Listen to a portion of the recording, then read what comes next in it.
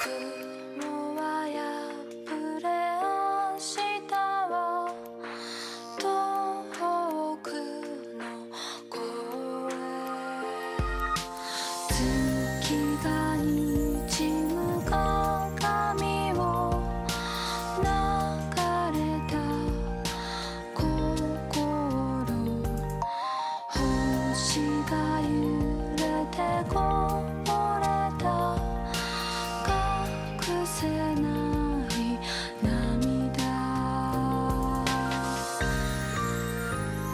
素敵だね二人手を取り歩けたなら行きたいよ君の街言える手の中その顔そっと触れて朝に溶ける夢見る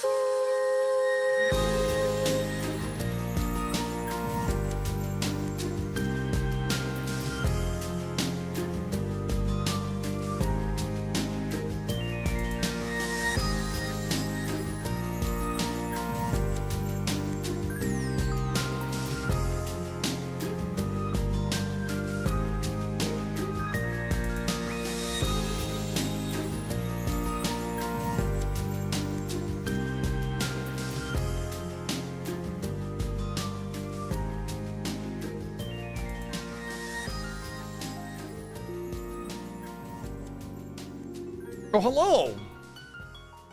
It's a bunch of cool people. What's up?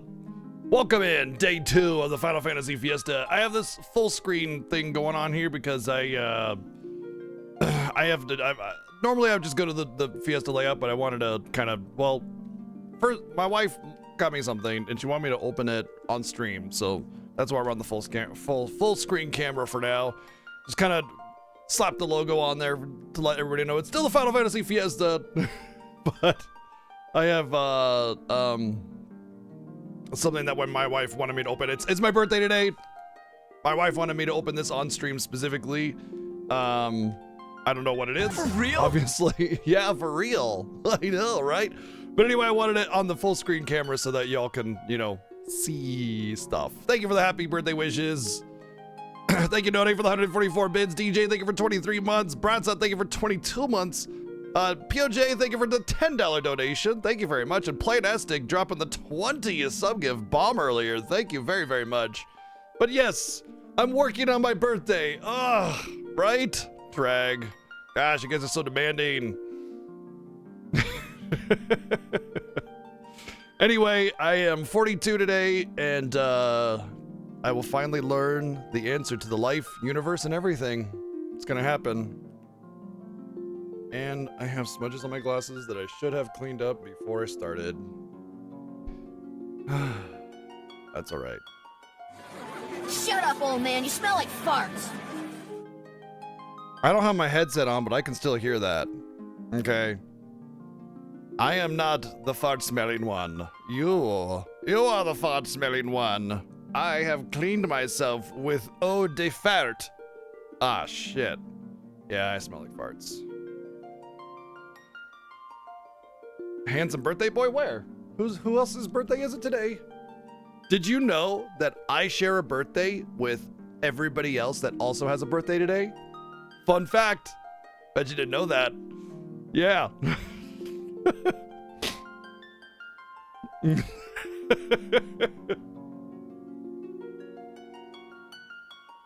I do, I know, right? Actually, among them is Britney Spears, unfortunately, but you know, what can you do? You can't choose when you're born.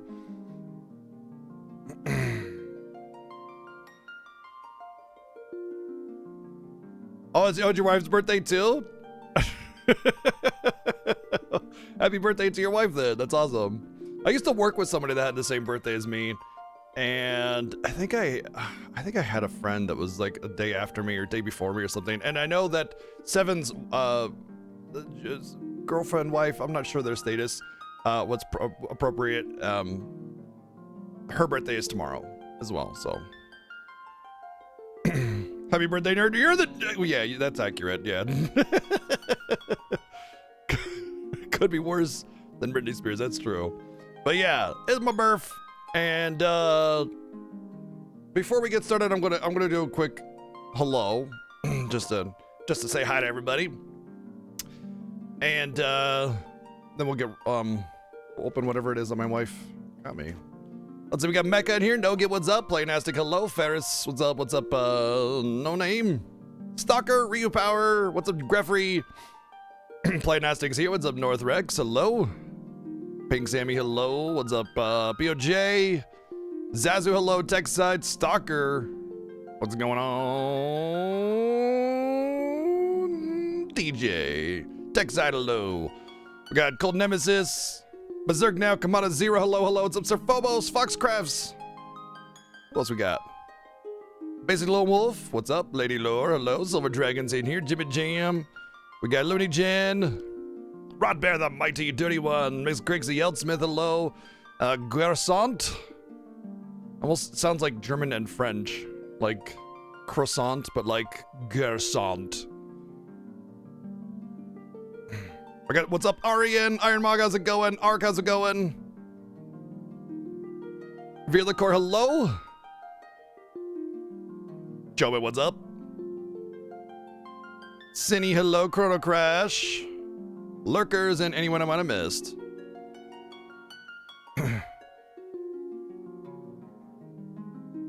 What about Iron Man? Oh, it's Alan as well. What's going on? Welcome in day 2 of the Final Fantasy Fiesta. And we are in Final Fantasy 1 still. And we have to grind to level 99, but we're already about level 72, so it'll just be a few hours. We'll finish out that grind, and we will absolutely murder Chaos. It's gonna be great. And before we get any further, so like I said, party! Yeah, it's party time. I mean, I got the gifts, and I have coffee. What else do you need for a party? That's it, right? But my wife got me this. She got me other things for my birthday. This is just something else that she got me for my birthday. But she wanted me to open this specifically on stream. So I don't know what it is, but it's got cute kitty cat wrapping paper. It's very adorable. It's actually funny because when we saw this wrapping paper, it's really funny. I wanted the wrapping paper because I knew my wife would like it. My wife wanted the wrapping paper because she wanted to use it. So it's like, instead of the what should have been like, you know, she gets the wrapping paper that she likes with her gifts because it's got cats on it. She's like, I don't give a shit about that. I just want to use it so I can look at it while I'm wrapping the presents.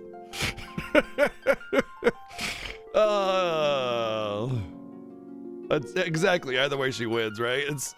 It's so her though. Anyway, let's take a peek at what it is.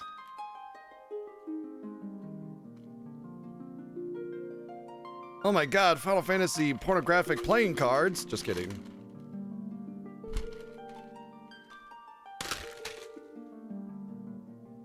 And a horse wiener! What did you say? A horse wiener? Now, that's dangerous! I will be drafting divorce papers.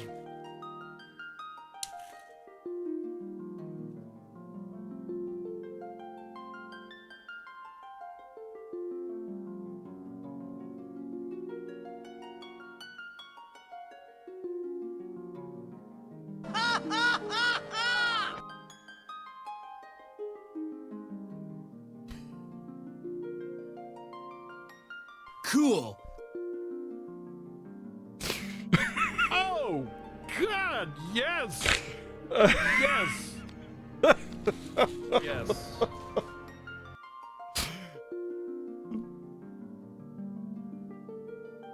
I can hear her laughing in the living room with my headphones on and music playing, okay? Like, I can hear her laughing, cackling like a fucking vile witch, okay? Like...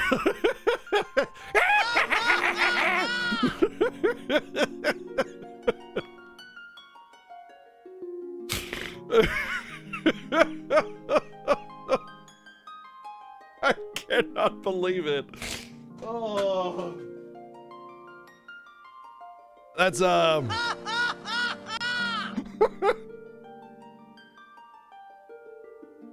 That's a top tier gag gif. Yeah.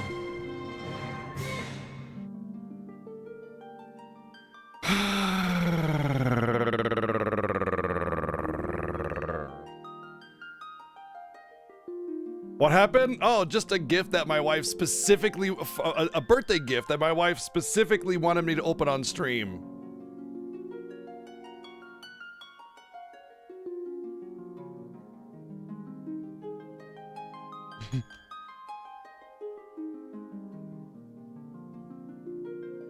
Huh? I told him he got me other stuff. You want me to show it? Okay. All right. She got me another small thing that she wants me to show you all. Hold on one second. Oh my god, it's dark. I can't see anything.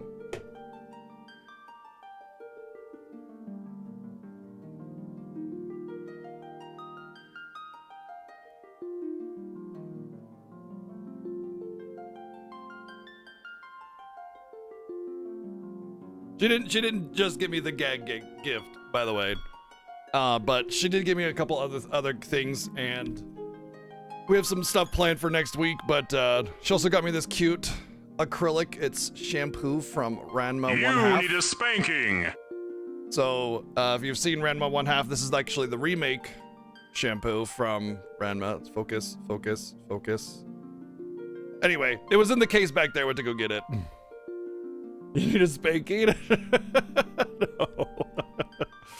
No. Because I like shampoo from Ranma 1/2. Not cheap. Yep. See, Iron Mog knows. Sardines! Iron Mog knows.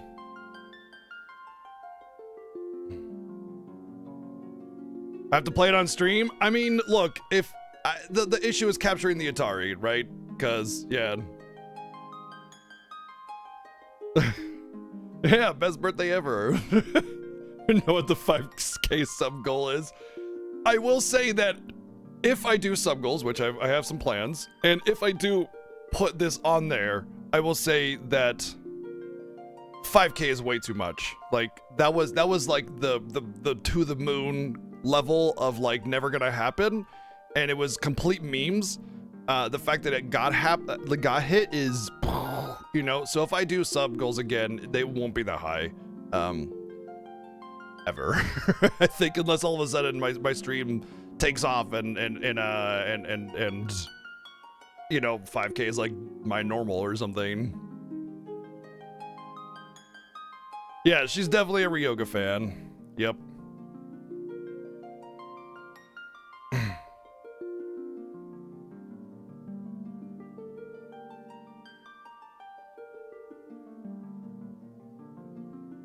Whoa, we're over here now. Oh my god. Woo. There you go. I didn't have the progress bar. Didn't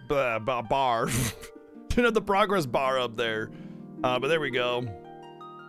Thank you. Let me go back because there's some stuff I missed. Playdancing, thank you for the 444 bits. No Name, thank you for the 311 bits. Playdancing, thank you for the 1,111 bits. Aryan, thank you for the 110 bits. Joey, thank you for the 123 bits. Playtastic, thank you for the 469 bits. And Joey, thank you for another 110 bits. Sir Phobos, thank you for 110 bits. Fox, thank you for the 38 bits. Yeah, it is a hype train right now, so if you cheer 100 or gift a sub, you get an emote. That's how the hype train works, so I think that's why there's a lot of that going on right now, like that. So if you want to get the hype train emote, that's all you gotta do to get in there. But there is a hype train going on right now. It actually just leveled up. Thank you, Fox, for 38 months of sub. And Joey for another 269 bits. RPG Chick, thank you for the 100 bits. And Rabbit, thank you for the 5 sub gifts.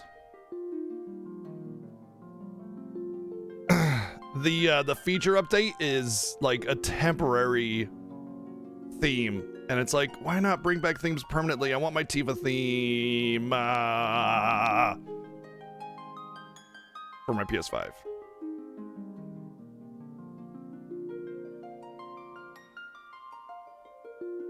Cool. Yeah, it is cool. I think so. No name. Thank you for the 123 bids. Yeah, I want themes to come back, and I want to be able to import my PS4 theme so I can have my Tifa theme. That is such an awesome theme. That's such a good one.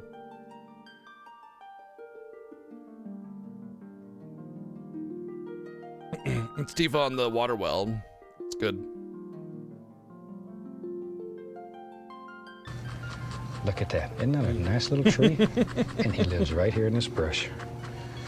All you have to do is sort of push him out. Thank you, best friends, for the 420 bids. Nice.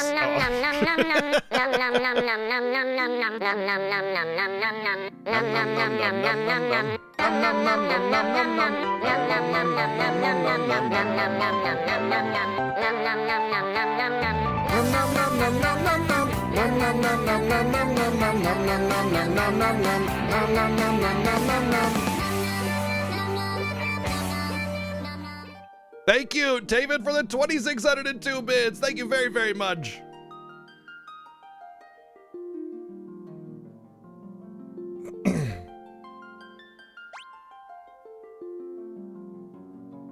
Nom nom nom nom nom nom nom nom nom.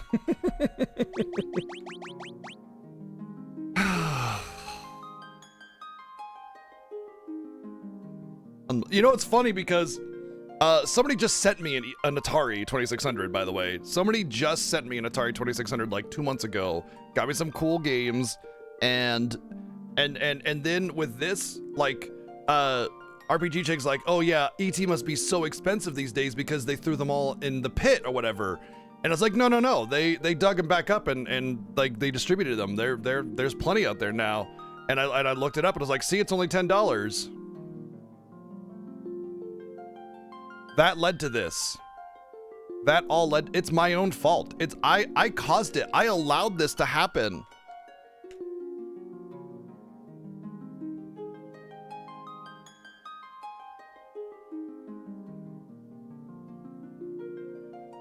Classic cell phone. Oh, are we getting, we're getting Cecil again. Come on. Come over here then, first. Now you can come over here. You can come over here. Come on. Or you can come over here. He's trying so hard to figure out where to get on my lap. Come on. Come here, you dork. Come on. That was a valuable mistake. Someone's targeting the savior. The Inquisitor was definitely very interested to find out anything from the crime scene. This time to as much information as possible. Come on, buddy. There you go.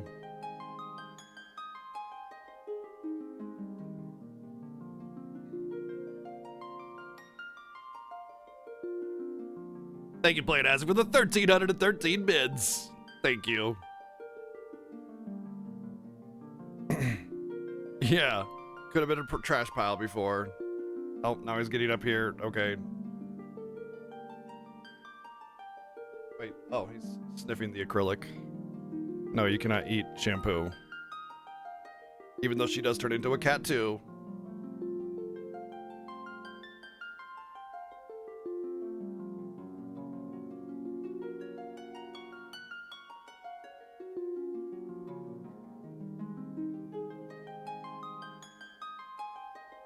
Hey, what you doing? Come on over here.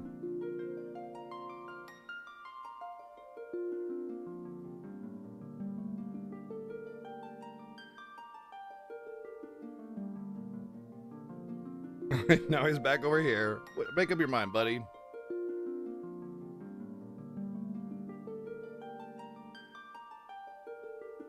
Since this is considered a race, will the winner be rewarded anything like that? Bragging rights?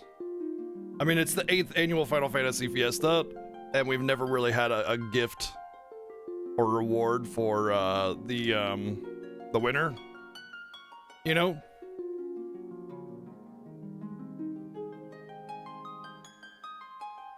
Besides, the real winner is chat every year.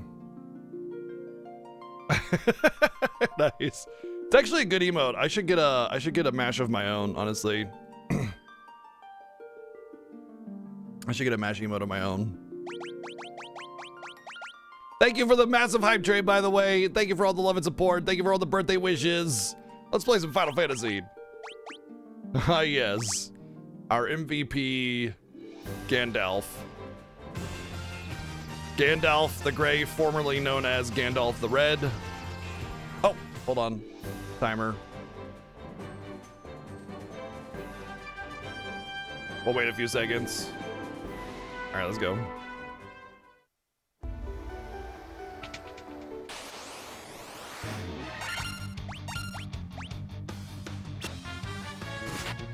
When the level 2 Goblin Guard goes before my level 72 mages.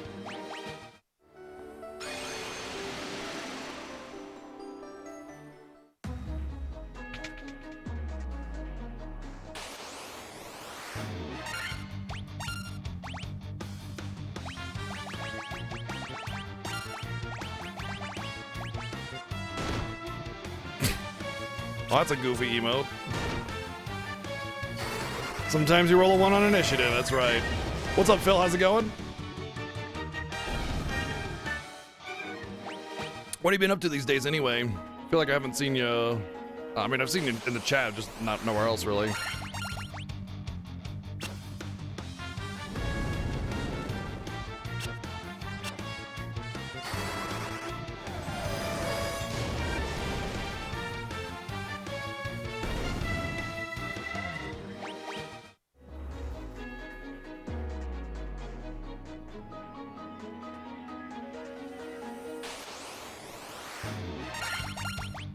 I see Seven's been on FF2 doing some very tricky stuff with his playthrough. Very interesting stuff indeed.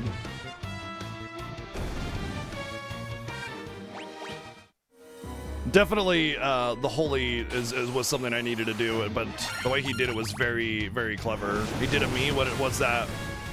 How's that?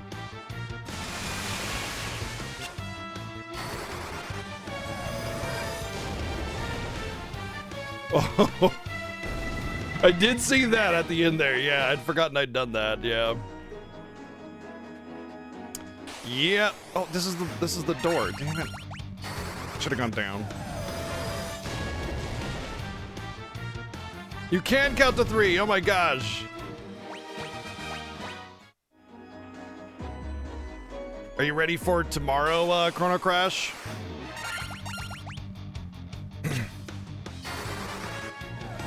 For you to have digital waifus at your fingertips that that latch onto you when they're scared of the scary movie, etc., etc., etc.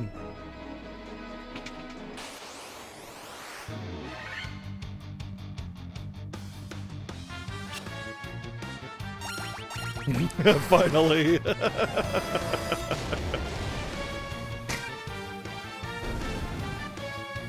Hey, Clement, what's up? It's pretty much afternoon, pretty much everywhere except for Japan, so, or Asia. So doesn't Exilium 2 come out tomorrow? Or tonight, basically? Like around midnight tonight? Yeah. Yes, that one. The one that is like for the extremely, how do I put this delicately? Those that are highly interested in anime waifus and the ways that they can imitate relationship type things in a way that people think men want. Yeah. Okay, cool. So you just Twitch is just kind of in the past for now and kind of doing other stuff. Awesome. That's cool. I mean, you're definitely the kind of person that can excel at that kind of thing. I just... Oh, my cord is tangled. I have a really hard time managing more than one platform, you know? Like, I have enough trouble just doing Twitch.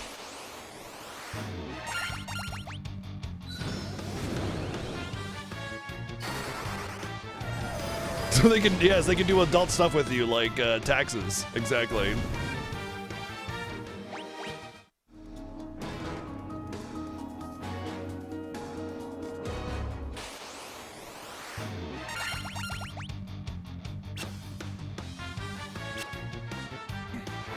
And you can even do your taxes in very uncomfortable places, like the back of a Volkswagen.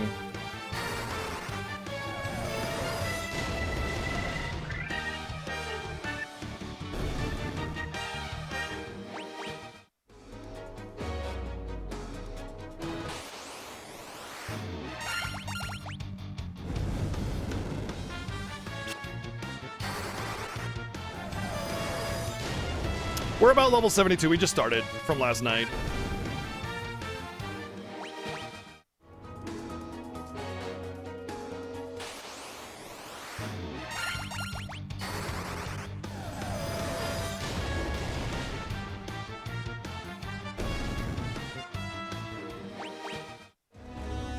Who's my favorite new kid? What?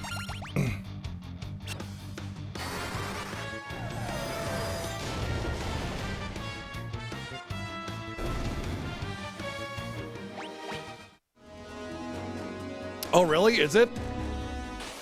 I don't remember that line from Mallrats, actually. And I've seen Mallrats like, I don't know, 5 or 8 times. I've already played DQ3 Remake. In fact, I'm just a couple trophies away from the Platinum trophy. I found that I just didn't have enough time to finish it before the Fiesta started, so I just decided to play it on my own time. I was chomping at the bit to play it, you know? I was chomping at the bit to play it, so when I made the decision that I just didn't have enough time, I was like, you know what? Let's just go.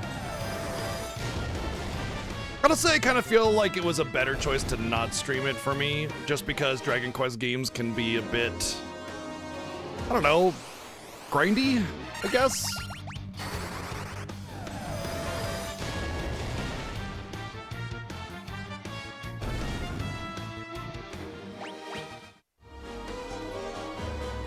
Yeah, it's definitely my favorite 2D Dragon Quest, by far. It's really, really well done. They really treated that game very well.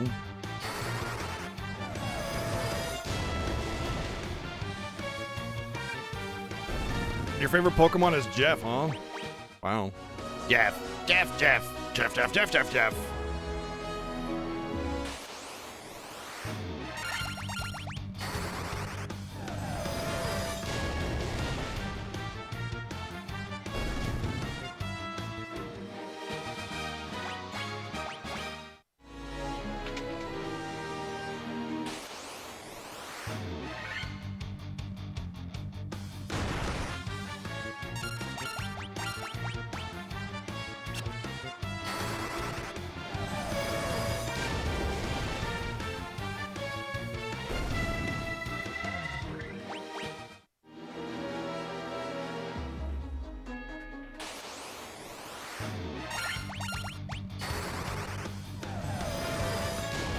I should probably say welcome to the Final Fantasy Fiesta instead of starting December 1st, considering it's now December 2nd.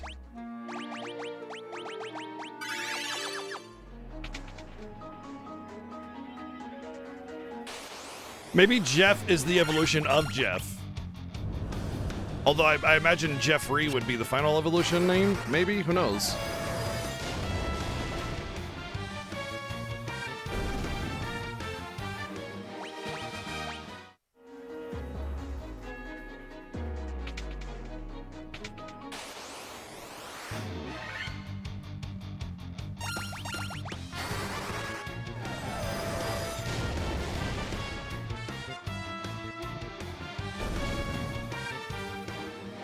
They're also in talks about making a Dogma 2, by the way, for Kevin Smith fans, with all the returning cast except for, of course, people that can't return, like George Carlin.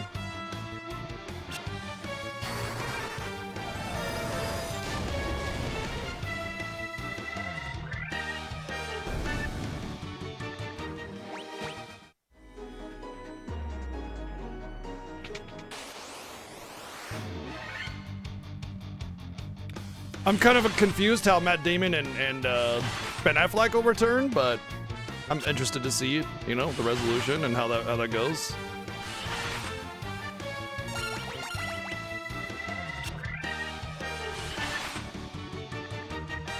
Oh, I don't know anything about that. Ah.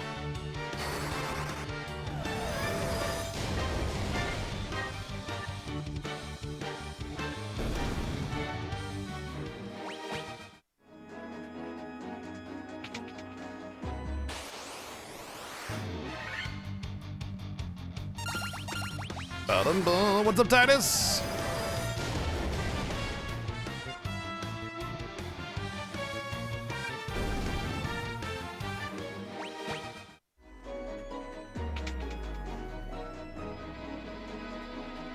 Isn't Dogma just like available for free to watch on YouTube or something? Kind of like the Thumb movies?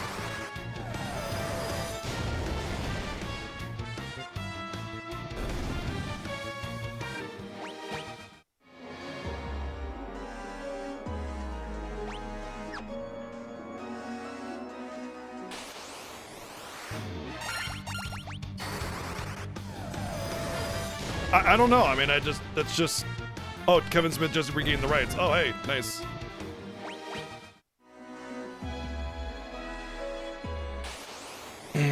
You know how old I am? I'm so old that I have Dogma on VHS. That's how old I am. 73.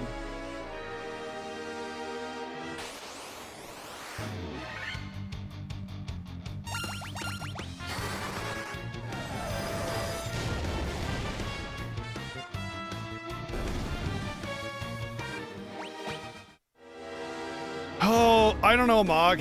I would say probably Final Fantasy 9 has like got me the most apprehensive, but like there are other ones like Final Fantasy 15 where I'm just excited to play the game for a little bit longer, you know?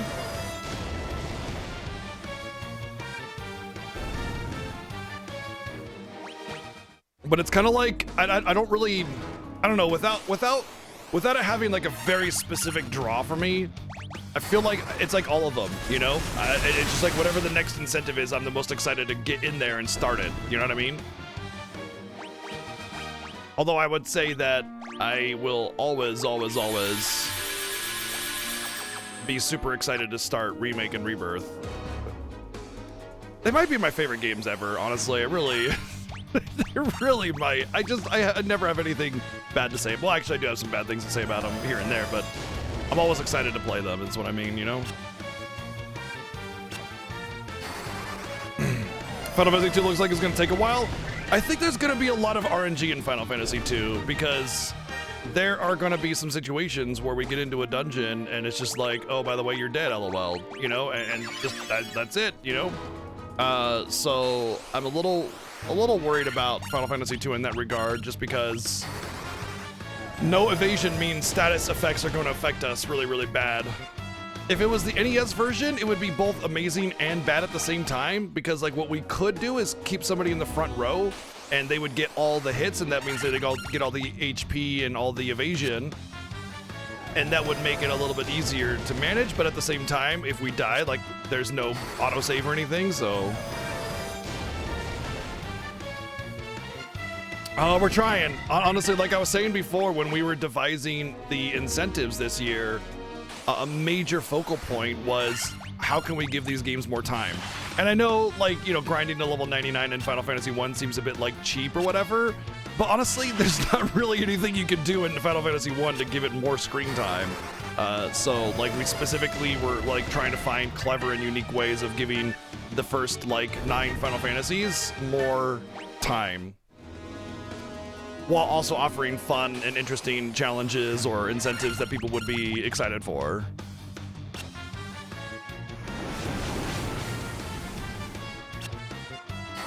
The only other thing that we could really do is all treasures, which it's a little bit more harder to track because of the, like, I guess there is, you know, if you go to the map and you can see like how many chests are in each area. So you can technically get all treasures. And when you get to things like, what is it? Like the Marsh Cave and the volcano and the Cavern of Earth. Look at that. Look, 1 out of 24, 0 out of 37. You know, like I avoid treasures in these places because, because they're not worth it. You know? And then Warmech doesn't make it worth it as an achievement because, like you say, the RNG of Warmech, it's like one person will get it in one go and the other person not. I mean, we already had an issue with the Pinktail. I got it on my first try. It was legendary, and then Seven had to spend like an hour or two to get his. You know, it was kind of a sketchy incentive, right? So yeah.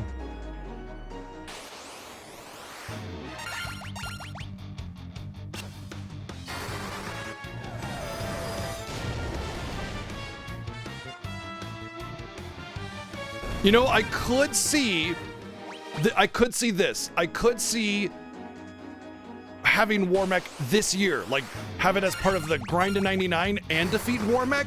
So like it would be optimal to grind on the bridge for Warmech and then, you know, defeat him and then go here to grind afterwards kind of thing. You know what I mean? That actually would have worked. I think that could have been the way to get Warmech as an incentive without like crippling RNG affecting it.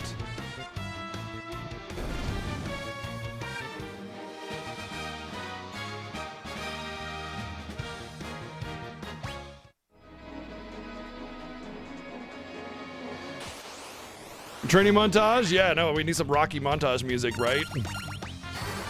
We're almost done. Yeah, you know, it's actually kind of funny because you almost kind of want Warmech to be not grinded out. You know, I think as a viewer, like I know if I ever see SevenSins going through the space station or whatever it is, and he's going down that path towards Tiamat, I'm like Warmech, you know.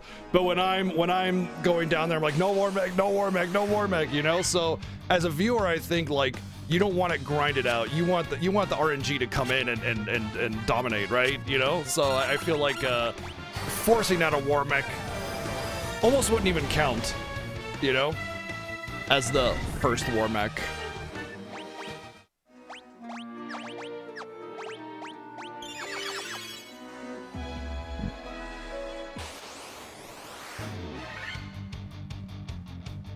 No promotion is you're looking at potential soft lock situations because if you're under promoted, you can't get certain spells and your stats start to suffer, and it actually is a huge liability. Like you will get crushed without a promotion on certain characters, and then you won't be able to deal damage, and then you won't be able to kill chaos.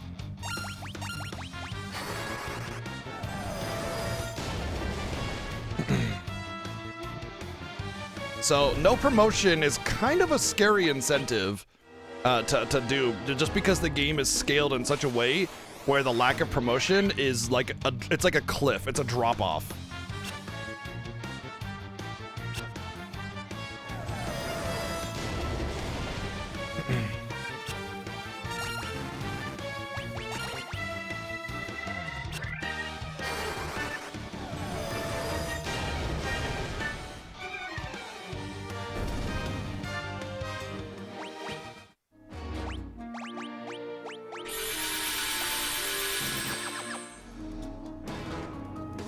Yeah, you can. You can get as many as you can. Infinite Warmech if you want. There's no limitation on the amount of Warmechs that you can get.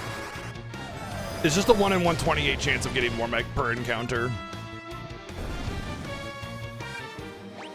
What's up, shakin'? Damn straight. Day 2.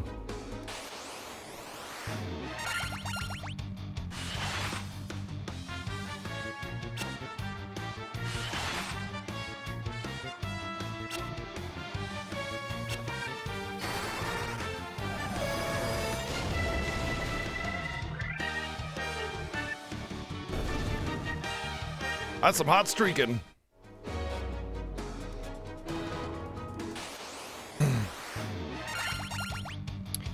I mean, the thing about speedrunning is it's always kind of a weird situation, right?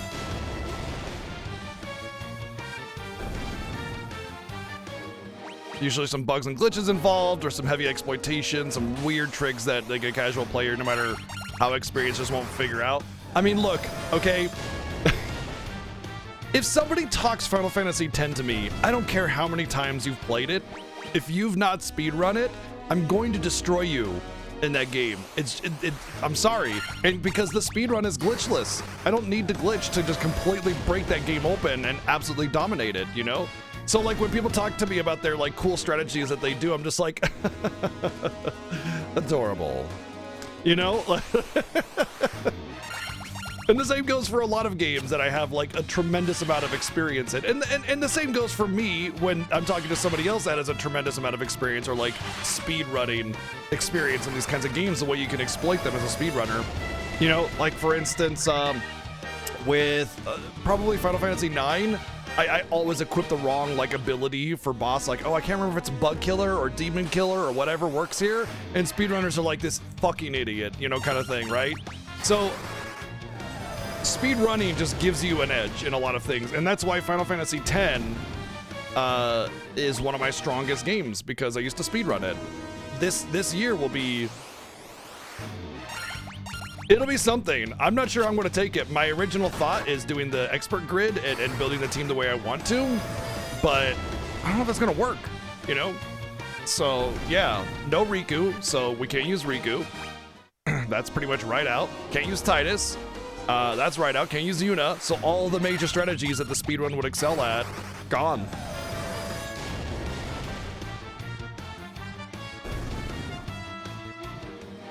Oh, just about sneezed there. And, you know, other games like this one or Final Fantasy VI or Final Fantasy IV I have a lot of experience on as well. But it is really funny having these conversations when you have that kind of knowledge. I feel like, honestly, you know, now that I think about it, I think Final Fantasy X might be one of the ones I'm most excited for this year, just because,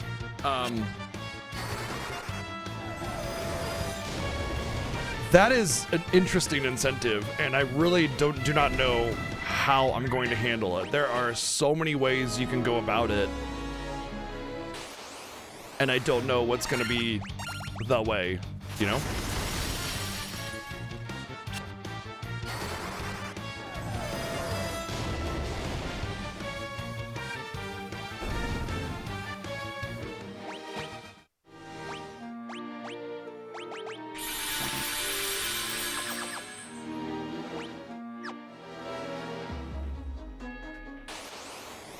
Nice! Wow, that's a nice raid. Nice raid, High Spirits. That's very nice. Thank you, High Spirits, for the very nice raid. What's going on? Thank you for bringing everybody over. Welcoming everybody to the Final Fantasy Fiesta. It's the 8th annual Final Fantasy Fiesta, a race through the entire Final Fantasy main numbered franchise. Entries including Remake and Rebirth, so a total of 16 games. No running away from encounters, no bugs and glitches, and every game has its own unique challenges that can be unlocked.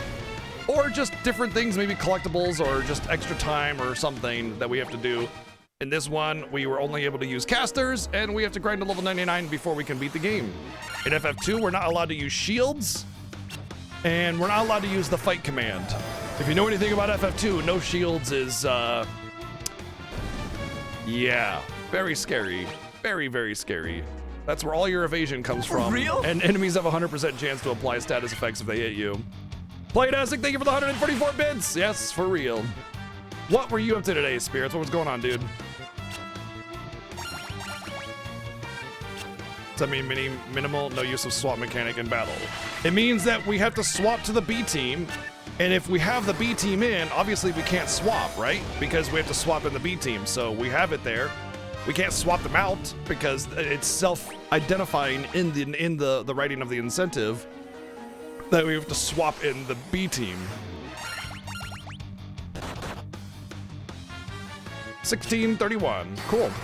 Thank you, Lady Lord.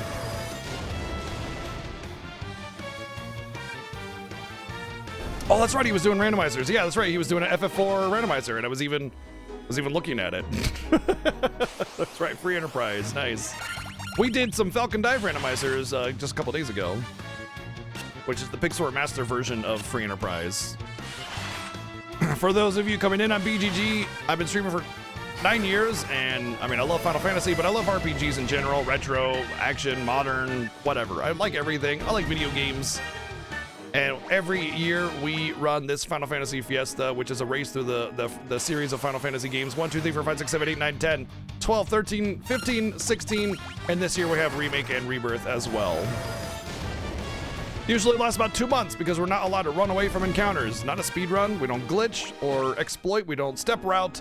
It's basically like a hurried casual play, and we have to adapt to the different challenges that are set before us. Not everything is like a game-breaking, like, you know, choke-out challenge, but because it's a race, it kind of forces us to adjust to what the challenge is and go against the grain of how we normally would play the game.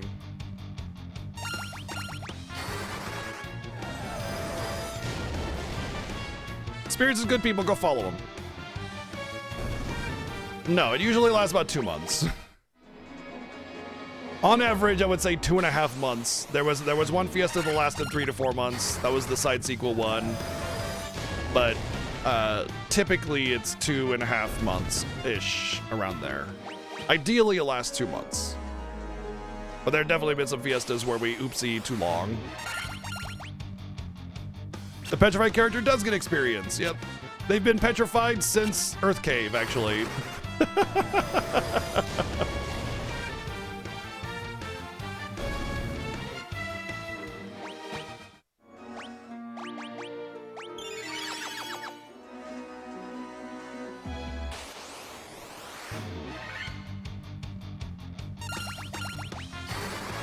Yep, never once broke the petrify. Not once. Was it actually intended? Not originally. I didn't know that this could be done this way, and casters are squishy, right? They're very squishy. And when it happened, I was like, oh no, oh no, oh no, we're not gonna make it out of Earth Cave, oh no. And then he started taking hits for me, and I'm like, oh yeah. And we just kind of left him there as like a little petrified tank, and it's worked out really well. What's up, Phoenix?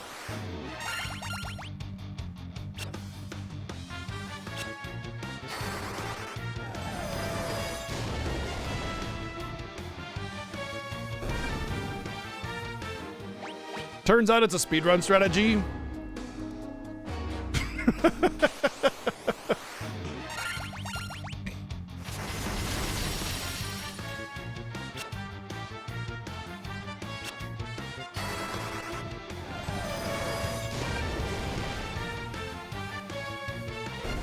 The reason this works so well, by the way, is because the higher up on the character list, the higher your chances of being attacked with a single target attack.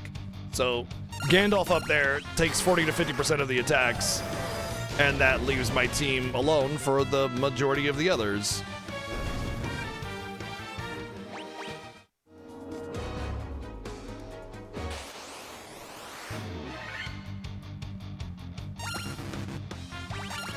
I thought I just filled up.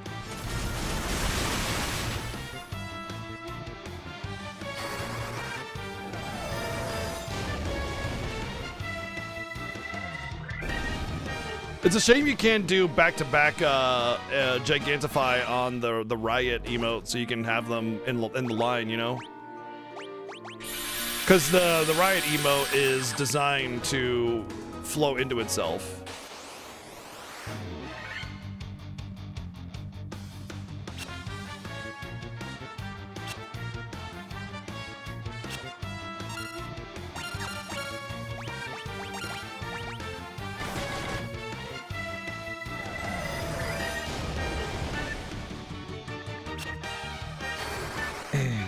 Yeah, just like that.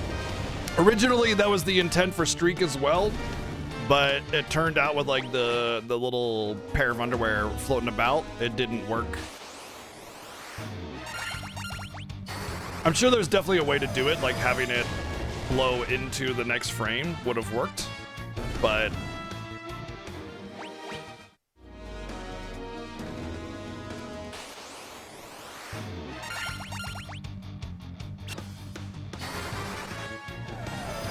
what's up, Tyler Peg?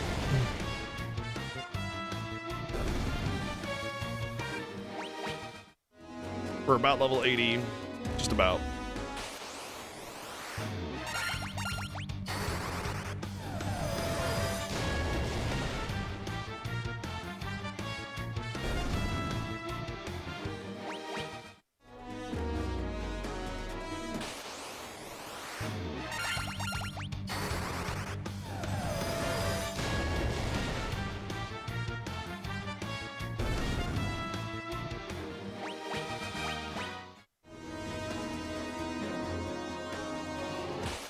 It's the most wonderful time of the year.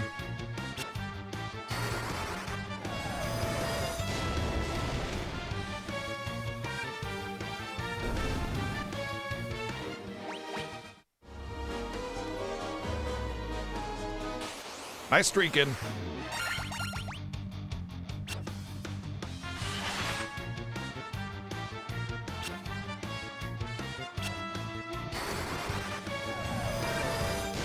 Okay. Oh, geez, freaking Play Dancing, thank you for the 212 bits.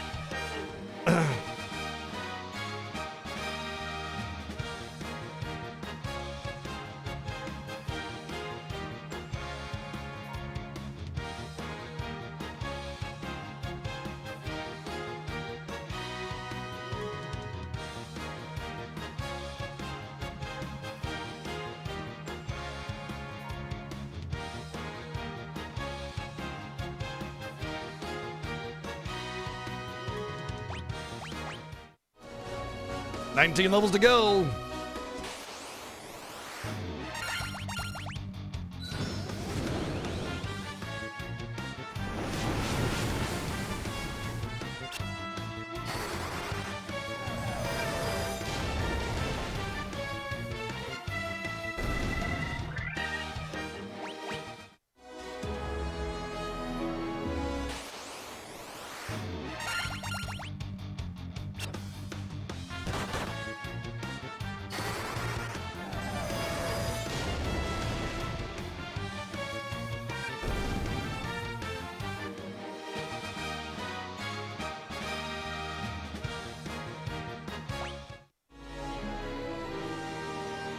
Seven isn't still streaming, is he?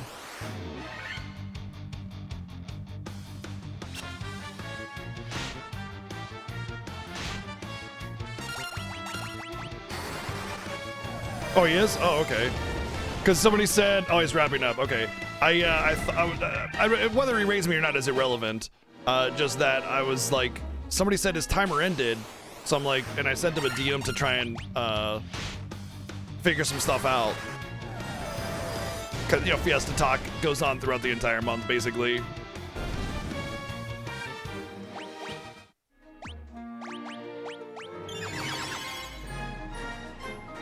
Oh, there he is. Speaking of the devil. Yes, there he is. SevenSins, thank you for the raid, the massive raid. Welcome everybody into day 2. Coming from day 2 of the Final Fantasy Fiesta 2024 edition. This is Final Fantasy 1. We must grind to level 99, so that's why we're killing everything in sight repeatedly. Thank you for the raid, and I hope you had a wonderful time over at SevenSins stream, which I'm sure you did because he's fantastic. Definitely give a shout out to SevenSins and drop him a follow because he is my race opponent in this Final Fantasy Fiesta that we've talked about so much. Like if you were coming from High Spirits channel and you're curious about what the Final Fantasy Fiesta is, well, there's my race opponent right there, SevenSins. That's the race. Me and SevenSins going through the Final Fantasy franchise, one Final Fantasy at a time. You had some very the Chocobo, that was inspired, dude. The Chocobo to Basidia, that was inspired. I'm not gonna do that because I'm afraid I'm going to get stuck there.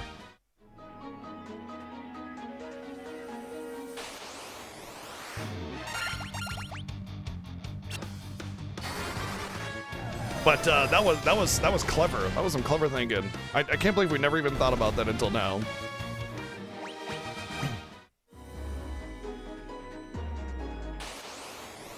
No. So welcome in, and thank you for the happy birthday wishes, by the way. Yes, it is my birthday. I am, how old do you think, if you know how old I am, don't say anything. How old do you think I am? All right, let's go with that. How old do you think I am? How old do I, what do you think this is my birthday? 36, okay. 75, wow. Wow, wow. Why did I leave it up to the floor? Why did I leave it open to the floor? Shut up, old man. You smell like farts. 108.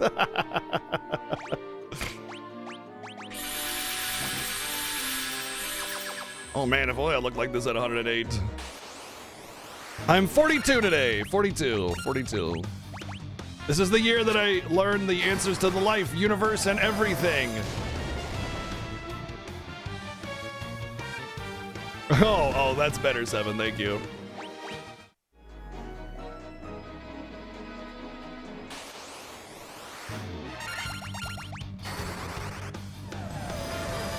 Yeah. Oh, you should have seen it. So my wife got me a present. Well, she got me a lot of different things, you know, right? Whatever. And she's actually going to be making me dinner tonight as well, which is awesome. But specifically, she had me open a specific present on stream earlier today. She wanted me to open it on stream. You want to see what you want to see what she got me?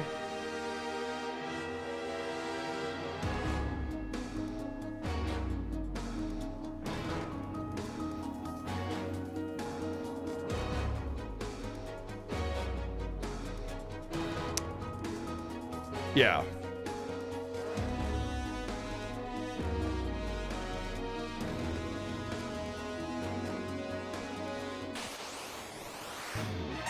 Oh no, it gets better. It gets better. You want to know why? It's not just a gag gift. I mean, it is. It's not just a gag gift.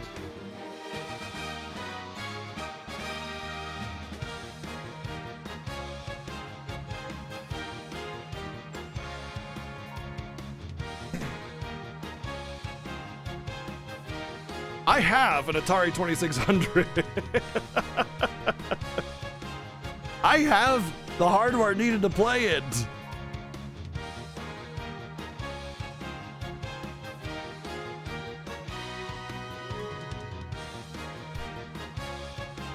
She fully intends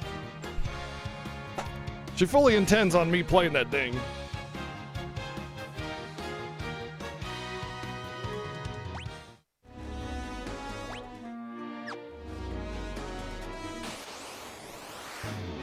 Wood panel or Darth Vader? I don't know what the difference is. There's no wood grain that I see on it.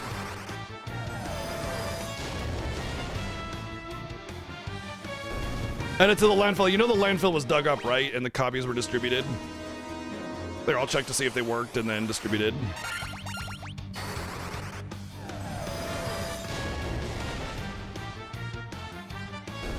No, if you don't know anything about the ET Atari game, it's famously very bad, and the guy that made it was so disgusted by it that he thought it would ruin video games forever, and he took all the copies, like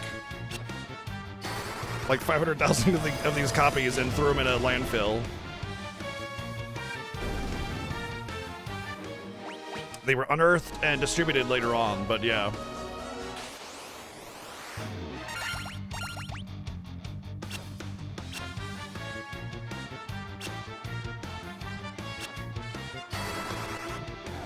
Kind of a dick move. I mean, why? I think it's hilarious. That's just one of the many reasons why I love my wife.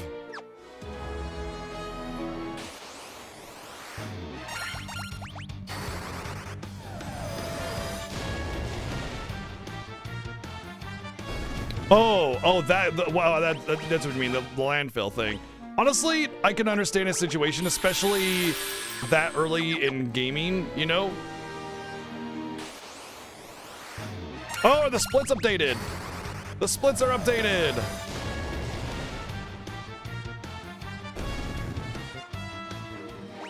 Yay, the splits are working. Awesome. How about that? Cool, so we have the splits for up to the first game. Well, almost the full first game. Right, I mean, the story behind it is the guy had like barely any time to make it. It was just one dude, he slapped it together, and like, it's like making Frankenstein and then only learning, or Frankenstein's monster rather, and then realizing later that you had made a grave mistake and you needed to destroy it, you know what I mean? Yeah, no worries, Seven, take it easy, dude. Have a good one. Thank you, W Knight.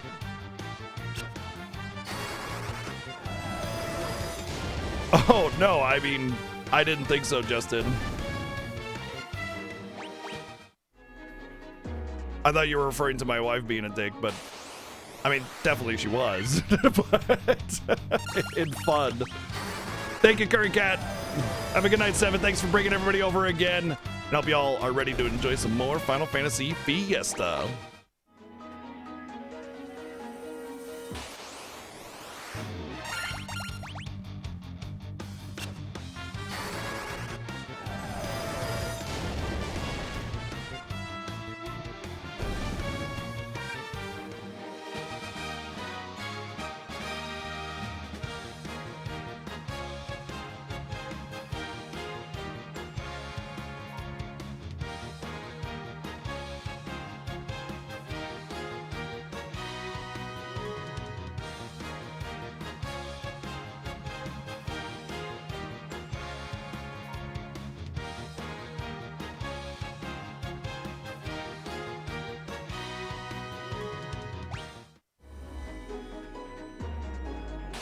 At the Earth Rod, we were 27 seconds apart. Wow. This is a very close playthrough of Final Fantasy 1 then. I mean, like, as of Tiamat, I'm about a half hour ahead, but Earth Rod, 27 seconds apart. I mean, it's a close one for sure. We'll see if I can finish my grind ahead of 7 still, but yeah.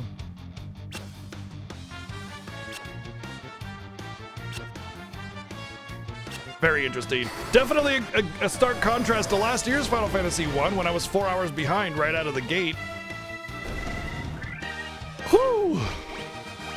Cause let me tell you, my playthrough of Final Fantasy 1 last year was bad. I mean, okay, look, I made some bad decisions and it definitely affected me in my playthrough. I made a gamble and it did not pay off. But I also got really unlucky, like obscenely unlucky, and that did not help.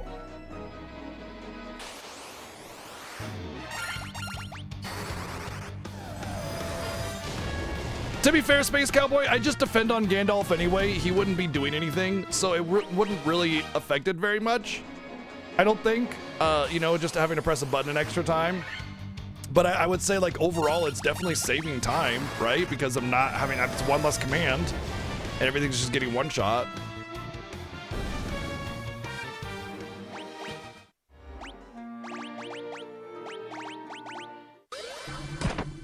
Dink! Thank you, Flashit, for the 345 bits. Thank you.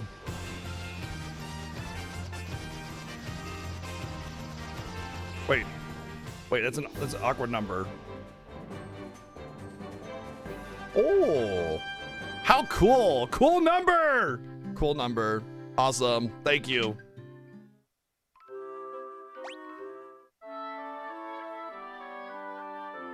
Don't have to heal as much. Yeah. Sardines! Thank you, Arian, for the 100 bits. Oh, wow. I just realized what you did there. Rude.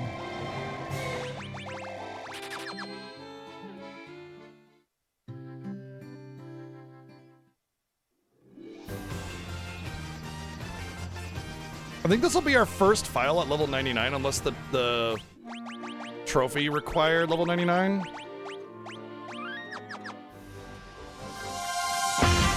Whoa!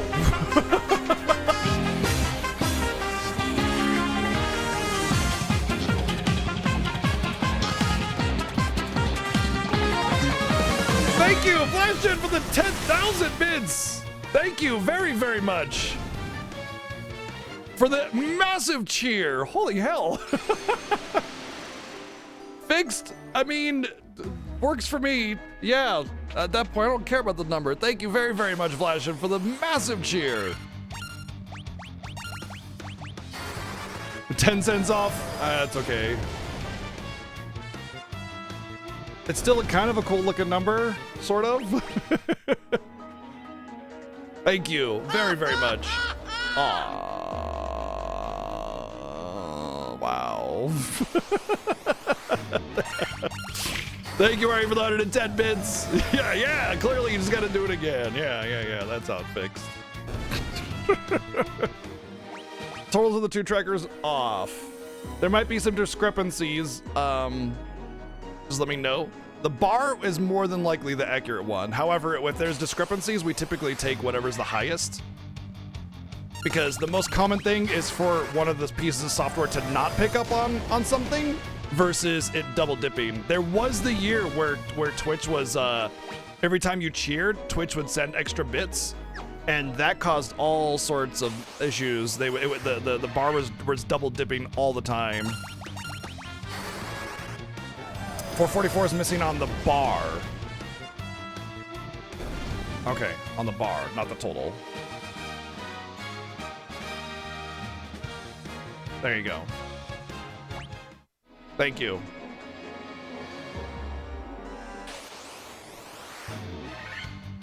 I don't mind the grind. Honestly, I kind of like streams where there's a lot of grinding sometimes. It's just like, I don't know, super chill. It's just good.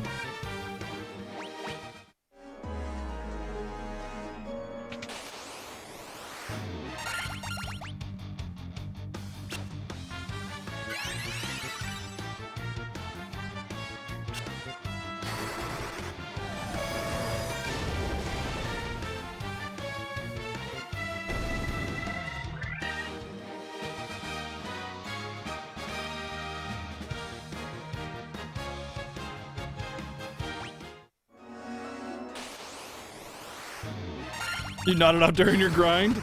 I've been grinding a lot in DQ3 HD Remake. And yeah, there's definitely a couple points where I'm nodding off because most of the time that I play it, that I have time to play it, is when I'm going to sleep.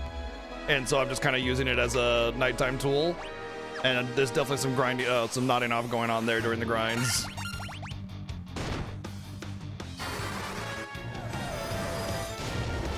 That was fun. That was good. That was good, Brads. It was good. I'm not gonna lie, but it messes with the software big time.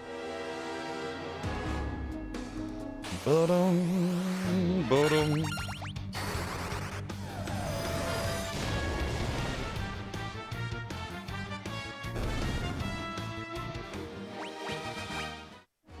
The best way I've found to grind solo in video games is like put on a stream or something and just kind of vibe, and it's like, you know, you can kind of interact with chat because it's like you're just smashing buttons to grind, and then you pop in to say something whenever you want, and it just helps really kill the time.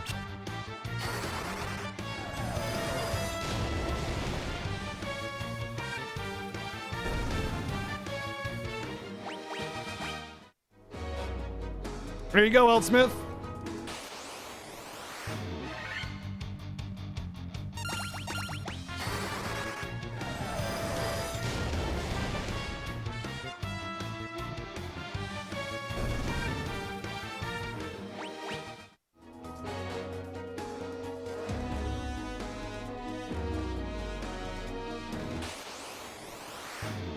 Yeah, because there's that big gap of grinding to see how it panned out for sure. Absolutely, big agree there.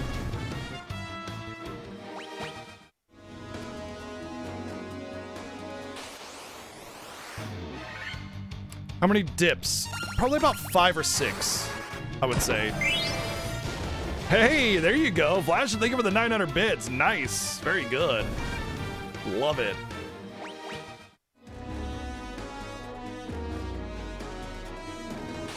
You're talking about like times I've had to leave to get ethers, right?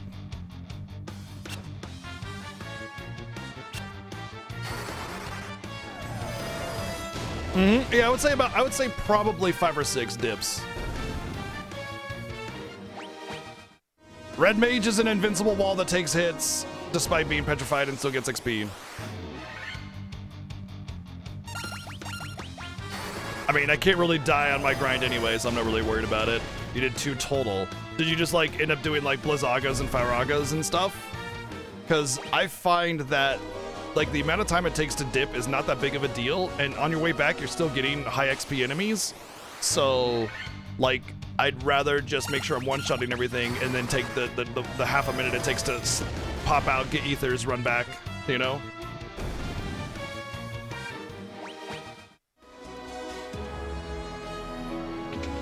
But we'll see. We'll see. I'd like to know the actual time, you know? Not just like how much time I'm ahead or behind, but how much time that split was, you know?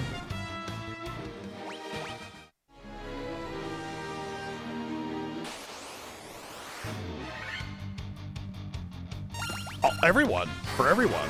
I want to know how everybody performed on the grind.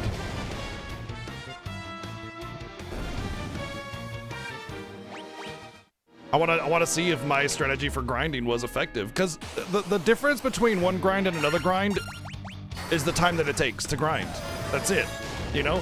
So usually whenever like I get to an RPG and it's like post-game, late game, and it's like, okay, you know, let's go grind to do this content, I usually will look up guides on the best grinding, because that's the only difference. The difference between one grinding strategy and another is the amount of time that it takes. There is no like difficulty or thing to overcome. It's just how much time are you wasting leveling your characters up, you know?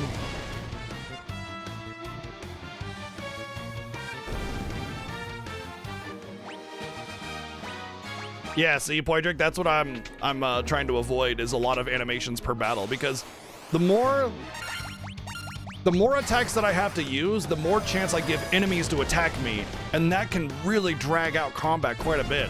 You know, you get a formation of 9 enemies and they're all slapping you really slowly. It takes time, right? So by making sure that I'm going to one-shot everything with Flare, it minimizes all of that. Already, you know, the 2 enemies got their attack there, and it felt like twice as long of a battle, right?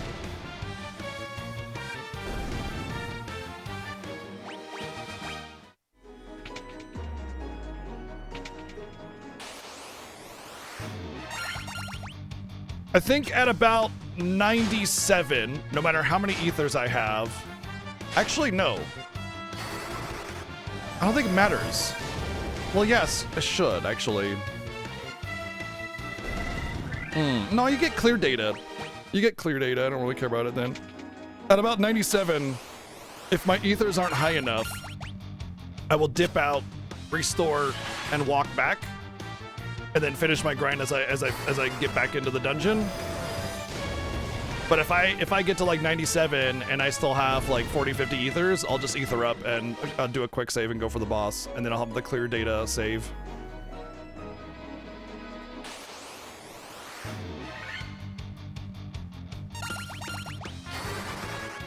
Nice! Enjoy them. Should you use a guide if you haven't played them before? Shouldn't be necessary. What I would do is just play them the way that you want to, because they're single player games and it doesn't matter how you play them. And when you get stuck or you feel like you want a leg up on something, look it up.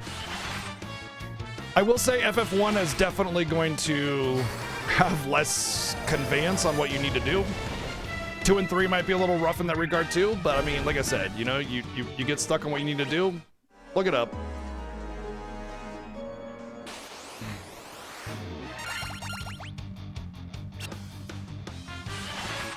Typically, these games aren't as like obtuse as Dragon Quest games, so you shouldn't really need to have too much guiding.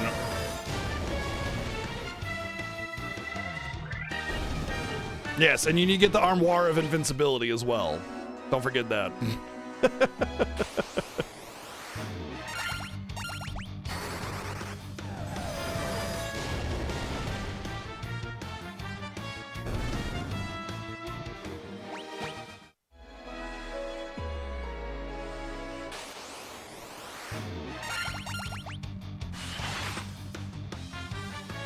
Yeah, just keep in mind that they're old games.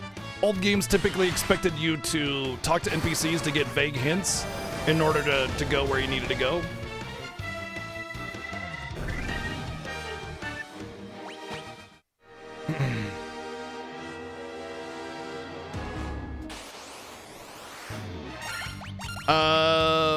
Like the complexities of the mechanics? No.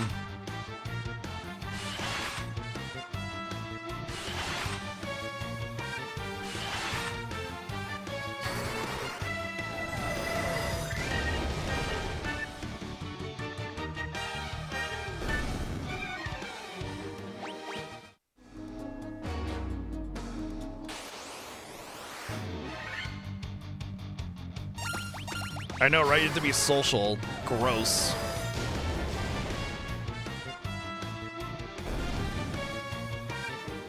You don't get manuals for the Pixar Masters? I think you get like, yeah,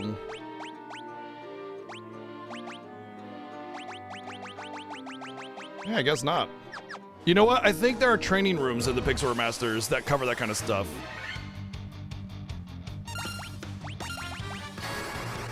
We are about level 90. I think. 87, I don't know. 86.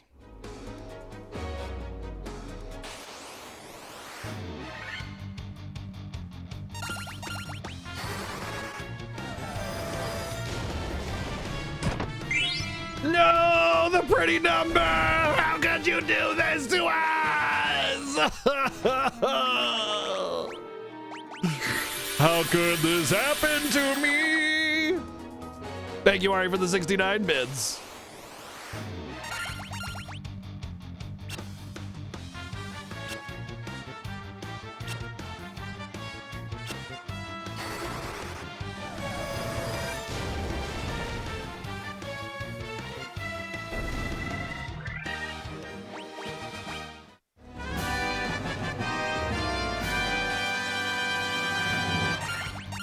Phobos the champion, thank you for the 1,166 bits. Thank you very much. Now that's a cool number.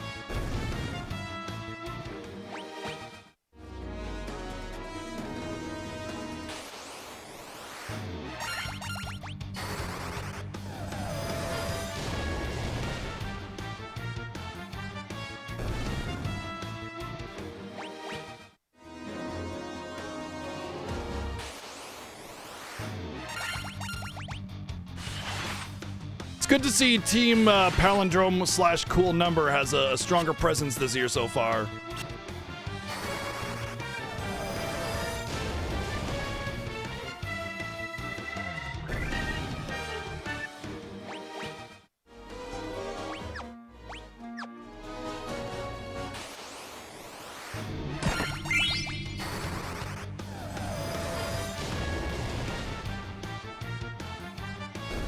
Thank you, Arceus, for the 69 bits.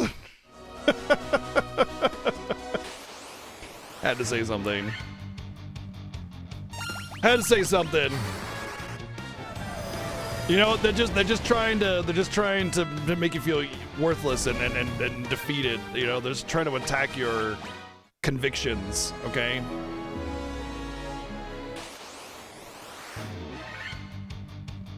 We need not resort to petty violence. Nay, we shall defeat them in other ways. Ways that they cannot possibly hope to counter unless they had 69 bits. So pretty much nothing. Thank you, Taven, for the 343 bits.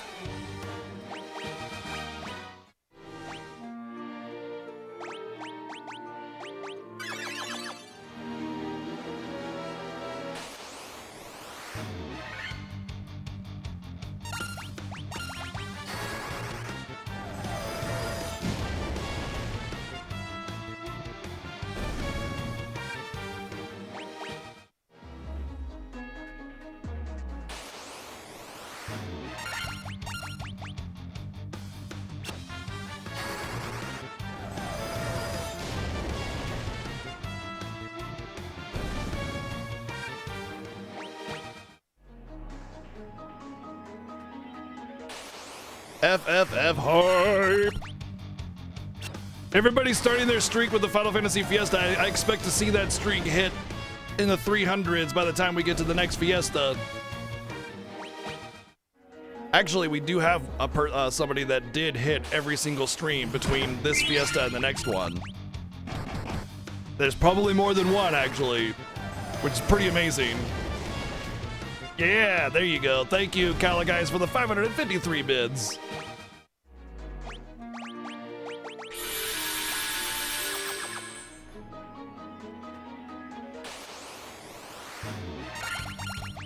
No, I did not. I only got Daira, because anything more than that is a waste. By the time you can get Diaga's already on a spell level that's really good, and you have enough charges and money to get ethers is not a problem.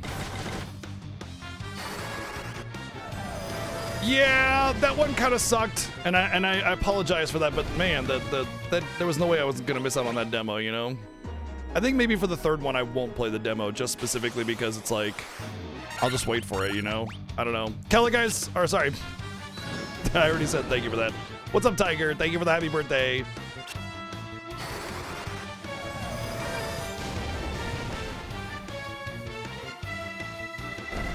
Yeah, I won't do any like midnight demo streams anymore that kill streaks. But to be perfectly honest, I didn't kill all the streaks because back when streaks first started, they were a little buggy, and some people would just lose them because they were like viewing on mobile instead of on desktop, and they just lost it. So, but I try to consider people's streaks when I take a half day or something, you know. But a lot of people just lost them because of the feature being a little wonky.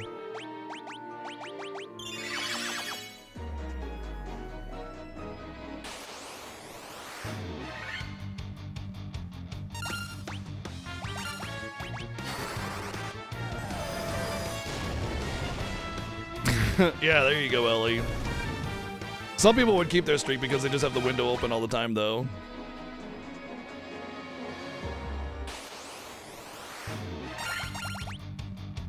I mean, hey, look, if your streak is over 300 and you get to the next Final Fantasy Fiesta, then I know you were there all year long. That's all that matters. That's a big streak. Big streak, look at that. It's almost like it's gigantified.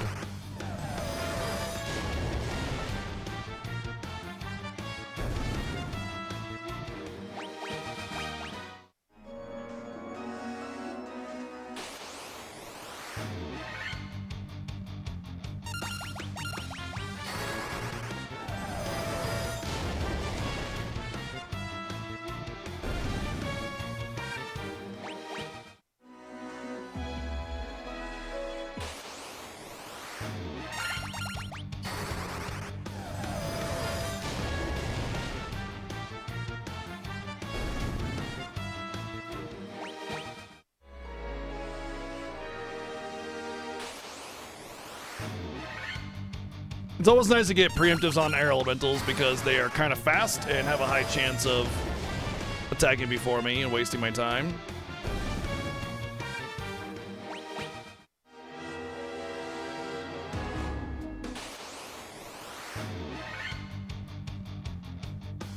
What do we start today? We started at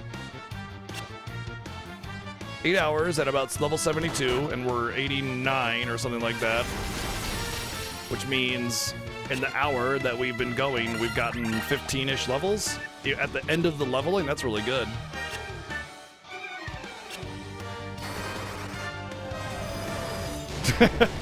You know, the best way to handle that is to just put it in a window and then tab out so you don't have to worry about it, or mute it so that way you don't hear anything.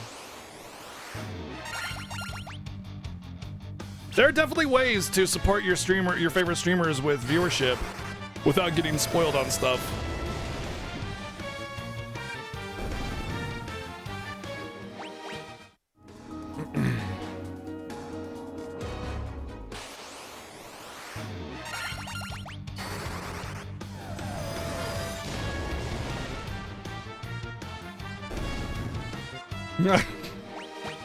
Thanks.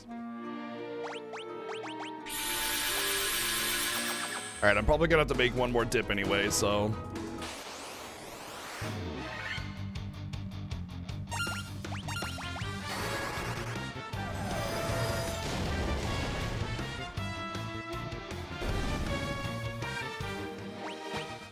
I am 89, I think, right? Yeah, 88, 89. Almost 89. So I'll probably have to dip out one more time. It seems to be about like once every hour or so I have to dip out.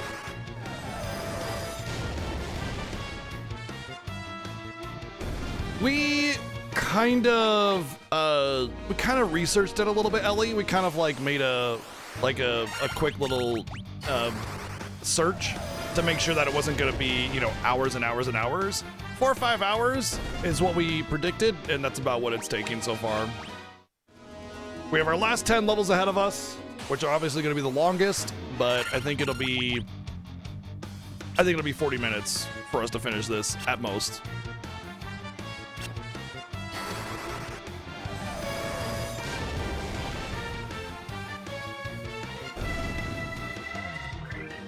Boy, I underestimated how much, I underestimated how much HP Black Mages would have at level 99 because I was ready to give them those HP potions for the final boss, and I thought they'd have like 500 HP at the end.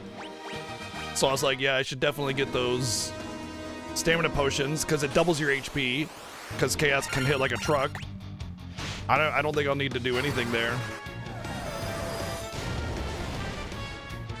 He takes hits and doesn't afraid of anything.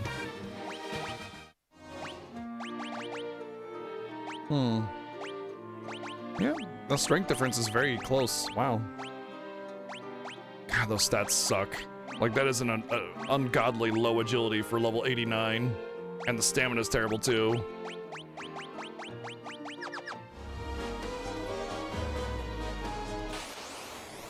So it was kind of a accidental thing. I was in Earth Cave on my way out after Vampire, and I got some cockatrices, and they petrified Gandalf, and I was like, oh god, and then somebody else got killed. I was like, this is it, game over, we're gonna have to do this all over again.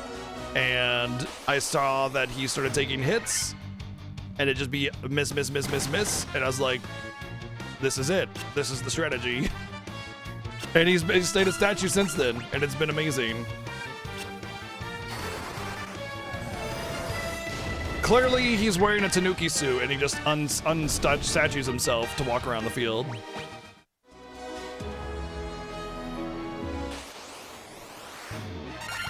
Apparently, Ellie, it's already done in the speedrun. This is apparently a speedrun strat. So...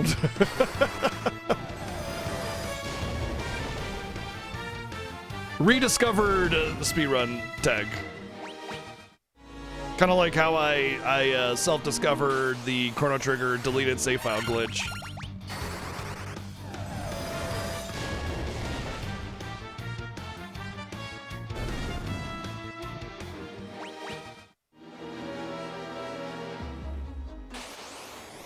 I wouldn't really call it a glitch, actually. So the way it works, well, I mean, I guess it's technically a glitch because it's kind of a hidden menu, but there are 4 save files in Chrono Trigger. There are the 3 save files that you get on the cart, and then there's a 4th hidden one. The last save file that got saved over is always in memory, and if you do like a frame perfect, like down and start or whatever at the same time, you can get that deleted save file. I thought I glitched the game out and skipped a huge chunk of the game. In fact, actually, that's the reaction I have to it is that wait, what alert? Because I'm sitting there and I'm like, wait, what happened? I'm in the cathedral and then it loaded it and I'm on the bridge like an hour later in the game. What the hell happened? I thought I had just done some kind of like wrong warp kind of thing, but there's a deleted save file that you can access.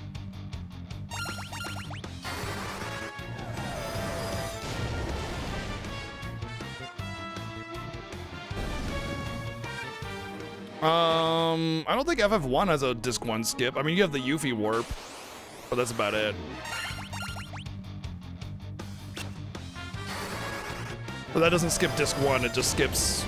You just go in, you get out of Midgar, you get Yuffie, you do some weird encounter stuff, you access the dev room, and then you just go to the end of the game. Also, it's kind of boring. I did a Yuffie warp speedrun. It just, I don't know. Games where you just skip the entire game, same with speedruns where you can skip cutscenes. I don't want to do that. It is just boring, you know? It just feels so jarring instead of it playing the game, you know? Oh, that one.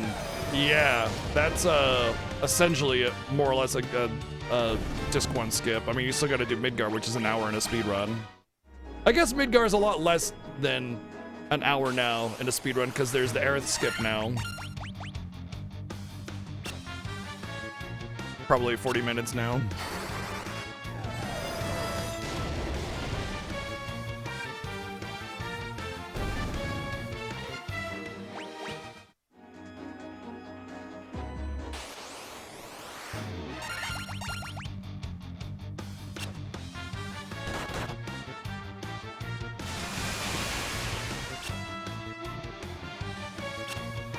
I found the cutscene skip for Falling Weapon? Really? Did I? I don't remember that.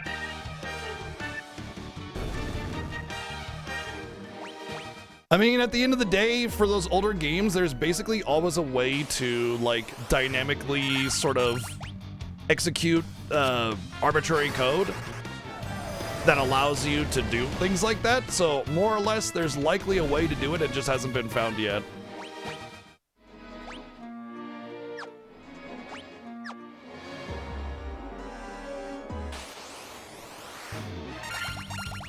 That's why when I speedran Dark Souls 1, I did glitchless all bosses, because that was way more fun to me than just like blip blip, final boss dead. Oh, absolutely, Arceus. Absolutely. No, I respect the ever-living crap out of it, and it's really fun to watch them once or twice. I just mean from like, as a speedrunner, because I used to be a speedrunner, as a speedrunner, it was boring to do. Like, to actually play it, because I wanted to play the game, you know? I wanted to, you know, experience the story and the narrative alongside the speedrun. And that's why Earthbound was so great, you know? Because you play the game, you know? You play the game sort of casually. And you get all the little story bits and everything. Final Fantasy VII was the same. FF10 was the same. It was all the same. You still got to experience the story and the cutscenes. So you got that emotion and all the fun stuff and the characters and all that great stuff. And then when I went to go speedrun FF12, and it's like all cutscene skips, and I was just like, I hate this. This is the worst. So yeah. Yep, this year's theme is Unsung Hero. Unsung Hero means things or characters or abilities or something that are good, but often take a back seat to, you know, somebody that's overpowered or a strategy that's really, really overpowered or overused. For instance, in Final Fantasy 1, the unsung heroes are definitely casters because they can be great. I mean, look at this. I clean up everything in a single cast, done deal. Whereas fighters would have to, you know, single target them all down or whatever. But fighters are like the beat stick. They are definitely more effective overall. They're the hero, and the casters are kind of like, you know, taking a backseat to the heroes. But they're still great. That's what unsung hero means. Unsung hero means somebody or something that is good, but just kind of takes a backseat to overpowered or broken or ideal strategies. Right, like for instance, Edward in Final Fantasy IV is not an unsung hero. He's just shit. He's doo-doo butthole.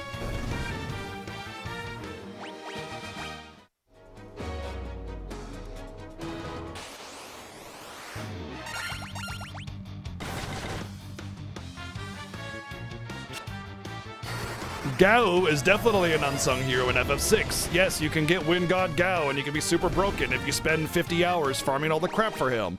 That's not really overpowered if you have to spend so much time to get him strong. So nobody really uses him. Unsung hero.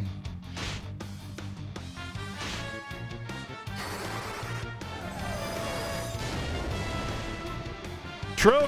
Well, he's more like a singing hero, but not sung. You know?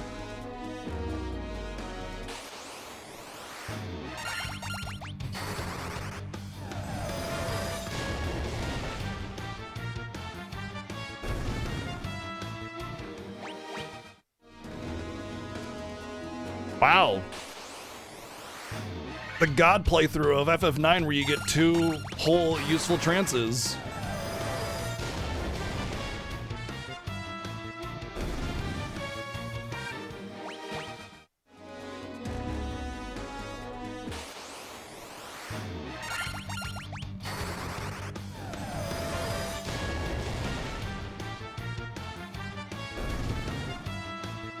So my definition of overpowered is not just something that can become powerful. My definition of overpowered is how easy is it to become overpowered or powerful enough to where you can wipe out things. And so that's why Gao is not overpowered to me. He can be godly, but you have to work really hard at doing it. Whereas like in FF8, you know, card mod and limit break abuse is overpowered because it's really easy to do.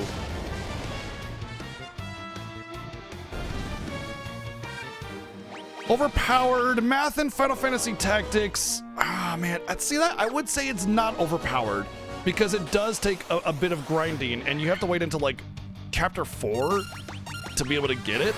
You know, so yeah, it's like it's not. I don't know. It's definitely overpowered for a bit, especially if you're doing like endgame stuff, but you have to work to get it.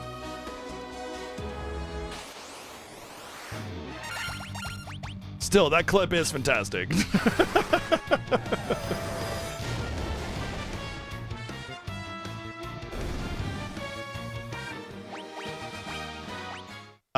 Literally, we will be using Kimahri, Auron, and Lulu all through FF10 unless otherwise not available. So yes, I would say Kimahri is an unsung hero of FF10. He could be good, but he kind of takes a backseat to everybody.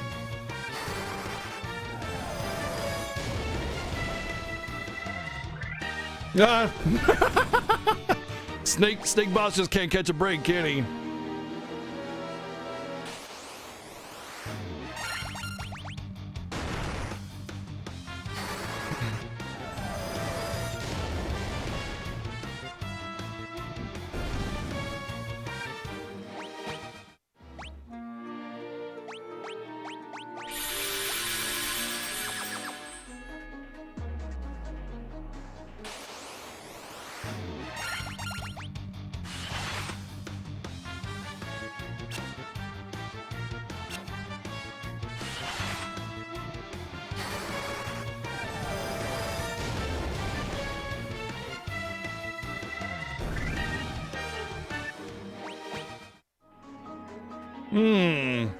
Yeah, I don't know. I mean, see, the thing is with the Velt, there's a lot of RNG involved in the Velt, and the Velt encounter rate is set. It's a path. Like, if you have every formation available to you, if you want to get to the formation you just fought, you have to go through every single formation, all of them.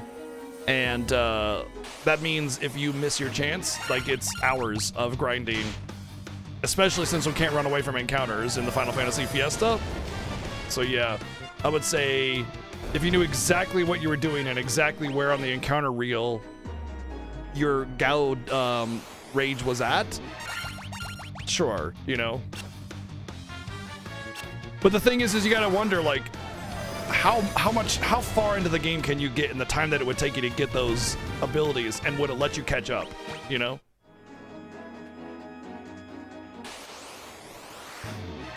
You can run the enemies, yeah. Oh, thank you, Mystery Zero, thank you. Can you use items to give them skills, GFs? Yeah, sure. Of course. That isn't banned. If it's not explicitly banned, then it's more than likely available. I gotta use the restroom really quickly. Give me a minute. Be right back.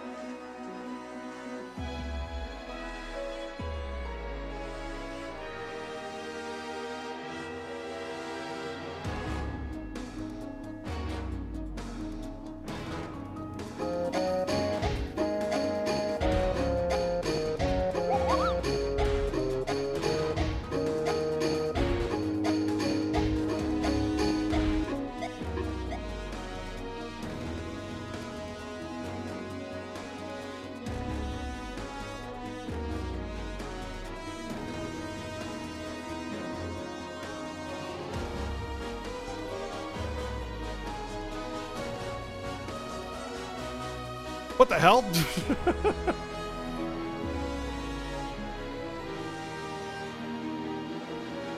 It's like my... What?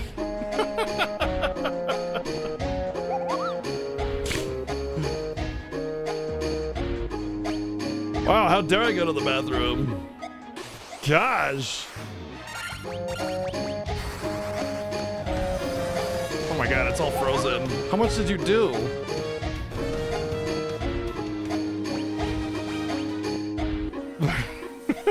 Where did Chair Streamer go? Wow, bring back Chair! Joey, thank you for the 355 bits twice! Arceus, thank you for the 355 bits. Joey, thank you for the 355 bits. Taven, thank you for the 800 bits. Joey, thank you for the 305 bits. Playonastic, thank you for the 355 bits. Arceus, thank you for another 355 bits. Joey, thank you for another 355 bits. Oh my god! Shut up, old man. You smell like farts. Playonastic again, 1, 2, 3 times. Joey with another 1 and 2, 355 bits, and Arceus with another 355 bits. Thank you all very, very, very much for that spam. Good lord. What the heck? I was in the bathroom. And a horse wiener! What did you say? A horse wiener? Now, that's dangerous!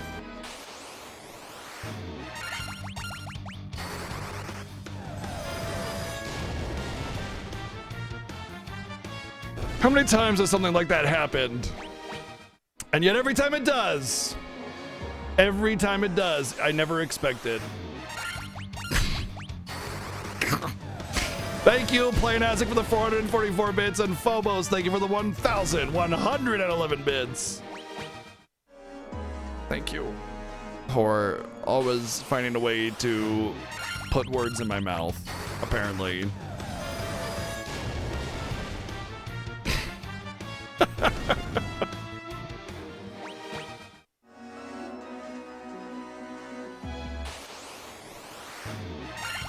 Chat, legendary timing. Always finding, yeah, always able to, always putting words in my mouth with your insane timing, and then clipping it and making me embarrassed.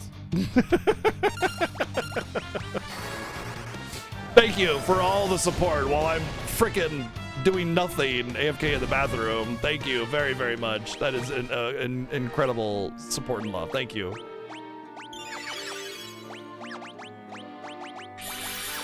Uh-oh.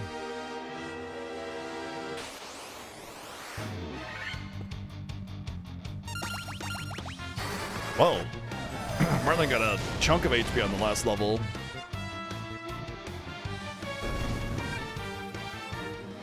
Oh, it was Chair-kun that you were sporting. Oh, okay, well.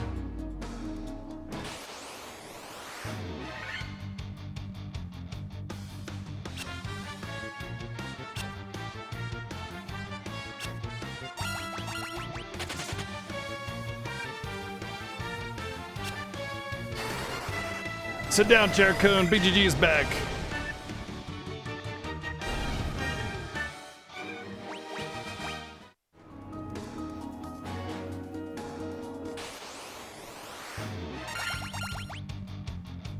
I think every enemy has a chance to run depending on your level difference, basically. Chair-kun. Neo, thank you for the sub gift to Chair-kun. Is it implied for the chair to take a seat? Wouldn't that be like kidnapping or something, or chair napping? I keep getting ambushed all of a sudden. Stop it. These last like 4 battles have been like 10 times longer than all the battles before them.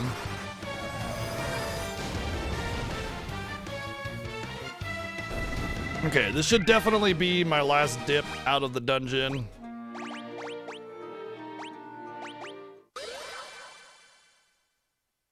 We're gonna do an exit, stock up on ethers, and head back in and finish our grind.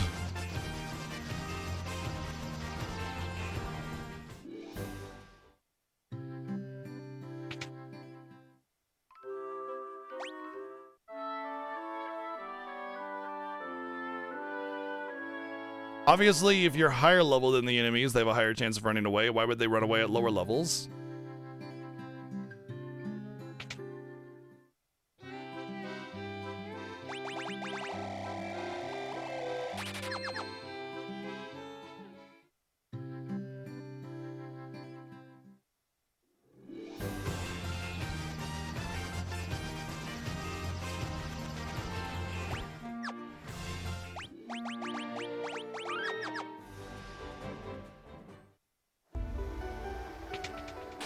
Damn. I hate it. Every time I've had to make a return, I've had to fight one of these dumb battles.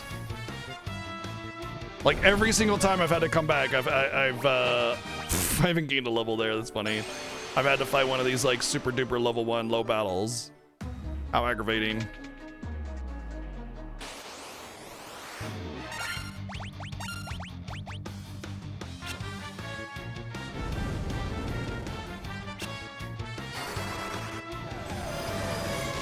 Chair Sama, thank you for the sub gift of Chair Sama.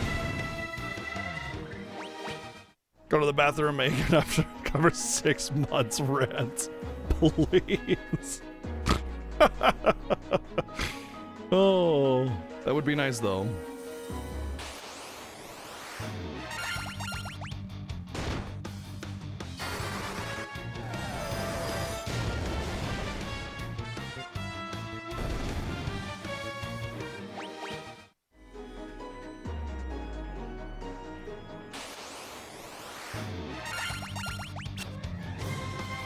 Shirty shirt. Playtastic, thank you for the sub gift. The shirty shirt.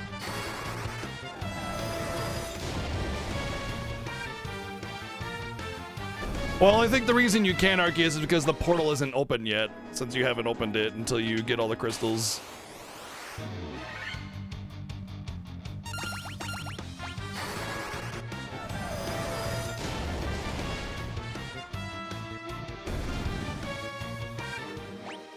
Was I there for Shirty Shirt? No, I have no idea what Shirty Shirt is. Is it some kind of specific channel meme for 7 or something?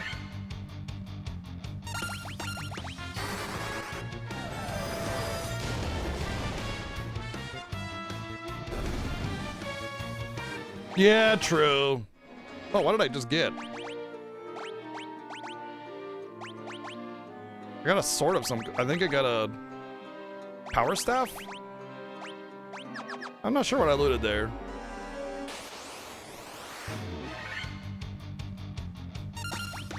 There are actually quite a bit of like drops that you can get from enemies in this game. They're very rare. So it's very uncommon to get a drop of any kind. Mirazaz, what's up?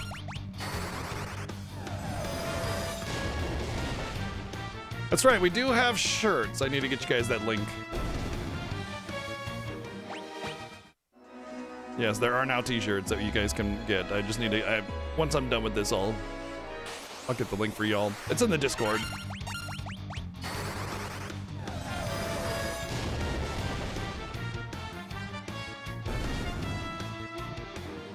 No one knows which, wow.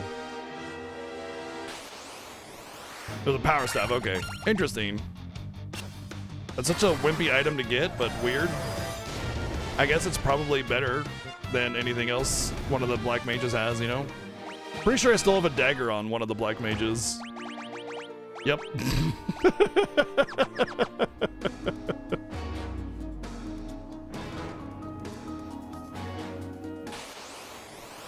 Hey, what's up first?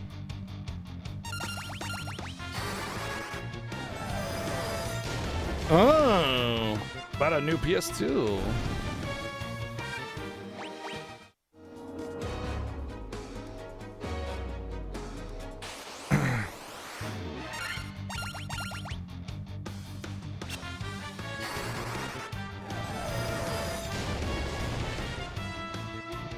Well, not this Discord or the Fiesta Discord. I don't see it anywhere there.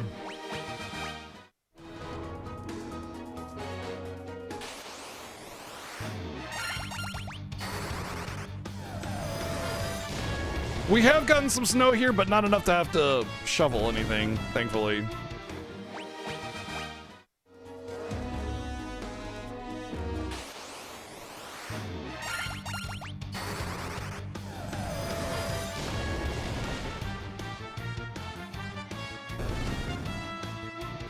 44 inches of snow, good lord.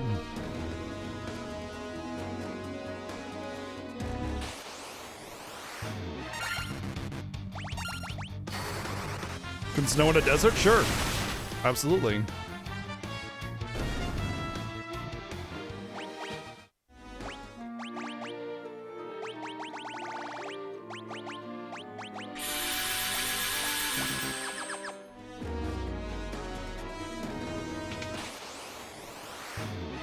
Antarctica is a desert, it's true.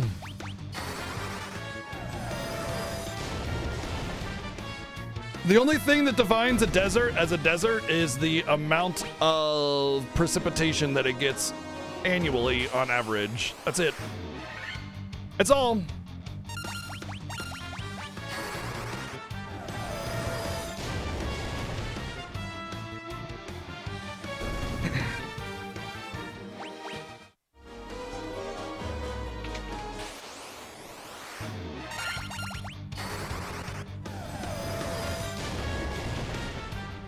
That being said, our most precipitous season is the winter, if that's correct word usage.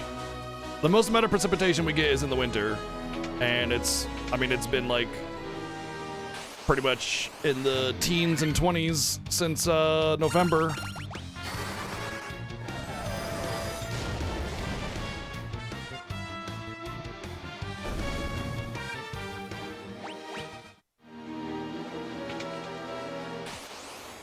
Thank you, Janine.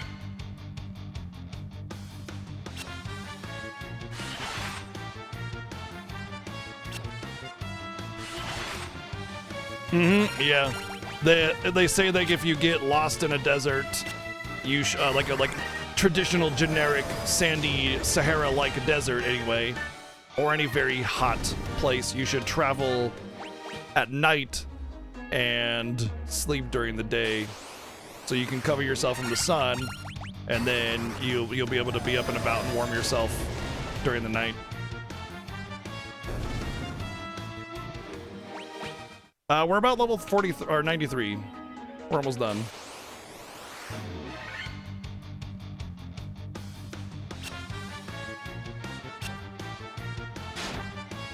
No, a desert is defined by the average amount of precipitation that it gets per year.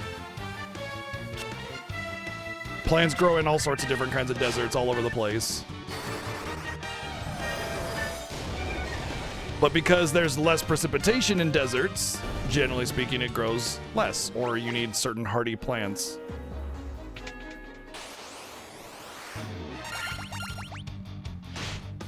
Yeah, 50 degrees is not cold, no.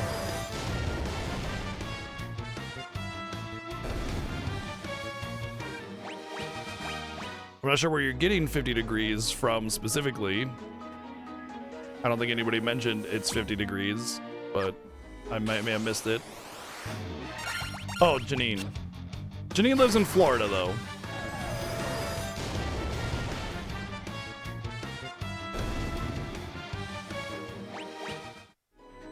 Not leveling Gandalf? That's weird, he's 96.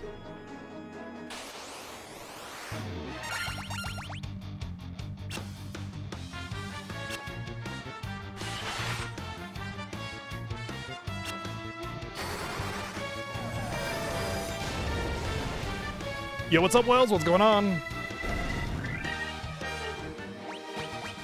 Remember that at the beginning of my grind, I was doing about 420 to 450 on my flare. And now I'm hitting for about 650, 700. Pretty cool seeing that. You actually see that growth.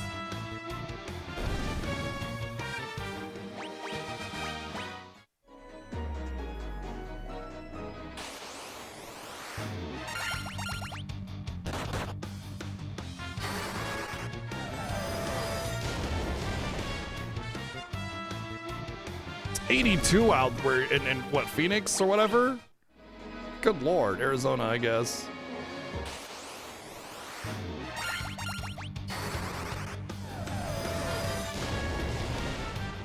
It's like late spring, early summer temperature.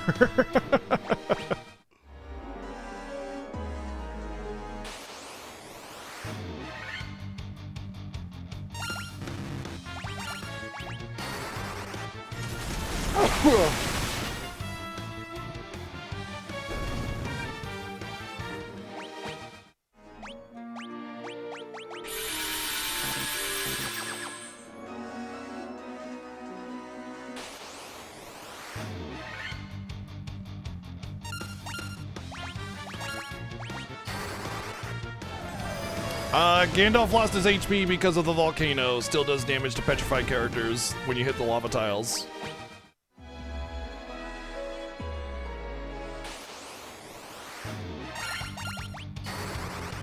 I mean, I grew up here in Nevada, and 50 degrees is shorts weather.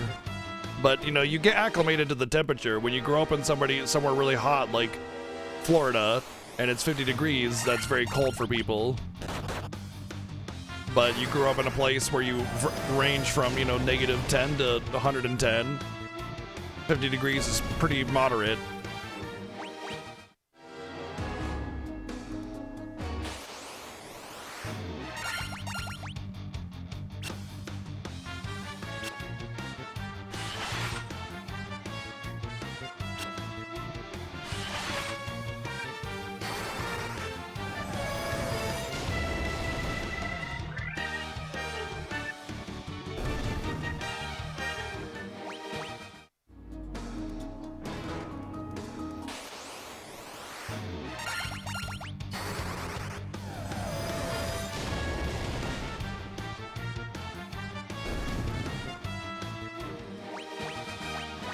'97.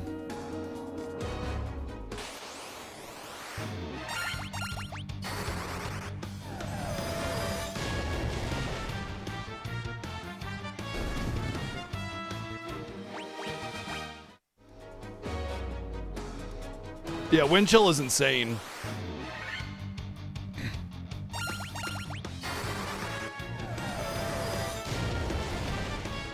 Especially if you're wet and then it's windy in cold weather, like just, that's it, you're done.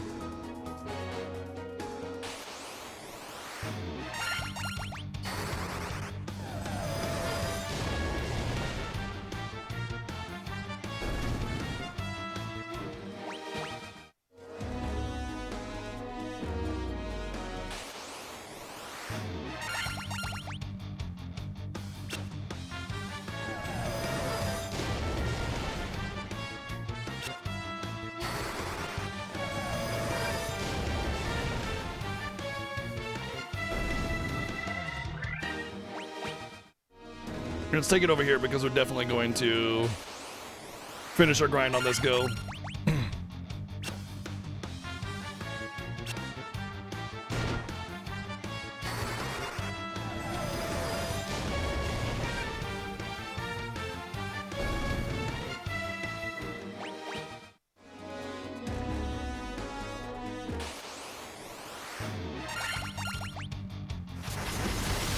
Stop going before me!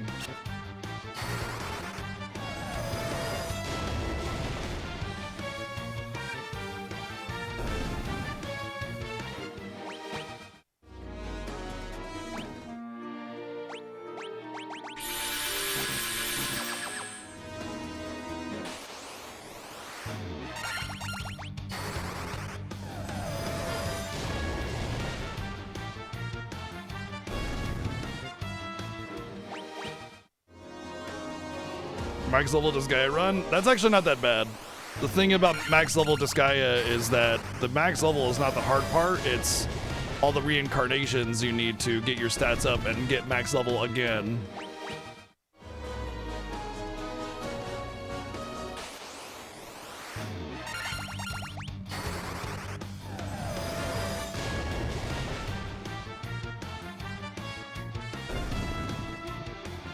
And again. And again.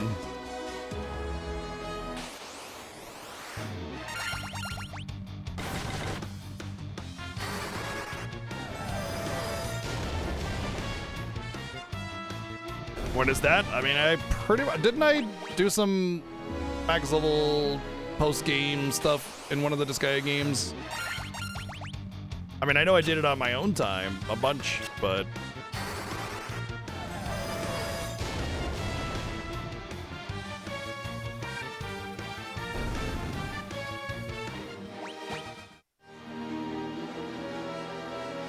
Disgaea 4? No, I didn't do anything post-game Disgaea 4 at all, ever. The only post-game Disgaea stuff I've done is 5, 6, and 7. Wait, 5, 6, and 7, isn't there at 8? Didn't 8 just come out? So 5, 6, 7, and 8? Is there an 8? Can't remember which one was the latest one. I think Disgaea 6 was the zombie boy one, right? So that means Disgaea 7 was the latest one?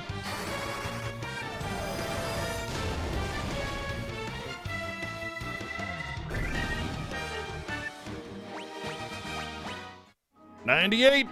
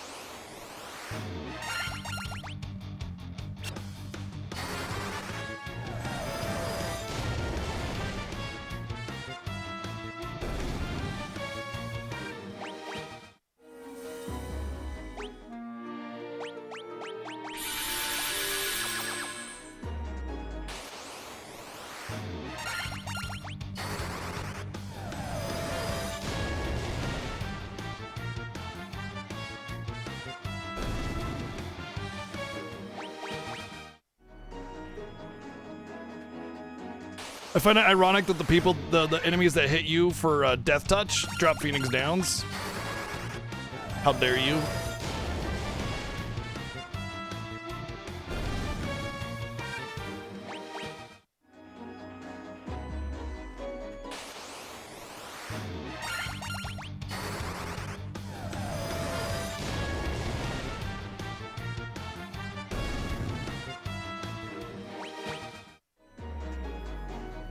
Almost there! Just a little further! A little further!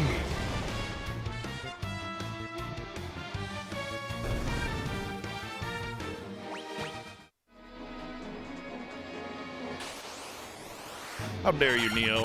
How dare you? Don't you put that evil on me, Ricky Bobby!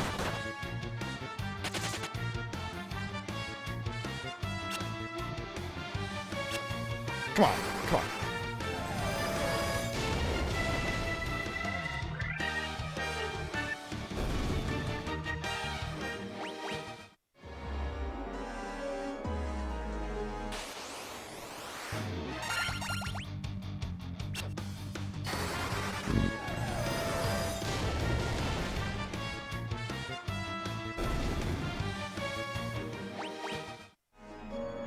Freeloader, what are you talking about? Gandalf was the MVP.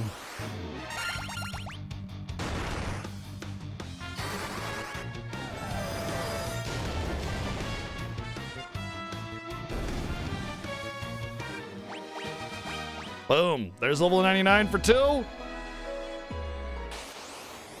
Yeah, don't take him for granted. It's better to give me enough XP to level both of them because they're offset a little bit as well. Otherwise, I'll have to fight another battle. Oh, you son of a bitch.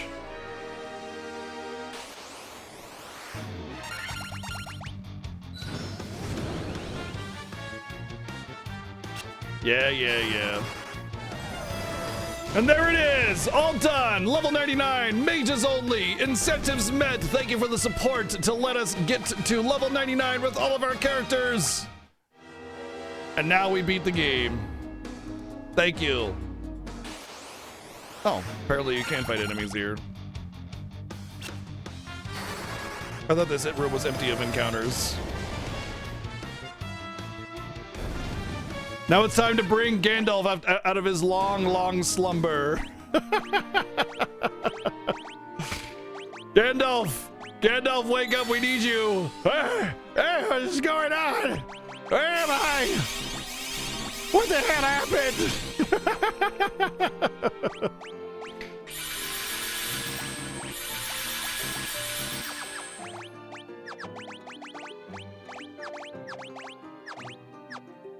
Oh, he doesn't get a ribbon? Oh, shit.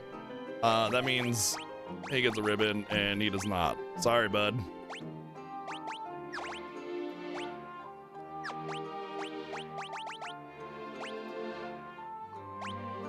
After 10,000 years, Gandalf has awoken.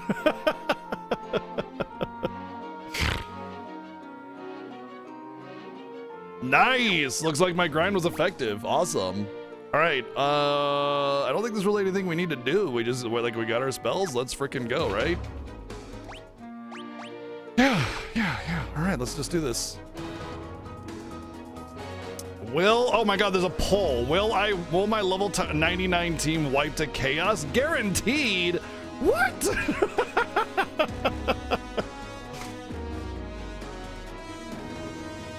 Wow, no faith.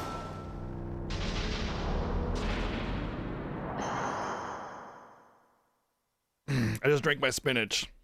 Dare bring light to my lair? You must die! Thank you, Plain Isaac, for the 499 bits.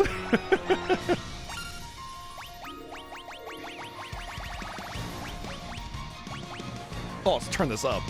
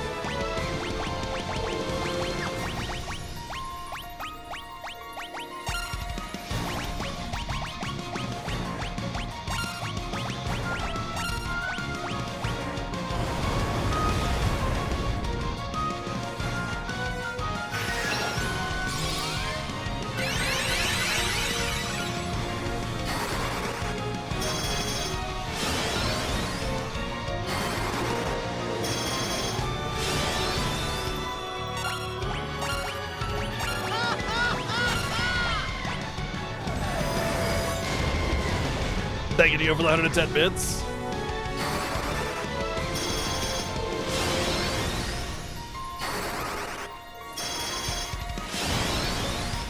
You think 6 tempers is enough, or should we go for 8? Let's go for 8 tempers, you know, just for good measure.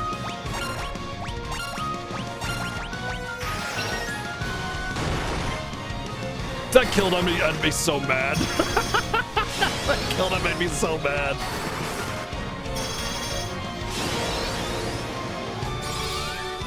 Now that Gandalf has awoken, it is time for him to unleash his true power!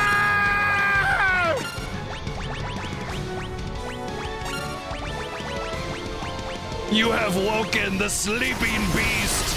Now you will suffer.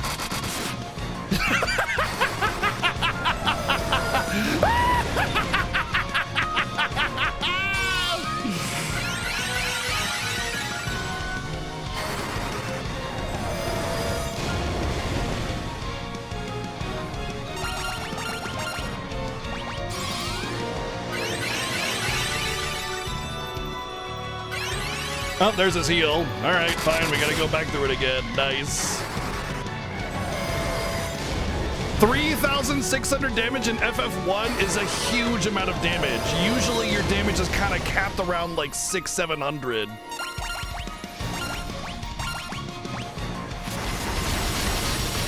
This isn't at like FF6 where 3,000 is normal damage at the end of the game.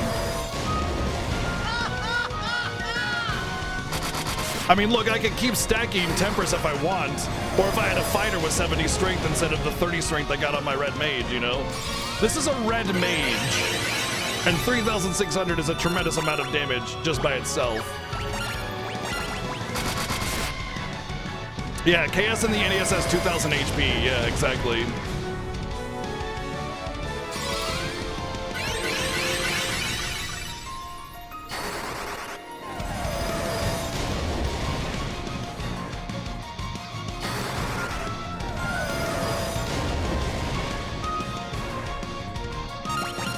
So what are we doing? We should have about a 4-turn win, right? Because it's about 3, 4, 5, about just under 5,000 damage a turn. So that should be 4 or 5 turns for a kill.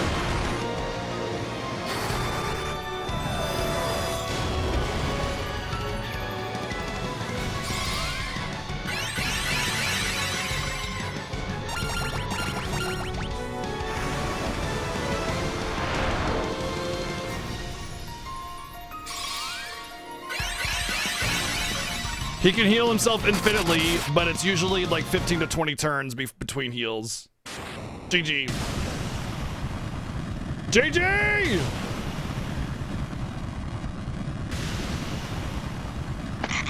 You killed me!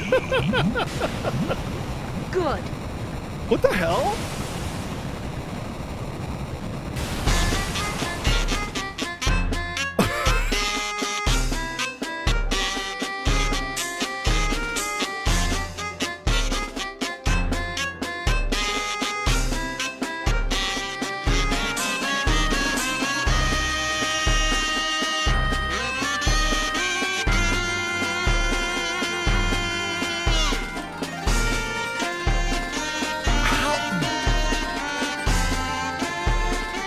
I don't know how you do this every time, because I beat the boss. I glanced over at the bar to see where we were on the incentive, and I was like, wait, why does it say FF4? What did I miss? Why is it on FF4 incentive? What did I miss? What did I miss? And nothing was coming up because it was delayed, and I was like, what's going on? Cool. And then boom, like, oh my god, dude! What? Like, I was freaking out, and then it just punches me. Oh my god, Ariane! Thank you for the $420 donation, dude! Thank you. Thank you for the tremendous donation. Holy crap! Thank you. Neo, also, Neo, thank you for the 110 bits twice. Playdazic, thank you for the 499 bits. Bluesy, thank you for the 1,000 bits. No Name, thank you for the 123 bits. And Neo, thank you for the 110 bits. Why did you pick 420? I have no idea, honestly. I have no idea why you picked that amount, but holy crap, dude. Thank you for the massive donation. Thank you. And the support from everybody as well. Like, cannot be understated. Thank you.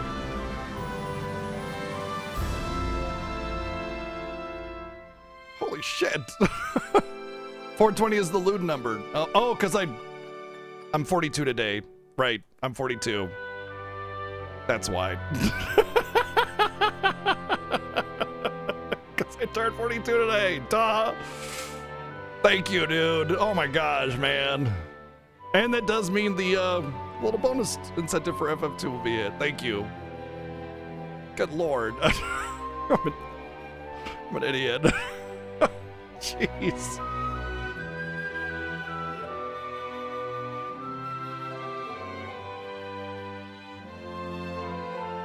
Ah, yeah. True.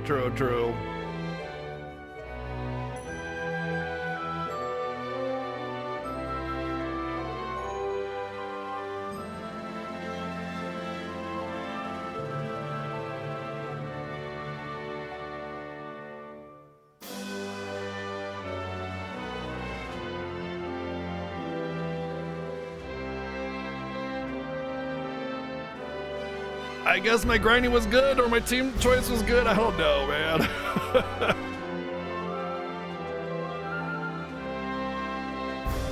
Yeah, a red mage hitting for 3,500 or even just 3,000 is insane. I mean, 3,000 is already a tremendous amount of damage. When I do Final Fantasy, like with my own party, I'm usually buffing my fighter or ninja to do like 1,500, and I'm happy with that. 3,000 is insane. That is a tremendous amount of damage. I am extremely happy how much of a beat stick Gandalf turned out to be. That was fantastic. What an amazing playthrough. Definitely one of my favorite playthroughs of FF1 I've ever done. That was just so much fun, so memey and crazy and hilarious, and it was just a good time. That was great. And thank you for all the happy birthday wishes, by the way, everyone. Thank you. And thank you for hitting that FF3 incentive, getting the bonus goal down as well. Like, holy shit, dude. Thank you very, very much.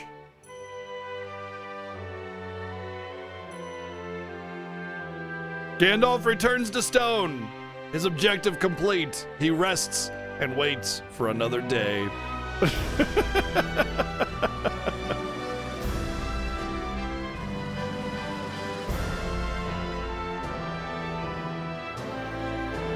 I usually don't make a big guff about my birthday, Northrex, but everybody knows when my birthday is, so, you know.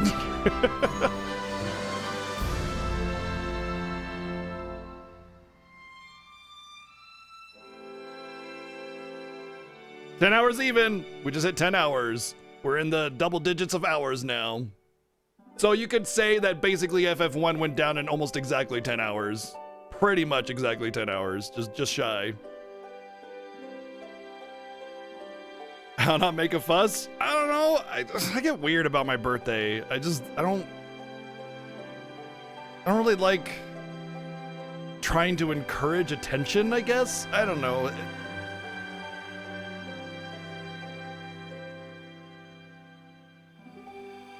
I just feel like if you go, hey, look, everybody, it's my birthday, it's like you're trying to grab attention or something. And you guys are already here hanging out. Like, you don't need another reason, you know? So, whatever. Couple hundred more to go? Yeah, pretty much. Pretty much, Julio. I love that.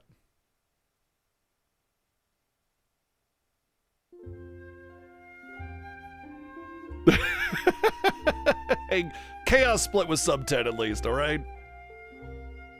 Oh yeah, it is 420 as well. Actually, that might have been 420 for a lot of people, for Arian or somebody else who sent it as well. On top of that, I'm not sure how the time zones are right now.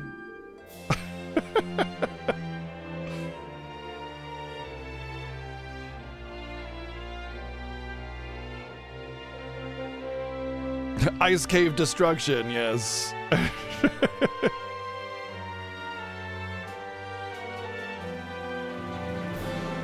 That's right, it's like Philadelphia or something. I couldn't remember.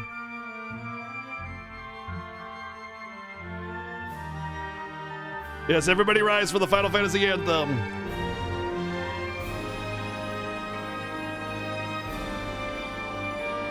Wait, does Final Fantasy X have the anthem in it at the end?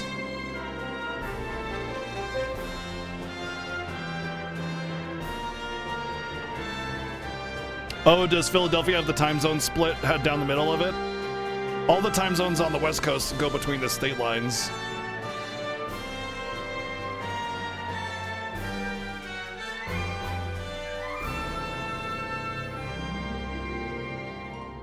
Yeah, I think it might be one of the only Final Fantasies to not have the anthem on the credits or somewhere else in the game. Oh, I see, okay.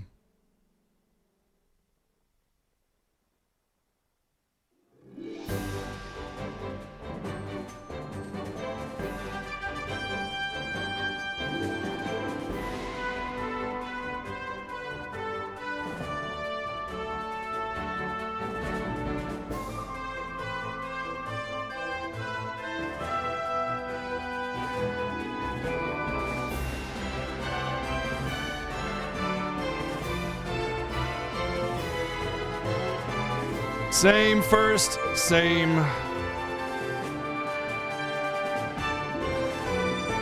This track right here, when I first turned on the Pixel, oh my god.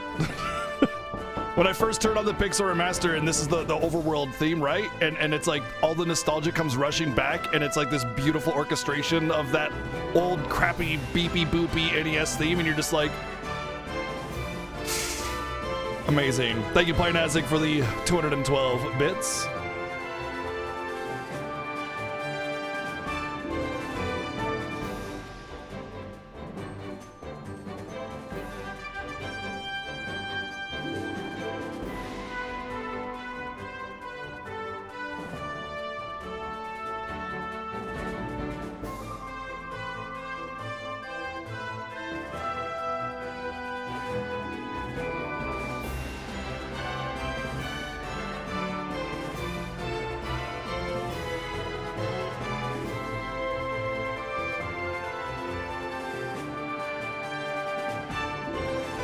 There's a town in Alabama, Georgia that has a time zone split, and along with the state line splitting it. Oh, wow. That's awkward.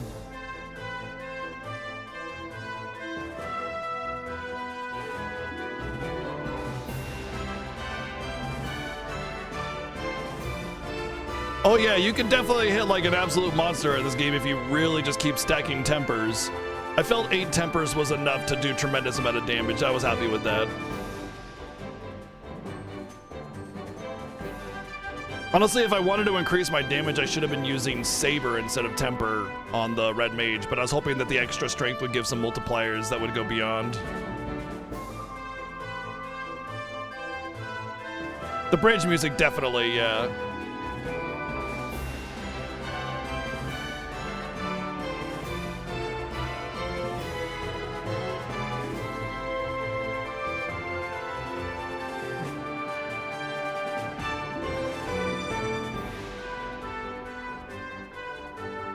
Gandalf will go down in history. The name Gandalf holds no acclaim anywhere else in all of recorded history, except for here, today.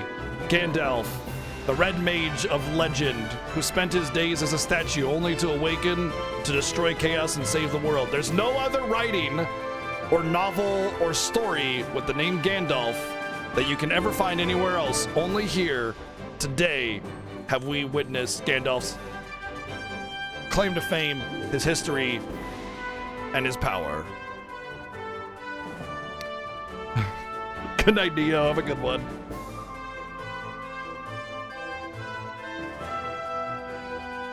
I think it's midday soft food feeding time. I think that's what woke him up.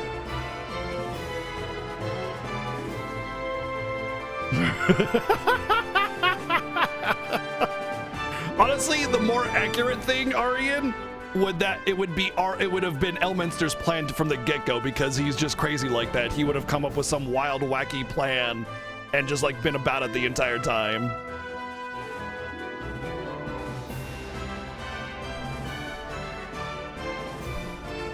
Yeah, I'm still not even used to the camera, Damerot.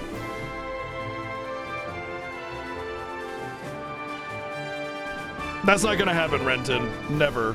Sorry. Don't get your hopes up, dude. Final Fantasy moves forward, never backwards.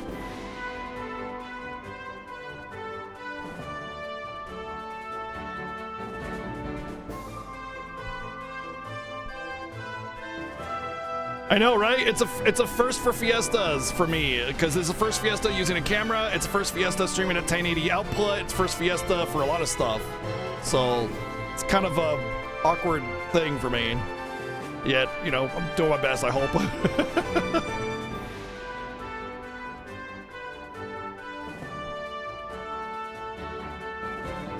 The team carry Gale. I mean, literally, yes.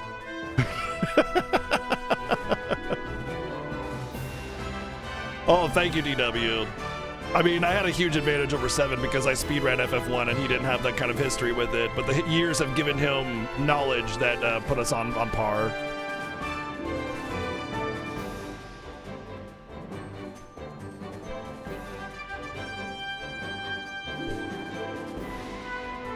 I mean, it's okay for somebody to have a preference on gameplay and everything, Ellie, you know? I think it's just that they... Honestly, like, who cares what... Like, I see where Ellie's coming from, because it's like, who cares what game the game is called and what gameplay the game has? Like, why does nobody say, why doesn't Dark Souls have turn-based combat? You know? But they say, why doesn't Final Fantasy have turn-based combat? Not every game has to be turn-based, you know what I mean? Like, Final Fantasy has always tried to grow into the action-style combat. Ever since FF4 with the ATB, it's always tried to be active and action-based. So it was always going to be action-based once the technology allowed it. And, like, it doesn't matter what the name of the game is that has or does not have turn-based combat. What matters is if you enjoy it. You know, Final Fantasy doesn't need to go back to turn-based. Final Fantasy doesn't need to stay action-based. It needs to be whatever Final Fantasy wants it to be, and that's it. You know, there are tons and tons of games that are turn-based combat with, like, the HD 2D graphics, or even just, you know, pixel art or whatever. Find those games and play them if that's your preference. But Final Fantasy doesn't need to go any direction. The only thing that Final Fantasy needs to do is continue its tradition of always trying to be at the cutting edge of technology and storytelling, you know?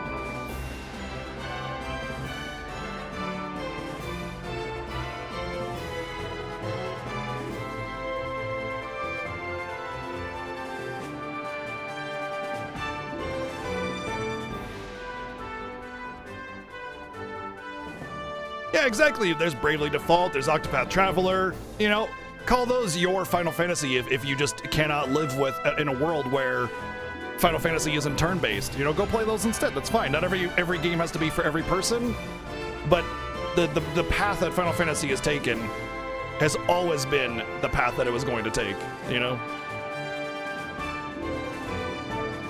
If you want to get technical, Vanitas, action combat is also turn-based because you have an animation speed, and the animation ending and the next one beginning is your turn, so obviously action games are turn-based. You know, that's the logic, right?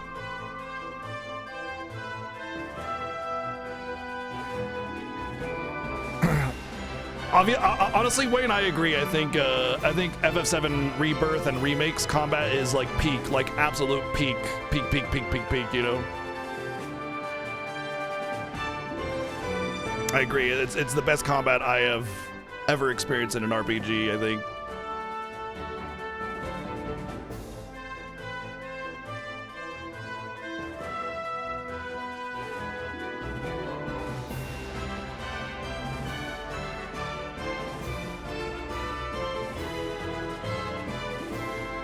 Yeah, exactly. Like, at the end of the day, you know, whenever you're making an action in a turn-based game or an action RPG, the difference between, you know, one style and another is just how much time you have to make your decision before you get stomped on. So, I mean, realistically, every time you're playing an action RPG, you're thinking about what your next turn is and how you're gonna, you know, use your next action in that turn. Same thing for turn-based, it's more active, you know? Or you can argue that, you know, ATB is action RPG and it's all active and it just gets you, that's the only way to give you control of all the characters. Who cares, man? Like, at the end of the day, who freaking cares? What matters is if you enjoy the particular game in question and what you want from a video game. If you want the stop and choose your options kind of thing, that's fine. There's nothing wrong with that. You know, like having a hard turn like Dragon Quest where you have to stop and have all the time in the world to make your selection. Or if you want an action RPG where the choices that you make are snapping, you know, one after the other. It doesn't matter at the end of the day. What matters is whether or not you enjoy it. But if you're not into that certain kind of thing, like let's say you're not into action RPGs, you're not able to appropriately judge its quality because you don't play it. You know what I mean? Like, you can't go, Final Fantasy 16 sucks because it's an action RPG, but I didn't play it and I don't play action RPGs. That's not a fair assessment. You know, you have to be objective, right? If you don't have any experience playing action RPGs because you don't like them, then it doesn't make the game good or bad or anything. It's just not for you. And that's fine. That's totally cool. Not every game is for every person. Play the things that you like and support those developers to make more of that content because you like it. If you want turn-based, there's Sea of Stars. There's Chained Echoes. There's Octopath Traveler. There's Triangle Strategy. You know, there's all these turn-based games that you can enjoy. So go and enjoy them. But if you go rabble, Final Fantasy not turn-based, and then, you know, just trash it for no reason despite not even being interested in it, that's just being a hater, honestly.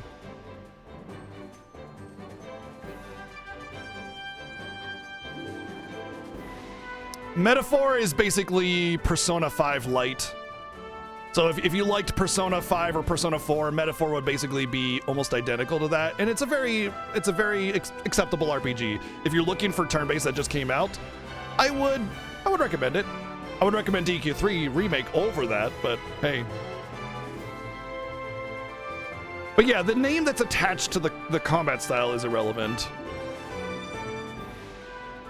All right, Final Fantasy 1 done.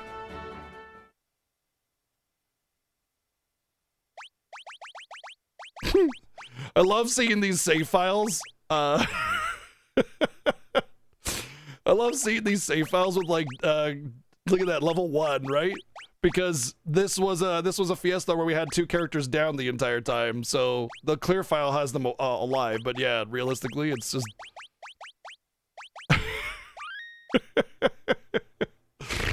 Oh, so good.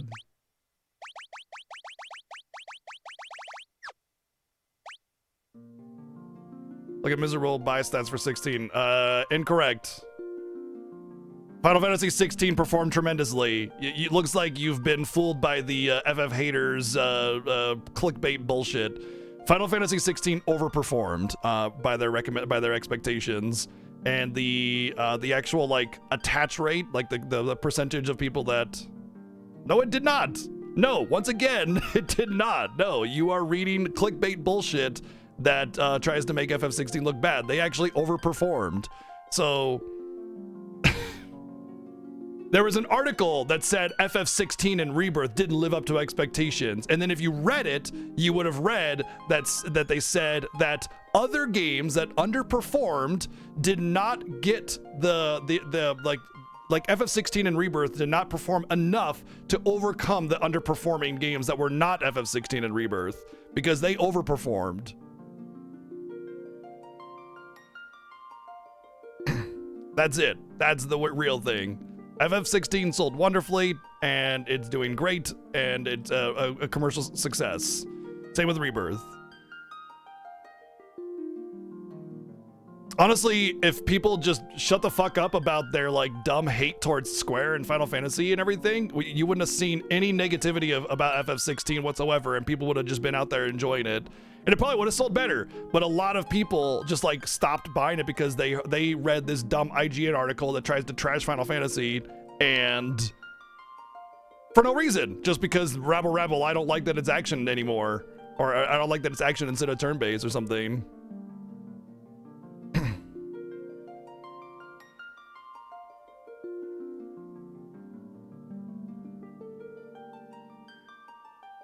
Which 3 games?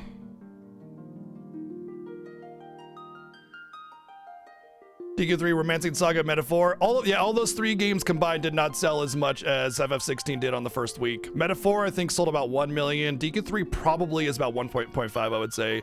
I can't imagine Romancing Saga sold very much, but yeah.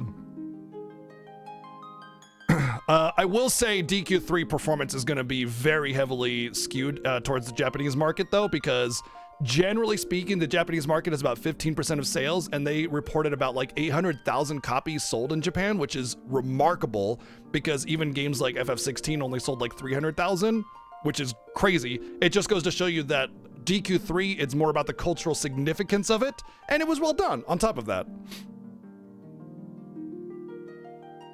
That's about what I expected, yeah. So then you have less than half of the total sales for DQ3 being in the Western market, which is insane.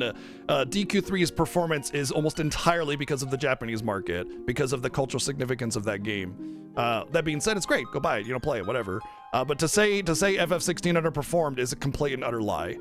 There's a statistic that they used called attach rate, which basically means the percentage of people that bought the game that could actually play it. So for instance, at the time FF16 came out, there were like 50 million PS5s out there, and they had a very high attach rate with 3 million sales in the first week, which was overperforming. At this point, after the estimated 3 million on Steam sales, it's FF16 sales is about 7 to 8 million probably by my best guess, based on the limited information that we have.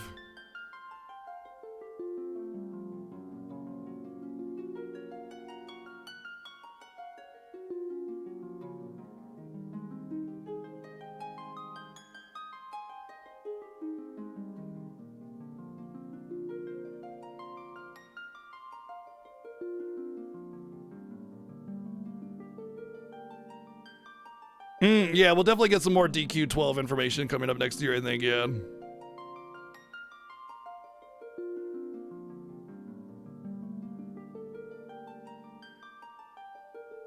And at the end of the day, like, you have your preferences, Vanitas. You got your preferences, you got the things that you like and what you want. But if you're going to have a battle of turn-based RPGs versus action RPGs, you are going to lose significantly, like horribly, terribly bad. Turn-based RPGs just don't sell as much as anything else. Honestly, of the major genres of games, turn-based RPGs have the lowest sell rate of all major genres. And like we're excluding like strategy games and, like puzzle games or something like that are very minor genres that don't really sell very well because people don't really typically want that. But Action RPGs are things like Horizon, or Elden Ring, or Final Fantasy VII Remake, or FF15, both of which sold 10 million copies, you know? And then you have like the best-selling turn-based RPG ever is Persona 5 at about 5 million. And then after that, it goes way down. Actually, no, DQ11 sold 5.5 million as well.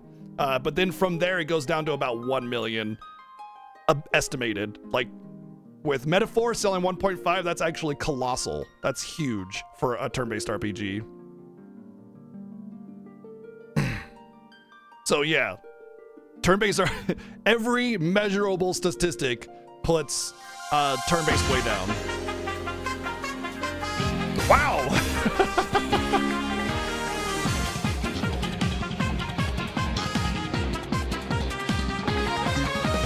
Matthews, thank you for the 20 sub-gift bomb. Thank you. Oh, happy birthday. Thank you for the happy birthday wishes. Thank you, dude. Thank you, thank you. Very generous, massive sub-gift bomb. Thank you.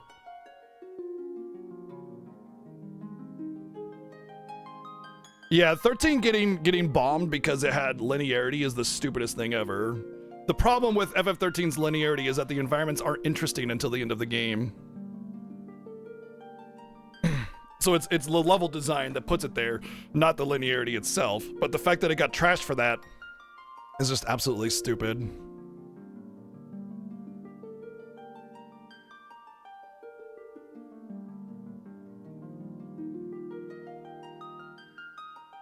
I still love FF13, by the way. I think it's an amazing game. I think FF13 has one of the best Final Fantasy combat systems in all of the series.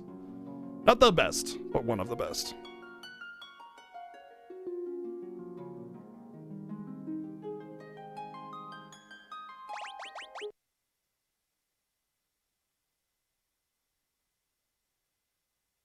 I agree, Arceus. I think the major complaint about FF13 isn't even having to do with the linearity of the game. It has to do with the linearity of the builds. That's way more of a detriment to the game than anything else, in my opinion.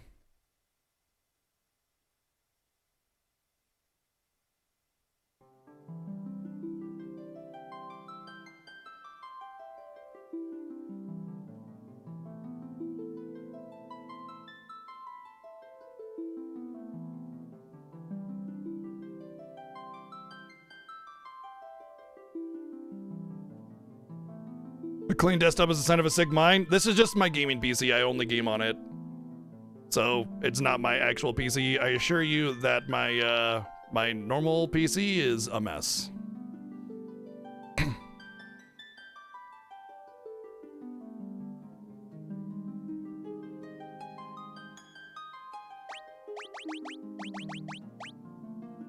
What's up, Clean? Clown bar. Oh boy. All right, what is it? No shields and no fight command?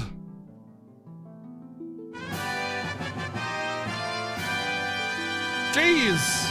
Ray, thank you for the $40 donation. Happy birthday, my FF brother. Thank you very much for the birthday wishes and the very, very generous donation. Thank you. Wow.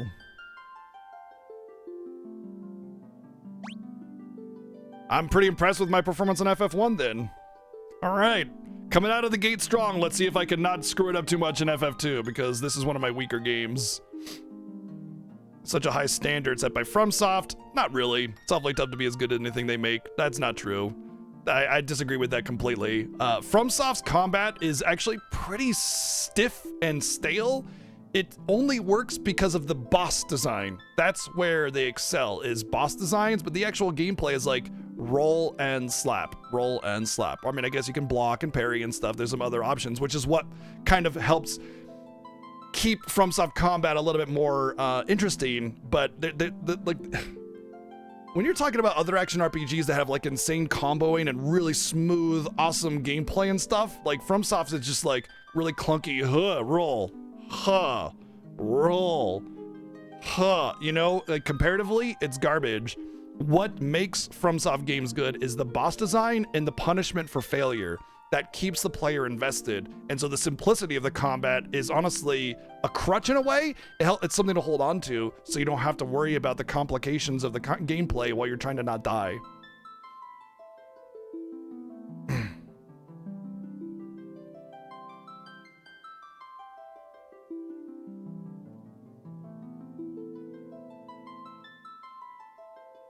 Thank you, Kablerp. FF2 is your weakest game. That and FF13, yeah. They're definitely harder ones to kind of grasp, I agree.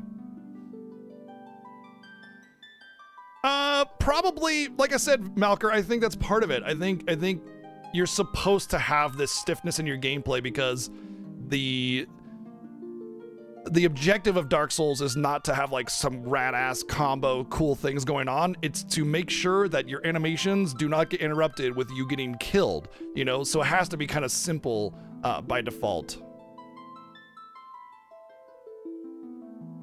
That's, again, Chad, just because the game sold well and it's well loved does not mean the gameplay, the action RPG gameplay of Dark Souls or Elden Ring or whatever is good. It's, like I said, it's good because of the pressure of the player gets, and it's good because of the boss designs themselves and the fact that it's skill based. Like that is where the joy of the gameplay comes in. You know, it's about making sure you time your stuff right and making sure that you take the opening that you find accurately. It's more like action chess than it is like an action RPG that has like really, really good flowy combat. Like if you want really good action RPG combat that's also a Souls-like game, look at Stranger of Paradise. Yeah, way better gameplay. Like the flow of combat, the feel and the combos and things that you can do are much stronger in these games where there's like really good like action combat. Even FF16, like it has this style to it that feels much more involved. And Elden Ring, as much as I love it, I platinumed the game, you know, it's more about, like I said, action chess. So it's not flowy and awesome and you know, cinematic and amazing. It's choices that you make and the timing of your abilities, which is in its own way good, but I wouldn't really say like, oh man, every RPG should be like Dark Souls because that's fun, you know, because I would look at that gameplay and I'd be like, well, if you don't have the pressure of the bosses one-shotting you all the time, does it really give you the same feeling anymore? I guarantee you, if you slapped Elden Ring gameplay into like, I don't know, any other action RPG, it would be dull and boring and shit. Because it's a combination of the things. And not every game has to be Elden Ring, because Elden Ring is a difficult game, or Dark Souls in general is a difficult game, and those games don't appeal to everybody. It doesn't have mass appeal. It has a big appeal, and that's good, and I'm happy for the success of FromSoft. But there is a reason that that game is desirable, and it's because of people looking for a challenge, not because they're interested in the hot, jamming, combo-intensive cinematic gameplay that's really flowy and amazing.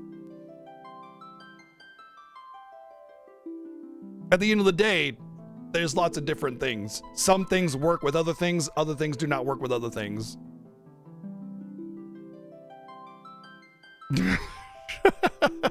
There we go. Just kill digital rights managements, just wipe it out.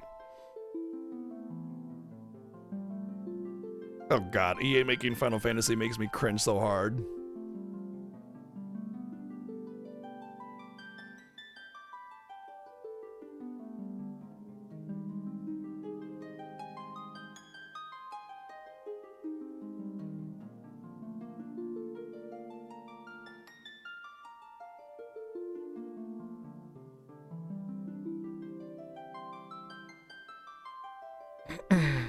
I mean, I agree with you, Vanitas, about the Elden Ring DLC. It definitely does not deserve to be in the Game of the Year category. It's complete garbage, and the DLC is not that good.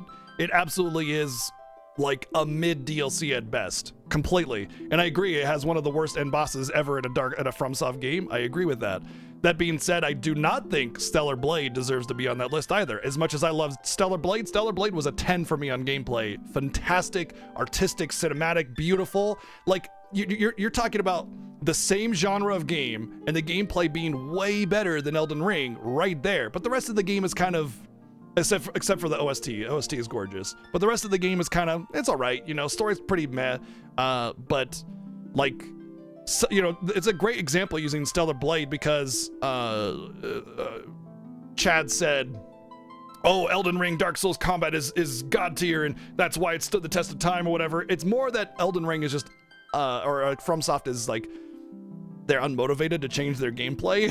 You know, every Dark Souls game is basically the same, you know, that's just the same game engine. But Stellar Blade is the same subgenre of action RPG, and the gameplay is vastly different and way fucking better than Elden Ring. I would say both Stellar Blade and Stranger of Paradise are way better action RPGs than Dark Souls or anything from FromSoft. Entirely, completely, as a package. But the reason Dark Souls DLC shouldn't be on the Game of the Year list is because it's a fucking DLC. Can I buy Shadow of the Erdtree and buy it by itself? No, I have to play Dark Souls and I have to get 40 hours into the game, beat one of the highest level bosses, and then I can go to the DLC, you know?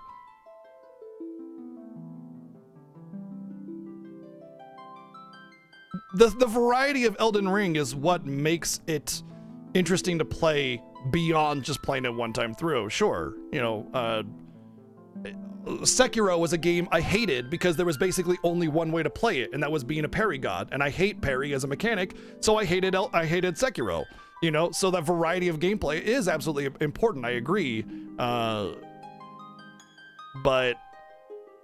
that doesn't necessarily make the gameplay good. It makes the mechanics, like it makes the game design good, you know? That's a game design factor and less of a gameplay kind of factor, I think. It's important. Like, Elden Ring is good. Nobody's saying Elden Ring is bad.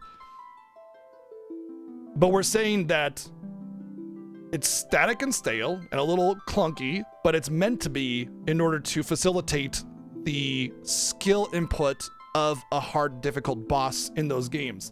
It only works because of how the bosses are and the game is designed. Without the design supporting the gameplay, it's kind of trash.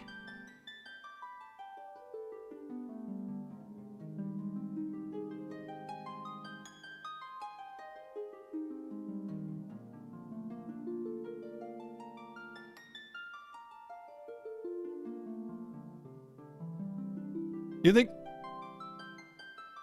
you're playing at 900p in performance mode? That seems like a you issue because it's not 900 in performance mode, and also playing 60 FPS or 30 FPS in performance mode also seems like a you issue somewhere in there. But I played in performance mode and the game was absolutely fucking gorgeous and had a stable 60 FPS. I don't know where you're getting at. The game was ugly at performance mode. I mean, whatever. Final Fantasy VII Rebirth is probably one of the prettiest games I've ever played. But yeah, maybe it doesn't have like super crazy high fidelity, but I mean, it has a vast world. You can't have both worlds.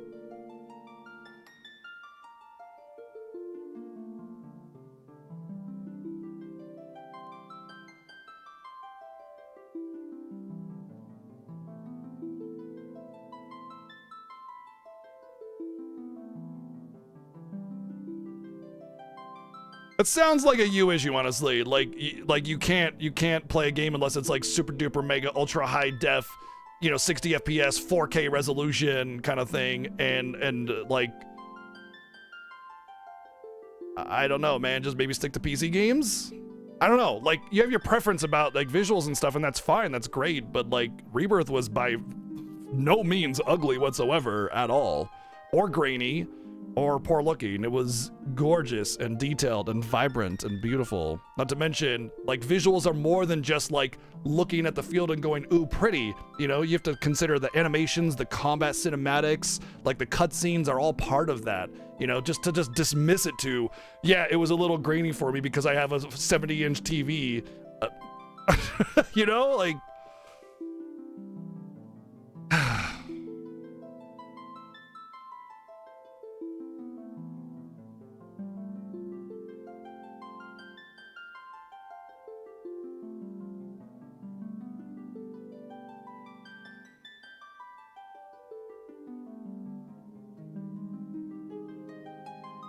performance mode has a variable resolution that's target 60. Okay, yeah.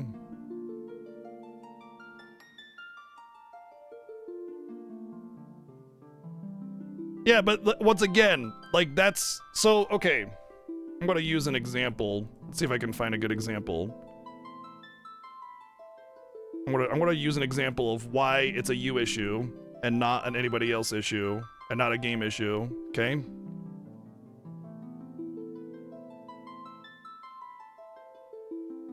Bear with me.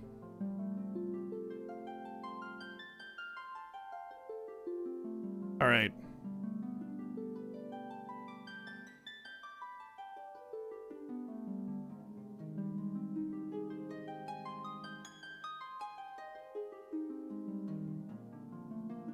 Why isn't this working?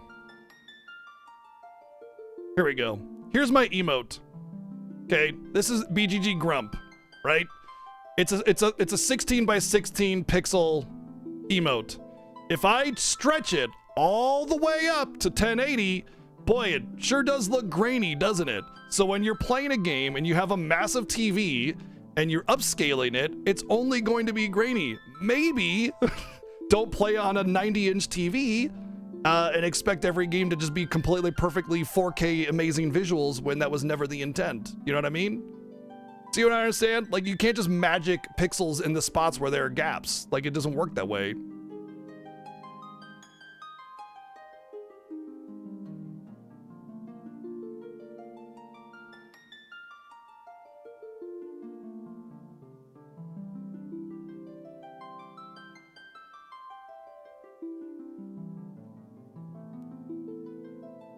All right, let's get some names in here, shall we?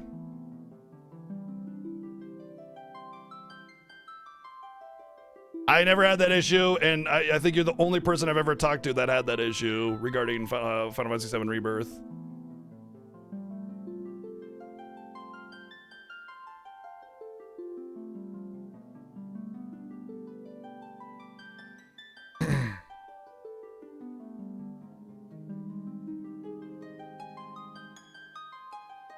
All right, we got Chobin.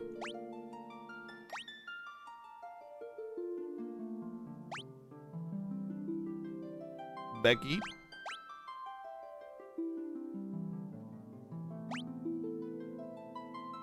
Hayden.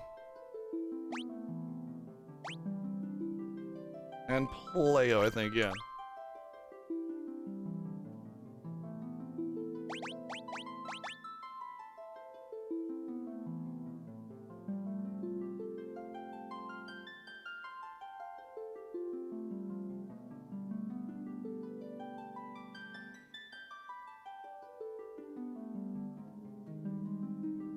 So what you're saying is when you play it on an appropriate piece of hardware, it looked great, but then when you played it on a not appropriate piece of hardware, it didn't look great.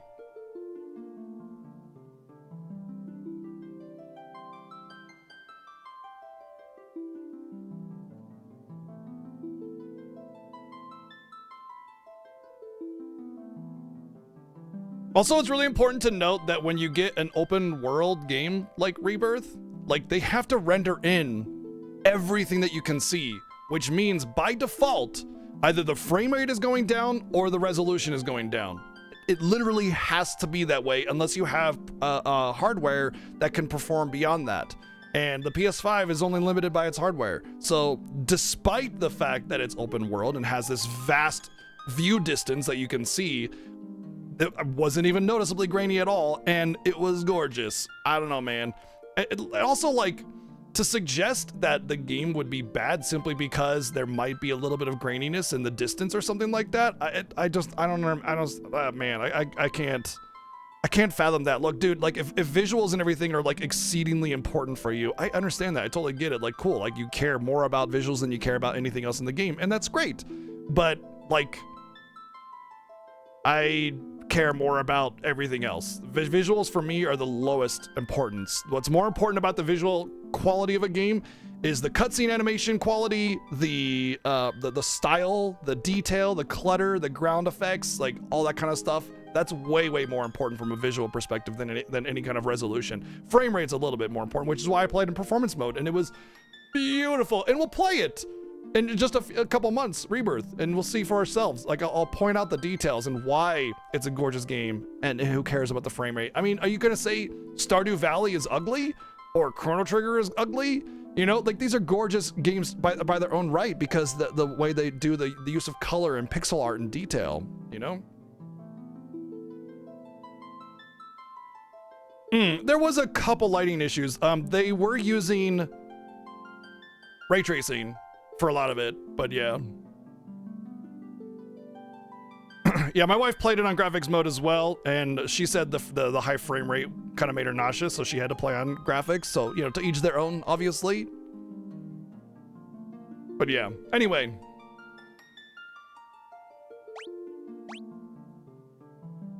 Final Fantasy 2!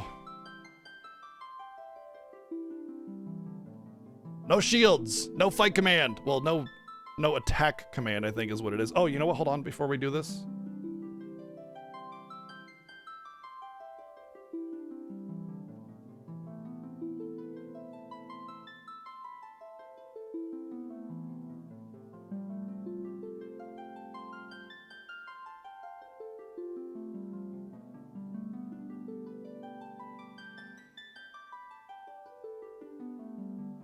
Oh, you should definitely get something to eat. Oh yeah, right as Arian said it. Thank you for reminding me.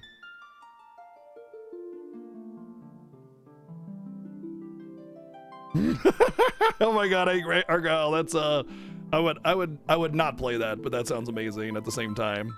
Like amazingly terrible.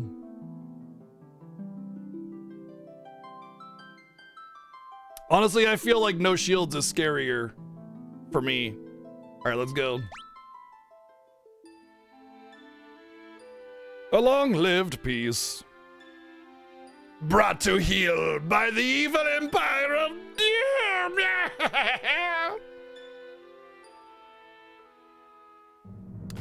Is at an end.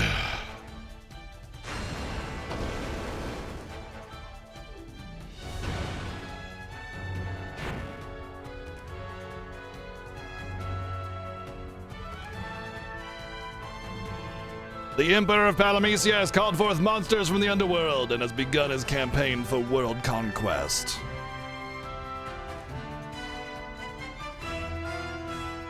A rebel army arose in the kingdom of Finn, who were completely worthless and they all died.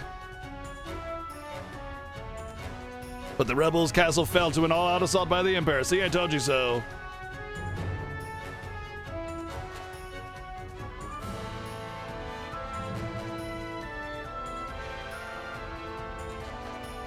Left with little choice, the rebels withdrew to the remote town of Altair, where they still died anyway.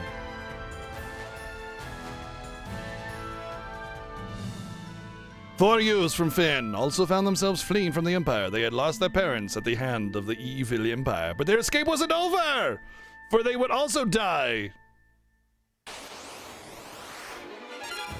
First things first, okay, take your shield off, bro. Yeah, no shields, buddy, all right?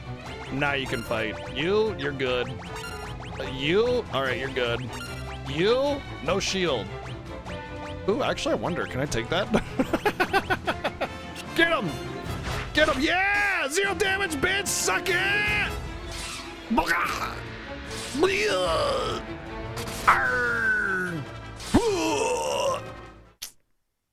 Newsflash! Fuck you! Really? I did so much work to make sure that worked, and then it didn't work. What the hell? Why did you not work? Why are you not working? Damn it. Thank you, Plain Isaac, for the 390 bids. I don't know why it's working. Will this work? That works. No, it didn't work either. What the I'm so mad.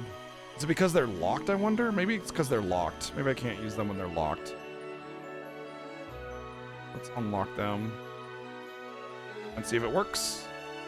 No, it just doesn't work. I don't understand. Man, I worked my Steam Deck over like crazy to make sure the little overlay thingies would work, and they don't work. I tested them and they worked. Why are they not working? I used a fight command. Oh, damn. I guess I'll have to reset.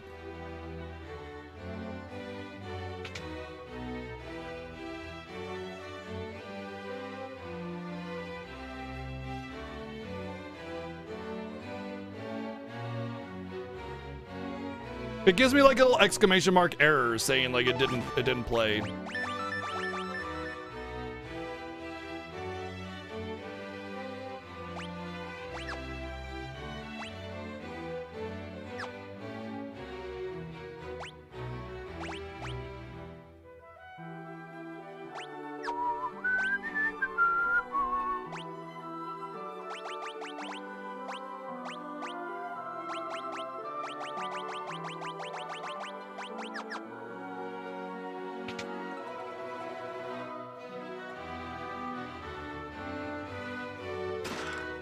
We're rich in potions now.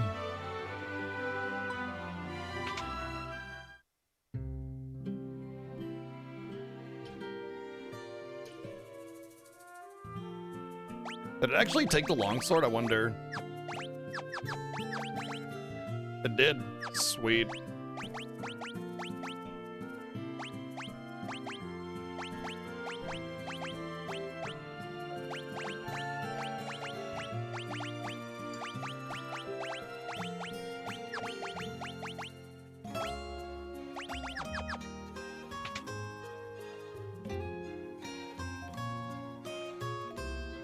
Final Fantasy 2 is like...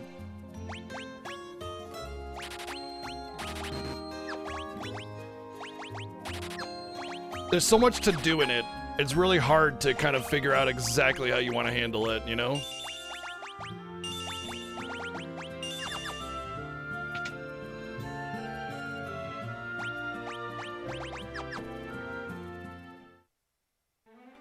Final Fantasy 2 is very unique and different.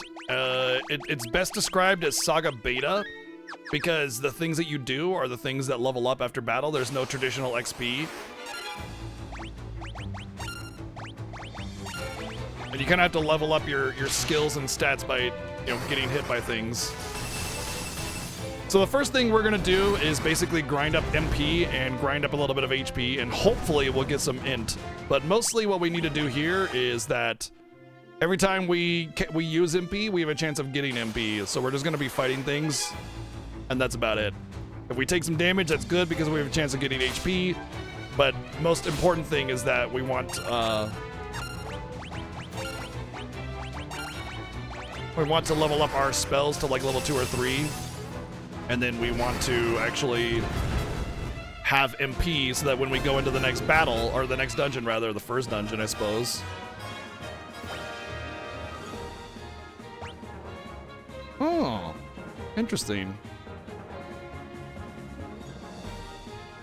Okay.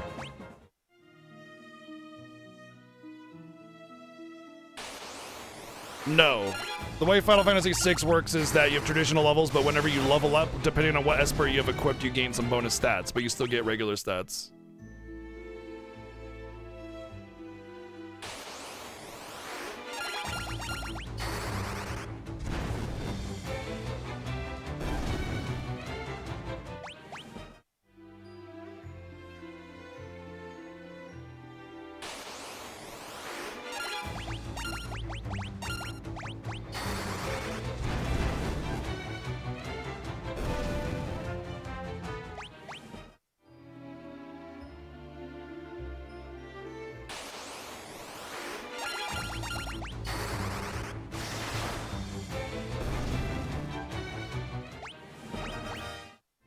So I can see now that the updates to the Pixar Masters are really neat. They tell you your magic defense and physical defense, and when you get additional multipliers and stuff on level up, or not level up, but like battle end.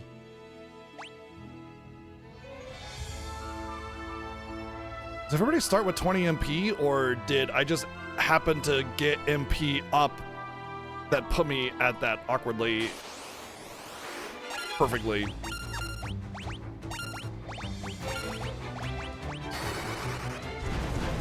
I might have to do a battle where I cast magic on myself a little bit.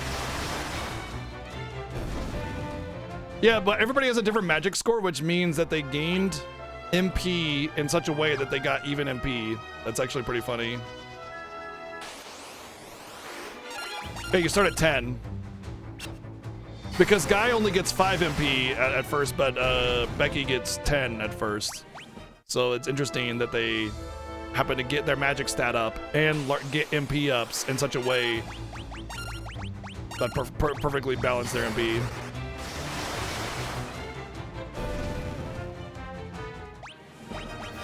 Okay.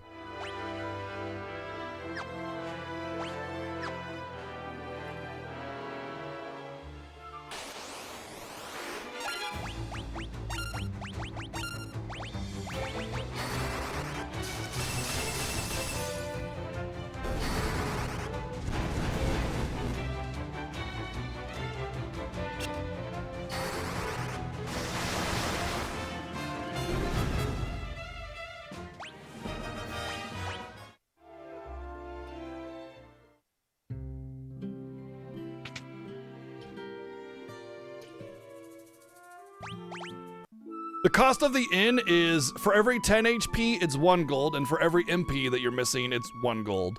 So if you're missing 100 HP and 10 MP, then it's 200 gold.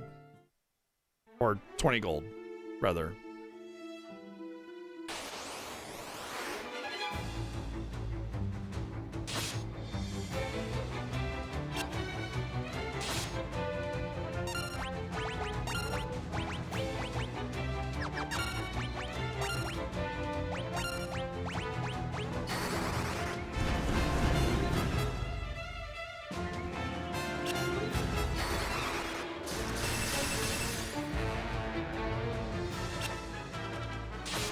I really just need 1 more MP up for each character, and it would be fine. And I want to make sure I skill up to level 2 so I can reliably one-shot the enemies. After that, I will, I'll go and do the first objective, and then I'll reassess and decide if I want to go elsewhere.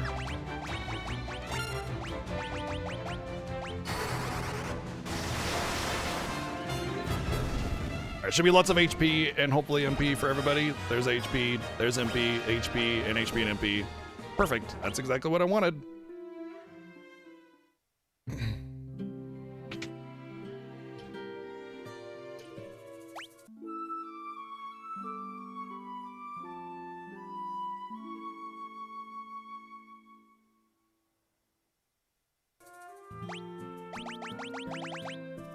And everything. Oh, his is level 2. That should be fine. Okay, we should be able to make progression to the first little story bit.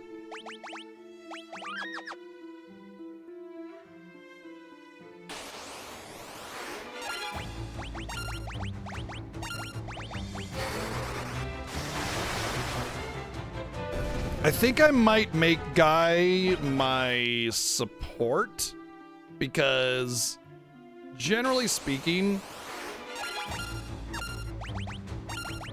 Gaia's base slow agility will keep him last in line for attacks on average, and that means he'll have less opportunity to level up his black magic because things will die before I get a chance to cast anything.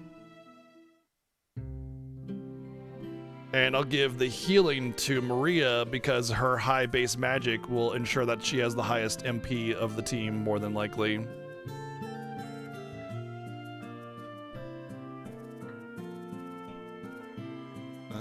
I thought there was a magic store here.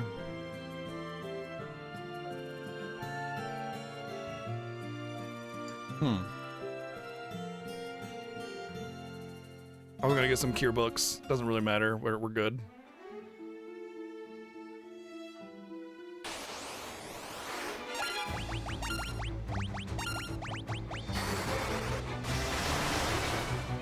Did I catch with 7 the Chocobo to Mysidia? That was genius. That was genius. However, I mean, it was like, I didn't really watch the rest of it. Like, I don't know how he got out of Mysidia after that. The other thing? I don't know about the other thing.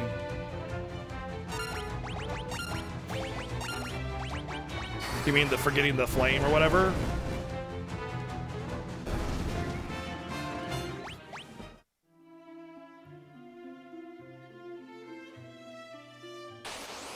Basically, when I was watching him, I was up and down a lot, and I was only there for about an hour or 2 before I had to start getting ready.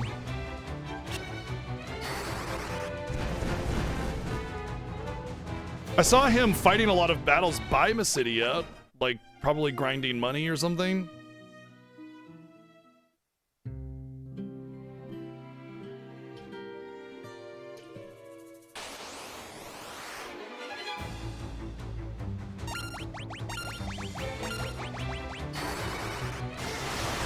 I do know that I will need to make a stop by Mysidia, like I have to, because of the Holy Tomb. I will need that. Because there is a boss, I want to say it's in Cashua Keep, that absorbs all elements, and Holy is a non-elemental spell. And so while it can't really hit any weaknesses, it will be essential and required in order to do this challenge.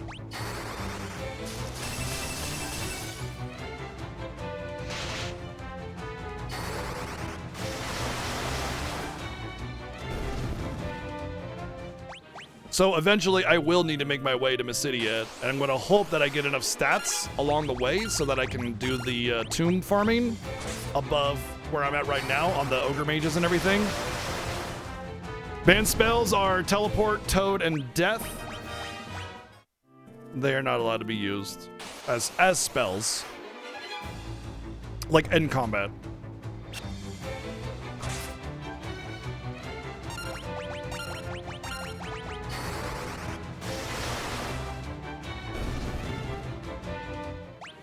Oh, fun fact, if you end a battle with a status ailment, you can't get any stat ups. That's gonna be one of the hardest parts about this playthrough, because we don't have any evasion because we can't use shields. And that means we're gonna be getting hit with a lot of status ailments, since status ailments are 100% on hit to apply.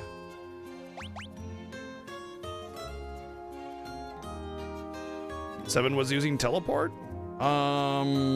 Really? Like regularly?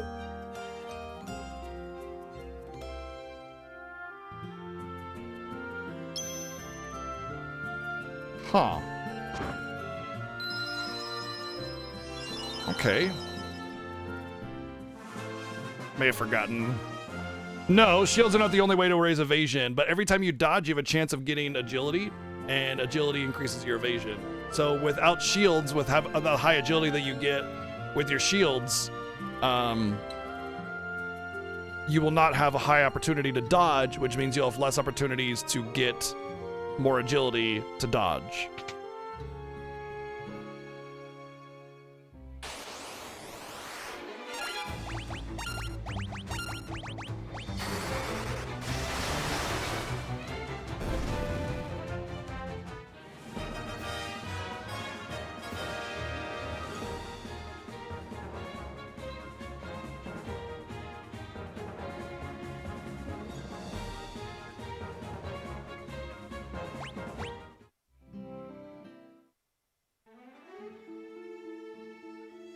I mean, he may have just forgotten or something. It's not a big deal. I'm not worried about it, you know? Like, at the end of the day, like, the rules are, we try to apply it, like, we try to adhere to the rules as much as possible, you know? And, like, that's fine. But at the end of the day, like, it's not, you know, like, we try to keep integrity intact when we do the Final Fantasy Fiesta, but it's not like this crazy, like, you know, drama bomb as soon as someone accidentally runs away and forgets to reset or something like that. You know, if he used teleport and he forgot or something, no big deal. We're not gonna make a big deal out of it. I'm not gonna make a big deal out of it. And if I don't make a big deal about it, then it's not a big deal.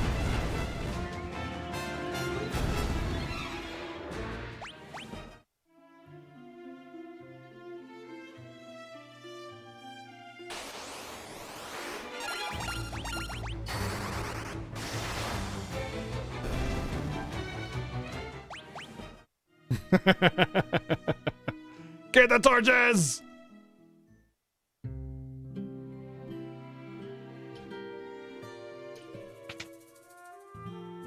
I wasn't suggesting that anybody was making a big deal about it. I'm just making a statement.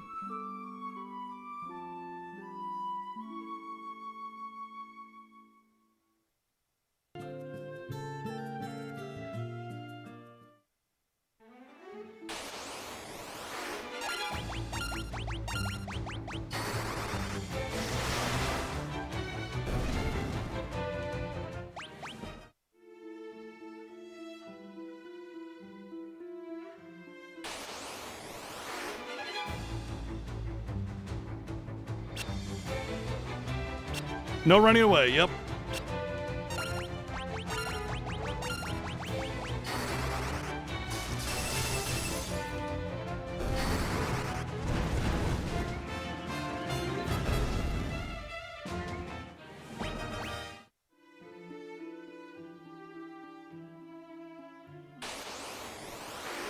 Can you skip away? You can walk away. You can do a 360 and walk away.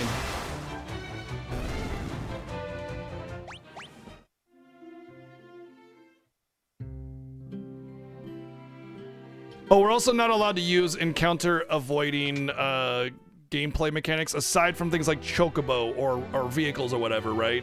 Like basically we can't use like no encounter from Diablos, we can't use no encounter equipment from FF10, that kind of thing.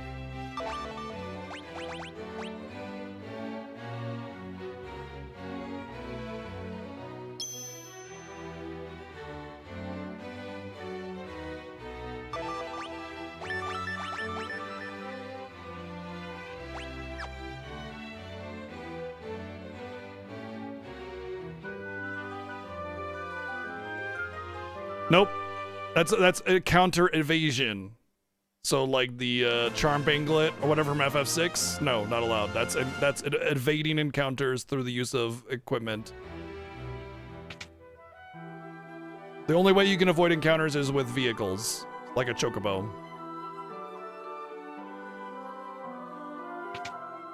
Sure, you can use enemy lure. You can increase the encounters all you want. We're good on resources. We can just pop over. So the first thing the only reason I got a little bit of MP at the beginning here is because I just needed enough to make sure I could get to Finn and back. But now that I have this next quest, I will be able to get sap tombs from one of the towns up here, and I can just sap myself for MP. Oh, shit. I injured the fight command, but it's not going to apply because he never got an attack off, but whoopsie doodle. I just kind of mashed after the 3 actions because I forgot Minwu was there.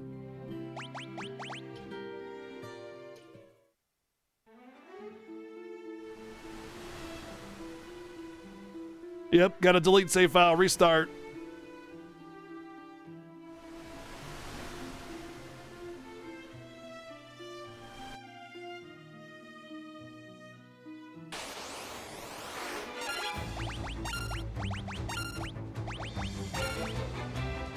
Oh, you know what? Minwu has sap.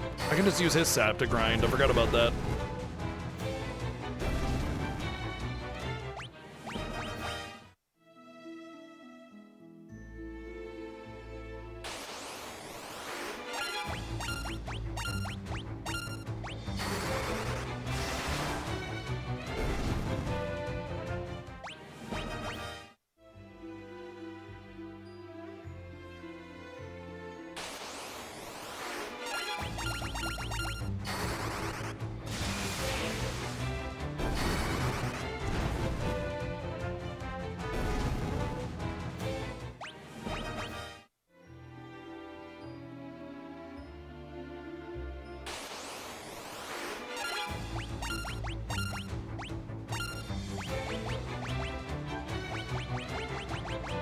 What happens if I AoE sap?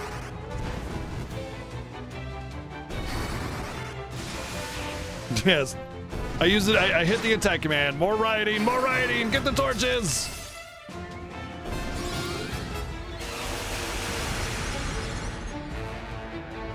That'd do it. That'd do it. That would potentially screw me over, do it.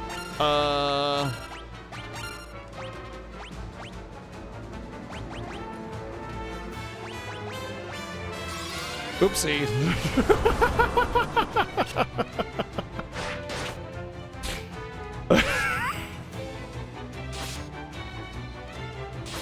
I done goofed.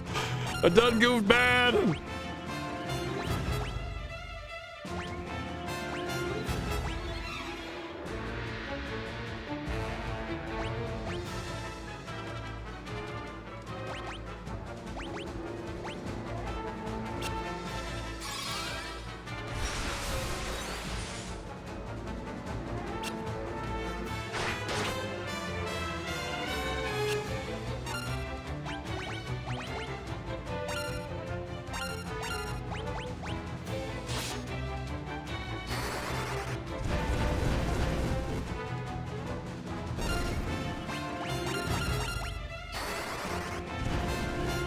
Oh, thank you, Wise Man.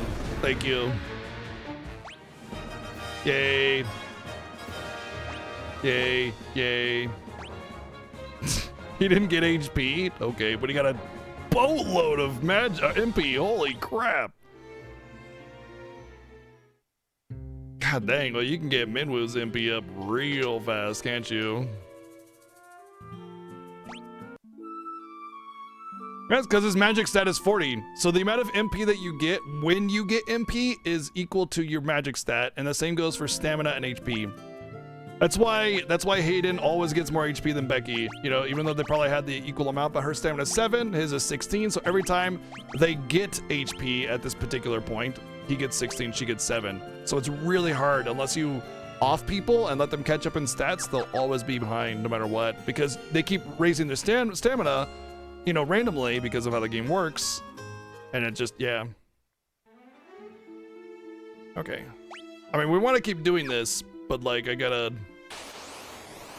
How am I gonna do this? I mean, I have to use sap, but I need to not completely eliminate my MP.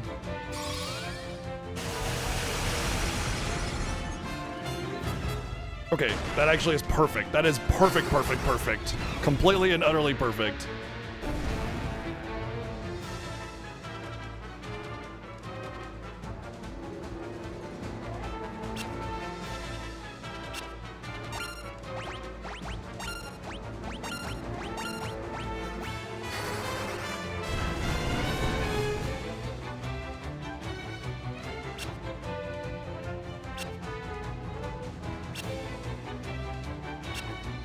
Okay, I just need to make sure that I have enough actual damage to finish them off. Maybe not perfect, perfect, perfect.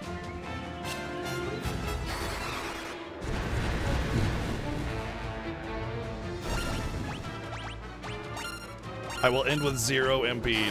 Perfect. That is actually perfect. Completely and utterly perfect. So, okay, the way the way that you get HP and MP, everybody will get MP, by the way. See, everybody got MP. The way it works is that if you lose, if you exit battle with less than 50% of your starting MP or HP, then you're guaranteed to get HP or MP. Or rather, it's like extremely likely.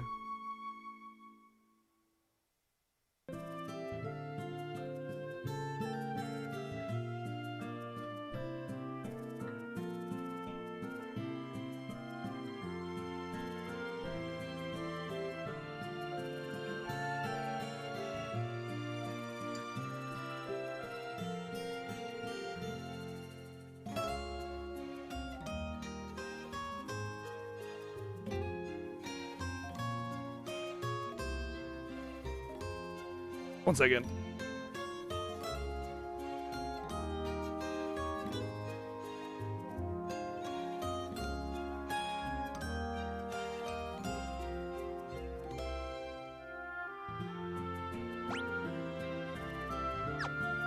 Okay, now that we all got MP, next time I sap, it should be way more likely that I end up with some MP on multiple characters. You know what, let's actually defend this first round just so I don't waste MP, and then we'll sap again. No, that doesn't work like that, Zazu, because you started the battle with 20 HP, you need to go down to 9 HP to guarantee it. Not max HP, the HP that you started the battle with. That's a very important distinction.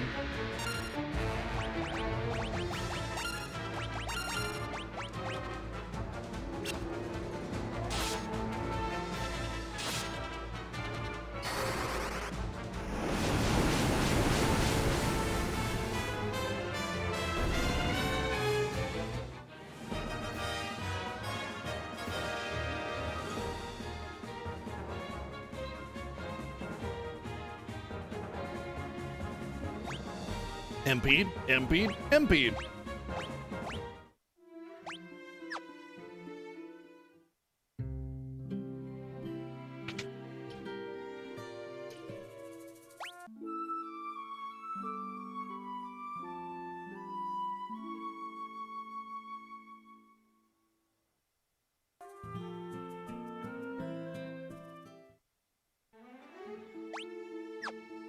The worst part about this grind for MP is that MP restoration in the inn is very expensive, and it will tank my money.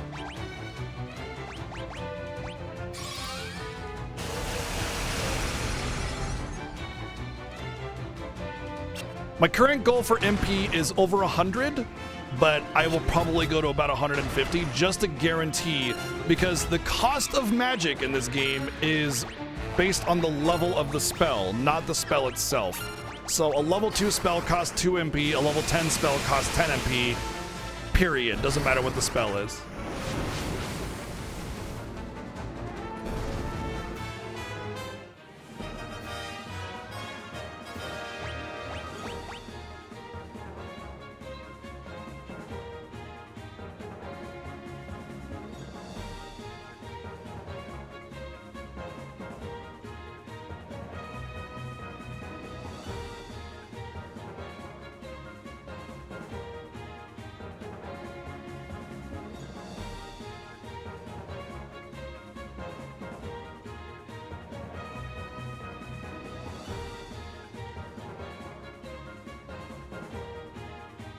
One second, just Fiesta stuff.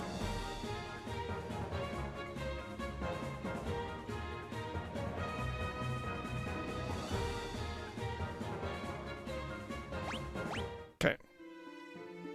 Correct. Your magic stat is how much MP you get when you get MP. Correct.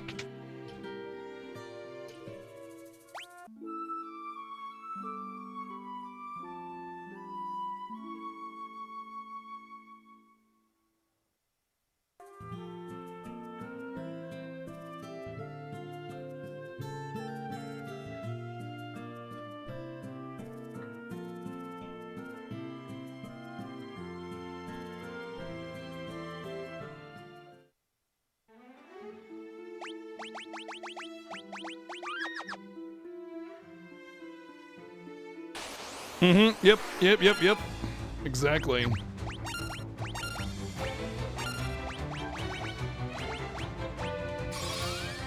Holy Jeebus! Coming in with 10 months. Thank you very, very much.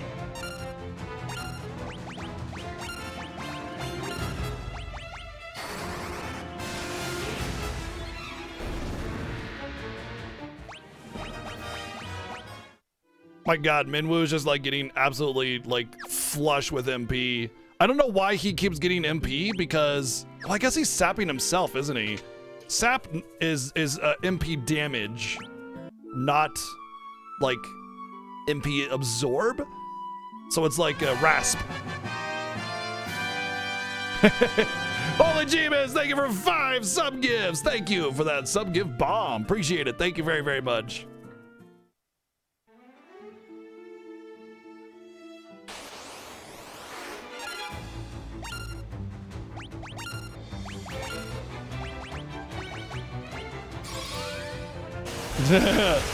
Yeah, there is such a thing as MP death in Star Ocean 3.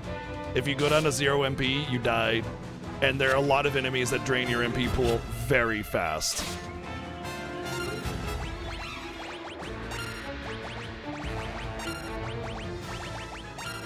Okay, so I talked to Seven about the teleport thing, and he said that the Pixel Master doesn't have some kind of underflow thing that I wasn't aware of that makes teleport like super OP broken, and he thought it was fine in the Pixel Master, which honestly, understandably, it more or less is not quite as broken. The real brokenness of teleport is just buying teleport tombs and spamming them at everything. So honestly, it actually was a non-issue, but we're talking through how we're gonna handle it going forward. So once I'm done, we'll like, we're not gonna worry about it for now, and we'll talk about it to make sure like we have a firm statement for everybody about which spells are banned and everything. I'm out of money. I can't go to the inn. I guess I could just grind a little bit. Maybe what I'll do is I'll go to the dungeon. I have MP, so I can actually just do some grinding for money. And then what I can do is once I'm done there, I'll have nearly 100 MP. I'll do the dungeon, see where I'm at on MP, and then I'll have a bunch more money as well, and decide whether I want to do more MP grinding.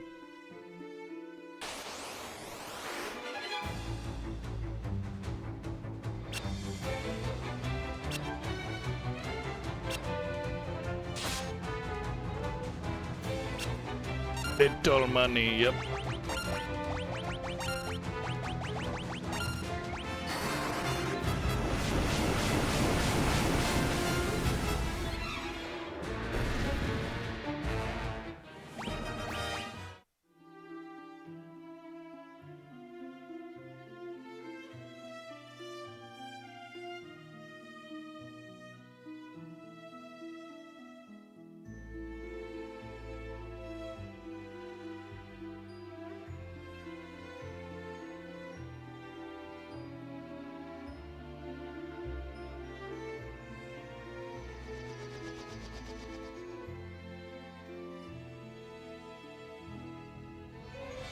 Okay.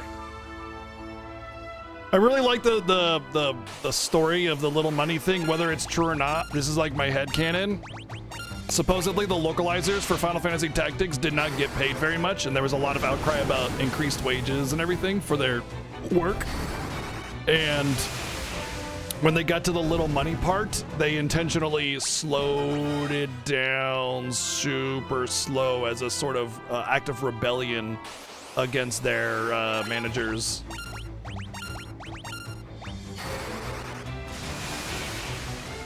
FF2 going smooth, honestly. This has been one of the smoother grinds that we've done with this game, actually. I do need to get more HP on Becky, but she just leveled up some HP, so I'm pretty good.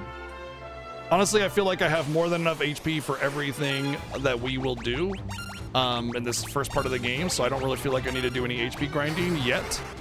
But, you know, I do want to keep the HP a little bit low this playthrough. I don't really want to force out HP grinding like I normally do. The reason is because I'll have no evasion. And with no evasion, it means that everything's gonna hit me. And that means that the final boss that has a massive drain on his attack will, you know, absorb a lot of HP. And if I have higher HP, then it means that he absorbs more, since I'm pretty sure it's a percentage-based attack.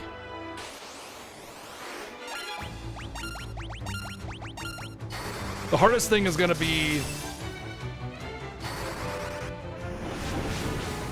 The hardest part is going to be figuring out how to do appropriate damage to the final boss while also not dying. That's always my biggest problem with this game, because the way multipliers work and the boss that drains HP and does a boatload of damage, it's hard.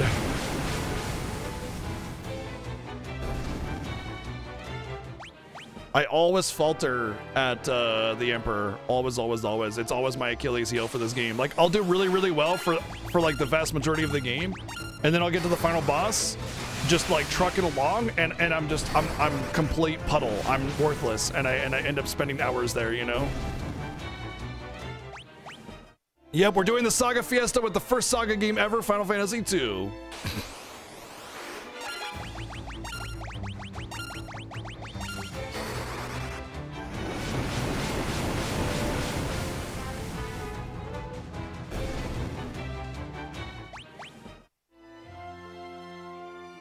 All right, what's my cash at? Oh, plenty. We Gucci. Magic only 7, 8, and 9, or 10. Magic only 9's pretty much not doable. Magic only 10 is also probably not likely to be reasonably doable due to the kind of linearity of your growth and your party selections. Magic only 7 could be all right, maybe. Maybe 8 as well. I don't think we've done that, though, for those games.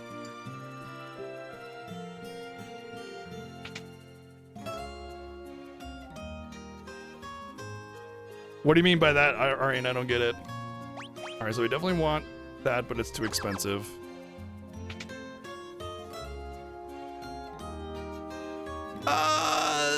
Kumar, you vastly underestimate the base stat value.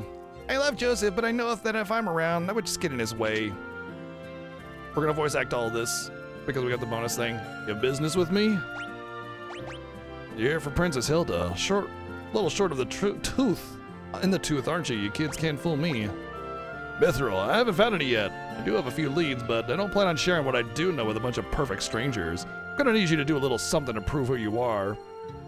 Prove you are who you say you are. There's a bunch of people from Salamand who are being forced to work in the cave at Summit Falls. Rescue them and we'll talk.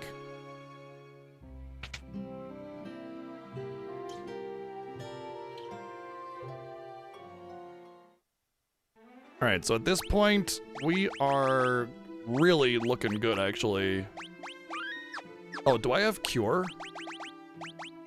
I forgot to get Cure Tombs. Oh, is there another magic store? Sea of Stars is great. Excellent game. Oh, you know what? I got Minwu. Yeah, it's fine. I got Minwu.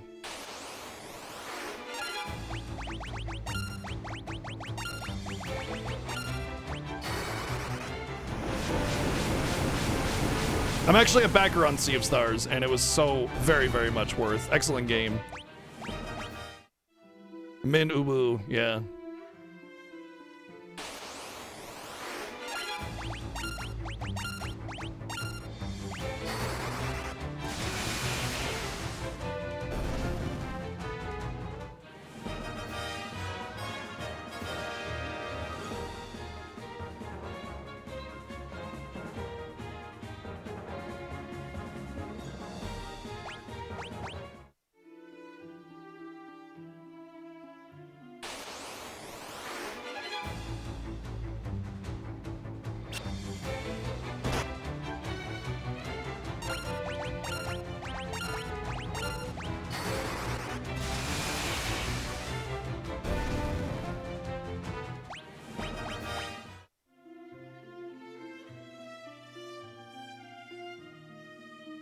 Leave 7 alone, he should be asleep. It's about right. I think he's actually probably just hitting the bed right about now.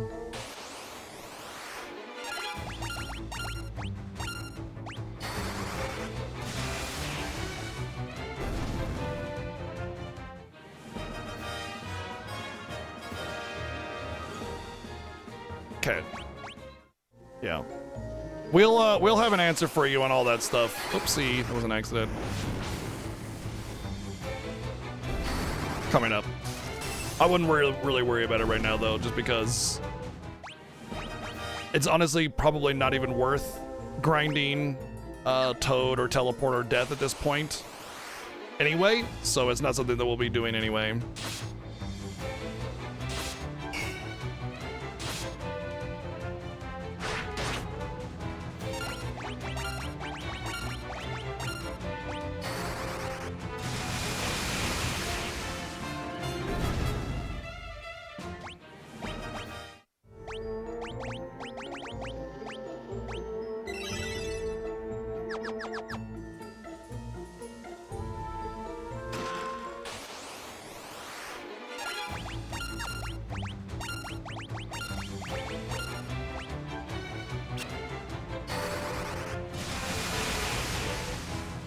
Yeah, Sea of Stars was a very competent game. I would say like it's a good 7 or 8 out of 10 as far as my scoring goes, which is 5 is average, not the IGN 7 is average.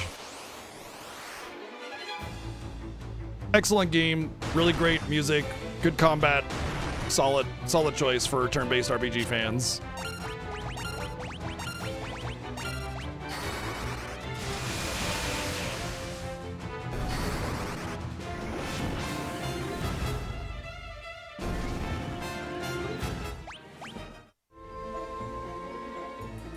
With a lesser recommendation, I would also recommend Chained Echoes. Not quite as good, but still very competent, with some very unique mechanics.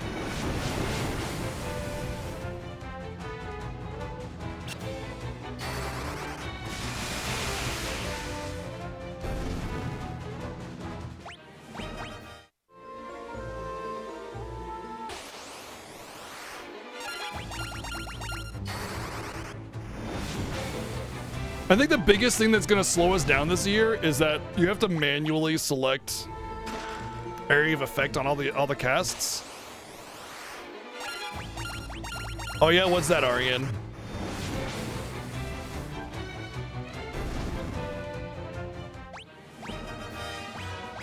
Uh-huh, FF15.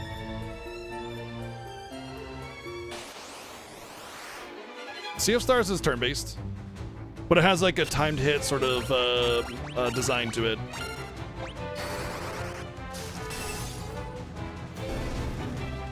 Oh, Cindy. Right, mechanic. Got it.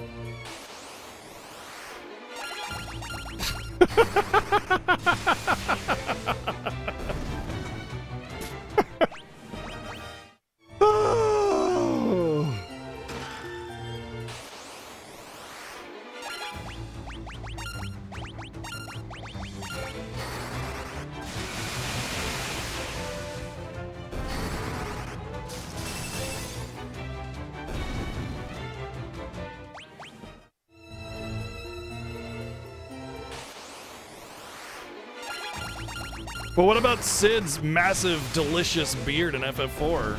Does that mean nothing to you?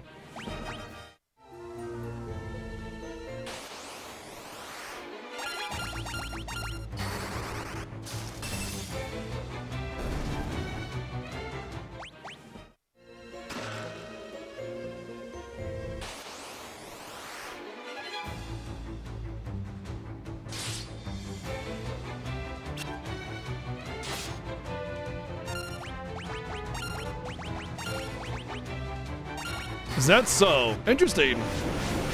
Fair enough. So you better run.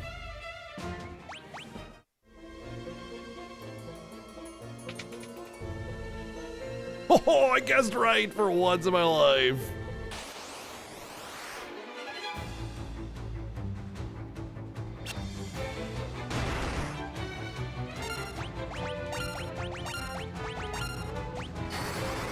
I wouldn't say I dread FF9. I feel pretty confident with FF9 overall, but FF2 I dread for sure, because I always feel like I'm gonna get something wrong or I'm gonna get bad luck with my my stat ups and stuff, you know. At least we won't have any flan issues this year. Remember last year with the flan issues? Oh my god, that was insane. You know, Pixel Remaster Zeramos is really rough. Compared to the rest, to be honest, so his speed in the Pixel Remaster is insane, and he basically is guaranteed to get his Phase 2 and Phase 3 script out, which means like Berserk strats aren't as viable because he's going to get a black hole off unless you have insane damage. So honestly, I dread Zeramos every year when we're doing the Pixel Remaster, to be honest.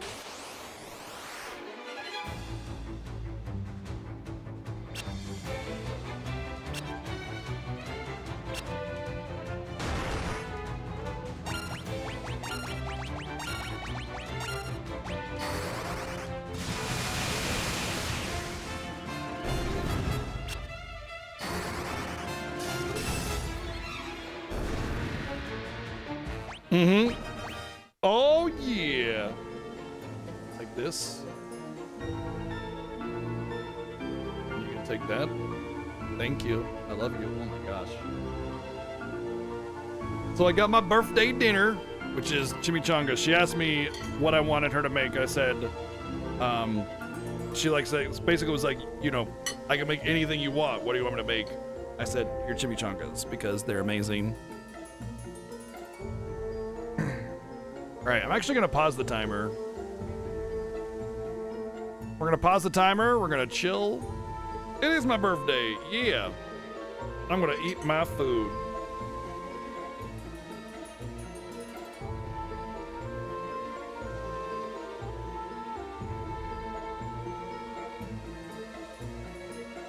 Seven did the same thing? Oh, okay. I didn't even take a food break yesterday at all. I just streamed straight through the whole damn day. Oh, thank you.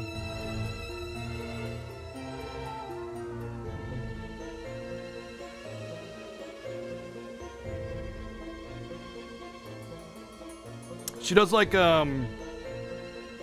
chicken and like pepper jack cheese and a bunch of other stuff and garlic and whatever, and it's just so good. What's up, Matzi?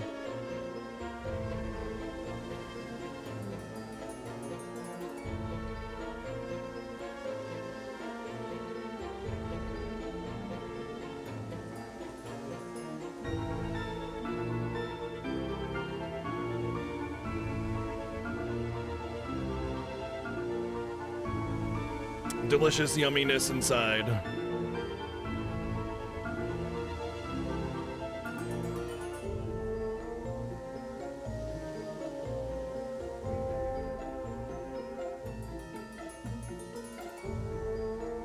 Yeah, see? Food.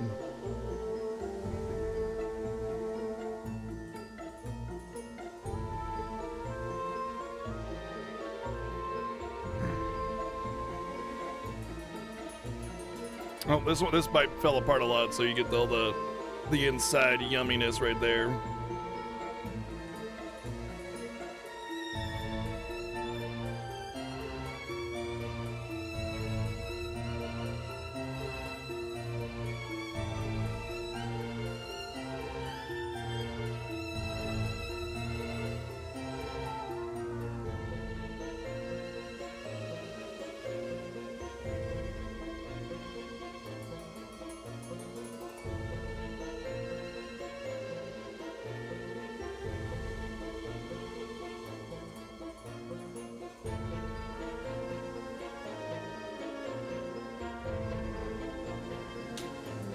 Yeah, honestly, Matsu's been catty for a few months now.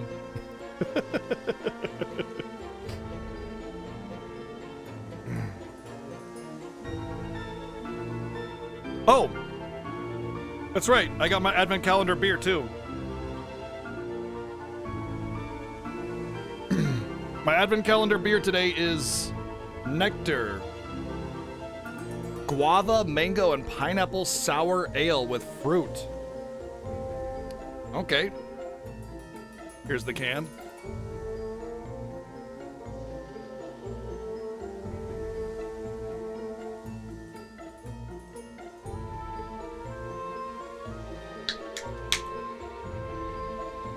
Cheers, nerds!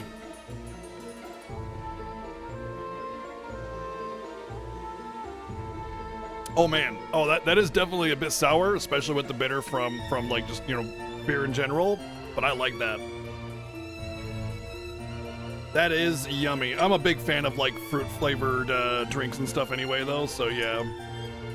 You gotta have beer and it makes you burn your throat, and you gotta have whiskey only or whatever because you feel like your masculinity is being attacked.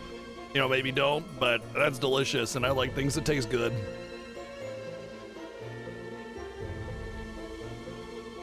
Mm-hmm. There are beer advent calendars, wine advent calendars, like seltzer, all sorts of stuff. And I think my wife posted the place that she got it from in the Fiesta Discord, I believe.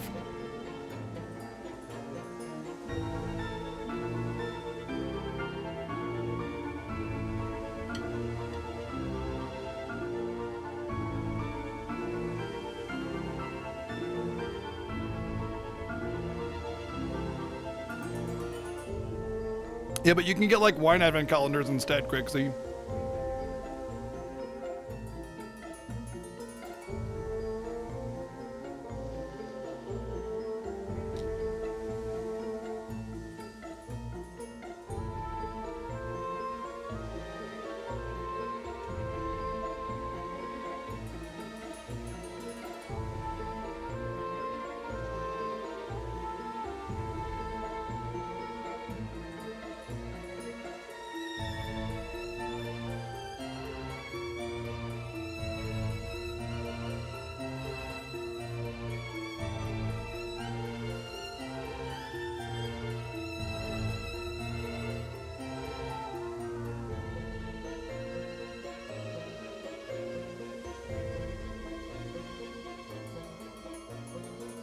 I mean, isn't chocolate advent calendar kind of like normal? Like that's what advent calendars normally are?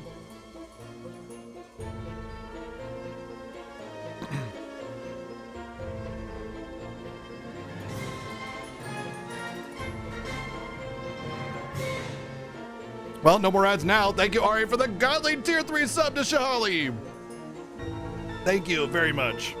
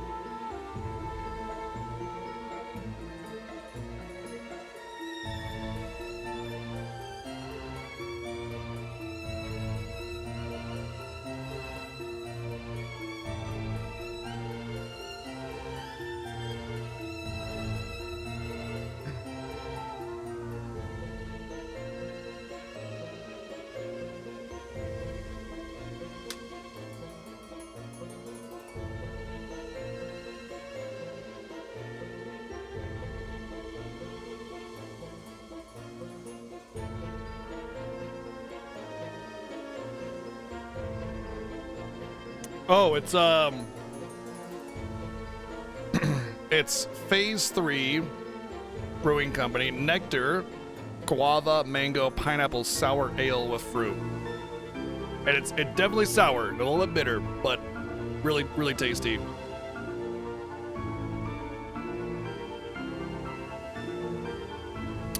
I like fruity drinks and stuff like that because they taste good. If I can get something that tastes good and get blitzed, hell yeah.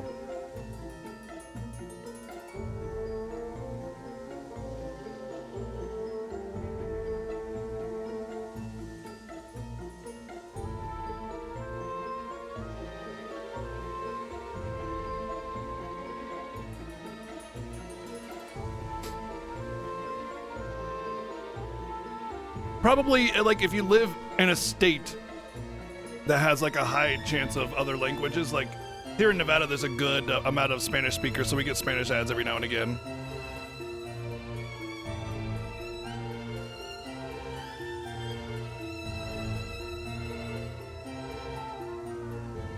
And they probably don't care what town you're from, you know? They just care that you're in that state.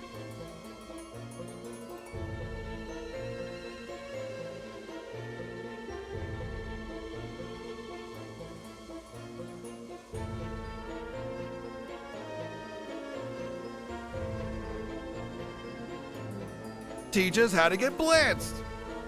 No. Oh, sure, if you're gonna get better quality chocolates, yeah, it's gonna cost more money.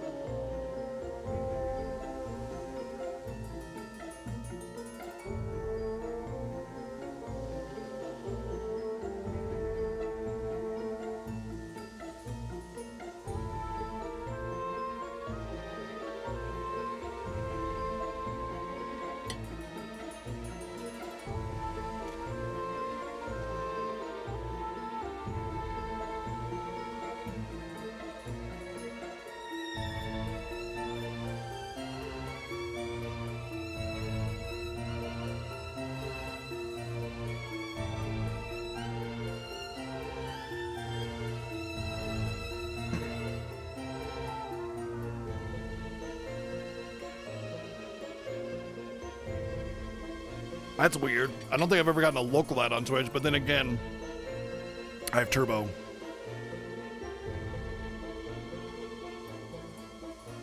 I've seen maybe like 2 ads on Twitch ever because, and that's like when the Turbo isn't working right.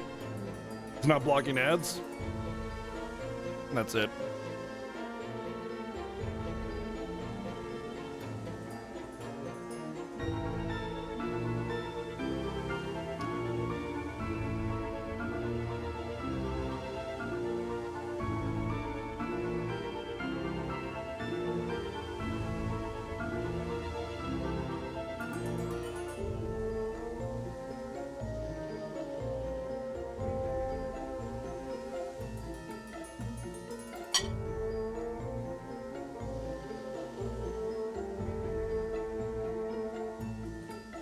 Oh, I'm gonna be full after this. So I'll have them tonight? No, just 2. Yeah, thank you.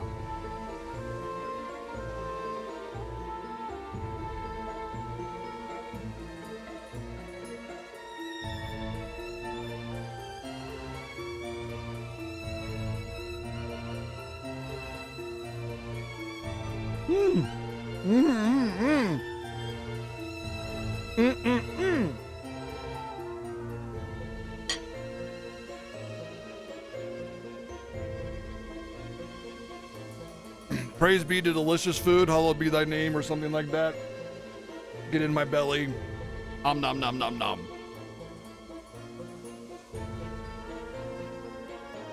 Bear me a second.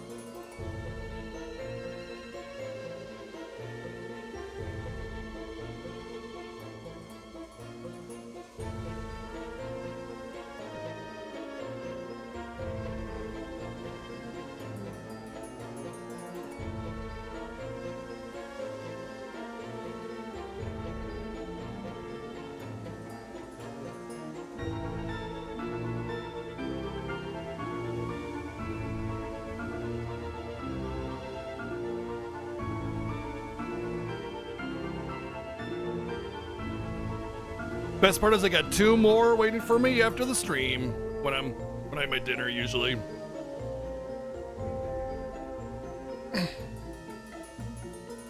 Woo! Coconut, what do you want?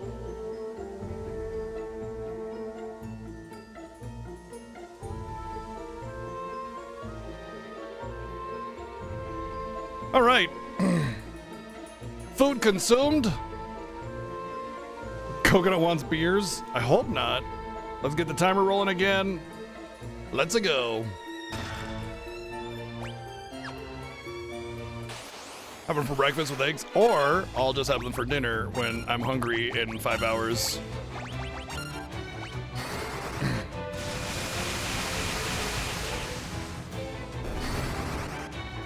Although I will say, huevos rancheros is definitely...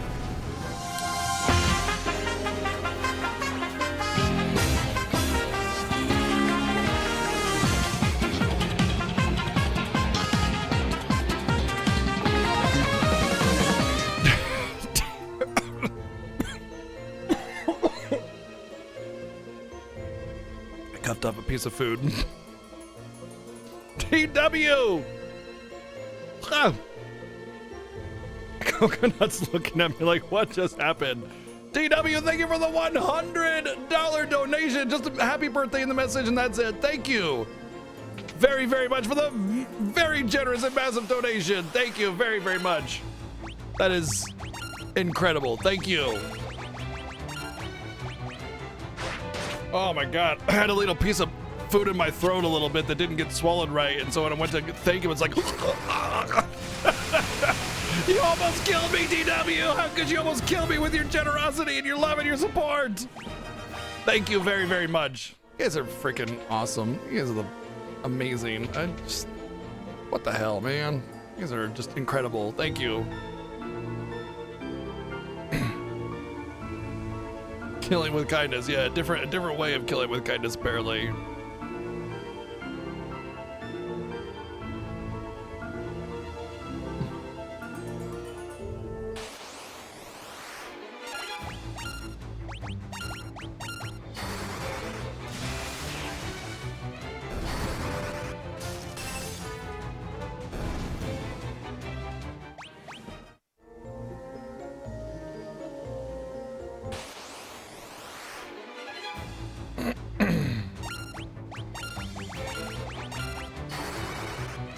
One of these days I'll play Final Fantasy 2 and I'll max out all skills, all weapons, and all my spells.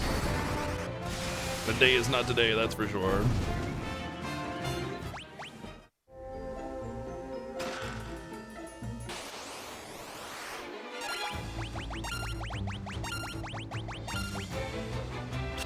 Including Ultima, yeah.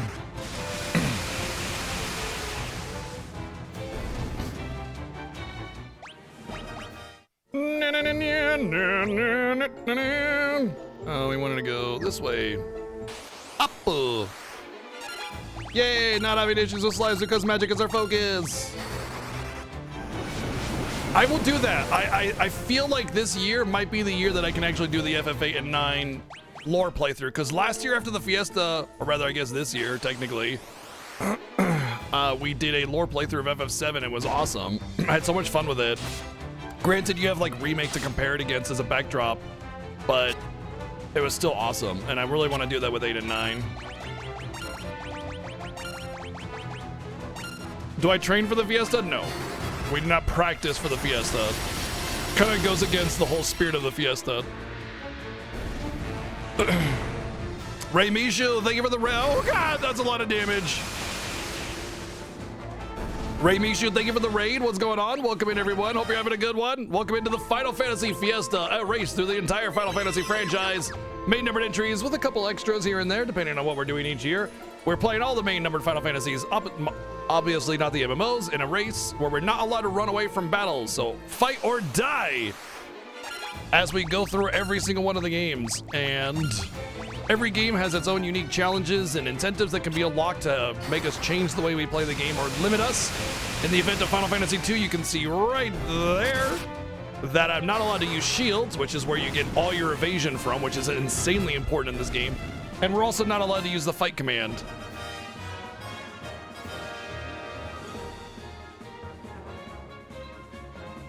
Or more accurately, the attack command, which means magic items, defend row, but no fight, no attack.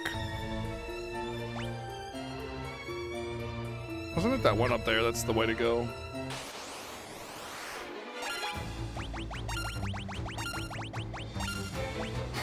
What's up, Veggie? Hope you're doing good, dude. Yeah, but yeah, we don't train for the Final Fantasy Fiesta. We just play the games, you know?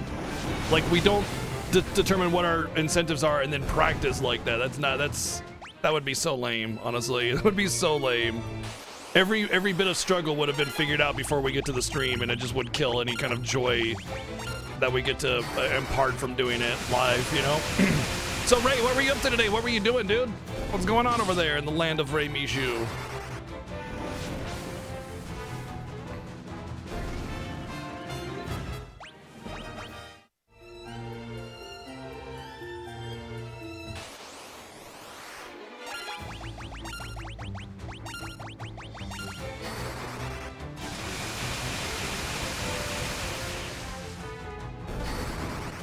Exactly. The whole Gandalf thing would have just been completely...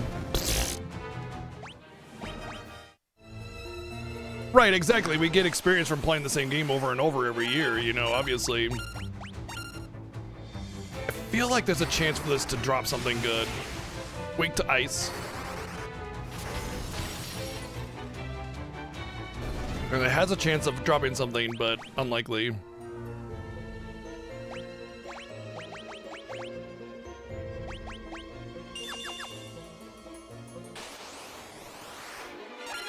So as much as I like this beer, after like getting near the end of the beer, I can tell that like drinking more than one of these would be a little bit of an effort. It's like having more than one coffee. Like you have your morning coffee, you're like, hell yeah, coffee. But the second cup of coffee is always a little bit like less desirable. There's a lot of diminishing returns with this beer. Like I couldn't just pound back, you know, 10 of these beers in a night, but I could with like yesterday's beer, you know? Diminishing returns, but definitely very tasty.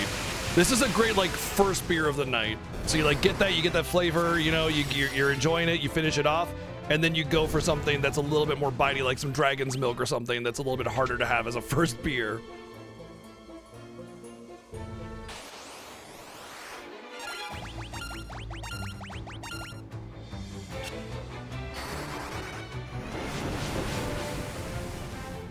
Coconut keeps batting at my hand every time I reach for my... Hey, dude, what the fuck? Look at this asshole. Every time I reach for my beer, he's trying to swap at my hand, so I'll pet him. Asshole. This is what an asshole looks like. Right here. Yeah, that's you. You're an asshole. You're an asshole, buddy.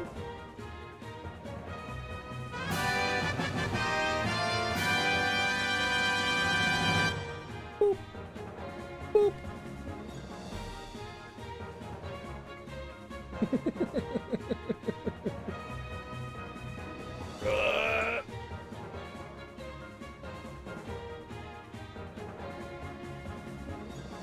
You stay right there. Thank you, Insane Man, for the $10 donation. Happy birthday. I hope you have a good one. Always look forward to the Fiesta every year. Me too, dude. Thank you for that birthday wishes. Thank you for the very generous donation. And that's for you. No, nobody else is allowed to listen to that. That was only for Insane Man. You're not allowed to hear that, okay?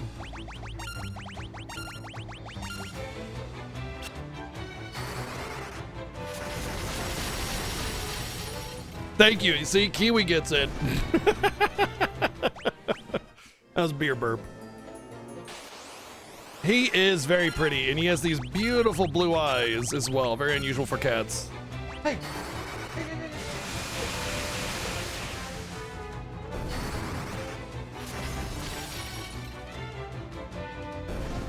He was chewing on stuff. Bad kitty. Yeah, pretty much. That's Coconut.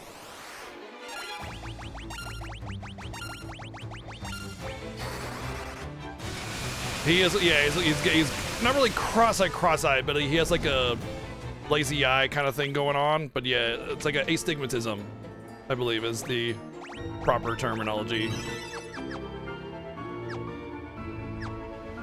All right, I think we should be fine, honestly. Where's Chi? She is around. She was in the chair next to me just a minute ago, but she left. Chi, nystigmatism, okay. Nystigmus, rather, whatever, yeah.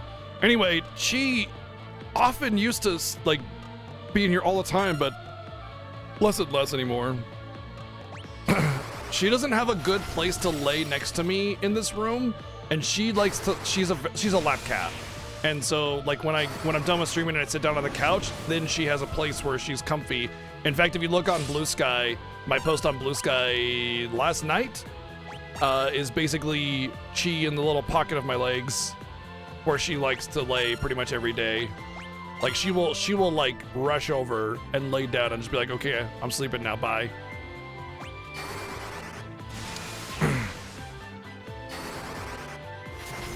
Oh, there she is. She just came in. Chi. Hey, how about that?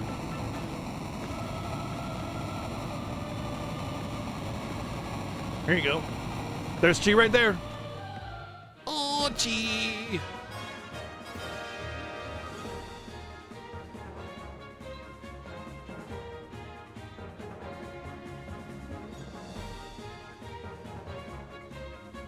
Your interest in Chi has summoned Chi.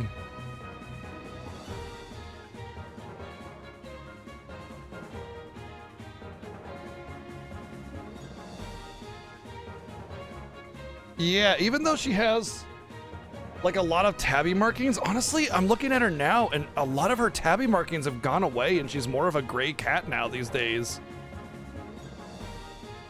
Wow, she almost is almost pure gray anymore. Like, she was a tabby normally, and now she's just gray. She's got this like beautiful white undercoat.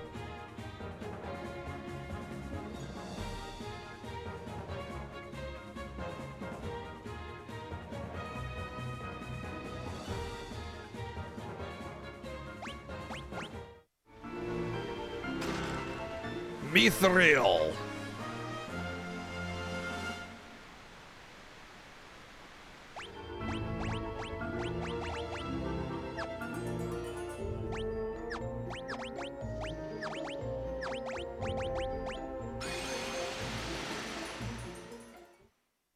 Did looking at your cat make you hungry for dinner? What the heck? Fox? Don't eat kitties.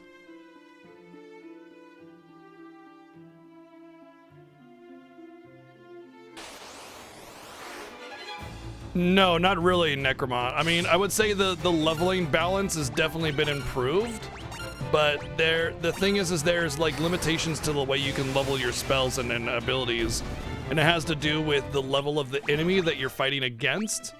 So, the way it works is like enemies have level ranges, and your skills and abilities cannot level beyond their level range without significant grindiness.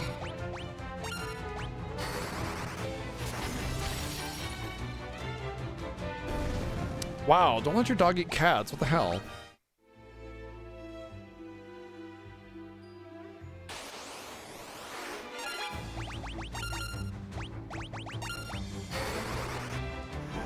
But the balancing for leveling up things has definitely been improved, but there's kind of a soft cap for everything.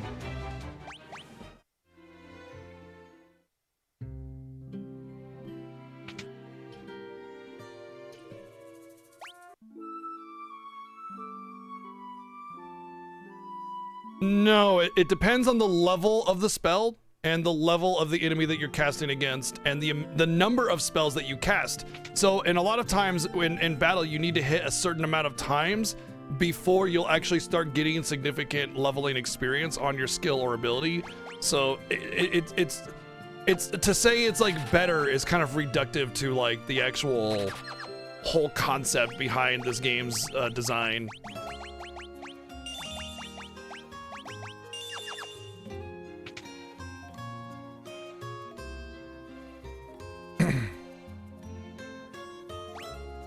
Yeah, if you're casting from the field, it's a whole different ballgame for sure.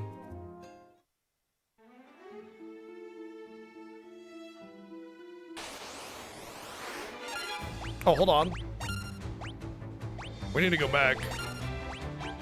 We're gonna talk to Joseph and everything.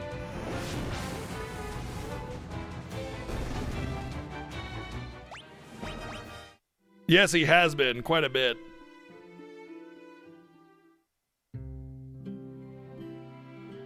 No, it does not. That's an NES bug. The only way that would apply this time is if they manually programmed that back in. You better get that Mithril back to Altair. Princess Hilda's waiting for you. So, okay, it's really important to note that the Pixel remasters, while they are remasters, they're HD remasters, which means they're built from the ground up in unique software.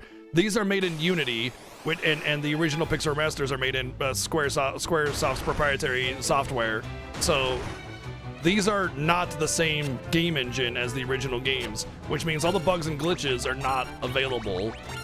Like, they would have to have manually programmed the bugs in, which obviously is bad.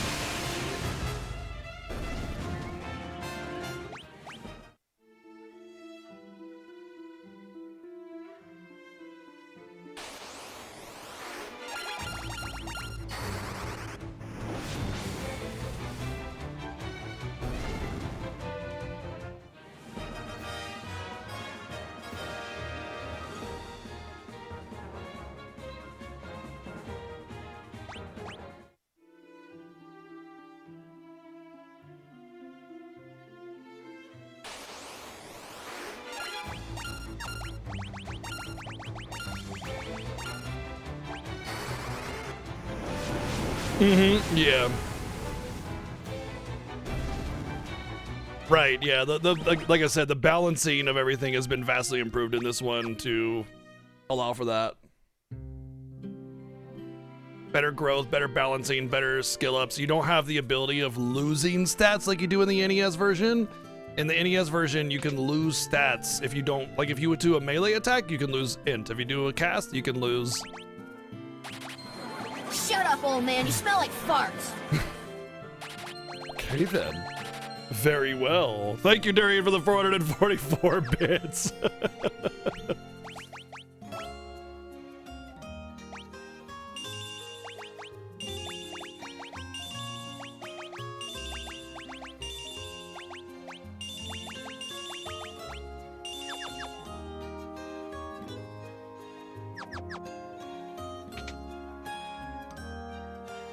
What are your thoughts about consulting the in-game bestiary? 100% fine. Absolutely, completely, totally within reason.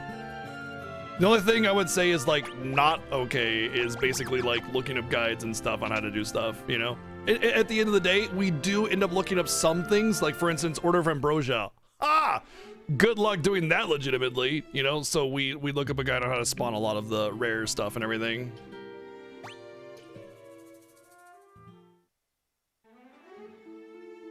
You the bestest. She's the best, by the way.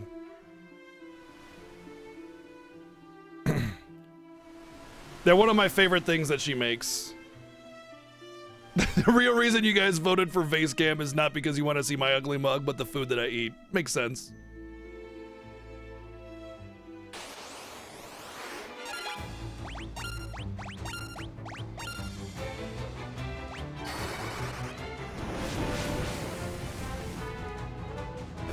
Yeah, stuff like that. Yeah, it's really stupid. That kind of nonsense is just idiotic. Oh man, I screwed myself on the sap. Ah! I don't lose Minwoo yet, right? I don't think I lose Minwoo yet. So I think I can do the next story thing and not worry about it.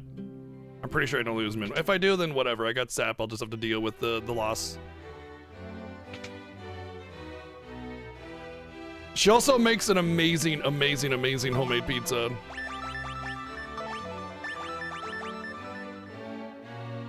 Honestly, the best pizza I've ever had in my entire life is her homemade pizza. And I'm not joking. And I've been to New York.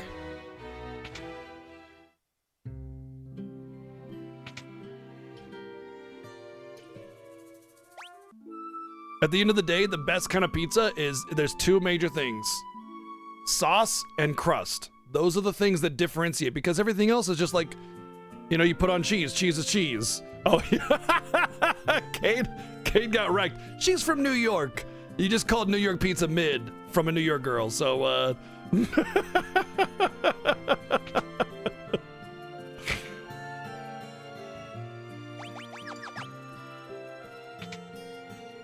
Oh, she deleted the message. She deleted it.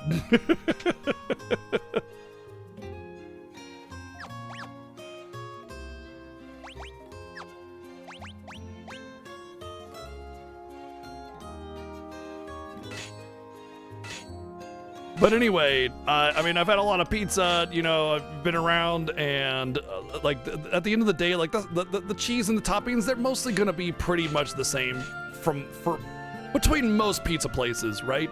The major difference is gonna be the crust and the sauce. That's gonna set you apart from all the other pizza places.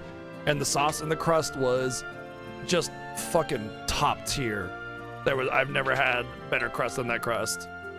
Because it was soft, it was good, it was like, it didn't feel like you were gnawing through a freaking, you know, like, dog bone or something. I don't even know, man, but whatever. It was, oh, I wanted to eat more crust. That's rare for me. Yeah, I mean, obviously, like, the amount of toppings that you put on and the mix of everything, but, like, at the end of the day, you have your favorite topping arrangement, right? Like, that's not going to change just because you got a pizza at a different place. But yes. It's my wife's homemade pizza. Thank you for the godly tier 3 sub. Thank you. Oh, sorry, no, that's a 3-month sub. All the same, thank you very much.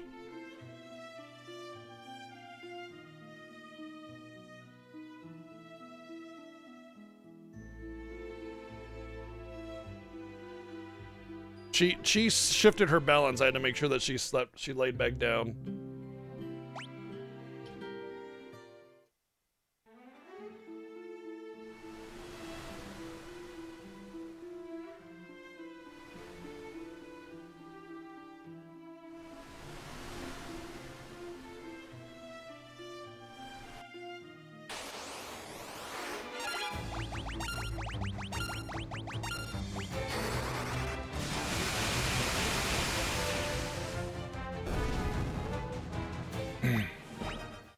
Yeah, Italian pizza is kind of more like flatbread, right? It's not really pizza in the way that we would call pizza.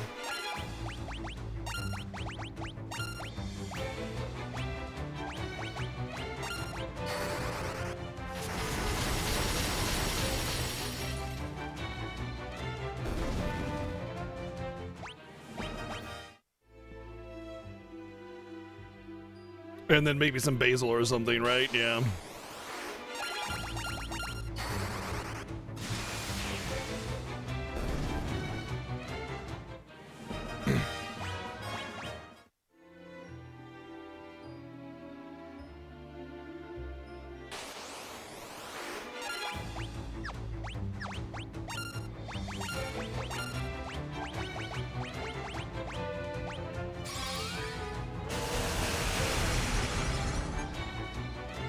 We're gonna do a little bit more MP grinding here because, wait, I didn't get to the point I wanted since I ran out of money.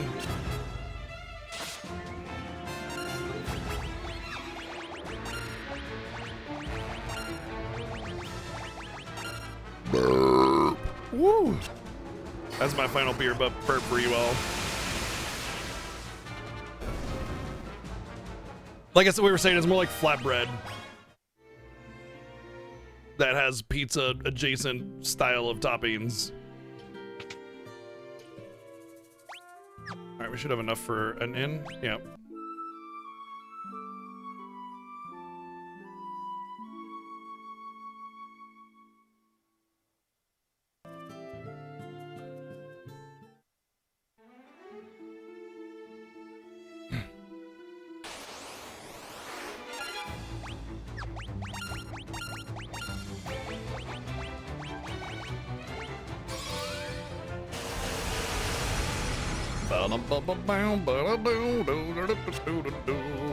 I mean, look, good food is good food, and just because you call it pizza and it's not like what we'd expect pizza doesn't mean it's not gonna be good, you know? So, hey, I don't really care what you call the food. If it tastes good and it's edible, I'm about it.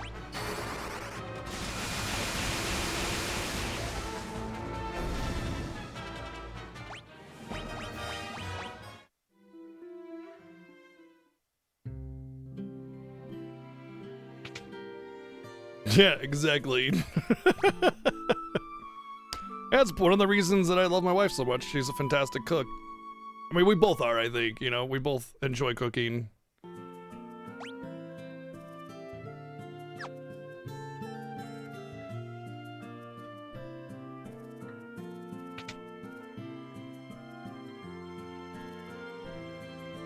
I'm gonna need these. I'm gonna need to, but mostly I'm gonna need Asuna.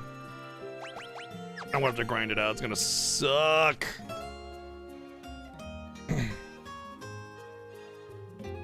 Wait, which one is the in combat one? It's not that. It's like, okay, I don't care about Basuna. It's that like my repertoire of cooking recipes is not things that she likes because it typically has to do with beef, like spaghetti sauce made from scratch, and my spaghetti typically has beef, although we did do it with pork sausage and it was amazing. She liked it, but it's just not really one of her favorites.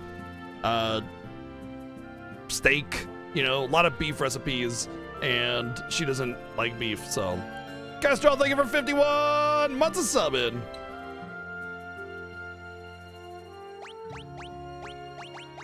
What's with the red ones? Oh, interesting. Did they update the game to have the options that give you unique dialogue be in the red? That's really cool if they did. Okay, we can go through here and not worry about it. There's no boss or anything, so we're gonna go through this dungeon. It's also short. It'll give us enough money to potentially get whatever we need. But I am gonna need to get Asuna, and that's gonna suck to get to grind.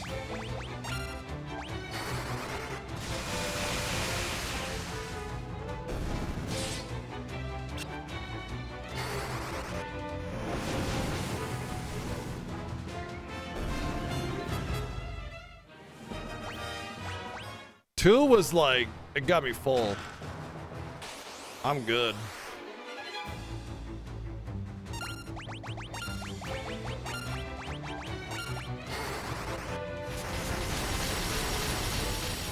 You know, it's so funny because, like, I understand why you don't like the row mechanic in this game, because you can't exploit it and just completely make a godly evasive god in the front row that never gets touched. But, like, to me, I kind of prefer it this way because it's so easy to be a god in the NES version of this game. You just put one person in the front row and give them 2 shields and you win. That's it, you're done, you know? Like, you don't have to do anything beyond that. And that kind of feels like meh, right? So kind of having, like, forcing the player to be like, look, man, you gotta care about how you organize your party here. You know, you can't just, like, make an easy god and done deal, right? So I kind of prefer this, but at the same time, like, when you start to get to Cyclone and stuff, and you know, you got those Coils that are death touching you, you're not gonna have the evasion to prevent that, and you're just gonna get trucked. So the thing is, though, you got the autosave and the quick save, so whatever.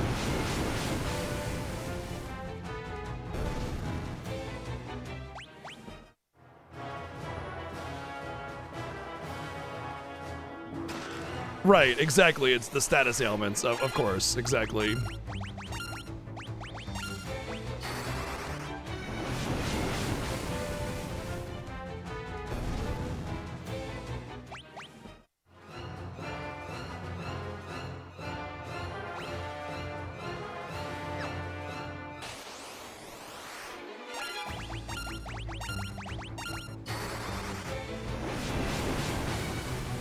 But you're right, though. The quality of life can't be beat. It's insane. I mean, you take one hit, but you get a million, you know, good parts of it. Like, hey, that's a sacrifice you're willing to make. Damn it. That's when you get half of one, or I could just wait until my stream is done, and then I can have 2 more, and be hungry and enjoy them. Also, apparently there's a dessert on the way. I don't know what she's got planned, but she says it's unique, so we'll see. All of the B teams are your A teams? You just don't know why they're B team, that's all. You just don't know why they're B team. The reason is because the ones that are not B team are much more easily overpowered and exploitable.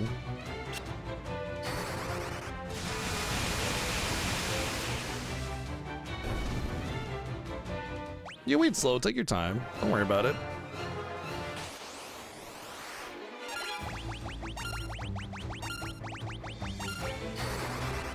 Mayo layered cake. How dare you? Frosting? No, no, no. We use mayo here.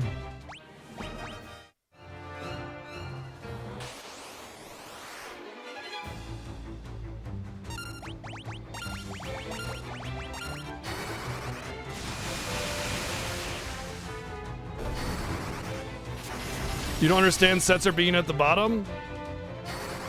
What does Setzer do that makes him a good character? He has extremely limited equipment choices. You barely get an opportunity to have him in your party until the end of the game, which means he's got no opportunity to learn spells or get stats from espers. His slot machine is complete RNG nonsense that can actually shot your entire party. And even if you do get something decent, it's not really going to do a whole lot of damage. And his stats, not good. Not good. Yeah, well, that's why he's last. As I explained, Umaro is not last because out of the gate, he's actually really usable. Like, you can just slap Umaro in and you're getting a really good steady damage all the time, you know? Yeah, he's berserk and you can't control him, but there's options, you know? And there's some really cool stuff you can do with Umaro that only requires simple accessories or just throwing him in the party. You're done.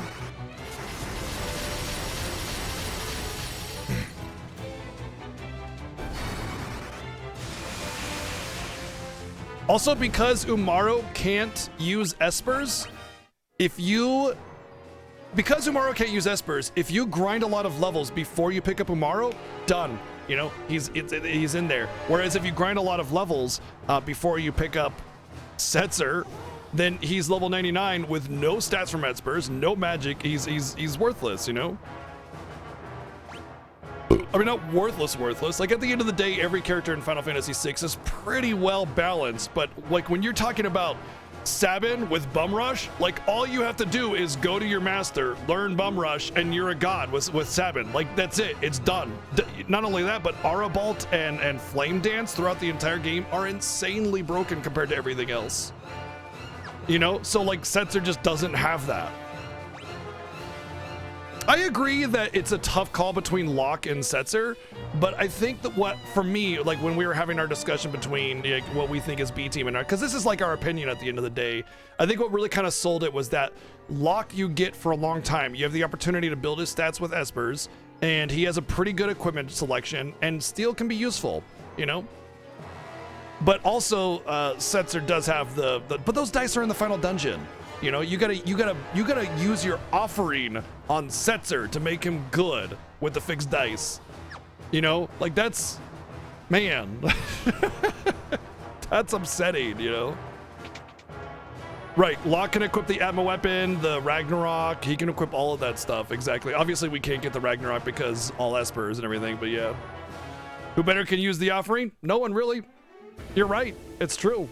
But the fixed dice is in the final dungeon, so you get a handful of encounters that you can actually use it. Sure, you could go into the final dungeon, grab the fixed dice, and then leave, but you're making a huge risk in the Fiesta when you can't run away from battles. So you have to understand, Aaliyah, we can't run away from encounters, and we can't use the Moogle charm to avoid encounters. So going into the final dungeon and getting the fixed dice and not having to worry about the encounters isn't an option for us. Now, I will say it's possible we might do that. I might even do it. I've been considering it this whole time. Once I get a good sizable party and I feel pretty confident in my output, yeah, maybe I will dip into the final dungeon, grab the fixed dice, and teleport out. Sure, maybe. I might do that. I don't know. Unlikely, but if I did, and then I went to the ancient castle and got the offering, which is another hard boss, by the way, so really difficult to do right away in the world of Ruin. You know, like, good lord, you're having to move heaven and earth just to make it viable. You know what I mean?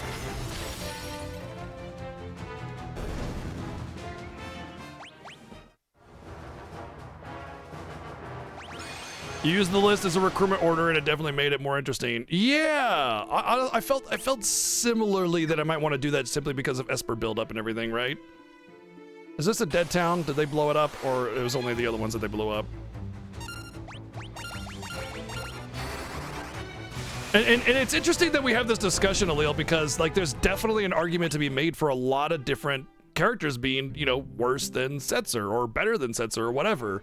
And at the end of the day, it was just like a list that we devised that we thought worked.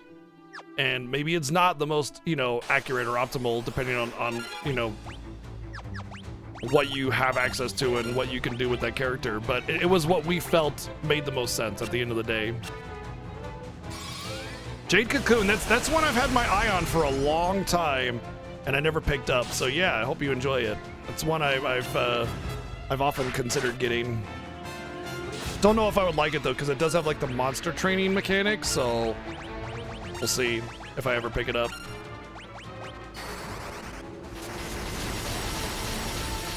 Setzer loses points because his name is stupid. I got him. Oh man.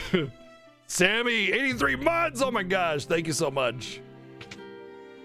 But yeah, I like having the discussion because I agree that there is a debate to be had about any particular character being better or worse or whatever within the roster. At the end of the day though, I want to make something really clear about like our choices for the Final Fantasy VI tier list. At the end of the day, there was only one thing that we really cared about with that tier list. Not having access to Sabin, Terra, Celis, Edgar, and Realm. Like, after that, it didn't really matter. Like, honestly, it really didn't matter. Those characters are all busted, and they needed to be out. That was the major point of the list. We needed to just have those 5 out. Oh, and Go-Go as well. Go-Go as well. So, like, if there's an argument to be made about who's better or who worse or whatever, like, okay, sure, I get that, you know, between the bottom ranks or whatever, but between those top 6 characters, those are the ones that we had to make sure were edited out of use completely, you know?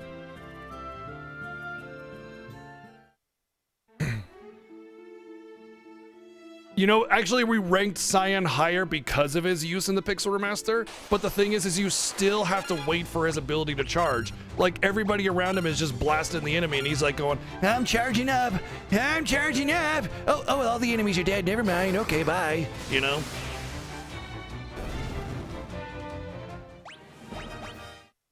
If we could get fixed dice earlier in the game without too much struggle, I would definitely put Setzer way up higher on the list, yeah.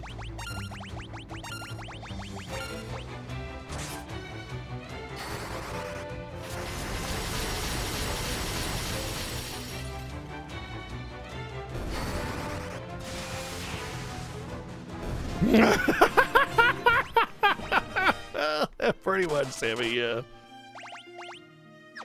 Oh shit, Asuna Matata! Burp.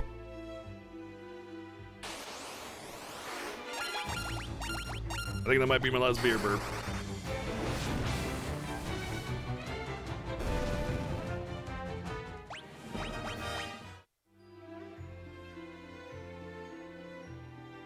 Well, there's not really much I can do anyway, because I'm stuck with my choices, you know? There are some really interesting weapons that Setzer can use, like the Man-Eater, which are high damage against humanoids and stuff, so, I mean, there are options. And if you bump up any character's, like, vigor or magic stat, like, they're all usable, you know? And that's kind of like the magic of Final Fantasy VI is, like, at the end of the day, none of the characters are really, like, bad, you know?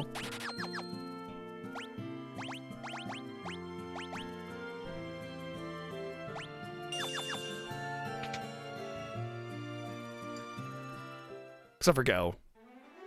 Gao sucks.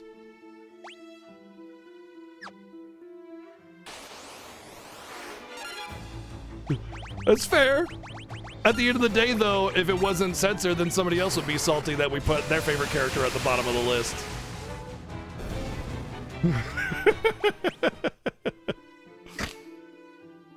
Yes, we definitely considered the option of Wind God Gao when we put Gao where we did, but the thing is that part of being overpowered or broken or good in the game is how easy it is to get there, right? So, for instance, with Gao, Wind God Gao is great, but the amount of grinding that you need to get the merit badge and all the other crap for him is astronomical, which means by the time you get Wind God Gao, I'm already on Final Fantasy VIII, you know? So not really viable, right? He's not really powerful for that reason, and that's why he goes really low on the list. Oh, of course, yeah, I wasn't trying to suggest you were meaning anything else.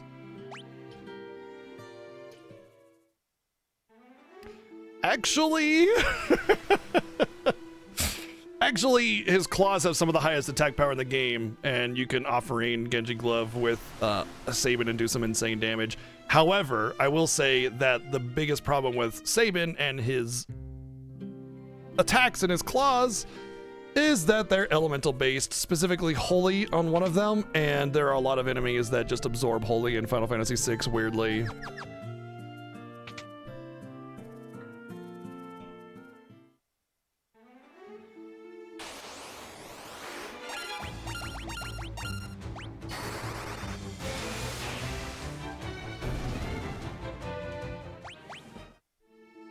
Yeah, actually, it's kind of funny because Sabin is meant to be used as a physical attacker. He's the beefcake. Like, he's got the highest base physical damage in the entire game, and his weapons have high attack power, even though there are limited options available. But if you beef up his magic stat, all of his good blitzes are based off of his magic stat. So you just give him like Zone Seek or Maduin, and like you just watch the damage roll in, and before you know it, you're doing like 9999 Bum Rush and whatever else, you know?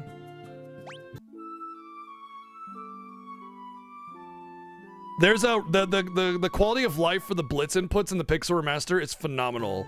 It's very unlikely to mess up the blitz inputs. However, I will give you the best information you'll ever need in order to master blitzes in the SNES version of the game. Here's a little secret. Diagonal inputs do not exist for blitzes. Even though the blitz says, oh, do a full circle or a semicircle or a Ryu fireball or whatever, all that really means, like for Arabalt, is down, down, left or down, left, left. Whatever diagonal direction it's pointing, either of those two inputs will work. So if you want to do Arabalt 100% of the time, down, down, left or down, left, left. Done. That's it. You don't have to do the swirl and the thumb murdering or anything like that. Just down, left, left. Easy. So Bum Rush is left, left, up, up, right, right, down, down, left. Done. Easy.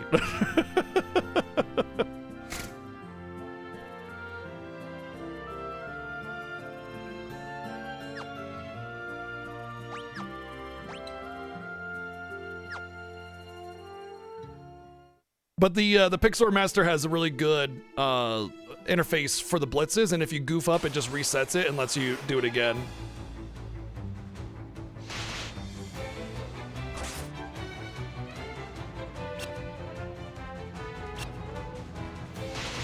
I am not gonna fight. I was gonna do sap, but if you have a debuff at the end of battle, you don't get stats. So because I got ambushed.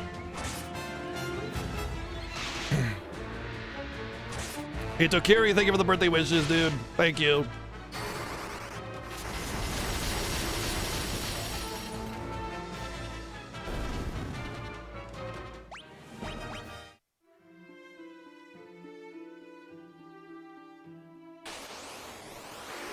Damn, that's hardcore.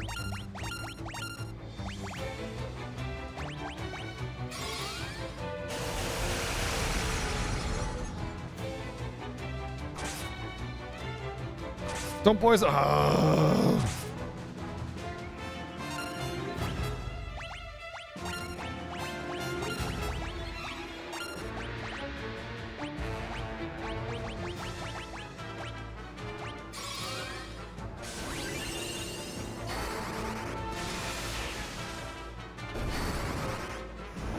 Oh.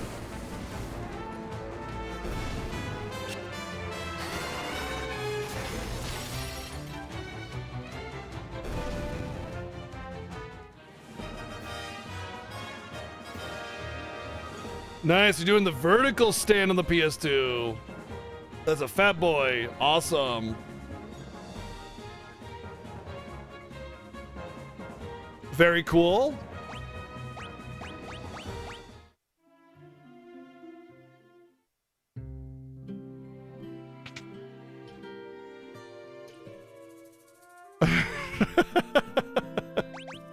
I try to tell everybody that because it's like it just changes how easy it is to use Sabin and just makes him that much more powerful. All right, I think we can just get rid of Minwoo. We're fine.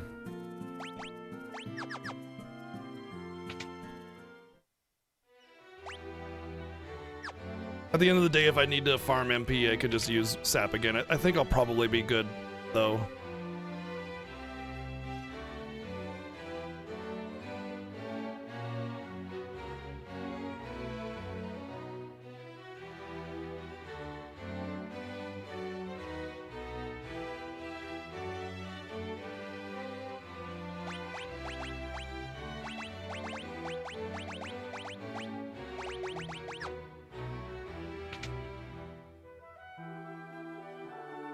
Oh, really? Wow.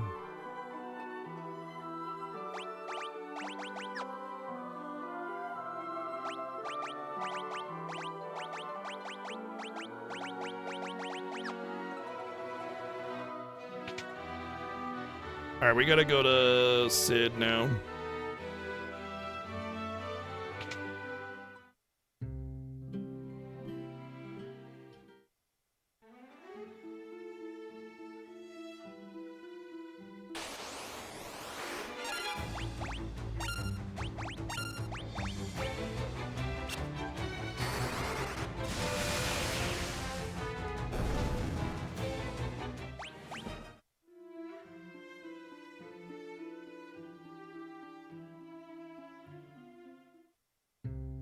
Really elite. Interesting.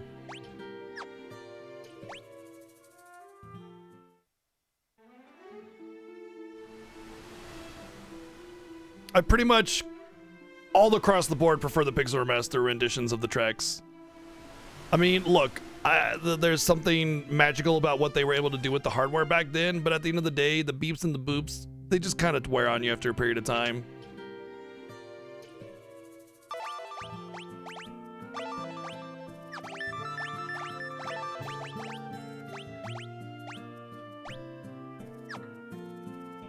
All right, we learned the Sunfire keyword.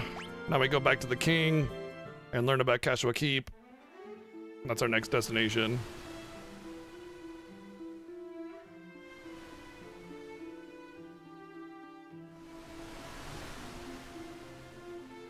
I mean, like, I will always be impressed by what Square did back in the day with the hardware, because if you ask me, I think Final Fantasy 3 on the Famicom has the best soundtrack in the entire console, even over, you know,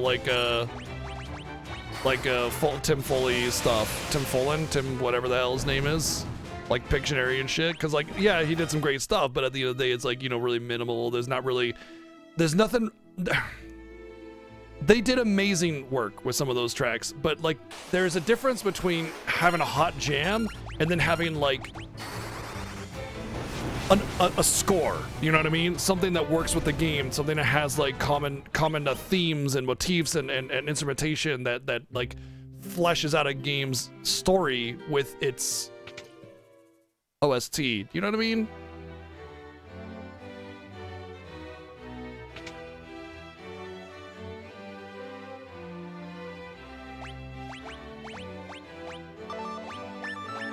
All right, got his bell first. Forgot about that. The whole bonus objective is around talking to Joseph and voice acting his lines and everything.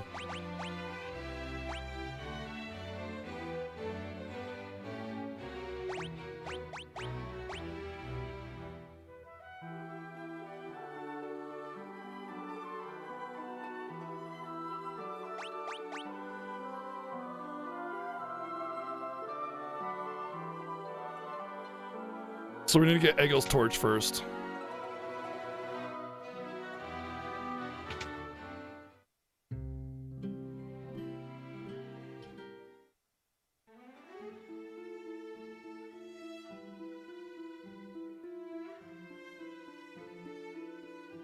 Oh, NES Tetris coming to the Nintendo Switch Online library.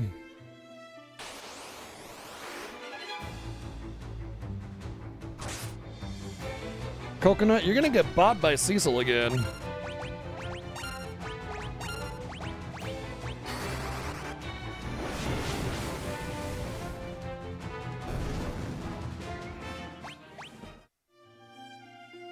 Old man gets older. That's me! Yeah! Hey! Wow, breaking news about me? How interesting. Gee.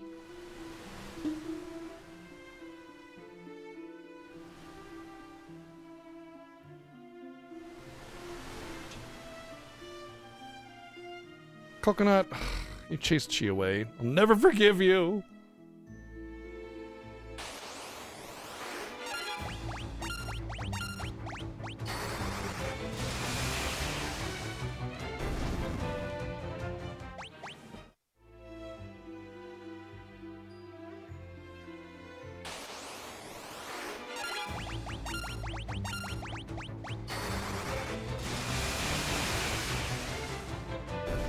Come on.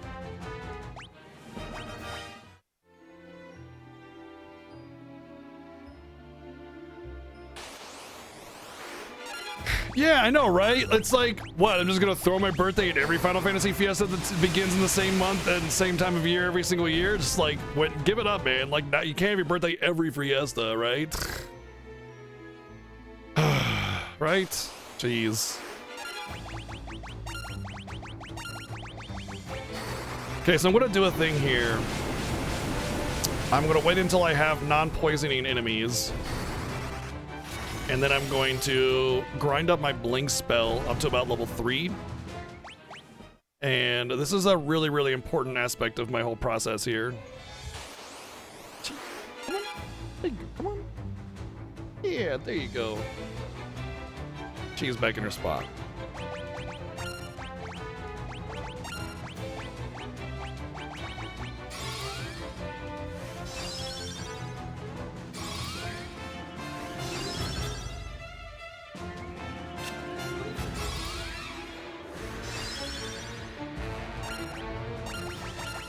I want to say it should be like 5 casts for the first level.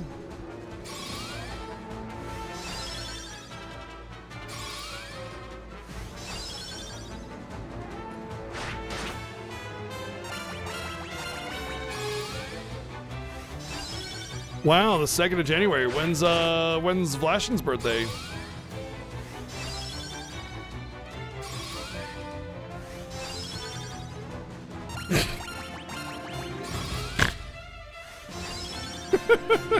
Second plus 1 minute.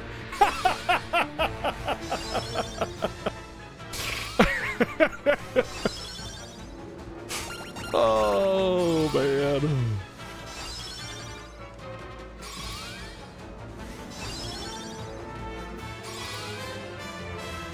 It's like a sub-dimension of the 2nd of January.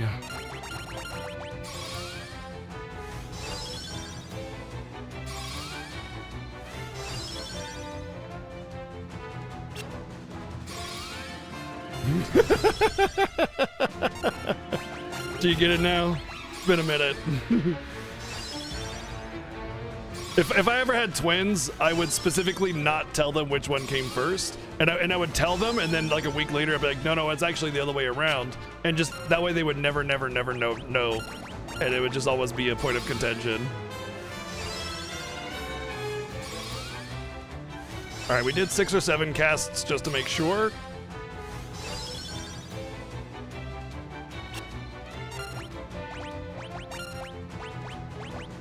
Also, these spells that don't do damage are actually great ways of farming MP if I get them at higher levels, because you can just not do damage and waste magic.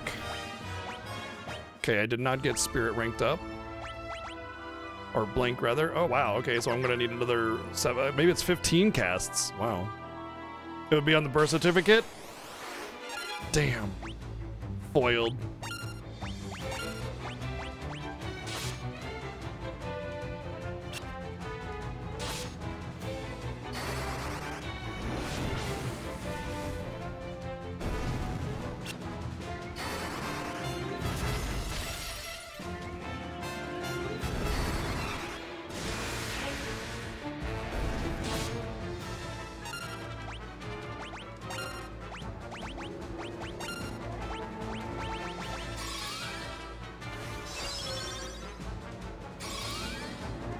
Yeah, I mean, when they're 18 or something and they have to get their own birth certificates, they can finally learn, but yeah.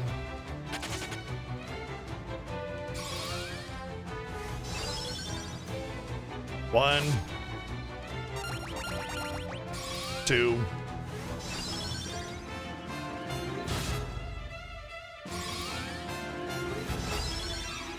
At the end of the day, if I were to be a dad, I would want to be a dad that kind of messes and trolls with my kids anyway. So I would only want to worry about it until they were 18. At that point, I'd have other jokes. 3.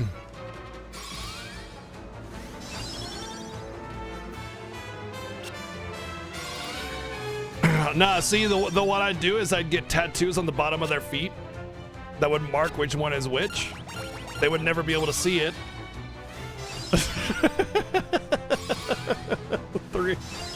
3. That's 4 actually. Thing 1 and thing 2. Wow. Work together against me, probably. I wouldn't literally get tattoos on my children, by the way. 5.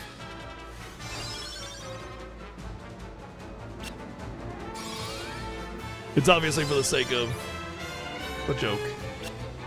It's difficult to see the bottom of your feet. Nobody thinks to check them. When was the last time you looked at the bottom of your foot?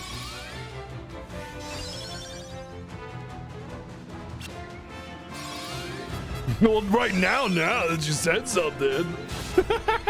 Shut up.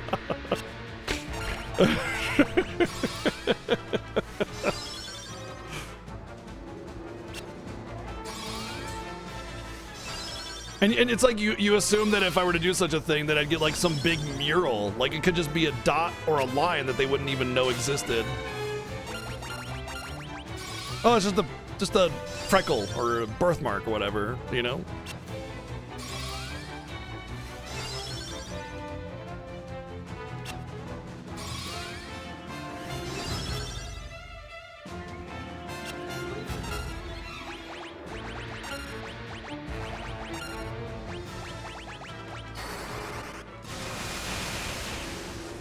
Baka! Yeah, Blink leveled up. Okay.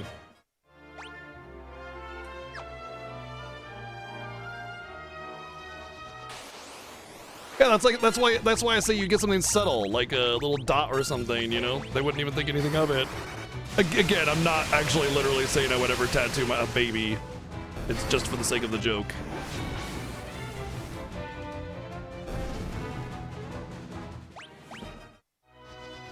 Just because I got a glance of the bottom of my foot doesn't mean that I was staring intently at it. I guess the better question would have been, when was the last time you thoroughly examined the bottom of your foot? Wow, look at the detail of that emote, Denob. Oh my goodness. Cloud Strife and glorious high definition graphics right there.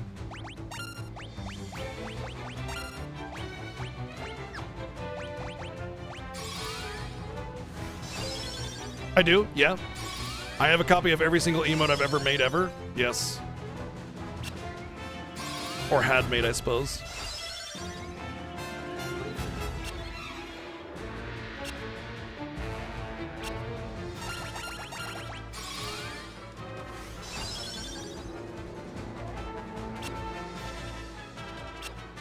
Combo that made the stress toy. I don't know of any like ball emote that I had. I mean, I do have like 1 million slots open because of your guys' crazy support last Fiesta. I still have like 20 slots open, and I just, like, literally it'd be thousands of dollars to get all those slots filled. So I have been putting off emote commissions for now.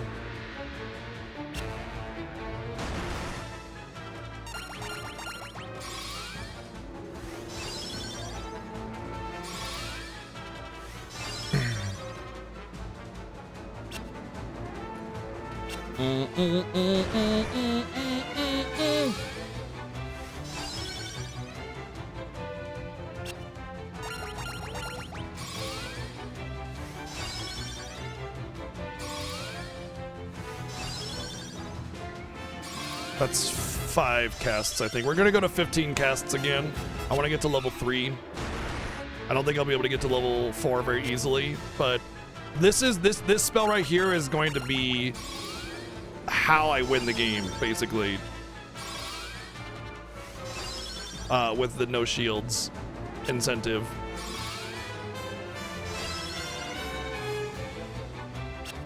Also, I'm considering casting Blink every single battle, like just make Hayden spell Blink, just so we can keep building up the levels, because that will be how I get agility as well, and that'll help round out my evasion.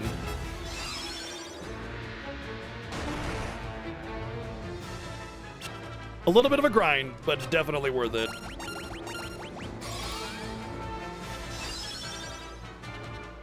Pants? Who wears pants? 2024, please.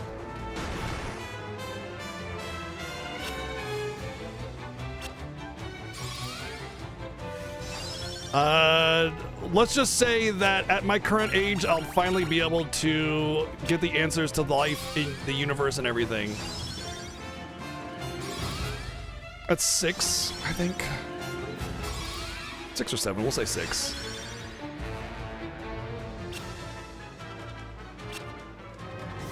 No worries, Psycho. You do what you gotta do, dude. It's nice to see everybody come back for the Fiesta. Obviously, it would be awesome to have everybody coming for all the streams for the Fiesta and beyond. But you know, you like what you like, and I'm not gonna bemoan your interest in the Final Fantasy Fiesta. 7.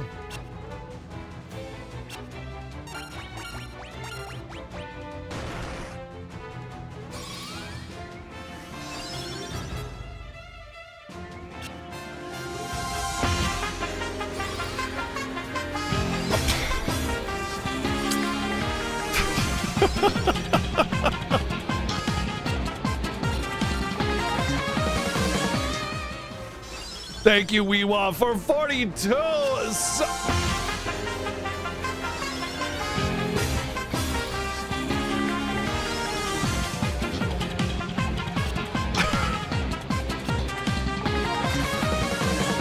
What the hell? Good God. Thank you, Weewa, for the 42 sub gifts, and Arceus, thank you for the 42 sub gifts. Those are tier 1s, right? They're not some crazy tier 3. Okay. Holy crap! Thank you very much. Oh my God.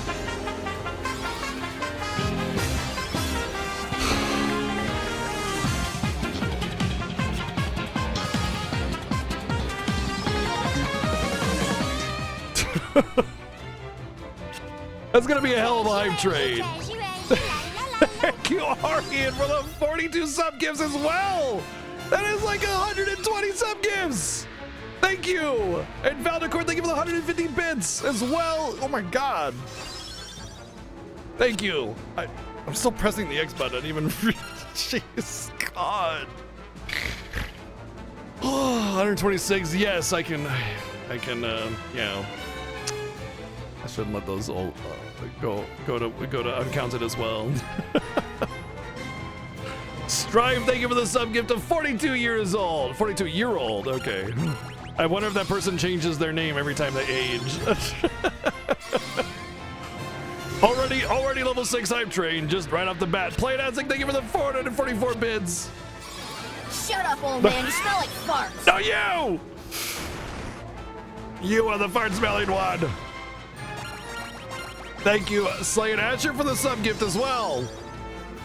Oh my God. What have you started? Vanitas, thank you for 5 sub gifts as well. Thank you very, very much for all that love and support. Yes, that is why Arian did that, yes. Oh my God! W Knight, thank you also for 5 sub gifts. Thank you very, very much.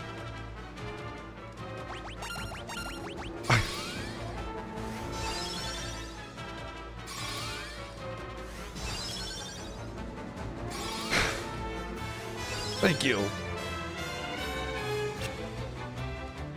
Surprise, bitch! Oh man, we got him good. See, look at his eyes. No, I did not notice the other thing about it. For real? Should I have? Oh, you voted for number 42. Ah. Okay. Which just happened to be Final Fantasy Tactics Advance. I just thought you were voting it for that because, yeah. Now I see. Arceus, thank you for the 777 bits. No Name, thank you for the 144 bits. And Denob, thank you for the 699 bits. Oh, no. No, you guys are the ones. You are the ones who are to be thanked. It is not I, but you who are generous and loving and love the Final Fantasies and the surprise, bitch. Oh, man, we got him good. See, look at his eyes. Oh. God damn it, scared me. Oh, I got boob money. Boob money. We have the boob money. We got the boob money right here. It's there. The boob money is ours. It's the money. Oh, we don't have boob money anymore. Oh, we don't have boob money anymore. And a horse wiener. What did you say? A horse wiener? Now that's dangerous. Thank you, Matthews, for the 777 bits. Playdancing, thank you for the 2,808 bits. And Fox, thank you for 1,111 bits. Got the boom money and that other thing. Yes, indeed.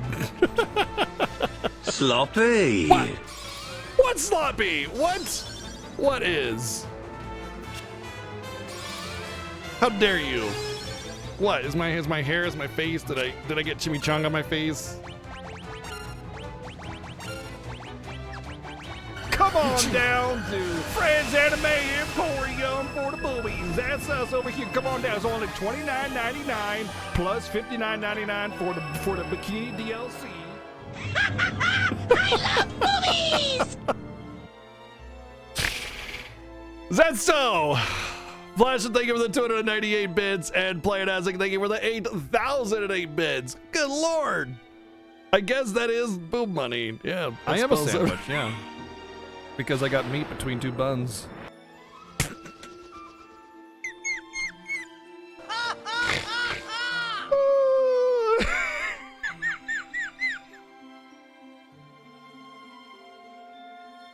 When I said that, I was like, because I got butt cheeks and I'm made of meat, and then after I said it, I was like, no, wait.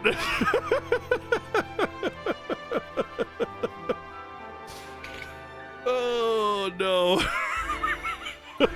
Thank you, Sir Famos, for the 869 bits, and Dimension Harvester, thank you for the 110 bits. And Player Dancing, thank you for the 501 bits. Oh my gosh, dude. You guys are freaking incredible and insane. What?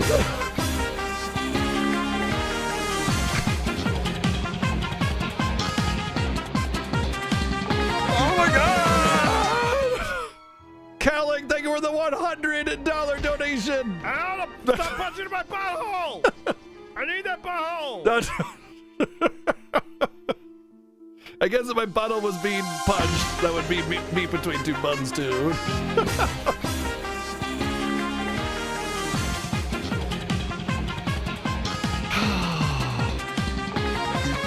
Calagai says, happy birthday, looking forward to this year's Final Fantasy Fiesta. Apparently this is a stalemate. Play it as thank you for the 510 bits, and Arceus, thank you for a 20 sub-gift bomb as well.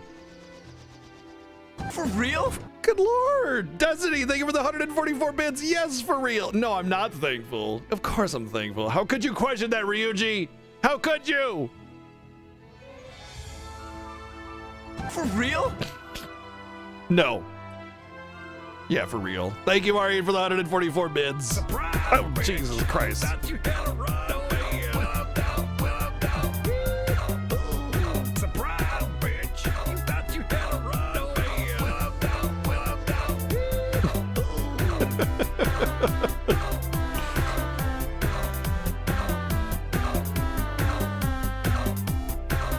Thank you, Fox, for the 2,600 bits. Thank you very much. What? What? Thank you, Arceus, for the 355 bits. Ari, thank you for the 144 bits. For real? Yeah, for real. Yes, of course. And boom, baby, thank you for the 1,000 bits. Strife with a sub gift to every account ever. Wow, that's a lot of sub gifts. Good. Oh man. The support right now is insane. Thank you everyone so much for continuing to be so awesome for the Fiesta and the stream and everything. Just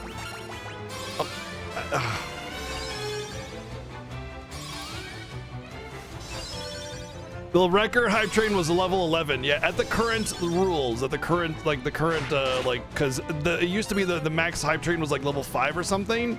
And so the rules have never changed, but yeah, last year was an incredible, insane hype train. Yeah, so surprise! Good bitch. luck beating that one.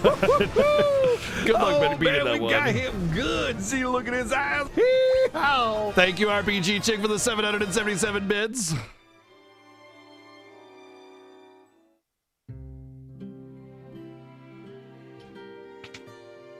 Everyone on the moon.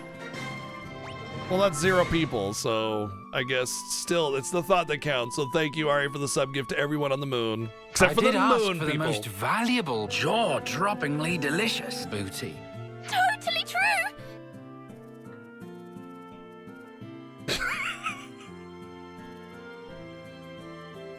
Thank you, Banana, yeah.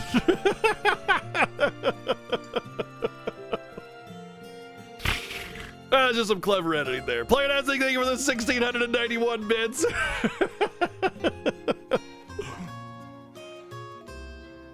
Oh, and people from Wisconsin, that's where they harvest their cheese, is from the moon, obviously. Yeah, they get exclusive mining rights. Cheese mining is a very lucrative industry. Giving a sub to every active account would cost roughly $210 million for tier 1, according to the Googly Box. That's a lot. Any takers? Thank you for the sub gift to Berserk Now. Thank you. What am I even doing? Oh, I got my blink apparently. I think I went on autopilot for a while. Okay, everybody's got blink. I guess we move forward.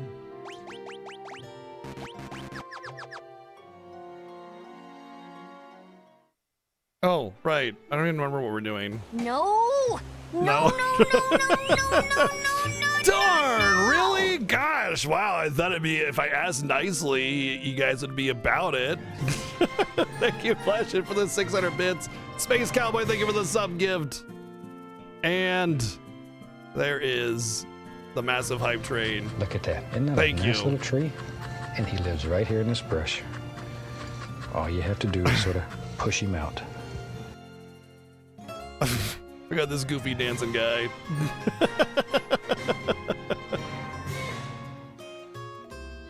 Thank you, Belmont, for the 420 bits. Arya, thank you for the sub gift to Cheese Miner. And the God tier resub for 61 months. Thank you very, very much. That's a creepy emote.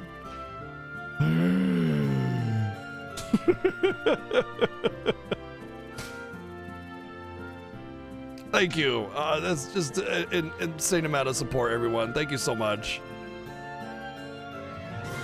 Oh, yeah, I was squinting a little bit saying, hey, what does that say?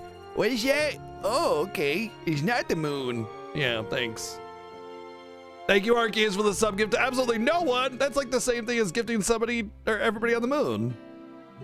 Looks like you managed to save my daughter. Thank you. That cowardly Morgan has been threatening Nelly to get to me. Forgive me if there's anything I can do to help you. All you could is ask. Yeah, Joseph. He's the old man that smells like farts, says he just shut up, right? Definitely not me.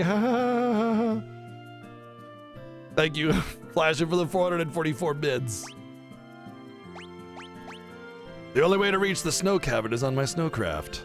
I keep the snowcraft hidden in the mine. There's a blue stone on the first floor that marks the spot. Look behind the stone to the right. The secret room is there, and the snowcraft is inside.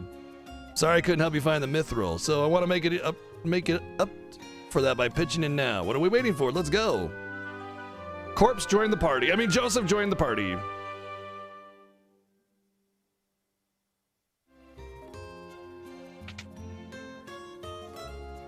I love Joseph. Can't be in love with a corpse. I wonder what Joseph smells like when he's on fire.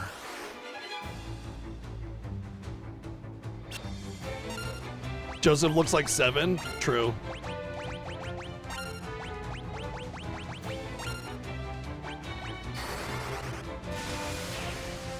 Burn.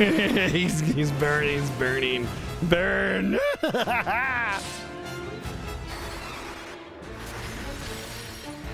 Ow. I hit myself in my confusion.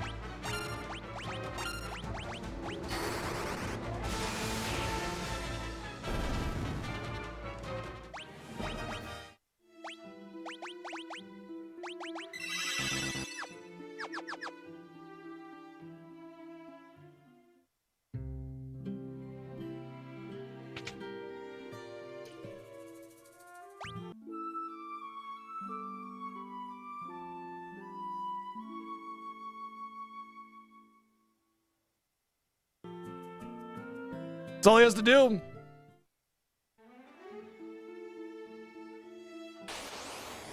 Green poncho and done.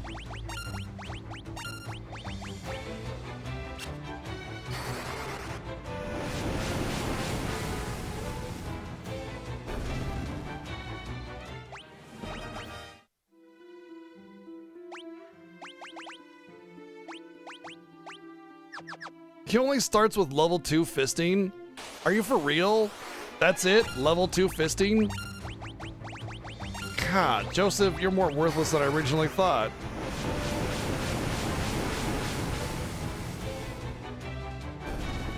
Ooh.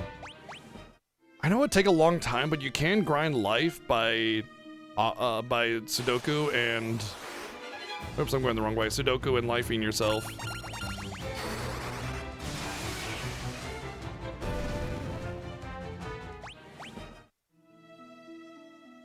Yeah, no wonder he's a single dad.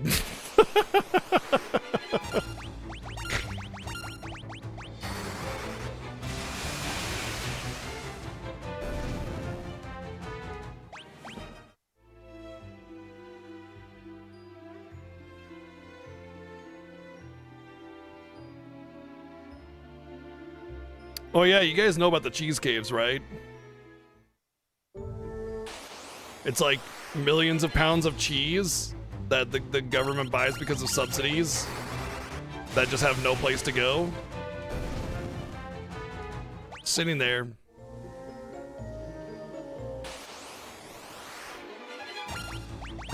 Government has subsidies on dairy where they say, because like dairy farming was kind of at a risk, and they said, okay, fine, any excess that you make, we will buy. And cheese doesn't really go bad, so cheese caves.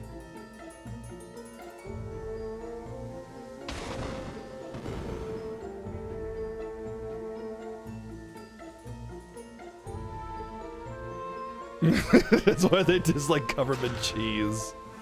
Yes. Cheese cave in Skyrim? Yeah.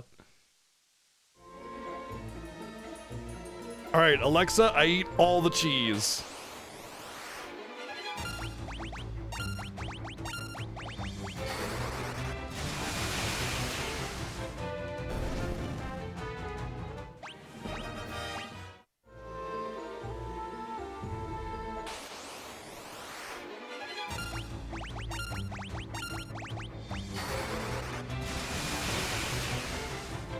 No, it's cheese.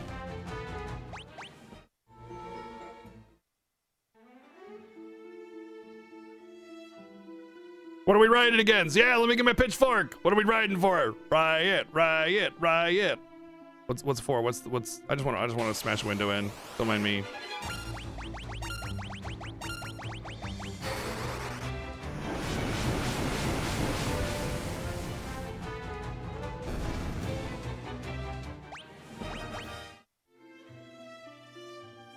It'd be nice if you could post multiple Gigantified emotes next to each other, or do other things to them, like you say flip them or something.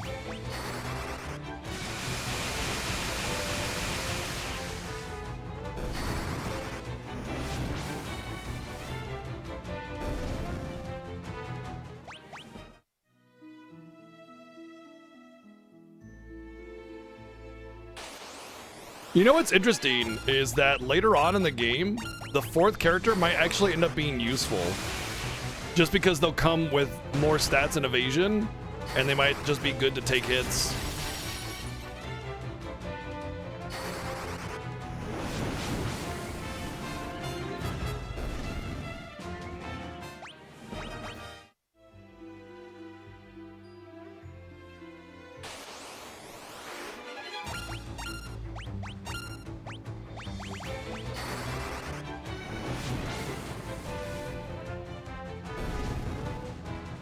Have a good night, Ari, and take care.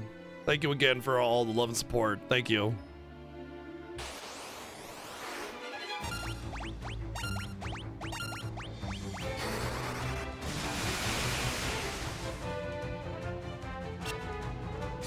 I need to lose an hour? Nah. I think I'd like to keep my my time above yours. Because real talk, Aryan is often faster than I am at the Final Fantasy Fiesta, so I'd like to at least prove that I'm on the big screen for at least a reason, other than, you know, my strikingly handsome good looks and epic entertainment quality. You know, there is a reason we're doing this event.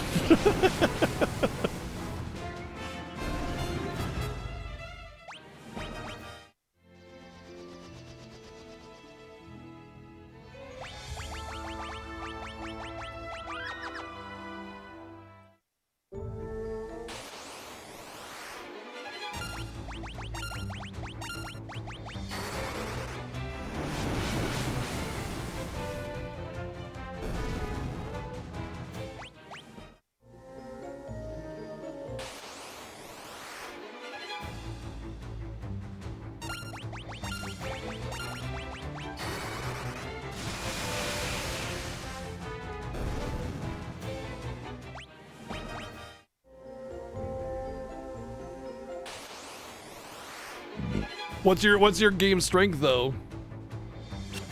Look at that giant adorable kitty.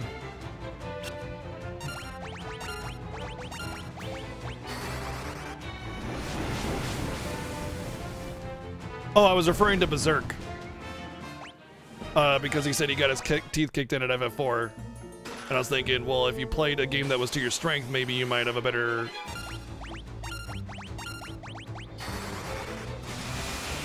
But it's interesting that 3, 6, and 9 are your strengths.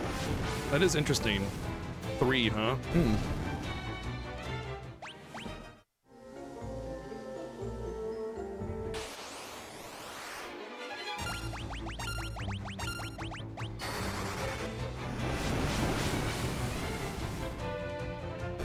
Oh, well... You were playing the DS version while we were playing the Pixel Remaster? Isn't that a nice little tree? And he lives right here in this brush. All you have to do is sort of push him out. Thank you, Flashin, for the 420 bids. Oh my god, that's terrifying. What the hell?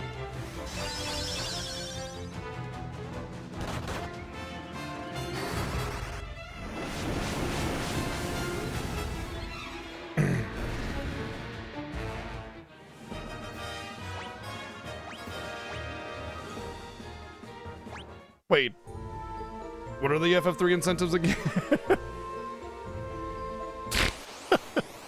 All summons, caster jobs only. Yo, look how cool Hayden is now. He is cool.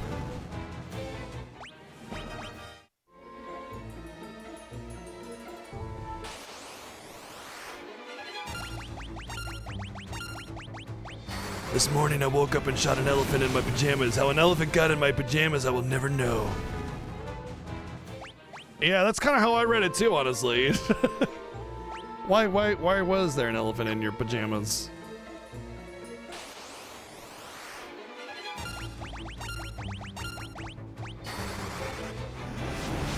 It was the year that the DS was in the event. Oh, really? Interesting. We were very weak at the DS version.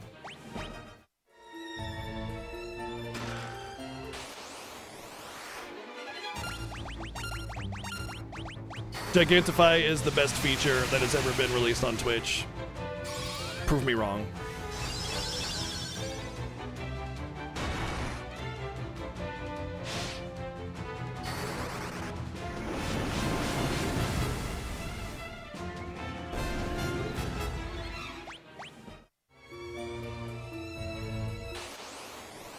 Go to work trip, which includes two full days of flying. You're bringing your Switch. Star Ocean 2, the remake, I'm guessing. DQ3 HD, Unicorn Overlord, or Chain Echoes. Wow. I would say DQ3 HD because it requires a little bit less thought than those other games, and so it's really easy to play just like passively, you know, while you're on an airplane, you know, turn it on for a half hour, go to sleep, wake up in the hotel room, chill on your bed for a little bit. I would say DQ3 of those games. The rest of them are going to require a little bit more effort or thought. If not that, then probably Star Ocean 2 remake.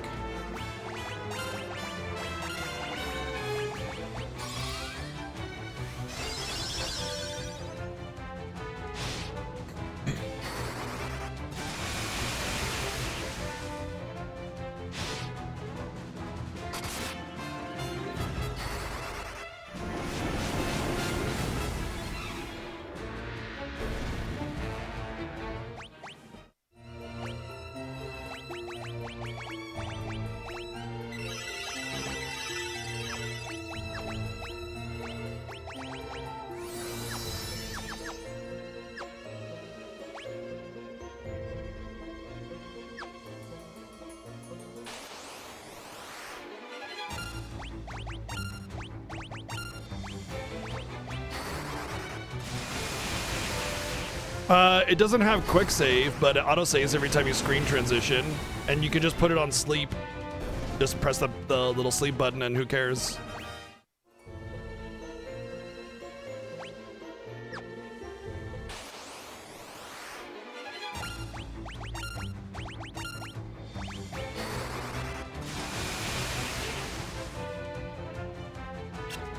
Yeah, the thing is, though, all of the choices that he listed are great, so it doesn't matter. Like, you literally cannot lose with any of those choices. If you're into those kinds of games, you have 4 choices that are all good. So I chose Dragon Quest III simply because of the ease of playing it in like an airport or an airplane or a hotel room. You know, you can kind of play a little bit, turn it off, whatever. And the rest of them require a little bit more thought to it. You know, they're more a little strategic, a little more in-depth. So it's a little bit harder to play on the go.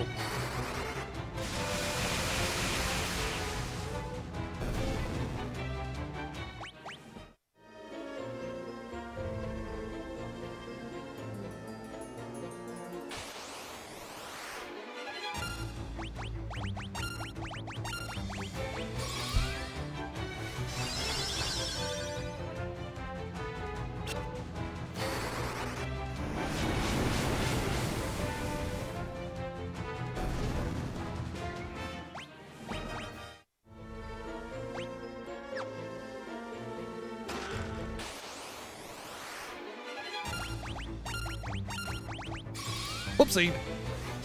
I just gave the enemy blink.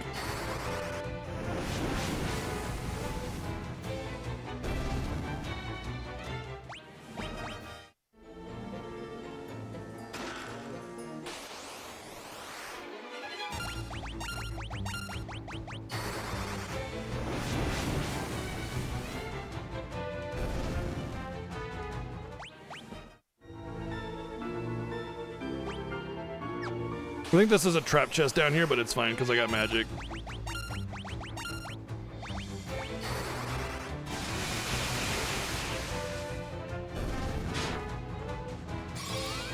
Uh-oh.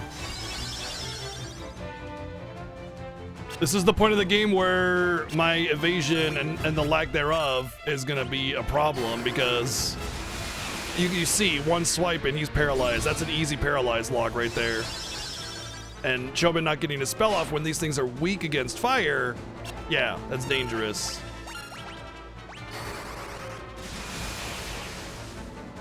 That's why I'm specifically casting Blink with Hayden every battle, because I want everybody to have a little bit of a Blink spell, but I specifically only really need one person to have it leveled up.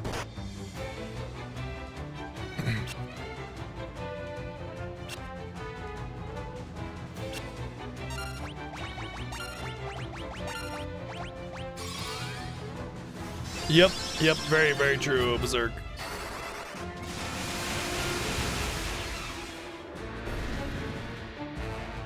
We're getting pretty close to the point where I'll want to go and try and do the high level grind for the enemies that drop the tomes. Well, let's just say the snow is very well defended.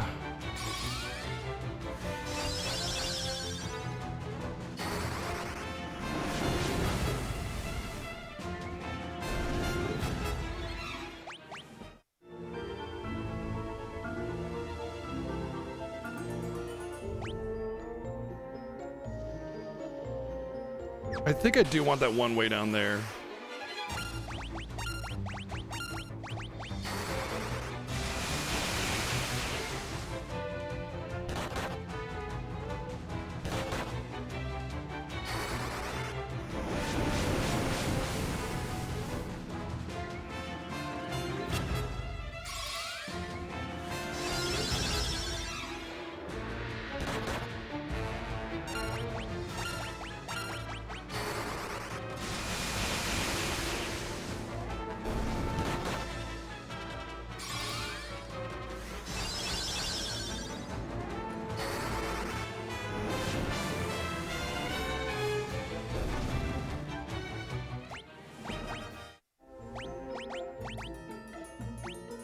Oh wow, their int is very close. I was debating who I was gonna give the Holy to, but their stats are so close that it doesn't matter. I'd rather give it to her since she's more likely to get MP leveled up.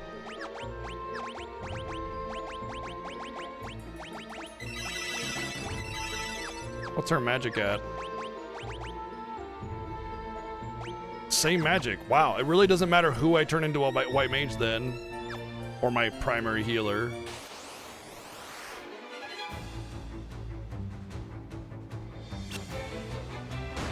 It's okay, experience points don't exist in this game.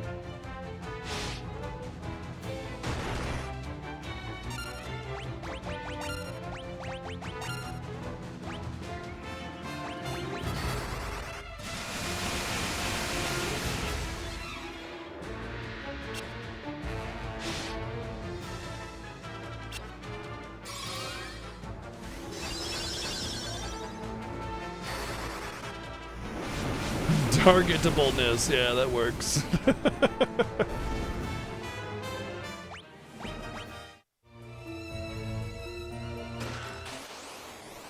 So unexpected, oh dear.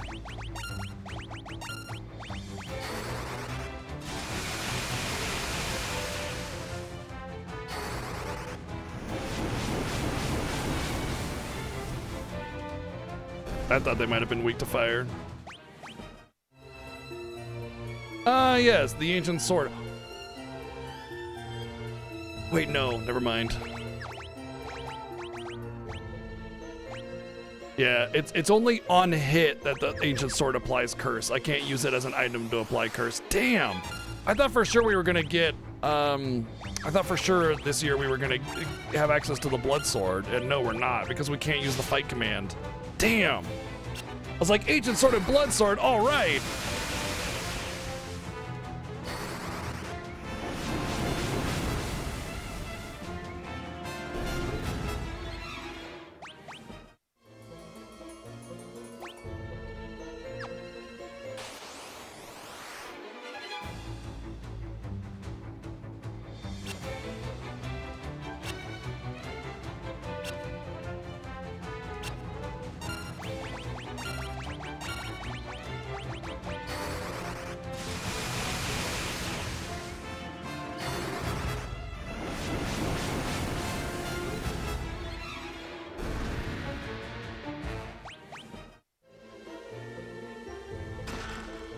No, you won't be here for a while.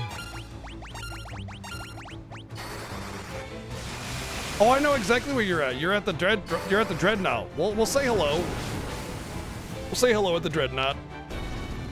Then we'll say hello again at the tournament, the Coliseum.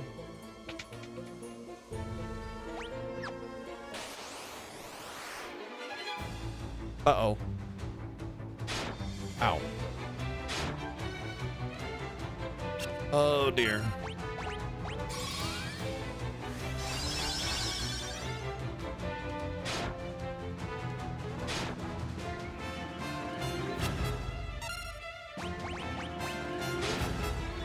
Go, Chobin, go! Go, Chobin, go! Go, Chobin!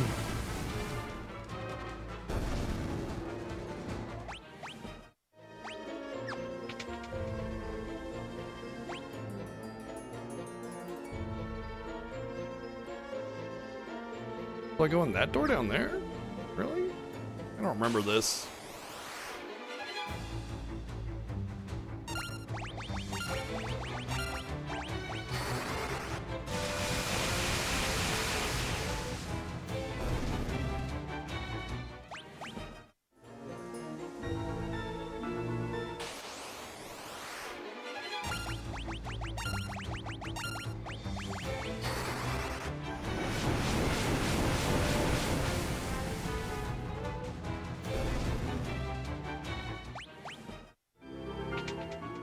Oh, Beaverville.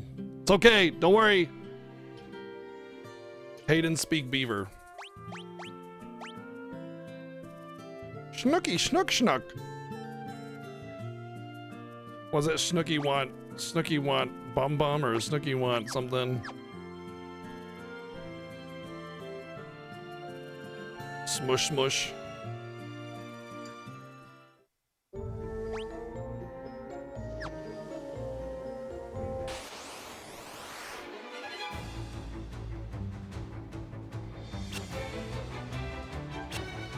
Proto-Moogles, yeah. From my understanding, the way it goes is that the design for the Moogle hadn't been finalized yet. They weren't really sure how they wanted to go. And so the beavers in that are kind of like proto-Moogles, basically.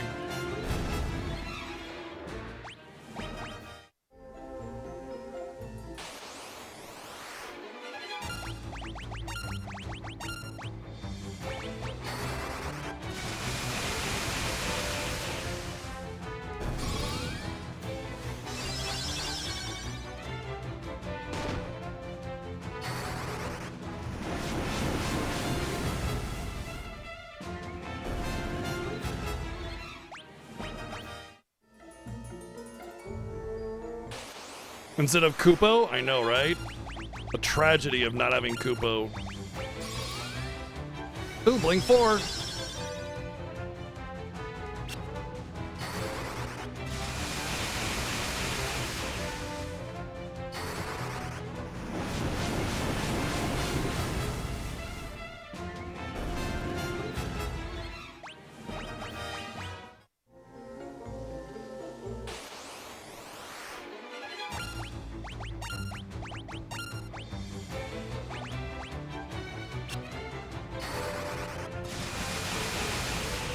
So I have run out of MP. And I do not know if I have any ethers. And there are some enemies that absorb ice. How am I gonna get back without fight command? Cool. I guess I can give a fire tome to... Okay, I'll just do that now. I don't know, it doesn't feel very cool to me playing Aztec. Thank you for the 123 bits though. Okay.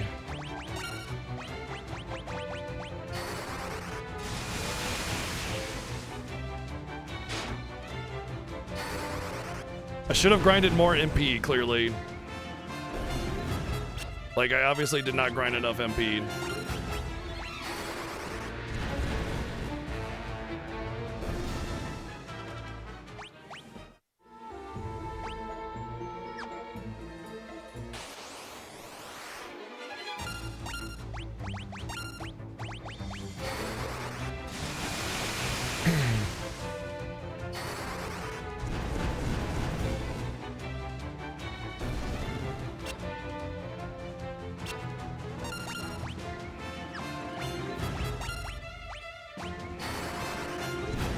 Oh, I'll get it past the boss because the boss is weak to ice.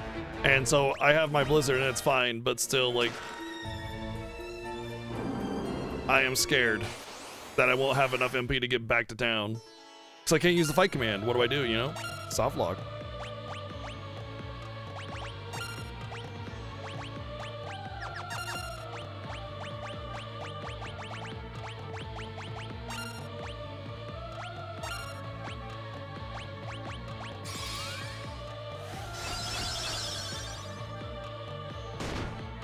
Because if I don't make it back to town, I'm gonna be in quite the kerfuffle. That's why.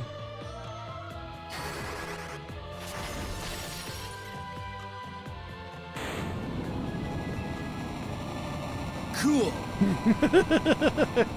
At least the boss was easy. Thank you, Player Ask with 123 bids.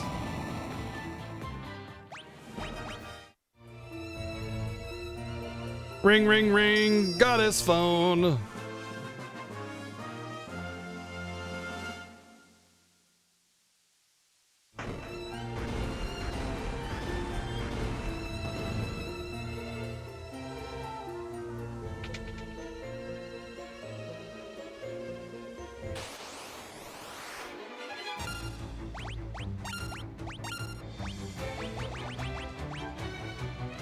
This is gonna be scary. I don't know if I'm gonna be able to get out of this.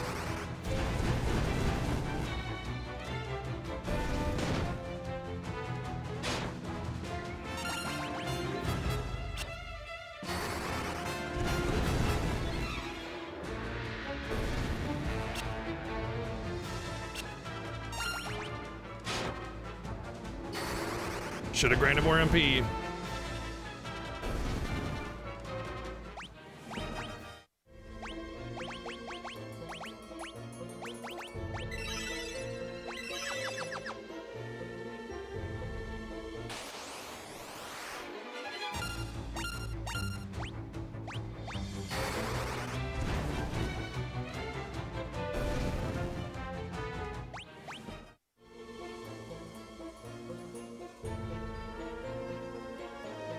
The Emperor will never forgive me for messing this up. If I ever go back to the Emperor, he'll have my head. But I'm a soldier.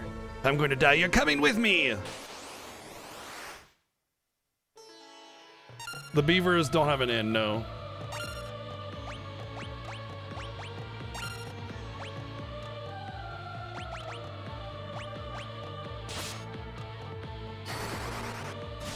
Asher, take it easy.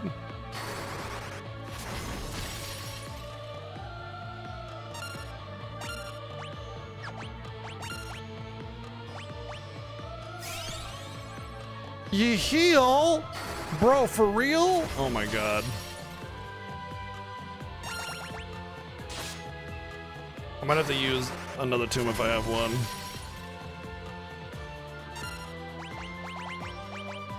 Ooh, you have that.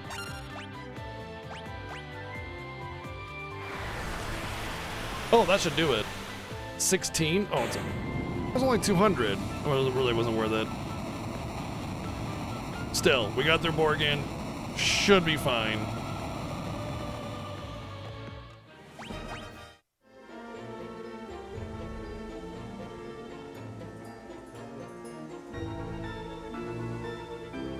They may have lost, but don't think you've won. I've booby-trapped this cave.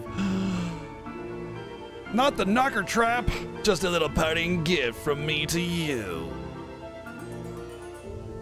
The booba trap. I'll be waiting for you in hell, Urnga. What's up, Greg? Yeah, thank you for the raid. Welcome in, everybody, to the Final Fantasy Fiesta, race through the entire Final Fantasy franchise. Hope you're having a good one. Make him cry for mercy. Yes, we'll make him cry for mercy as well. Thank you, Planet Hessing, for the 320 bids. Damn it. Go on, get out. Wait, not leave you. I can't hold on much longer. Run. It's up to you now, Chobin, my sweet. And also Nelly. It's up to Chobin, my sweet, comma, Nelly, comma, also Nelly.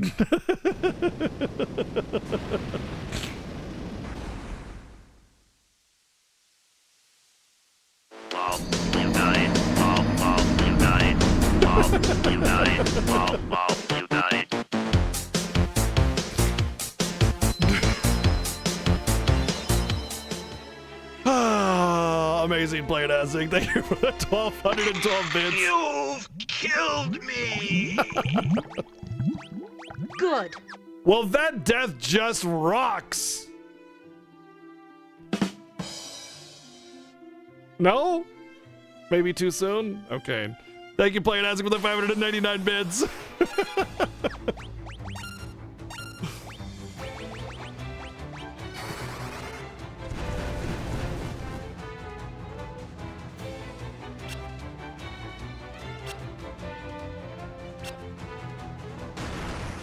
I knew it would be big. But this... Rock was just too big. Thank you, Plain Isaac, for the 516 bits. Jill is impressed.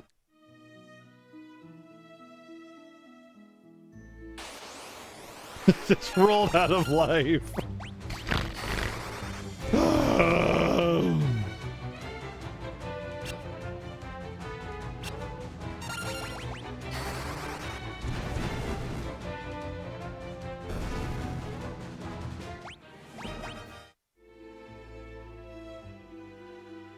Oh, we're so close to being to safety.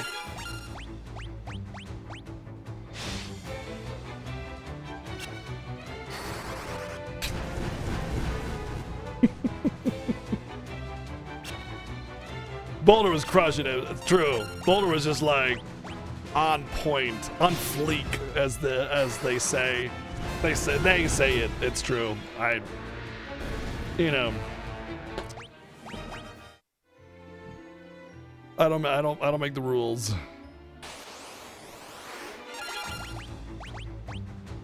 It's not a Yeti, it's Snowman? That's not a snowman.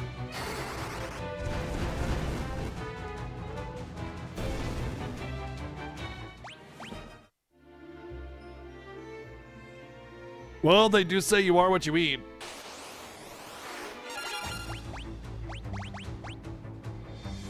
So that makes Joseph a pancake.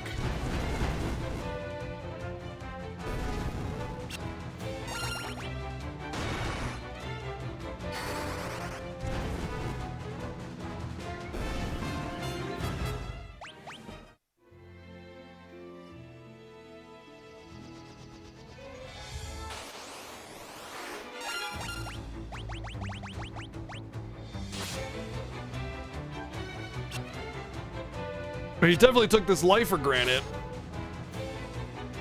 He took that rock to the head, actually, so.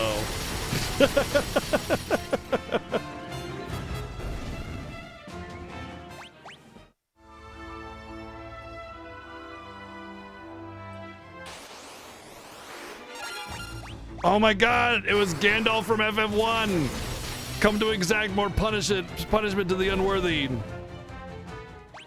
Basalt and battery.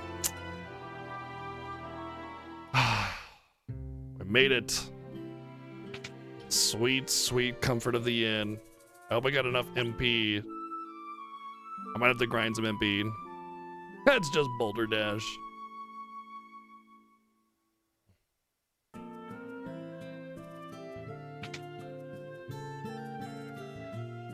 Poor Joseph. I'll look after Nelly in his place.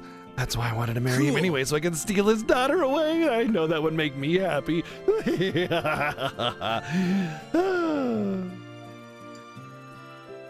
Daddy isn't coming back, is he? Oh, that's it? I thought there was more. What? I thought there was like a whole segment. We made this little bonus goal because we thought there was like this whole thing. And it pairs well with the Final Fantasy IX thing with Rama. You have the story they tell of this moment, and it's like whether or not you're a hero or not for telling his daughter, because you can choose not to. Damn, I'm kind of disappointed by that. I thought there was more to it. I'm sorry. Well, the other bonus incentives are much more interesting. Yeah, at least the rest of the bonus incentives are much more interesting. All right, so that one was definitely it was a gamble and did not pay off. I'm bummed, but okay. Promise? I mean, yes.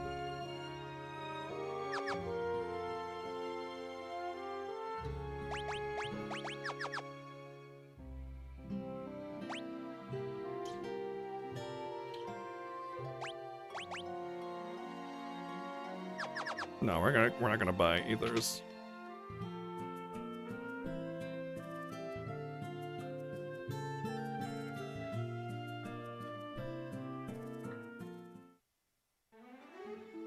Stay tuned for FF9, yeah, right? Stay tuned for FF9 where they actually go into detail about what happened there. Damn. That's alright. Not all of them could be winners, right? They can't all be bangers. Or can they? New Final Fantasy II bonus goal. I played the game like I was going to normally. Boom.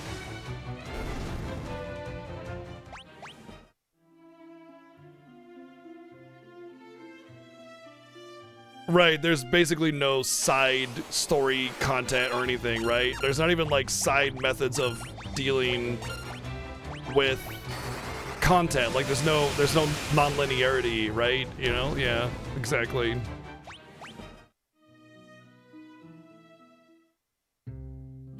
Not all of them can be rockin'.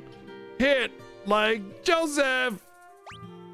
Bottom test.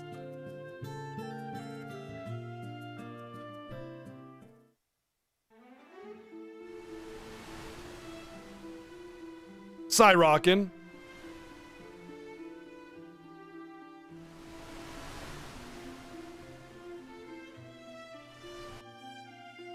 Final Fantasy II is a hallway simulator, it's true.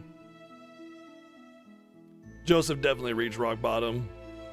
Or alternatively, the bottom of the rock.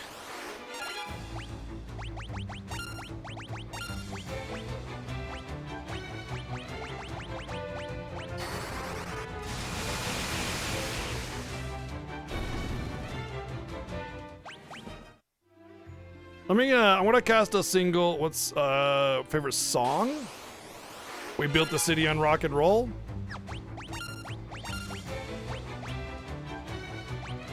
What's a level 1 sap single target do? Okay, it's not bad actually.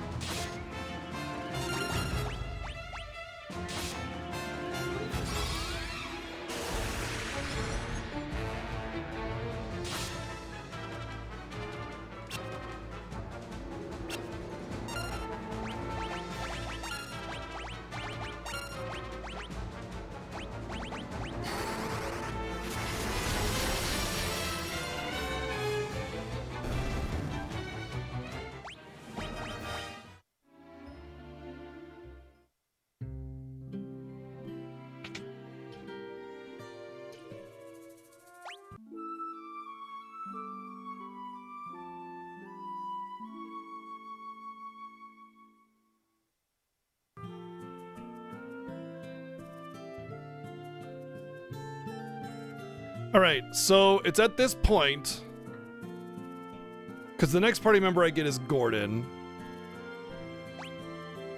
It's at this point that I need to go above Castle Finn and try to see if I can kill those enemies up there in order to get book drops.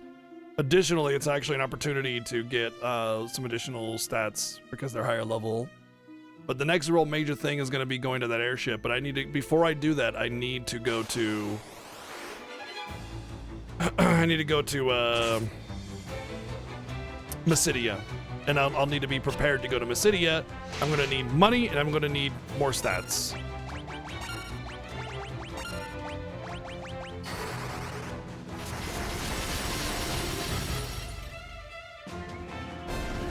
Because the next place to go to is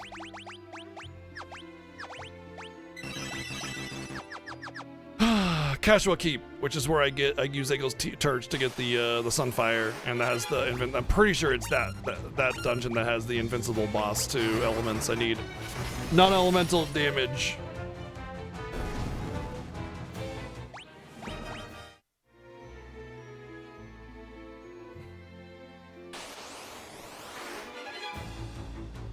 Of course I get ambushed.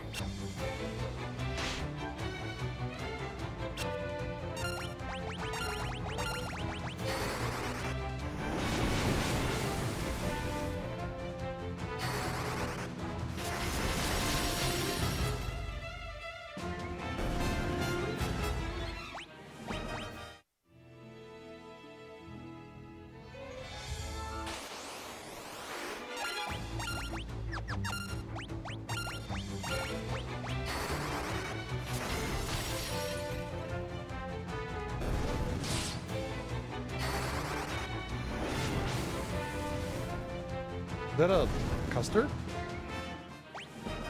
Okay.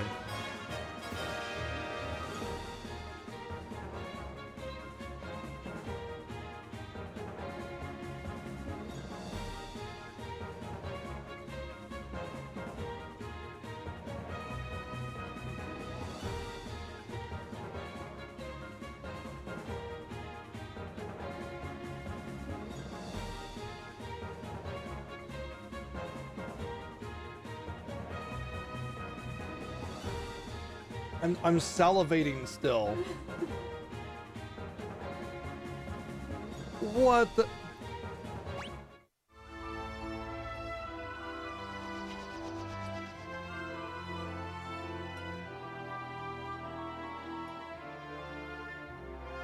She just made like this lemon custard little mini pie thing. I don't know, little like little tart bites.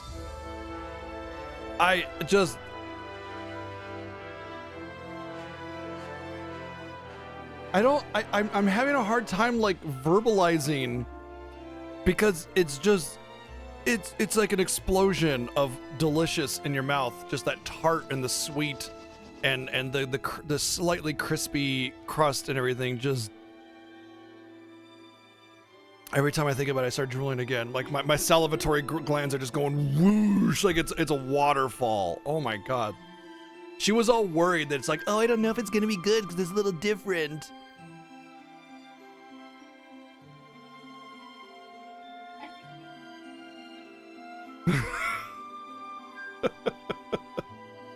Oh man, I just it's transcendent.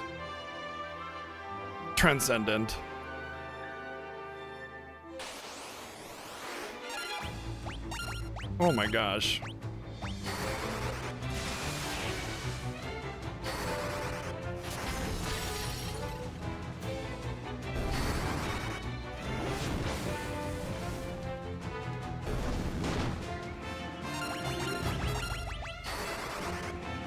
Yeah, so basically the custard hadn't solidified, so it was actually kind of soupy, and it still tasted amazing. So basically she hadn't even let it set long enough, and it was still just incredible. Oh, I need 5 million of those. Oh my gosh. Oh no, not blind.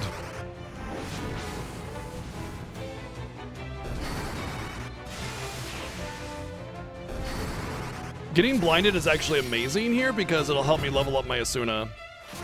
It's one of the few debuffs that low level that are cleansable outside of battle.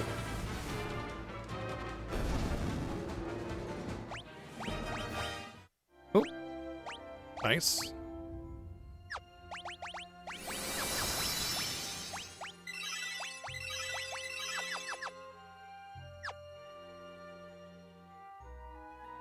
Hopefully this little grind for money will be enough to, and stats technically, will be enough to get me MP over or around 250, because the next dungeon is fine, but the dungeon after that is quite long, and I'll want about 300-400 MP. If not, I'll want a lot of money to buy ethers.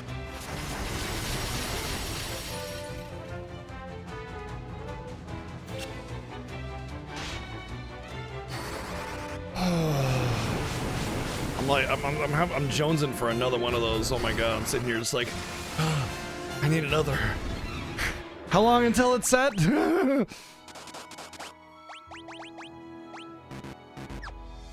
Great.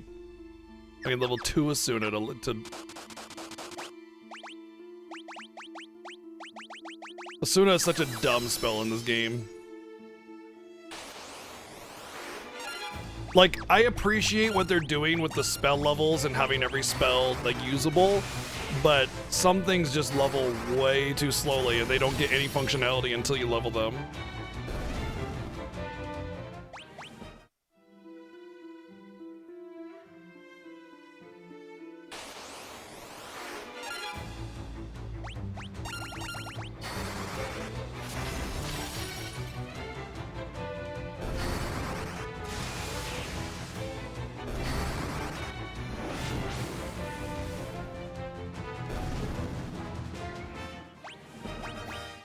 Oh, Berserk Tomb.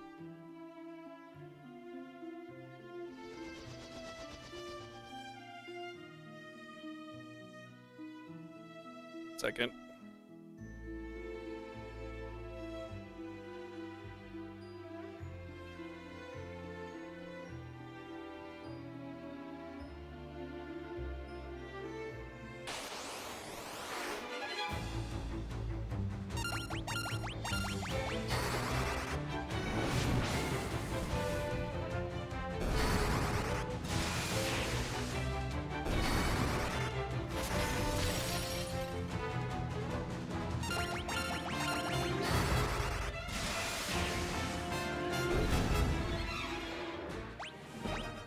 Blind. I think the blind sell for 1,000 and the berserk sells for 3,000.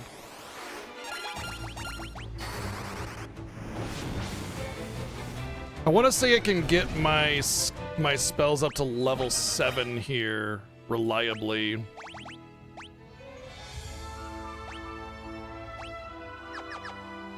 No, level 5 is definitely leveling, so.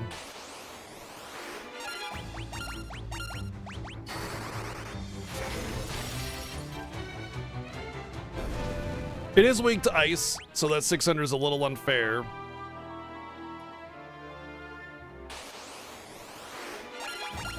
And also, I want to say that like Mysidia is not too far away from the Dreadnought dungeon, so being like level 6 or 7 on my spells possibly is enough to get to Mysidia.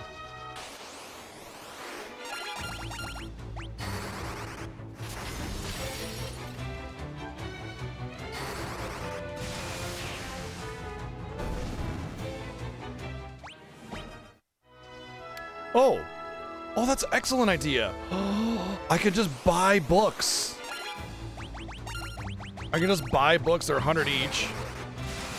And then get like 10 or 15 of them, pretty cheap, and they cast level 8 automatically AoE. That might be a good play.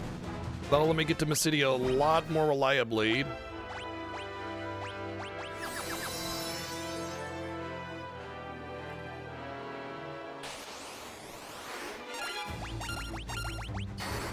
I mean, I'm still gonna want to do this for money, regardless, until I get a really good drop. Probably once I get a little bit more on my damage output, I'll try to do the knights in the keep because they have way better items for sale, or that just to sell rather.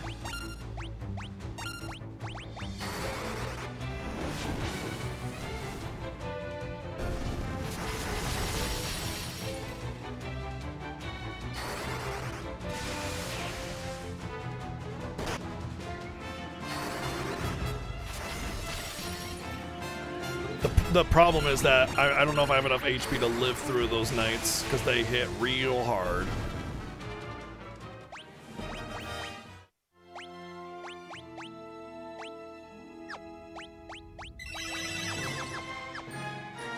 Yay, FF2! What's up, Natara? Thank you for 40 friggin' months!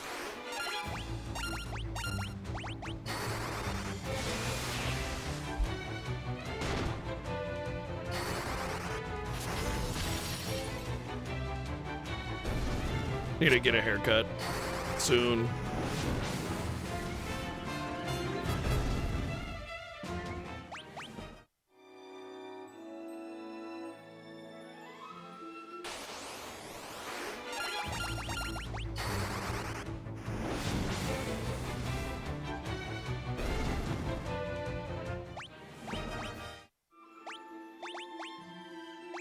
Oh, okay, we're not getting any higher here. Some enemies maybe, but not reliably. All right, that's it then for that area. I'm gonna have to take it here, or else the grind just isn't worth it. So we get to test if we are able to withstand the knights. Over ambush. That's not a good start.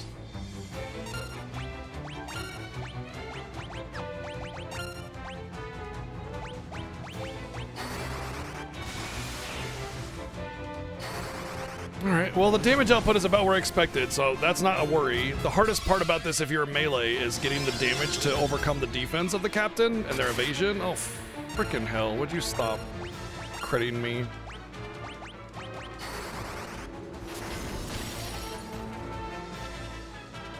I think they have 600 HP, right?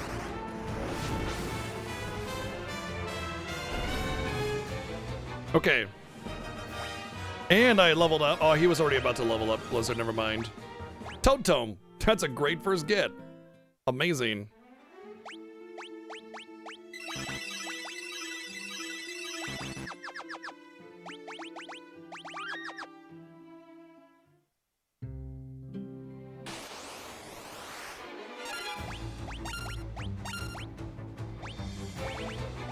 Hey, buddy.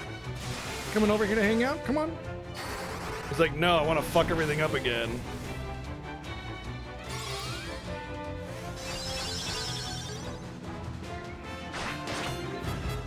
Yep. Oh my god. Right up on my computer again, on my desk again. He likes it over there, I guess. If I had space for him up here, I'd totally like put a little cat bed or something.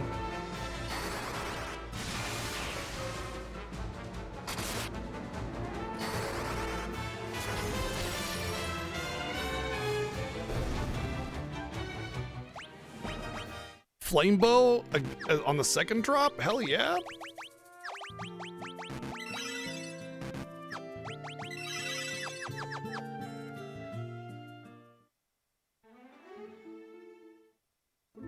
Oh, did you know that you can fight even higher level enemies right here by wandering back and forth in front of the gate here, left and right?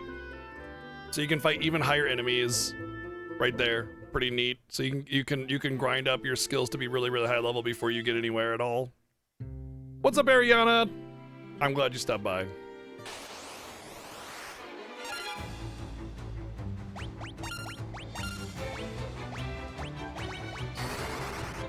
Yeah, you can come over here.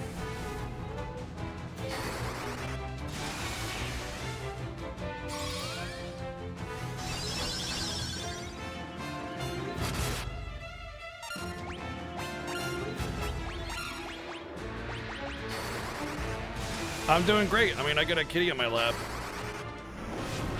Can't get much better than that, except for if those tarts would settle. If I can have more, you know? It's not like I'm addicted. You're addicted. Shut up.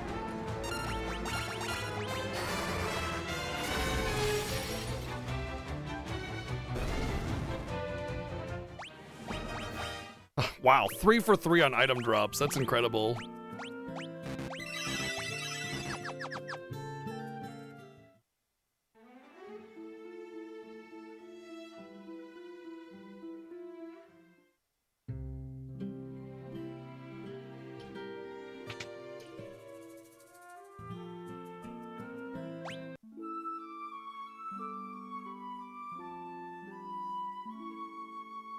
Hey, new job. Awesome. I'm so happy for you. That's rad.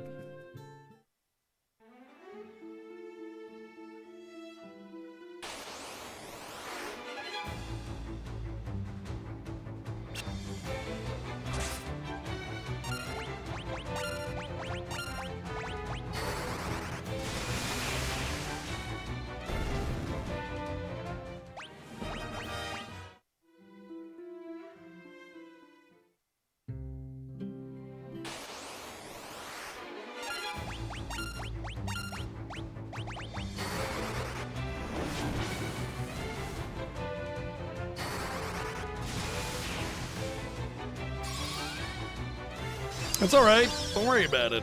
You know, there's always the VODs. So, oh.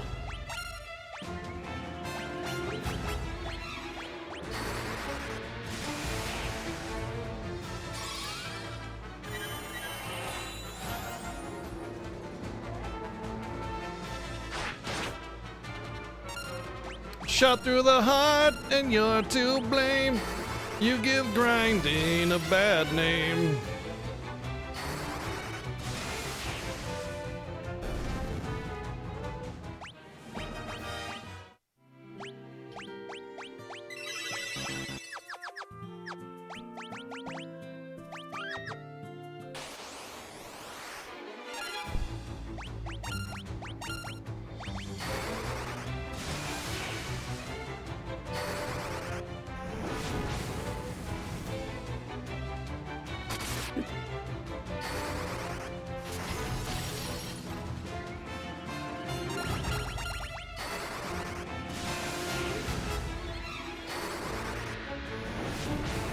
Yu-Gi-Oh! The card game. Oh, hi, Chi.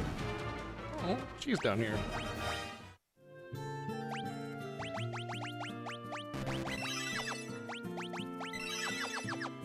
This will actually be decent for HP, really good for stats, good for my level ups. And the coin, obviously, is the real reason. I understand, VODs are hard for me to watch too. I like the live interaction and everything. I get it, don't worry.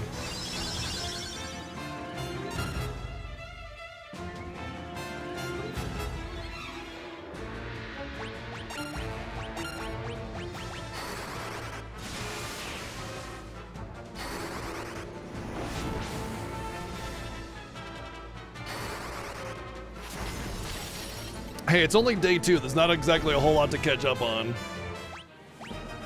Cursed Tomb. Oh, I might want to have that. But here's the thing. Oh, man, it's like, I don't really care about Curse that much because I don't have to worry about the defense aspect of it. So the way Curse works is it halves attack power and defense. And that's amazing because the way damage output is scales in this game, it's very like, very linear. It's very like, oh, if I have 500 defense and you have 200 or 501 attack power, you do 1 damage, you know, kind of thing. And when you curse somebody, you just bust open the defense thresholds, and they hit like a wet noodle in comparison, and it's amazing. However, thank you, Dan Sal, for the 333 bits. Enemies have magic evasion. And the way evasion, or any kind of evasion, magic evasion, any evasion, the way it works is you see on the bottom it says magic defense 1 times 18%. That means I have an 18% chance to dodge a magic spell 1 time. But if it's a level 2 spell, it's essentially being cast twice. Just like a level 2 weapon skill is 2 swings. So the multiple that you have on the evasion determines how much of the skill level you're absorbing, basically.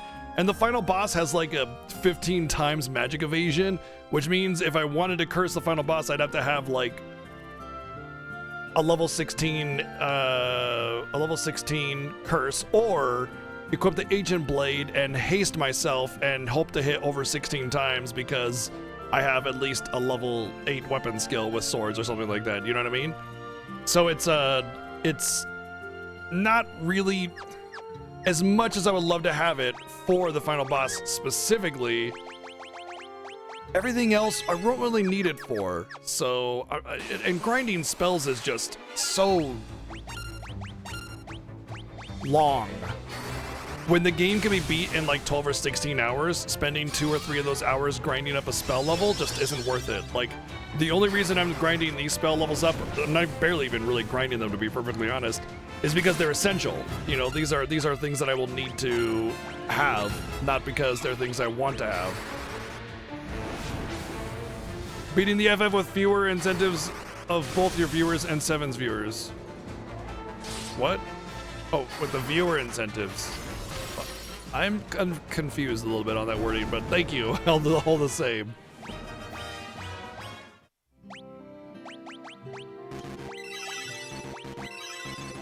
Alright, level 4 cure is good.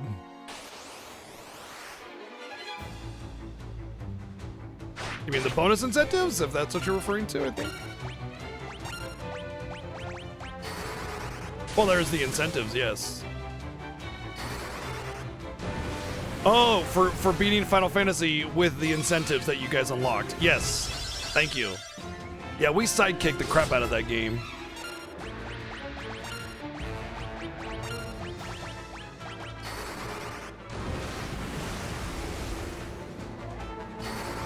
Honestly, Denob, it's just grinding. I don't blame you, dude.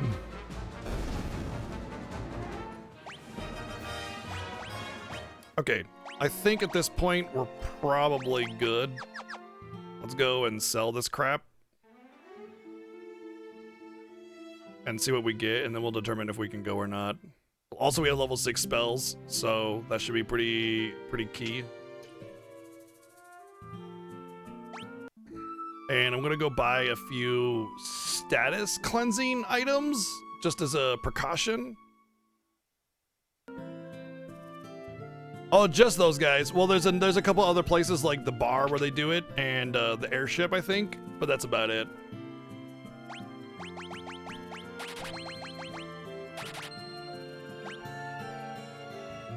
I will need a ton of those, but not right now. Those are too expensive.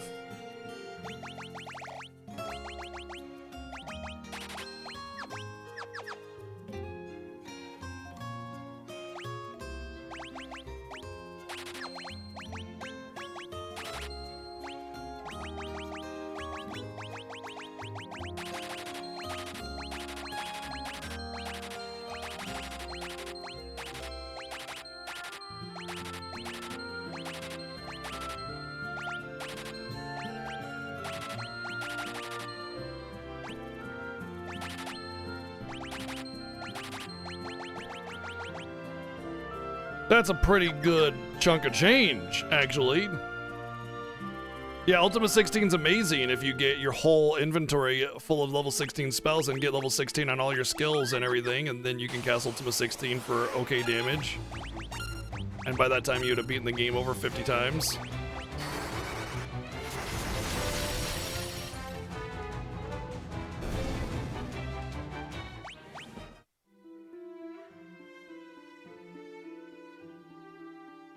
Alright, time to make the dangerous trek to Mysidia. Let's save it.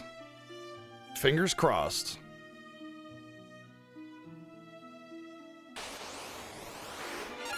I want to say this is potentially a very good encounter, but also potentially death.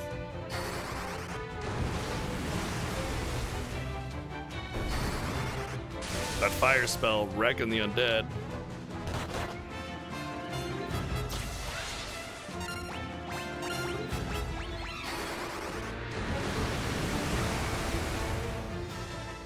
Hey, if it's just Ultima 16, that's not that big of a deal. Why am I AoEing? I need to single target this one. I would have won if I just single targeted, but now I'm gonna lose.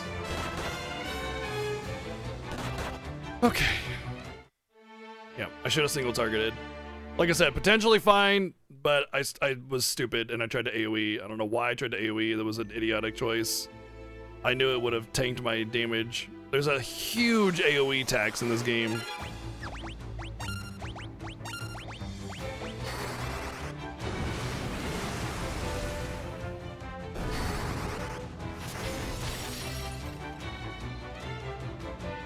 Apparently, oh god. Hey, there's no fight command.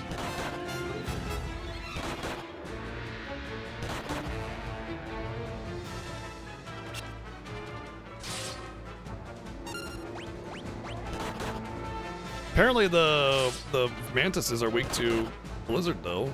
For that damage they had to be.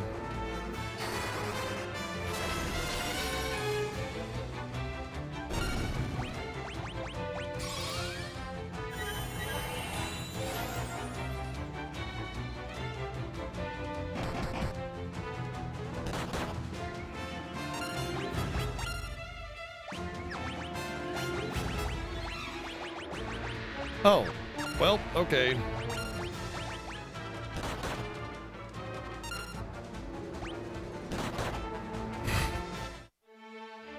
Cool. That's about what I expected. I should have grabbed a couple Phoenix Downs. In fact, I should while I'm still up here. Because only Butt Smell has life as a spell, so if he dies, it's GG. I need some items. You know, I got a lot more money than I expected, so I can probably swing the Phoenix Downs. That should be fine. I think Holy's like 5,000, so it's not like even remotely an issue. But getting into Mysidia will give me access to every spell that's available on the vendor. Okay, take 3, 4, 18. I don't know.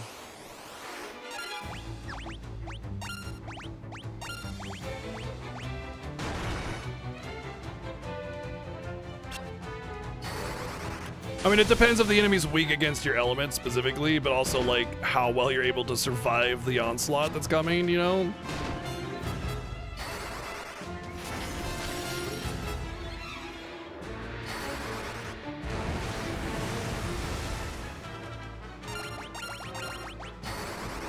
This should kill it. Okay.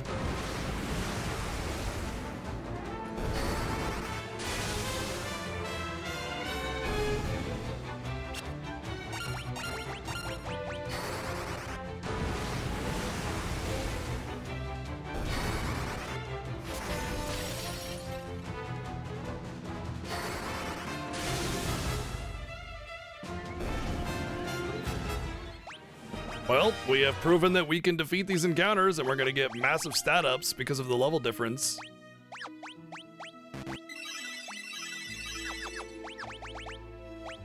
And we save it and take our next steps and hope for the best again. Oh, we're dead. We are, like, Omega dead. If they don't cast Confuse, like, then maybe fine, but the werewolves are still gonna eat me alive.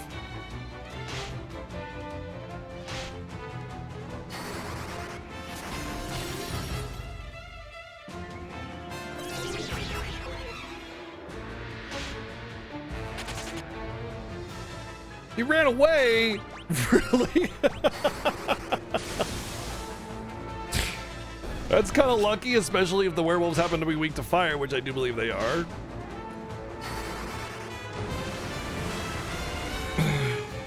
No, they're not. That's all right.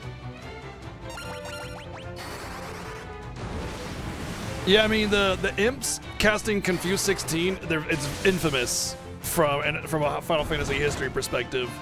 Even like if you play World of Final Fantasy, if you recruit the imp, like there's a whole dialogue in their description about Confuse and 16 and everything as a reference to Final Fantasy 2. Well, that's it. Yeah, GG. They'd have to miss my next attack or just do something pointless. I'm just gonna die to poison. Oh, what the hell? Why didn't he die after 2 casts? The other one died after 2 casts. He died after 3 casts. He didn't die after 3. That's so weird. Damage is almost identical, so why didn't he die after 3 casts? I guess enemies can have variable HP. Not every enemy has the same HP. So like, if there were 2 of the same enemy, they could each have a different HP pool.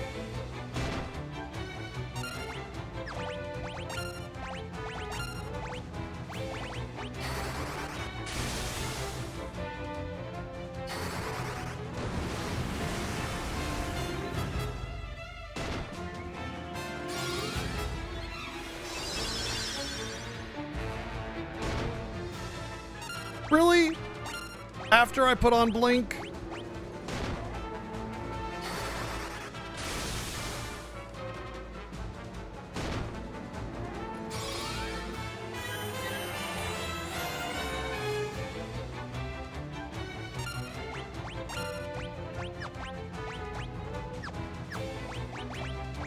Honestly, I think it's best just to push.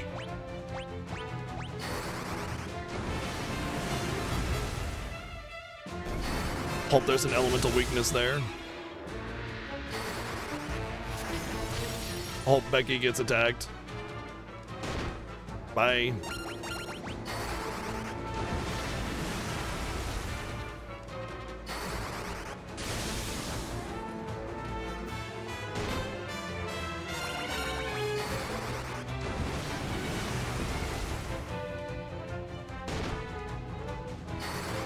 Oh dear.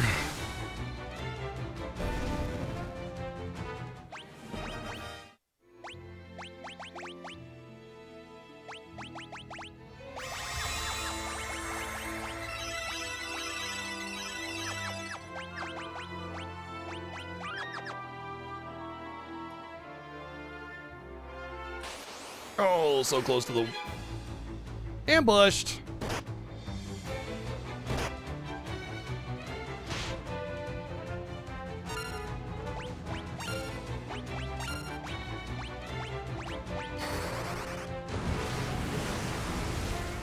Oh yeah, that's right. Yeah, the NES was target all on Confuse 16, yeah. That's what made it so infamous.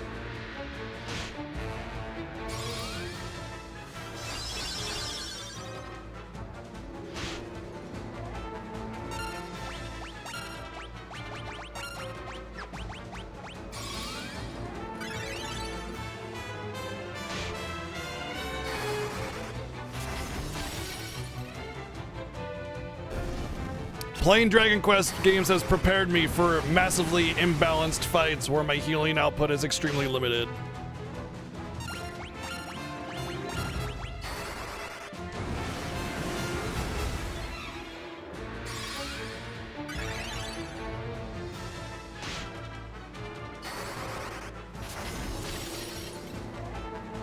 Can't say that I have, actually.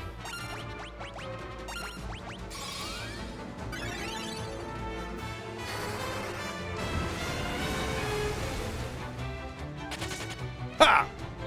Yeah, you see me setting your friends on fire. Get out of here. Go on, get.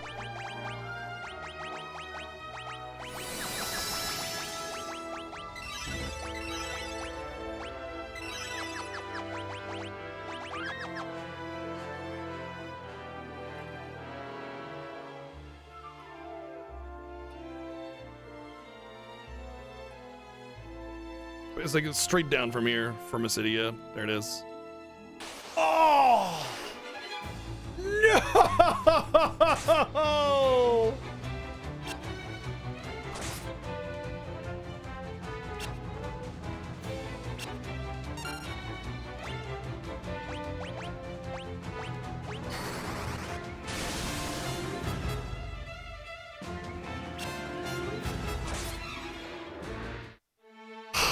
One step away, and I get a frickin' 6 cockatrice ambush.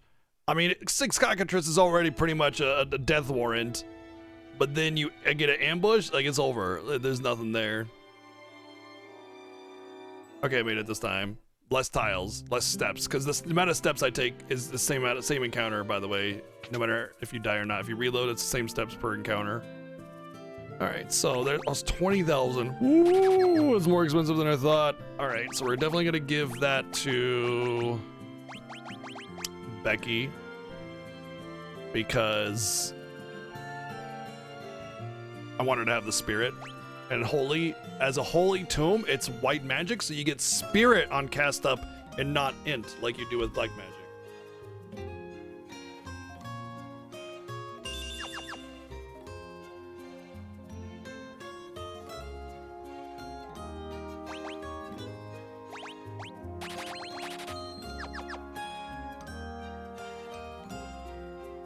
I forgot to get books. Didn't I say I was gonna get a bunch of books? Silly me.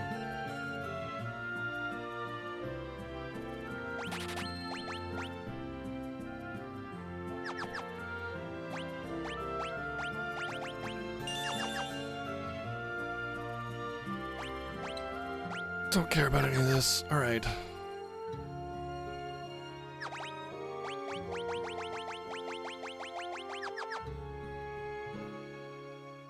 Now I can see if they don't they have the golden hairpins here.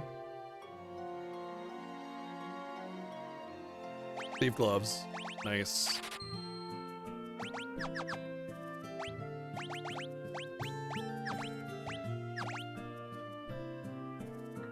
Look at how my evasion goes up because this thing gives me 10 agility, and it'll give me some defense. It's a huge gain, honestly, huge gain. And the rest of it I don't care about. Like I could put on the, oh wow, magic interference plus 40? 40? Oh, that's too much. What? Why? 40? That's too much.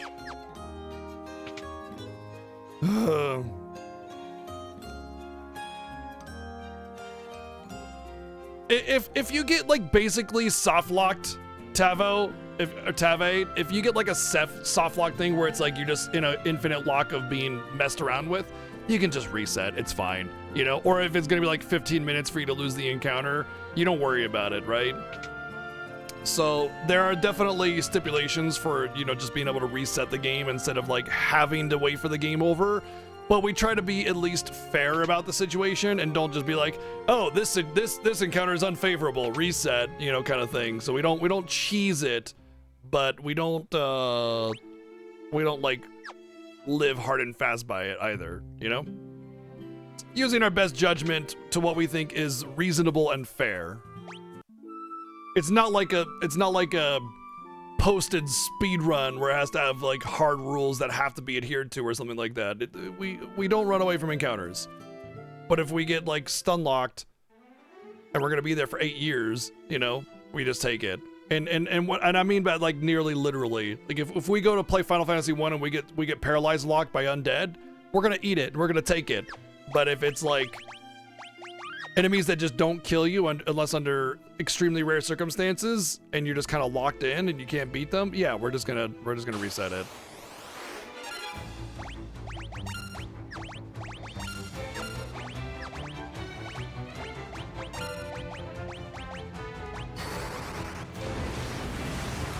The Thieves' Gloves are light armor. They shouldn't have 40 magic interference.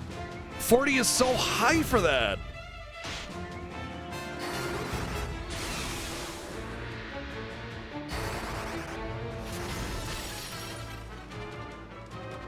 Yeah, that's definitely a situation where I would do the same thing.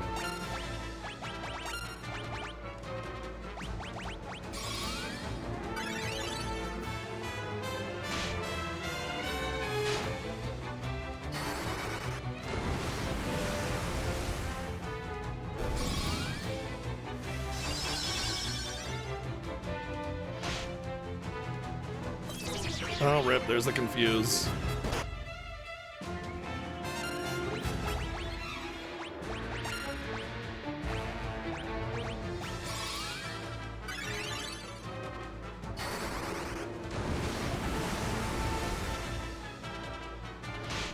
As far as I understand it, like the magic interference stat is basically that much minus to your kind of general damage output of the spell. And if I were in effectiveness, and I don't know what it does to like status ailment spells or anything like that, but yeah, it's kind of shit. Oh, did he? Damn, what a shame. Well, it's a good thing I didn't actually select the attack command. Whew. Cut off on a technicality. Oh, okay, now it's rip.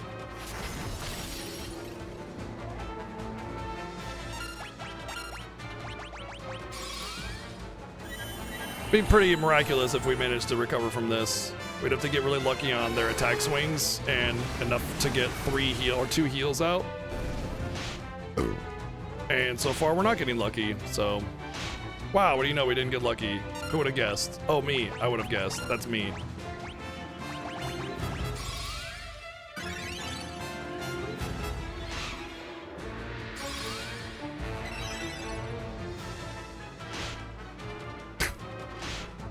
All right. Yeah. We're oh, I used the fight command.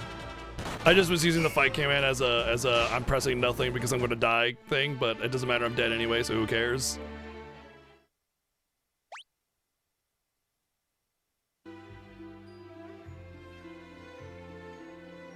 It'll be the exact same amount of steps for the encounter, by the way, every time.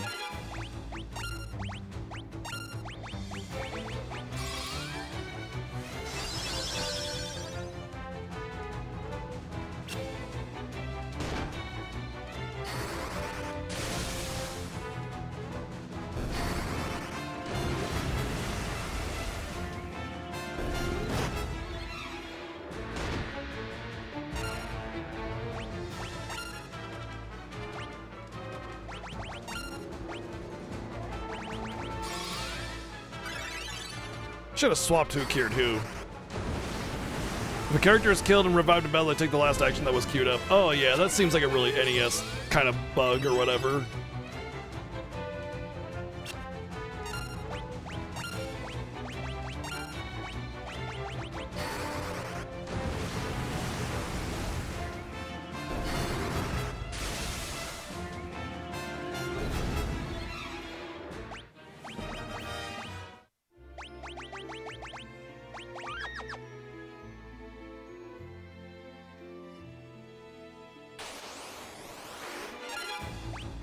Oh boy, this is a rough one. At least I got the blink off right away, and I forgot to heal at the end of that last battle, so that's just gonna make it even more difficult. Not bad at all there on the damage. Yeah, run away. Why are we stopping them from running away? Let them run.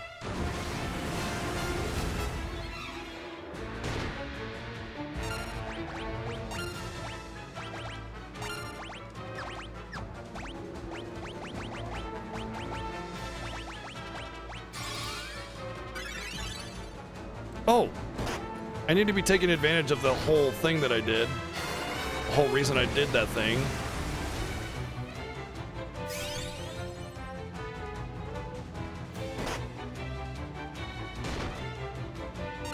I bought books for a specific reason, because they're higher level than what I can cast, and they're AoE on always.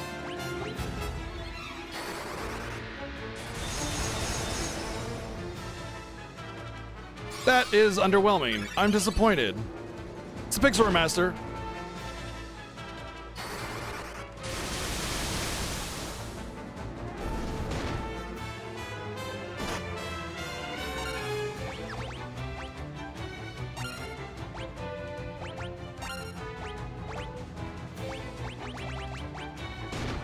Rip.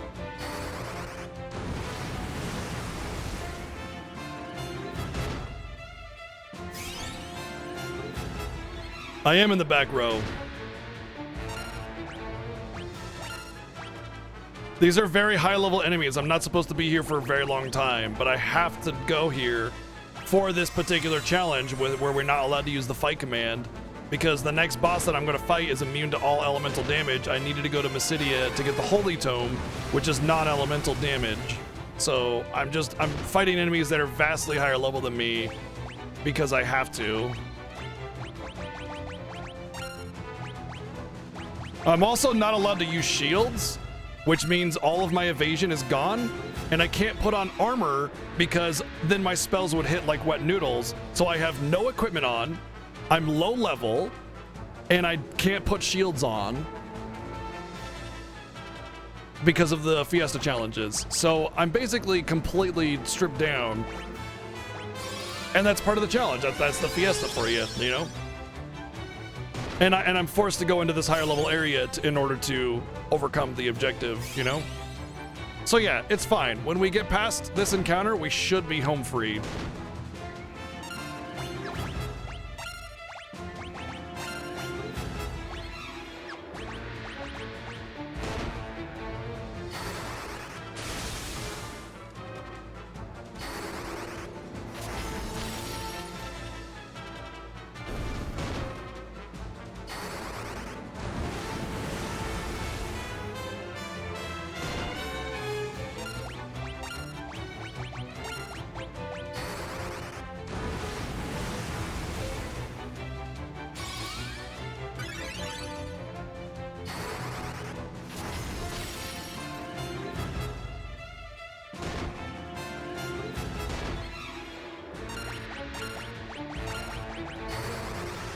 Alright, that should be one bighorn down.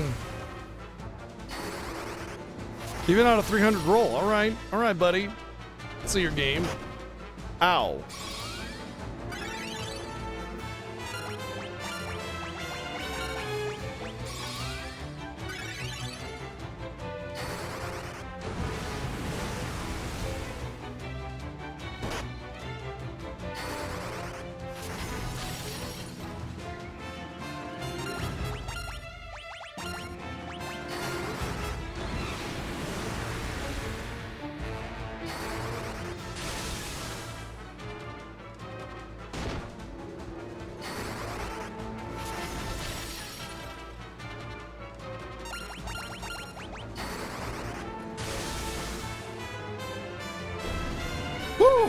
Okay, harder than any boss we've fought so far in this entire Fiesta.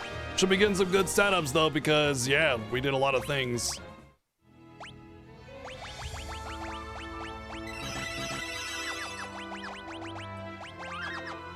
Alright, let's see if we can make it. We just gotta get to the river. Get to the river, get to the river. Oh, that's a little bit more than I thought. Okay, we're definitely not gonna make it. I think as long as I'm smart about it this time, like single target, cast the blink, it should be fine. Ooh, I wonder if AoE blink I wonder if AoE on your buffs minimizes the effect of the buffs as well. Oh, pfft. Maybe I should be doing single target blink? You know, I'm not sure if you lose blink value output on AoE blink or protect or shell or anything. I'm not sure if that's how that works.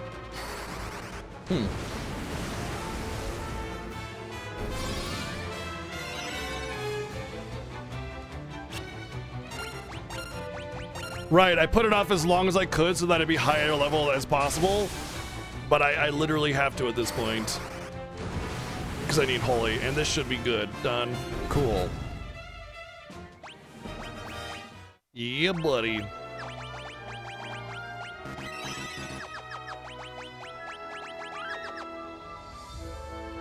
So close. There's the river.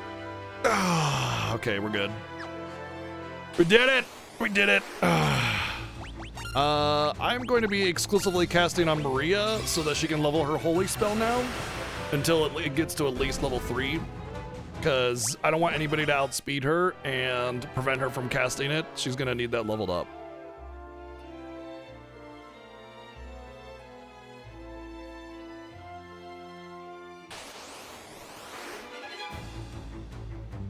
Not my legs, don't need those. I need those for sitting. You know what, actually.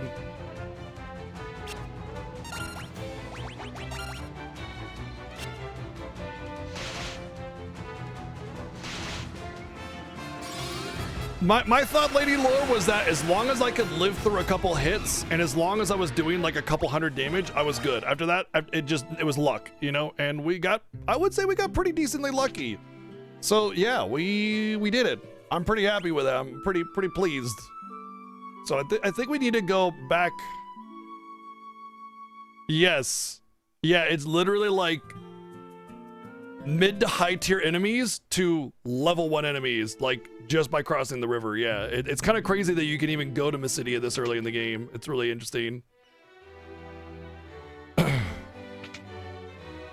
Yeah, even with my luck, right? Yeah.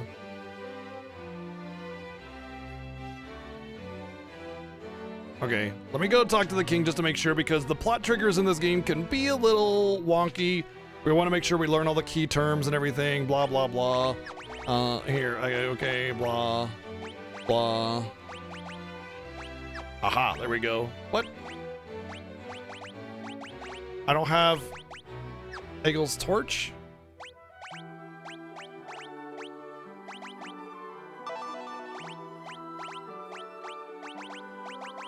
I need Eagle's torch as a keyword. Why won't it let me learn Eagle's torch here? Shit. What the hell? Maybe Sid has it.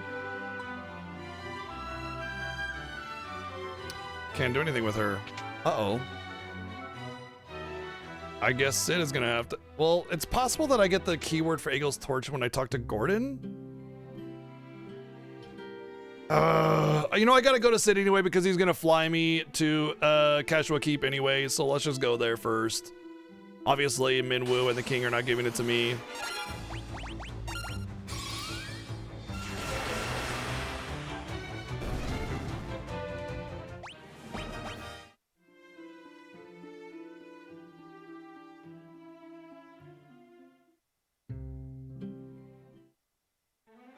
Wrong town, I buffered the wrong direction.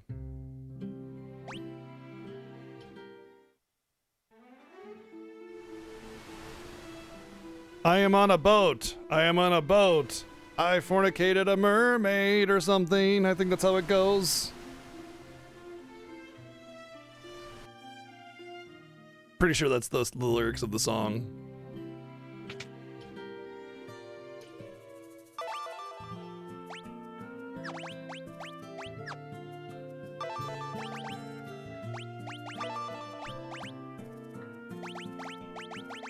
Alrighty then, well, let's just friggin' go. You know, worst case is that I go to Kashuan and turns out that I did it wrong. Okay, fine. There's a chocobo right there. I take the chocobo back home, figure it out, done deal.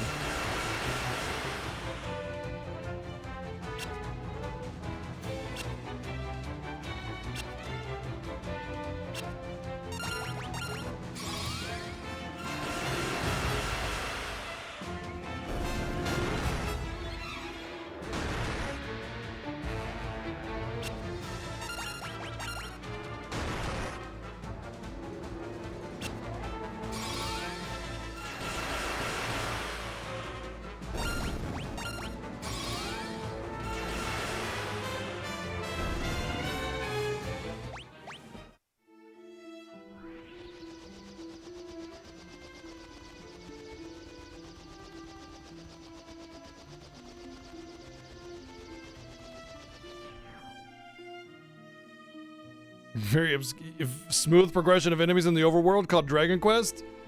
Really? You cross a bridge and you die and you gotta grind for 5 hours every single time. Are you kidding me?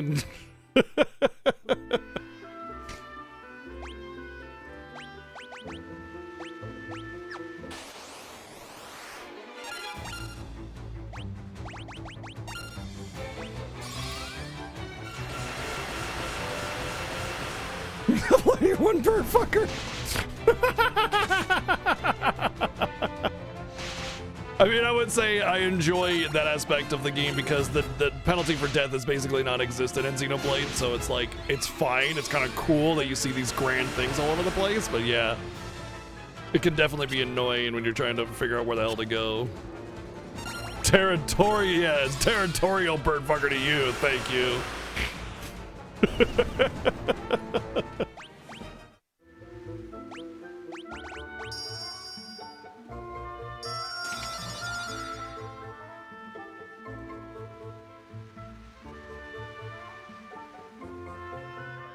It's Gordon Ramsay. So I'm actually gonna keep Gordon alive because he has great base stats, and all I gotta do is just let him take hits for me. So this is gonna be an unusual Final Fantasy Fiesta where we actually keep the 4th party member alive for the most part. Of course, I do have to remove his shield. It hurts. It hurts. It hurts us, my precious, so on and so forth.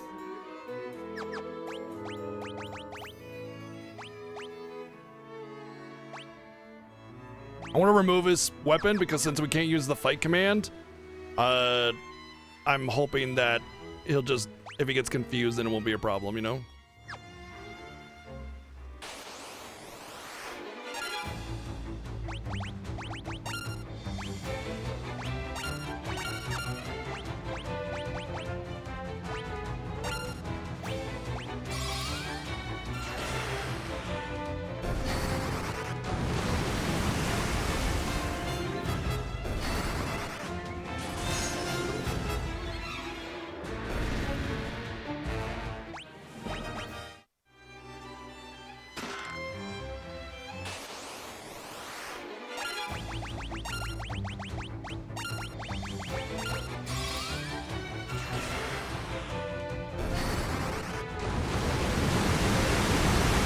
Little itty bitty beam of light, and then burn.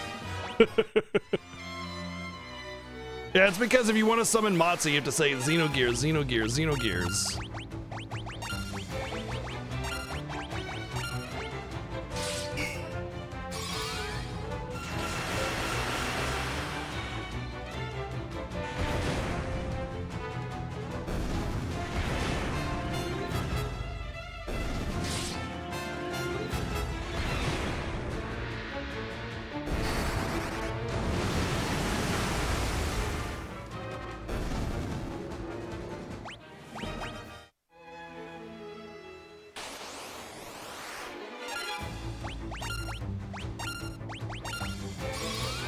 Alright, we're gonna single target some holies here. I want Becky's holy to be level 4 before I really start, like before I get to the boss, you know? I mean, 2 is fine, 1 is even fine. It will just take longer and it's not even that big of a deal, but I want to say I have a vague memory of some lifesteal mechanic and I'd rather not mess around with that, so... I will say our trip to Mysidia has made me flush with MP. I left with about 150, 170 MP and now I'm like max 250, so... That'll be good. And as I go through this dungeon, I'll start to get more and more MP as well. Like, it's just kind of like a slow gain, you know? You just, every 5 or 10 battles, you get a MP up and you're good. Okay, no, we're not, no. I mean, you can do some AoE here, but no, not single target. Yeah, did you not hear me? I said I'm not gonna be killing the 4th party member in this playthrough. Or more than likely not going to be offing the 4th party member.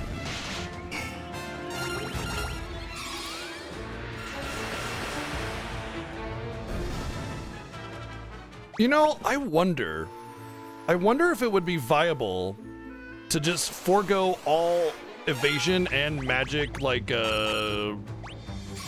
effectiveness or whatever, and just equip the heaviest armor possible once I get my magic spell levels high enough. I'm gonna test it. Like when I start to get near the end of the game, I'm gonna be testing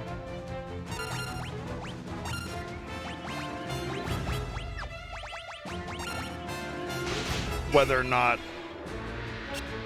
I can equip heavy armor and still do okay damage with my magic. Because I'm not gonna dodge shit, right? So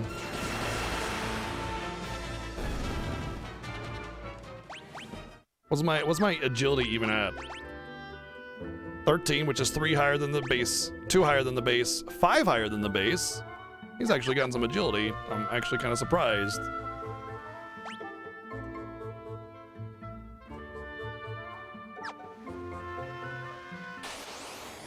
Still.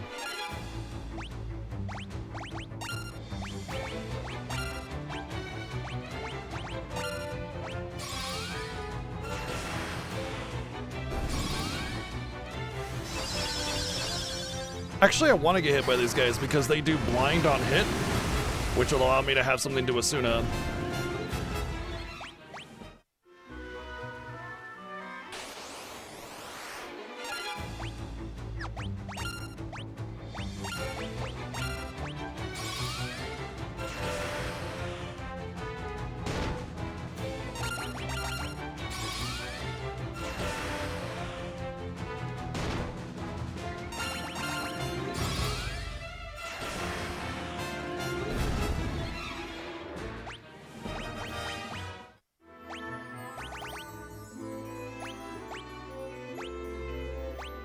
Wow, I almost got to level 7 on my magic. I kind of almost want to go back to the hard Mysidia crawl and get level 7 just to have it for this, but it's not worth it.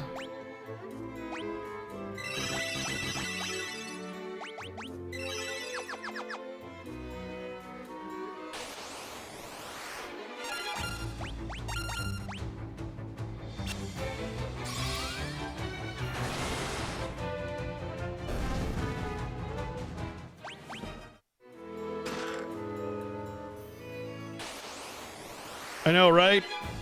Not having our 4th party member a corpse is so unusual.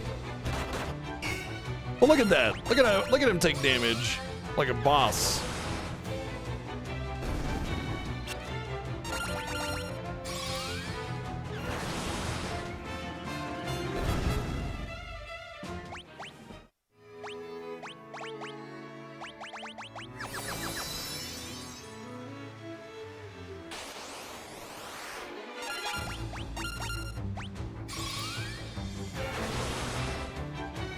She is under my desk on my ottoman, being all cozy. I have to cast magic. I can't cast... I can't use fight command. I can't use melee weapons. So the only way to deal damage is magic.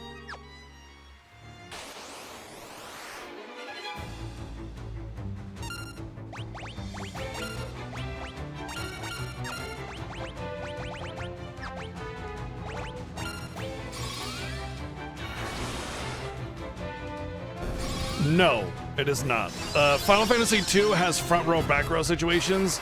They work differently depending if you're playing the Famicom version of the game or the Pixel Remaster or whatever. But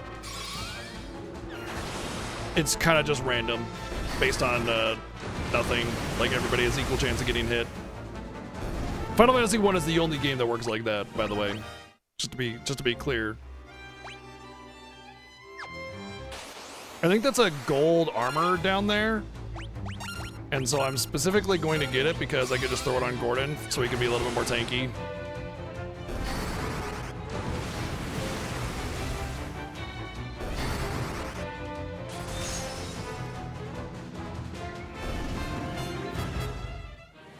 No shields and no attack command.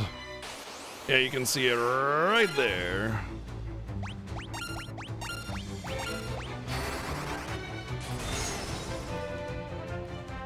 There's a lot on the layout, but there's a lot to keep track of, so once you kind of get used to the information...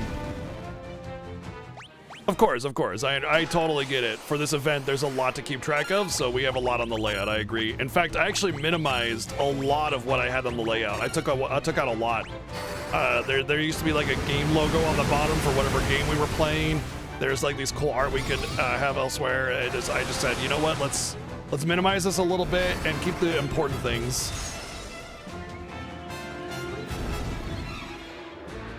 Because this is also the first Final Fantasy Fiesta that I've used the camera. Oh, and so I wanted to make sure that there was room for chat and all that kind of stuff before I had like the flowery stuff, you know, the extras, the garnish, if you will.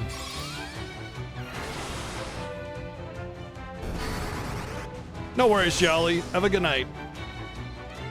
That's what my cat does too.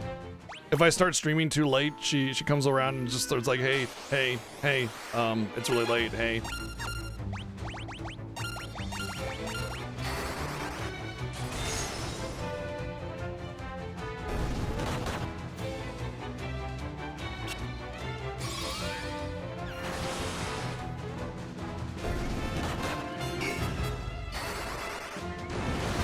I mean, it was a gold piece of defensive equipment, yes. Just not a chess piece.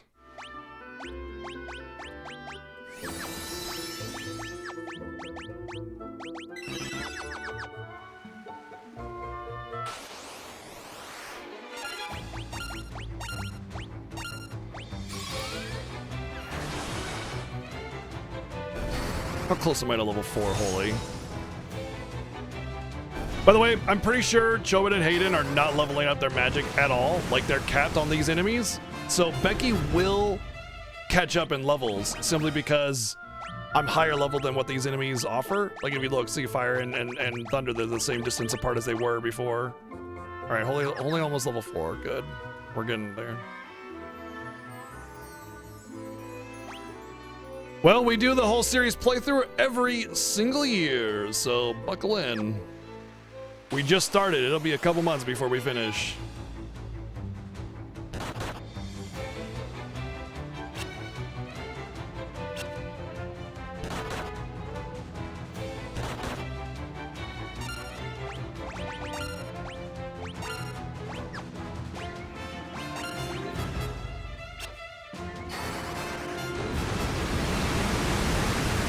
I recommend following my friend SevenSins because what this is, it's the Final Fantasy Fiesta. We do this every year. It's our 8th annual Final Fantasy Fiesta. We play through the entire main numbered entries of the Final Fantasy franchise without being able to run away from encounters. So we have to fight or die everything.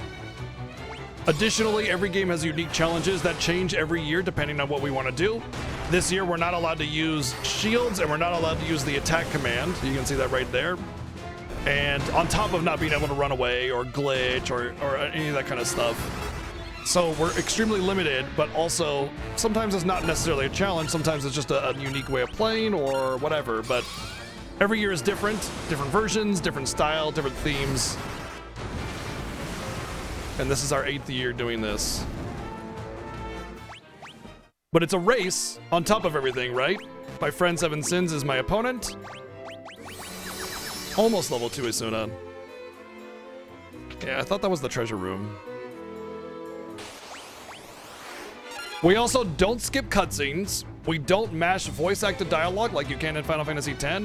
And we don't use fast forward either, because at the end of the day, the major part of the Final Fantasy Fiesta is it's a celebration of the games that we love so much. And so we want to experience the stories and the cool stuff and, you know, interact with the characters, but also in a hurried way because it is a race. So it's a balance between enjoying the you know, stopping and smelling the roses and also gotta go fast.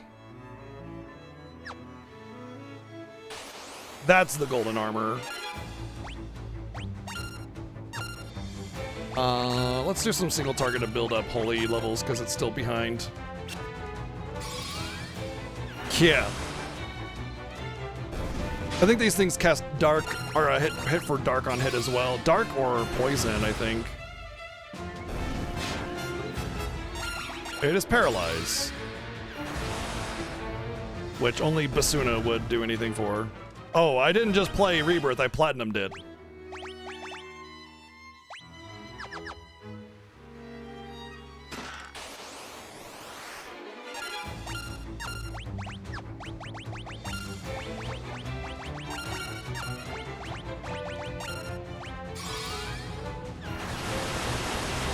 Nice. I hope you enjoy it. I think Rebirth is brilliant all the way through. Just a fantastic game.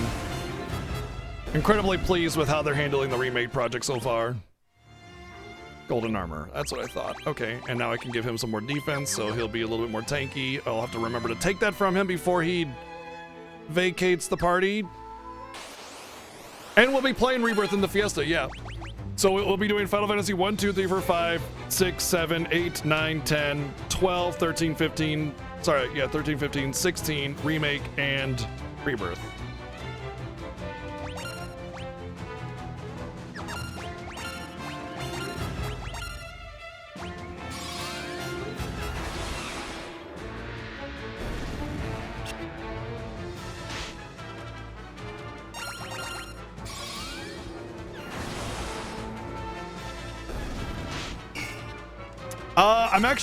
I'm pretty sure nothing does happen to Gordon. Yeah, I think he just leaves your party.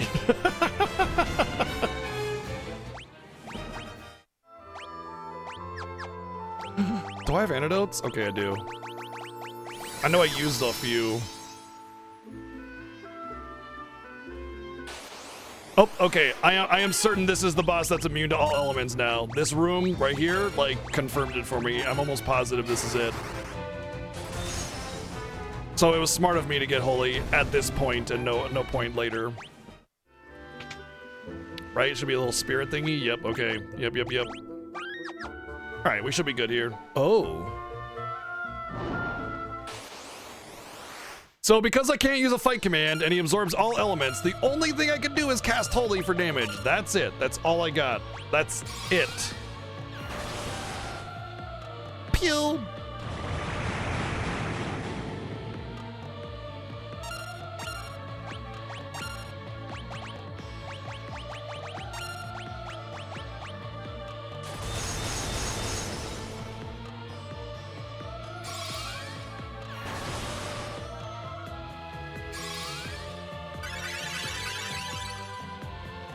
I can pretty much counter his attack with my cure, then that's good. We're good.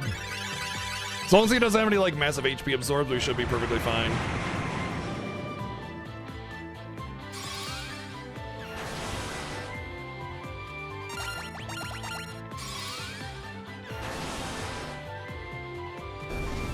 Easy peasy mushroom squeezy.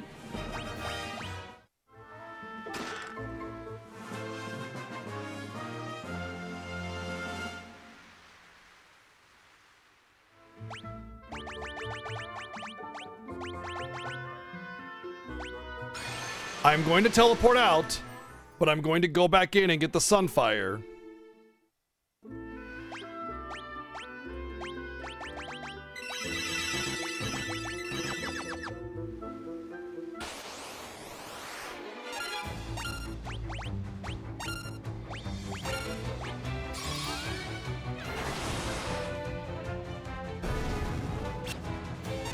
I know Seven forgot it this year.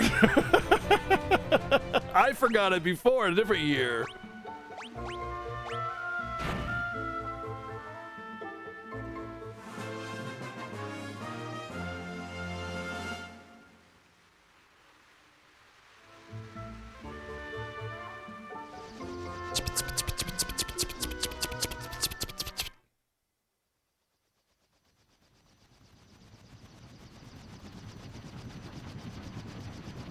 Yeah, it's not that big of a deal. You just take an airship to get back over there.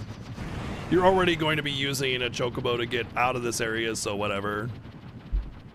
As much as I would like to go straight into the airship, I'm going to have to go the long way. I actually prepared kind of poorly here. What I should have done is gotten some, like a bunch of ethers. Are tents in this game? I can't remember. Something like that. And then that way I could have taken the chocobo directly to the dreadnought, so I don't have to go back to restore my MP. Oversight that I always miss that one. It's fine. It's not a big deal.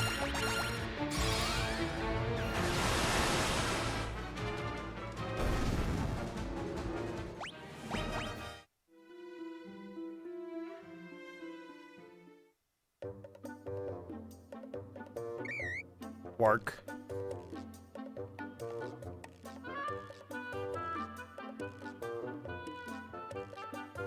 What's up, Chef Tig? What's going on?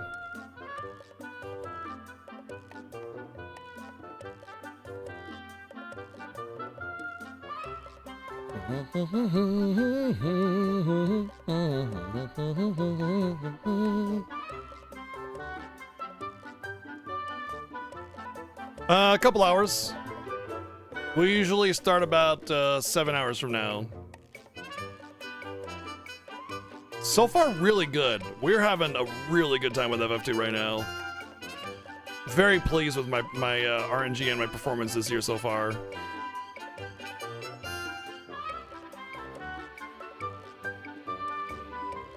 Isn't this just a pleasant little song?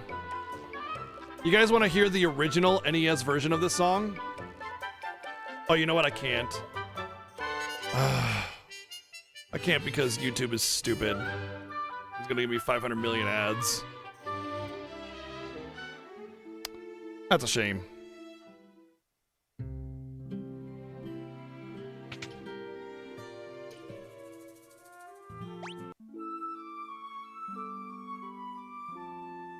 Can I give you a link? Sure.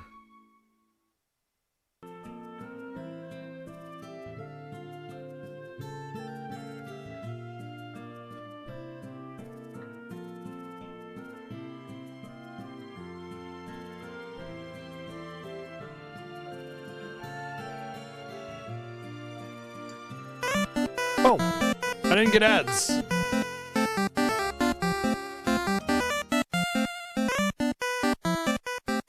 Keep listening.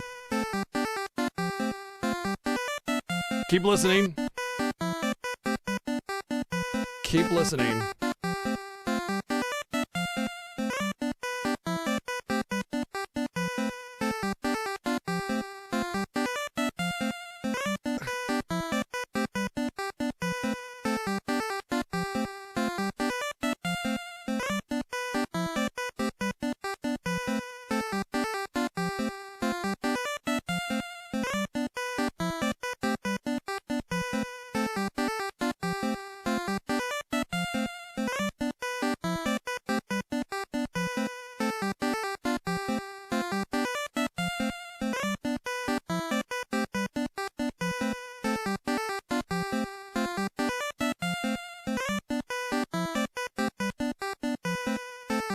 Yeah. It never stops. That's it. It's just a 5-second loop. That's all. Oh, how far we've come.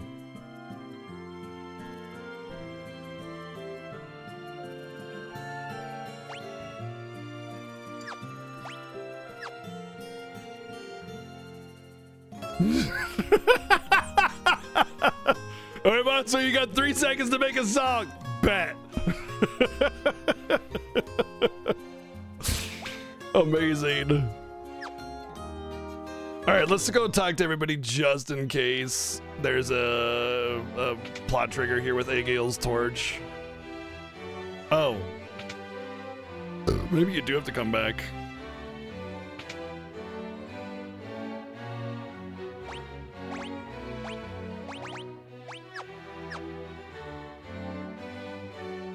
Oh, okay. Well, I don't know if that's actually a plot trigger, but whatever. Probably something like that, Nate, honestly. More than likely. Alright, so let's go to the item shop. I want to pick up some stuff. Item shop. Item shop's over here.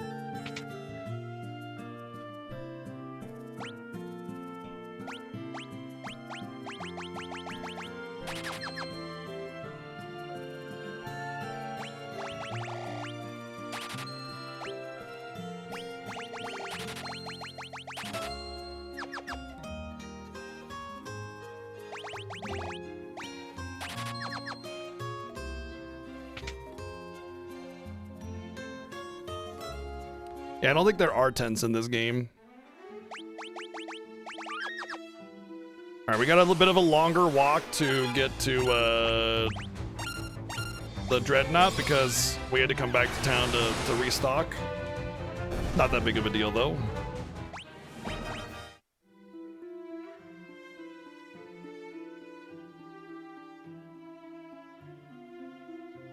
No, definitely not the Dreadnought. That would be crazy.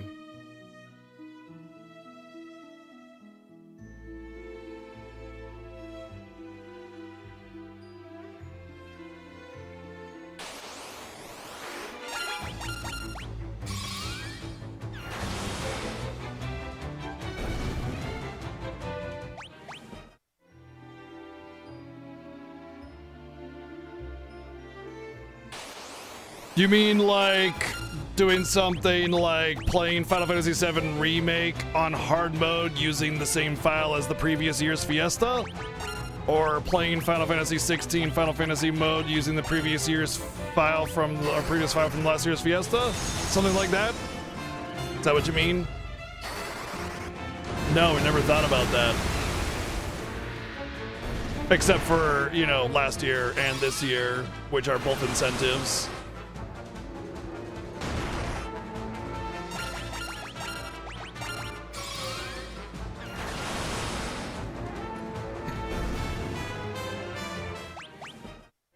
Hey look, we summoned Matzi, just took some time. But yes, we're literally the Final Fantasy 16 incentive is to play hard mode Final Fantasy 16 using the previous year's file, because the hard mode in FF16 is basically a new game plus. We did that last year with Remake, if I'm not mistaken.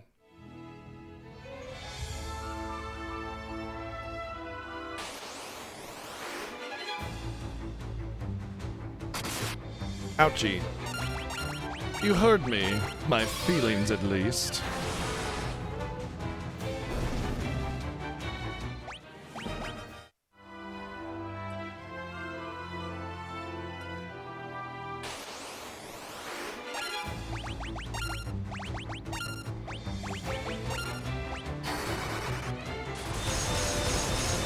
FFFiesta.com has all the incentives. I mean, you can just ask. There's even chat commands you can use to find out what the incentives are. It's like exclamation mark incentive, like FF3 kind of thing. I don't know. Chat knows. Refer to chat.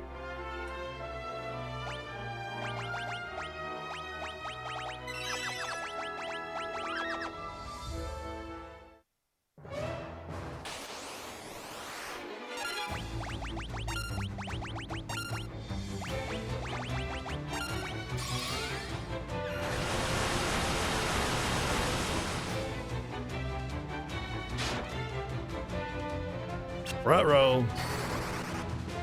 My damage dealer is paralyzed. Maybe I should be using that thingy where I dodge. Blink.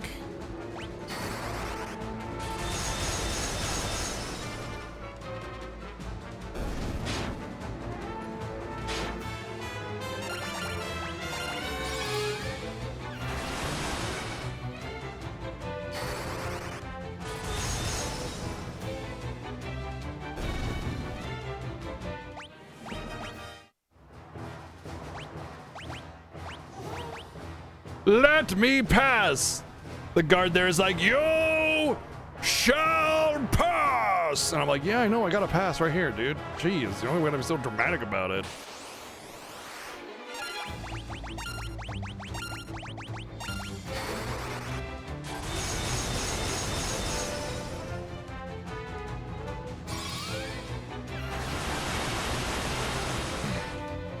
Yeah, man, Lilo Dallas multi-pass, buddy. Nah, man, I said A blinking. Okay, this is where... Oh. This is just this treasure right here, which I think is... I think it's the dark bow. It's either the dark bow or a gold hairpin or a thieves glove or the dagger. Something like that.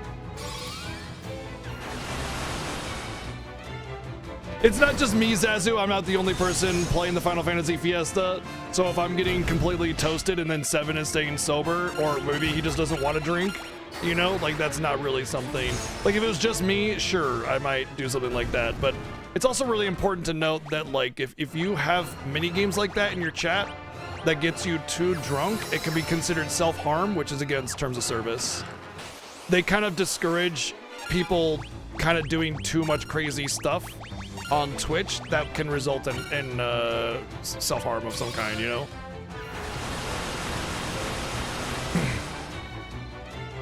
Because there are definitely people that will take it way too far.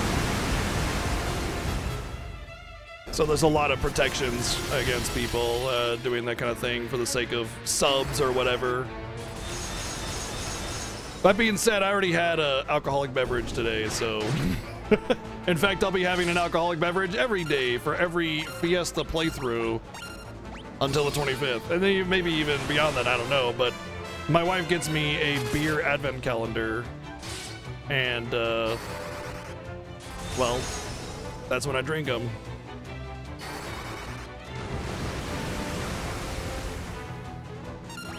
I think it's better to just do single target here. No, not him. There you go.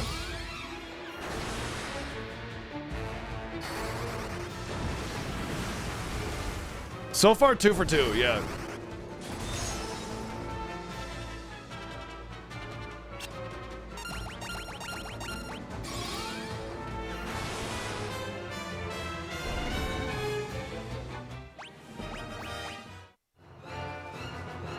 Sleep Blade, right.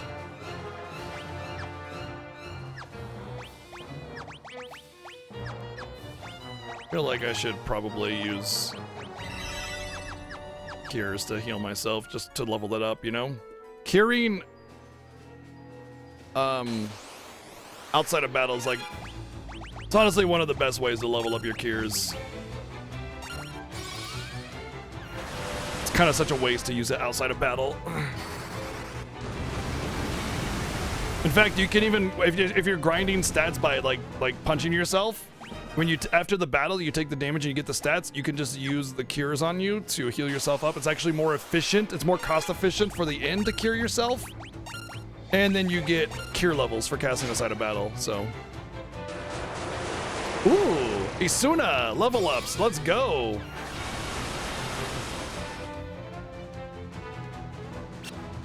Yep, there's a few B team incentives this year, and they're all going to be kind of interesting, I think. Especially FF9, where we're going to use the caster team and then also defeat Ozma. That's going to be rough.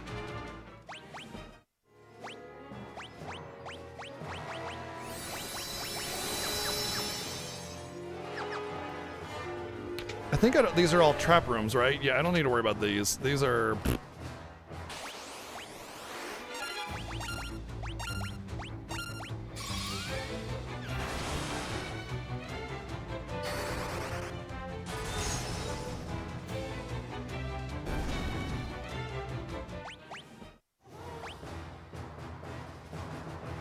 Right, I go up here for... Wait, isn't that where I need to go? Down there for the prison? And then I come back up here? I don't know why I always get so confused with this place. I always have such a hard time remembering which path goes which way. Where Panther? You're right there. Where Rat? Right there. That's where. Where Rat?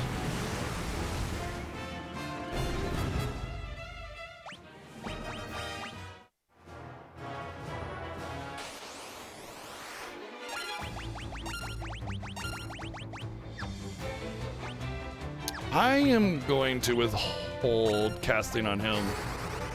The fire is the big damage. I need to keep doing that with Chobin. Becky needs to get her levels up, but Hayden is just like doing no damage on the undeads. So I'm just gonna... I will actually cast Blink, because I think I can get that to level 6.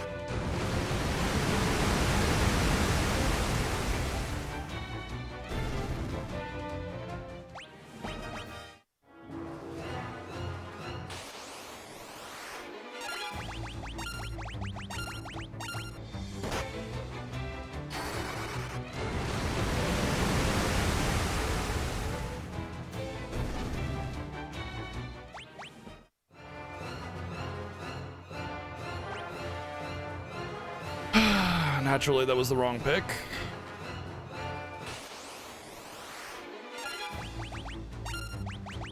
Because you go downstairs into the prison, but then you go upstairs into the prison above it. Like, okay, you go downstairs in the prison, and you're in the map, right? And you go downstairs in the prison right here. But if you want to get down here in the prison, you got to go back up the stairs and then go over here. Because when you go down here, or actually go up here, it takes you down there. Like, so it doesn't make sense. That will help me remember for next year. It doesn't make sense.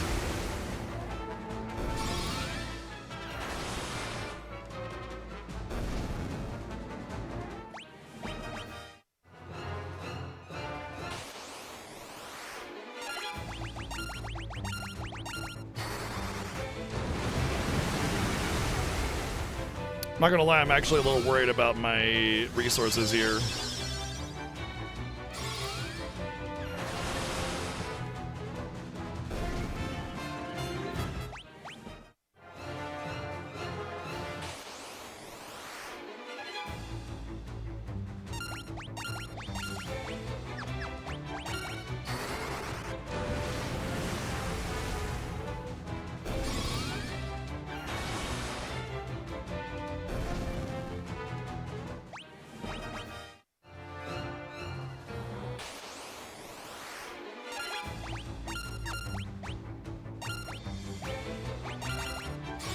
Honestly, it's a pretty big step up because the dungeon's kind of big and there are a lot of really annoying enemies that paralyze and poison and stuff. So then there's that trap chest with the giant. Yeah, it's pretty mean, honestly. The first time I played this game, you want to know what my first barrier was? Literally the first dungeon with the mithril cave. Because if you're not prepared for what's coming and you get to the first boss, you will do 0 damage. Like if you try to prioritize melee and you don't have a good weapon skill, or maybe you didn't go for a better weapon or something elsewhere, yeah, you just do 1 damage. You just that's it.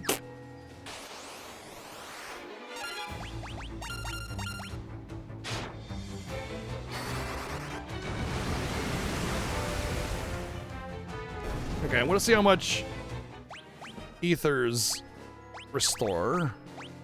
I think it's like 30. 20. Okay.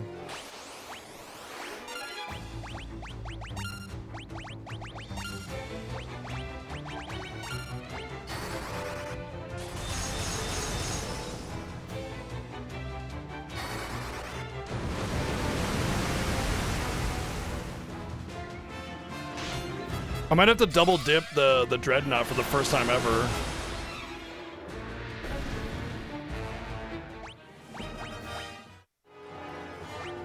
Maybe just forego these treasures. I mean, like one's the dark bow, and then after that, I don't really remember. I'll get this because it's close. I feel like I'm gonna need to grind MP. I think I need like 400 MP. It's just not enough.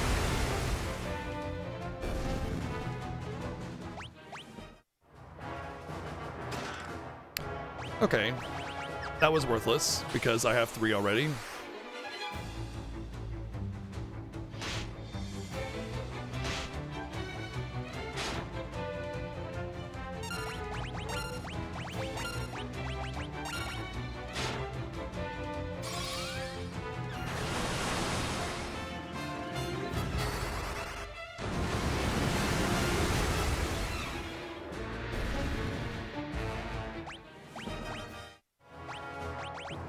Well, I know what, like I said, I know one is the dark bow, and I'm pretty sure the others aren't really interesting for me anyway because of my equipment limitations. Sup, girl, I saved your life or whatever.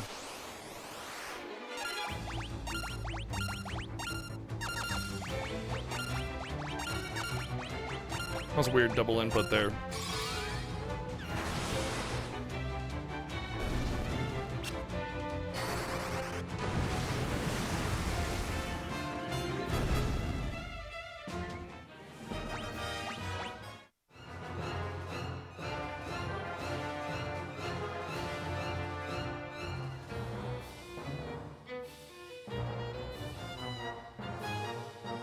Won't somebody, you know, I'll let somebody else think of the treasures.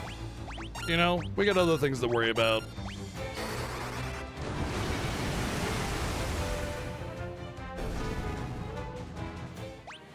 Let me see how Holy is leveling up. Oops. Okay, it's not leveling up here anymore. 5 is the cap. We're not gonna worry about it. We're just gonna use fire on the undead and be done, and we'll just defend and save MP. That way, we're maximizing our MP efficiency, and then if we need to, you know, we use the other magic. But for now, we can prioritize ethers on Chobin, because, like right here, sure, you know, we use everything, but the undeads, we'll just use fire because it's a one-shot guaranteed, and that should be able to get us through. That way we can prioritize ethers on Chobin and you know, make sure we're getting the most out of our MP. Wow, they didn't die. Okay, maybe single target would have been better here.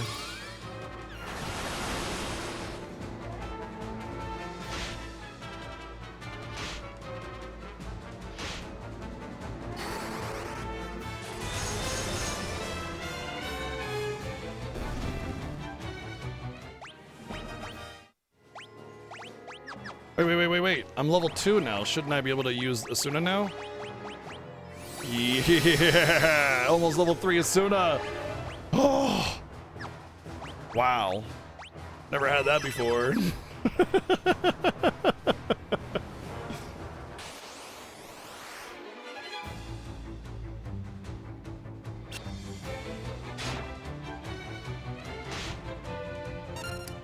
Of course.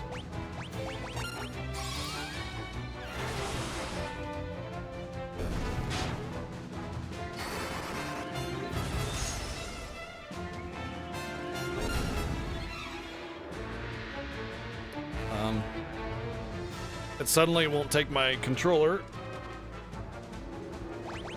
There we go.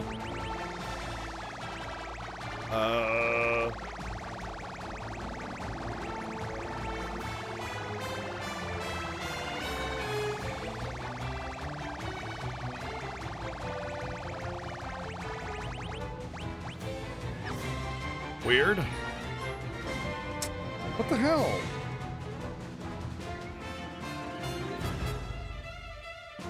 What's going on?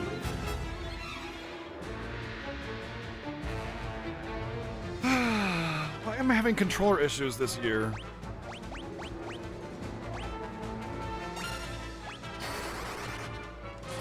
I'm gonna use the keyboard for a sec.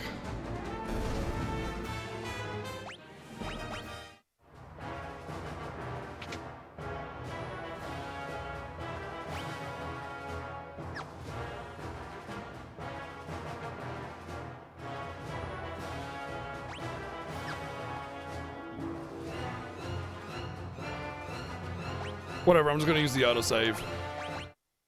Because I can't figure out the keyboard button to take me to the menu so I can quick save it. I don't know why my controller keeps pooping out.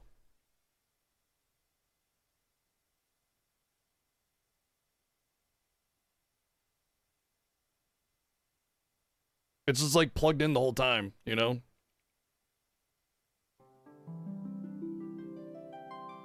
What in the fuck? It's not. Oh! Why the fuck are you not fucking working, you fucking piece of shit?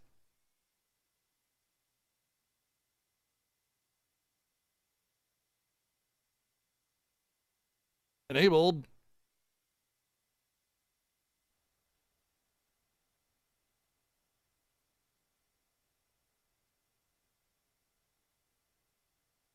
Are you serious? It's, what is going on? It's, look, it's plugged in. Like, it's plugged in the whole time. Oh, I got one input before it gave up on me.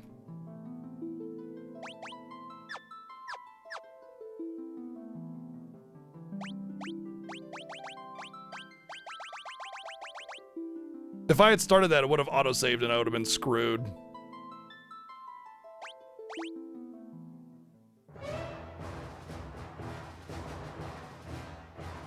It's not working again. What the fuck? Pausing my timer. Dude, I'm about ready to trash this fucking control. I'm so annoyed right now.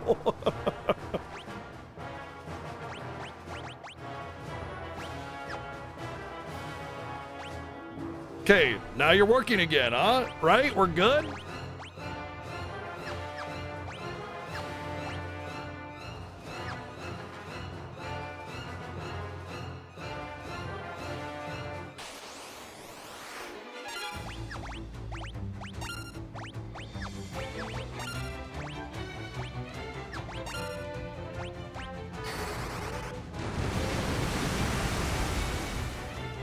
I don't think that has anything to do with it.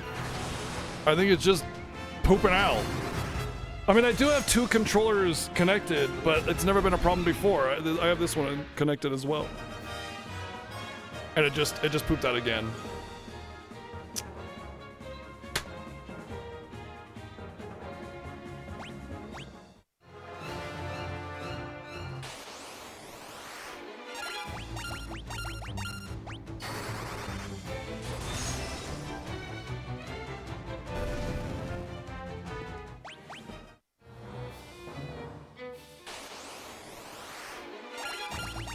I mean, honestly, I'd prefer to use the 8-bit Duo controller over what I have right now. This was just already in. So tonight, I'm definitely going to make sure I have the controller in that I want to use.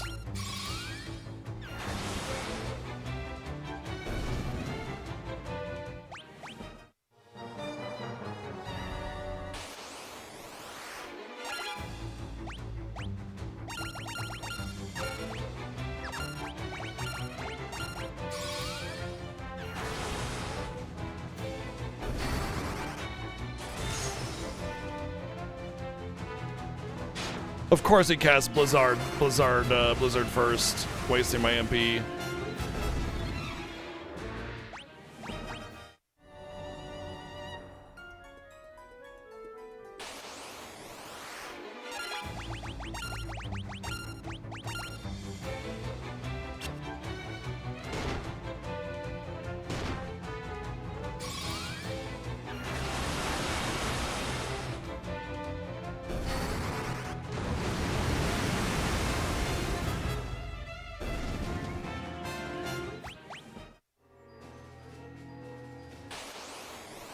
I have a pet peeve against tech not working.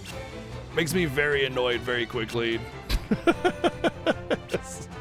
It's like grinds my gears, man. And it's like, it's stupid because I understand why tech might not work or whatever sometimes, but in this situation, there really doesn't feel like there's any reason why it should just randomly poop out. It either works or it doesn't, you know? But it's fine, we got it going. Let's keep going. Uh-oh.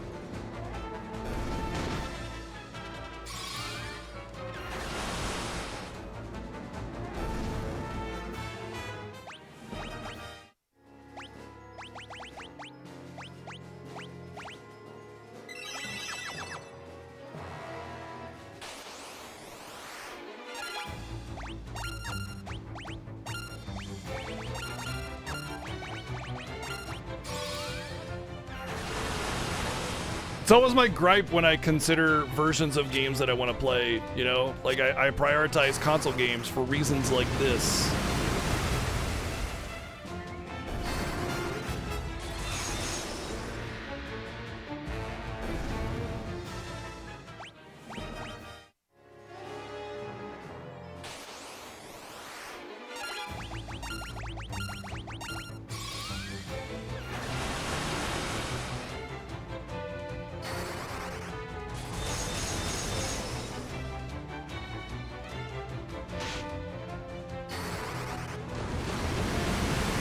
Kaboom!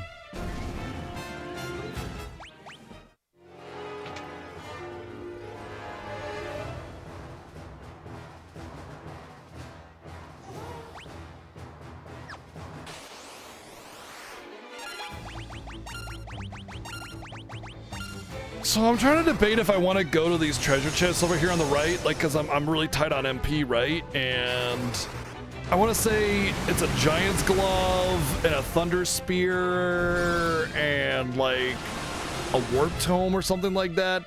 I don't see value. There's nothing that I can use. There's cash, but I can get money. Like money is the least of our issues in this playthrough because we don't need to buy gear ever. So I think I'm just gonna go forego these treasures. Usually I get them, but the giant battle is gonna be, you know, trials. So no, we're just gonna jam, dude. We got that big ass long like soldier maze coming up. So there's still a good amount of battles left. I want to make sure we're taken care of, you know?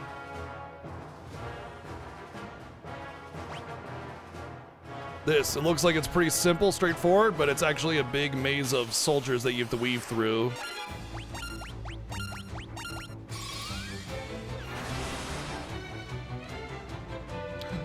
You didn't die in one hit. Uh-oh.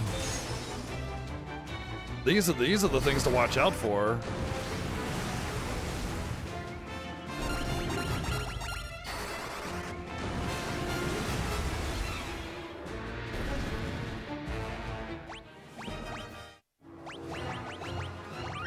Did a quick save real quick there.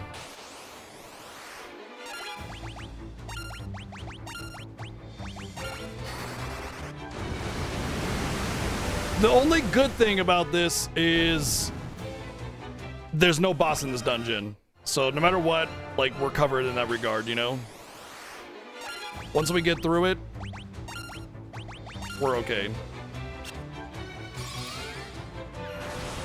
Oh, I understand exactly what you meant by that, but yeah, definitely. I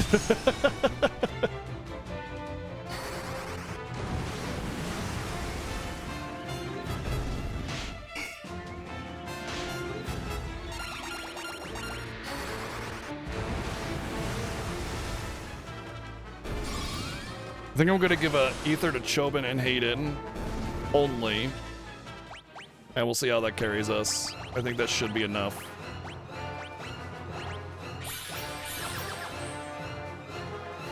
So how far into the game did Seven get, by the way? Like, what part of the game did he get to? As an old school gamer, how do you like FF7 remakes? Well, I am an old school gamer. I've been playing since the dawn of time, basically, video games, and I think FF7 Remake and Rebirth are absolute masterpieces, and I love them. They're some of my favorite games ever made.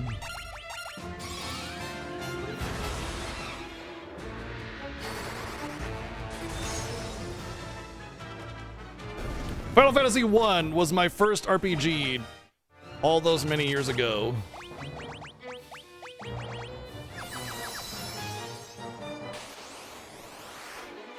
Oh dear. This is an awkward formation. The good thing is that my int is going up, so like the damage does kind of go up even though the spell level doesn't really go up, but yeah.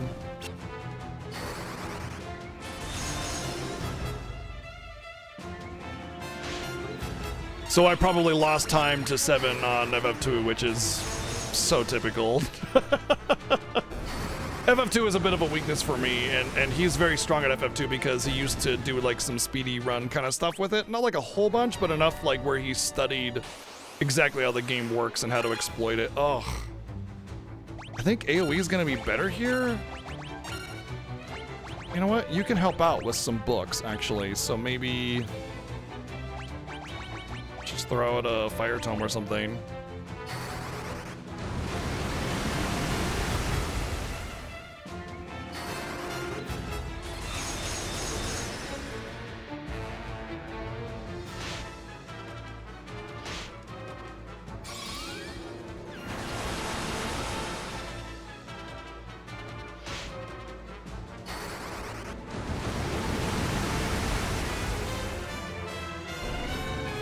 Not bad.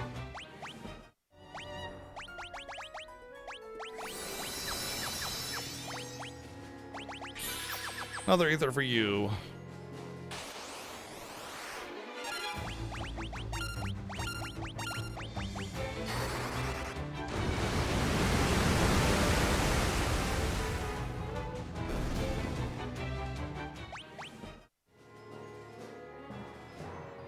Bad at FF2. Maybe bad at FF2 compared to like Shihali or Rageous in or something.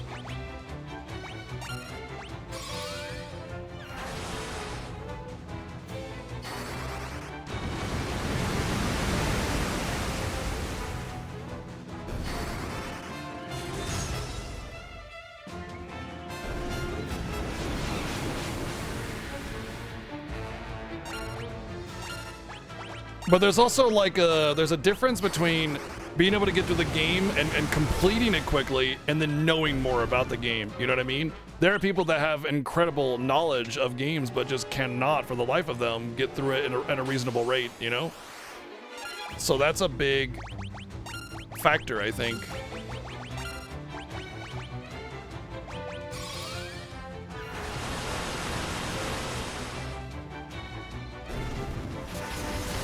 Okay, so, alright then. I know he goes there before he goes to Wyvern Keep, so he hasn't done Wyvern Keep yet. Almost positively. He always goes there first because there's like the black garb there and a lot of other really cool stuff that you can get really, really early, and you don't need to worry about like when you go there as long as you got the mask.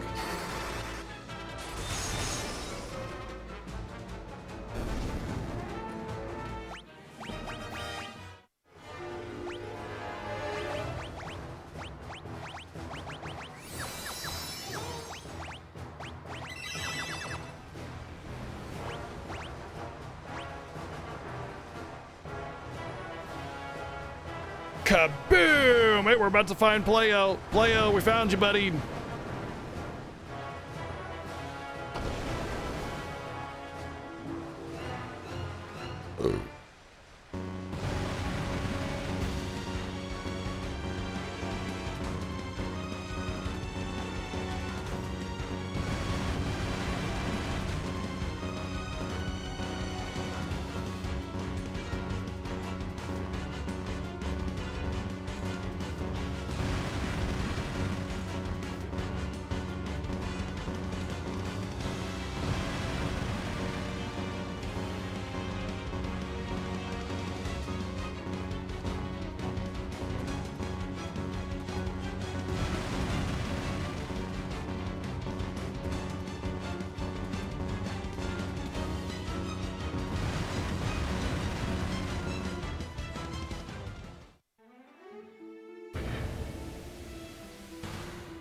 What? No way.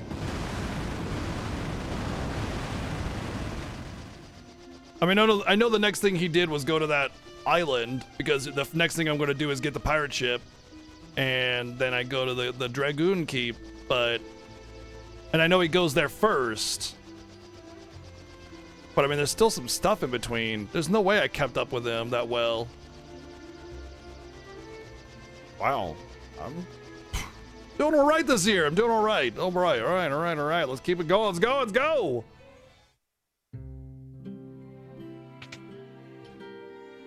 Oh, first things first is I gotta remember to take my shit back. Gimme.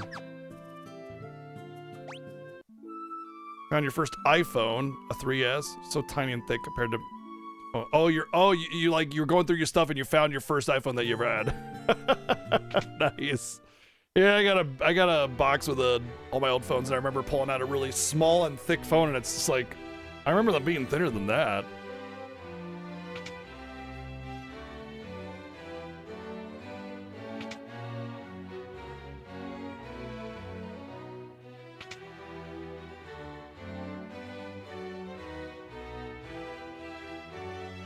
Oh, I'm old. I'm dead. Bye.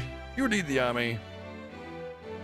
So basically, he went into the island cave and then, like, stopped, basically. Like, he didn't go any further. Okay, fair enough. So basically, we're basically right at the point where 7 is, more or less. Just a few minutes away. All right. Wow.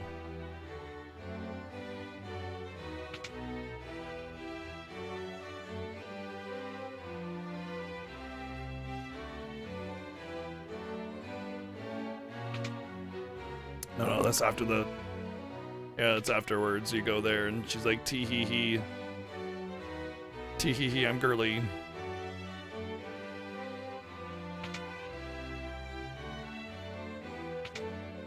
I think Gordon is on the throne.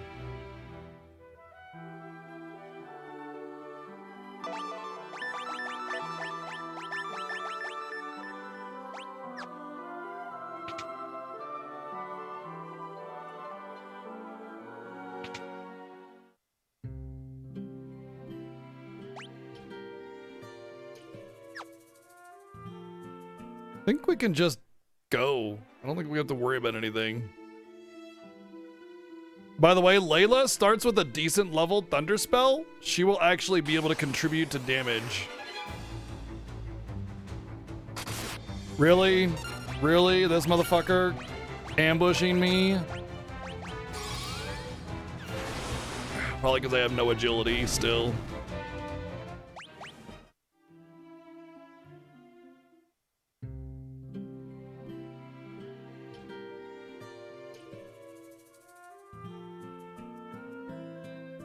My ship's outside. Goes in the wrong direction. Oh. What's up, girl? Let's go for a boat ride and stuff. Yar har har, I tricked ya, mateys.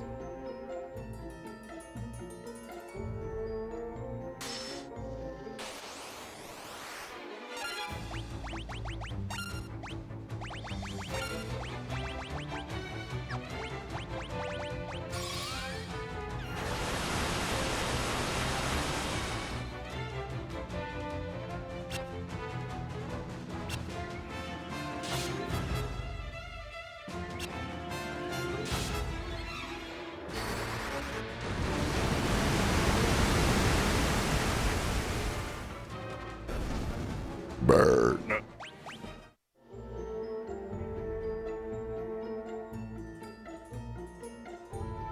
Ah, you beat me up. I guess you can have my entire ship and crew then.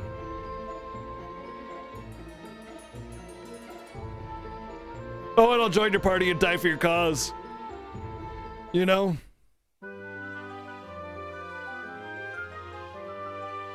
That's usually how that works. You beat somebody up, they're like, okay, you can have everything I have, and I'll die for your cause. All right, bye. All right, so first things first is I'm just going to remove that, and put that on, and leave it like that, and just hope for the best. Actually,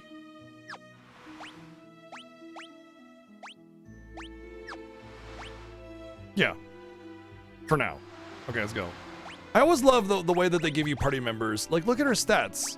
I mean, okay, her agility is insane. Holy shit, I didn't realize it was so high.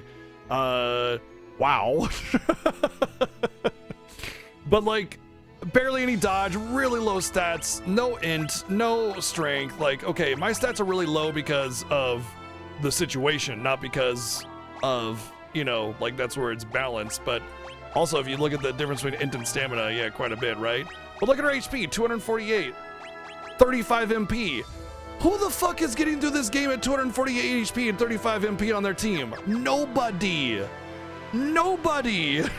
If my team was like that, I would not have been able to get through that dungeon, even with the fight command available.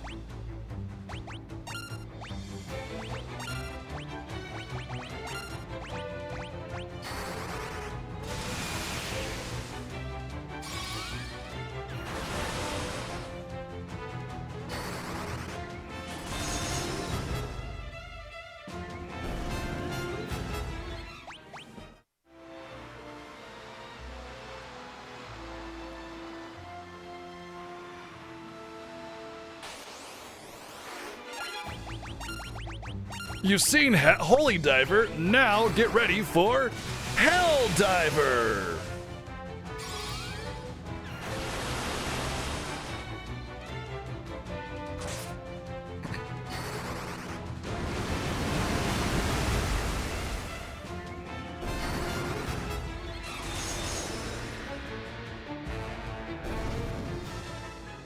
She doesn't have double hit, she has dual wield.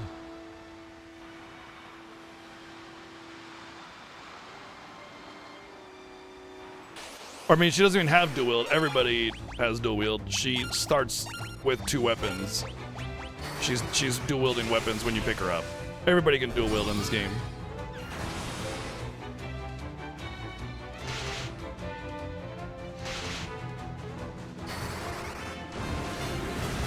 Probably no name.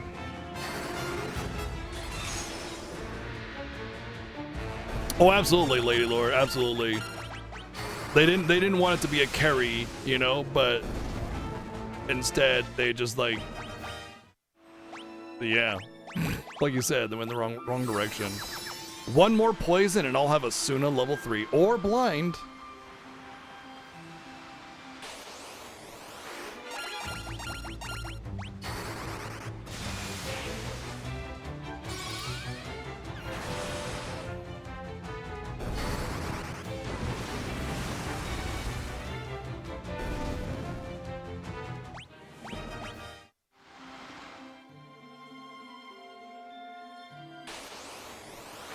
Minwa was busted for the point you get him in. Well, actually, that's not true.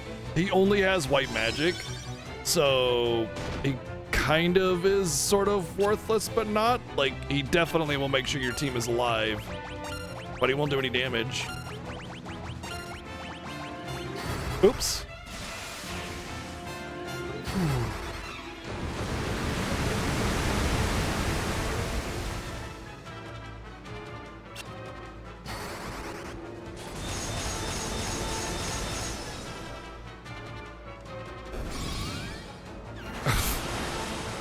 Do not give my child a nap today or she will not sleep at night. Okay, giving your child a nap.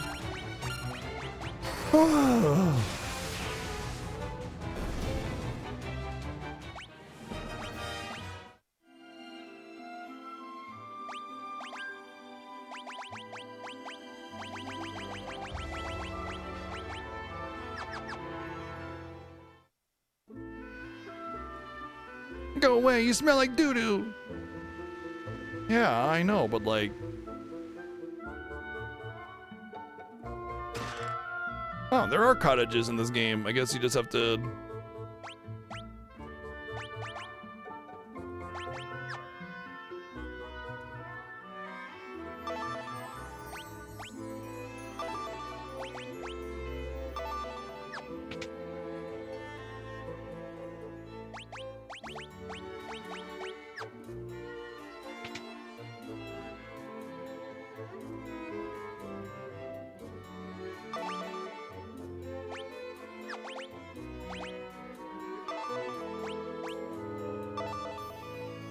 Oh, right. We have to go get the Wyvern Pendant first.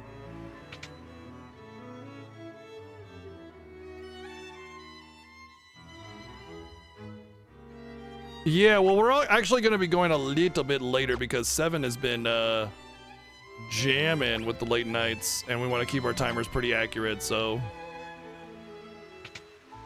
Or pretty similar would be a better word.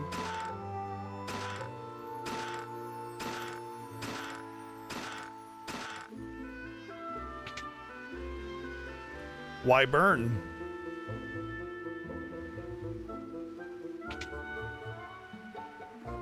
Yeah, you know, I just scream really loudly into the void and children just fall asleep. It's crazy. Don't know what it is.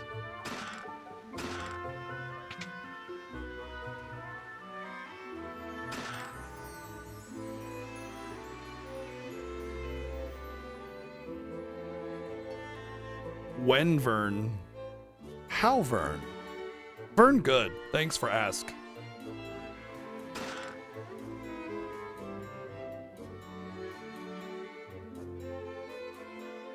My days off will be Saturday and Sunday.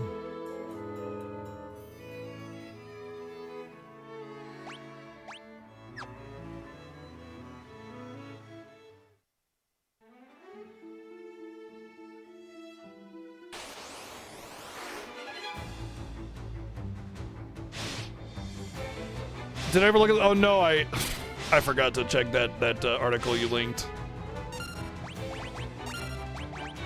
It was a pretty crazy night yesterday, and today is shaping up to be pretty insane as well.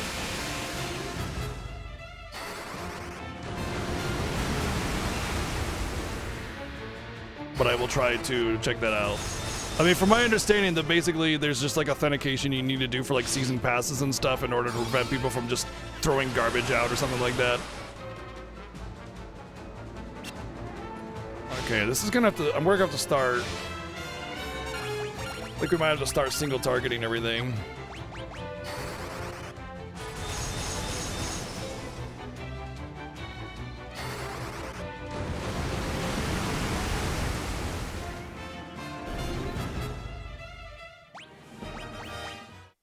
That was like 8 casts instead of 4.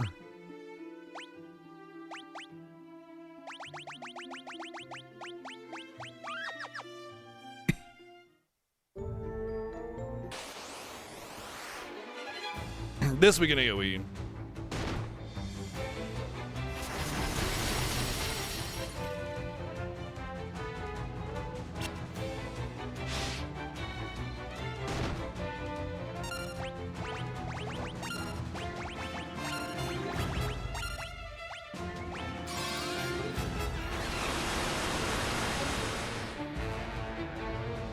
Interesting. I wonder why the rules about the delays.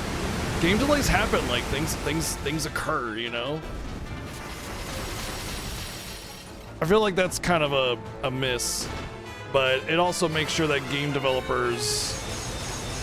Oh, just for DLC? So it's only for DLC, okay. I was hoping this rule set would like stop like the garbage games like the RPG Maker nonsense that are swarming Steam lists and everything. I was hoping for something like that, but I guess that's still good, you know?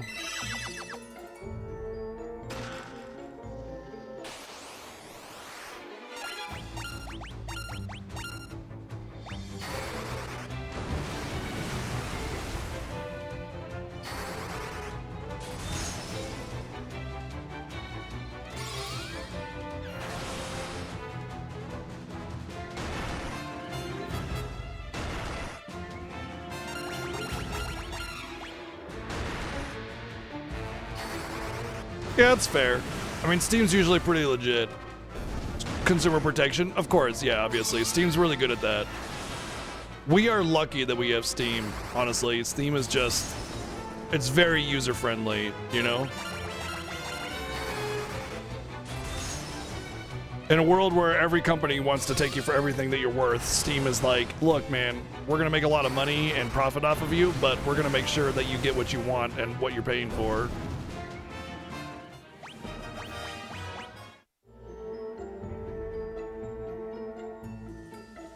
Right, as soon as like Steam goes away, for whatever reason, gaming will suffer dramatically. I do know that like if he passes away prematurely, he has a contract with his son where like he has to run the company the same way kind of thing. Like he can't exploit it. But I mean, things can happen, you know, like he could just say, screw you dad, all this other crap. But still, you know, I don't think it's gonna go to hell as soon as he dies, whatever.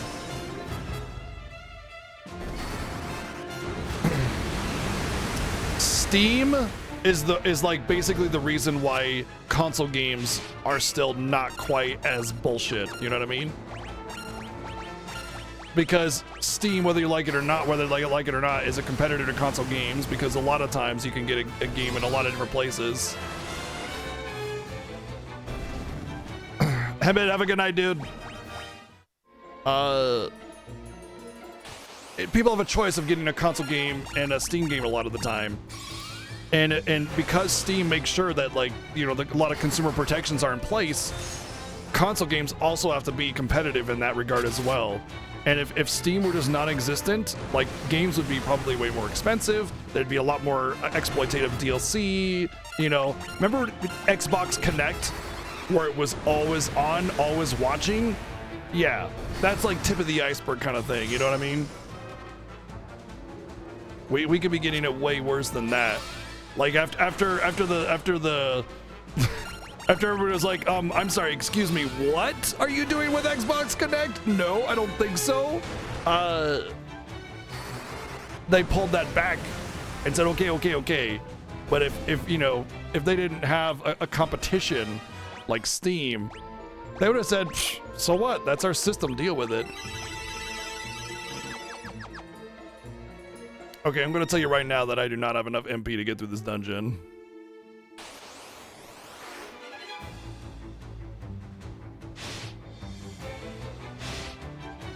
I have a Steam Deck and Steam. I would say, like, yeah, sure, it's kind of a little jumpy on the FPS on Steam Deck, but it's not that bad of it. It's not that bad. It's fine.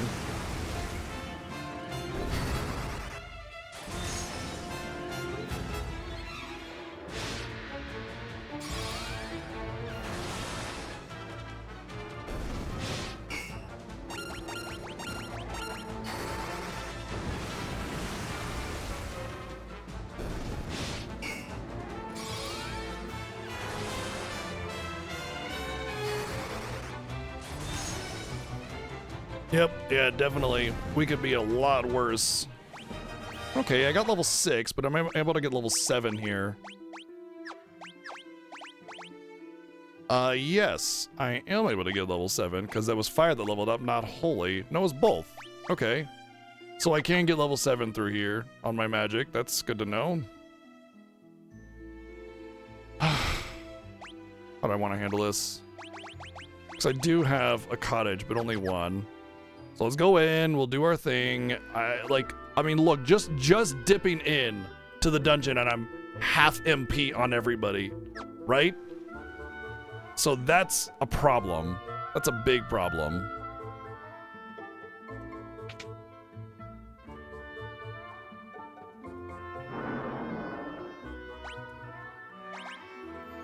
Because he's gonna give me his egg and he wants me to put it in the bottom floor in the spring of that dungeon, and that is a very mazy long dungeon. I do not imagine that I have enough MP to reliably get through there. Oh, he dead. Just kidding, now I'm dead. Just kidding, now I'm dead. Just kidding, now he's dead. Just kidding, now he's dead. Just kidding, now he's dead.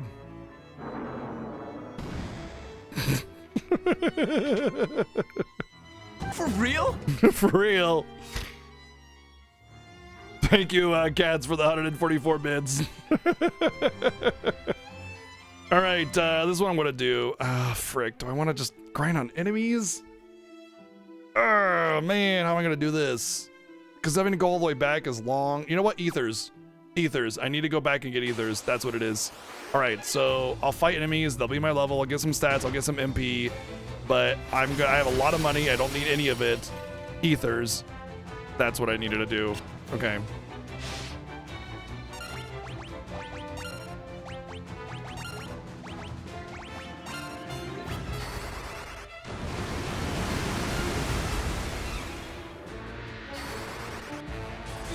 Also, I want to give Layla a ether or two so that she can start building up MP on the way to town, and then she'll be a contributing force for this dungeon.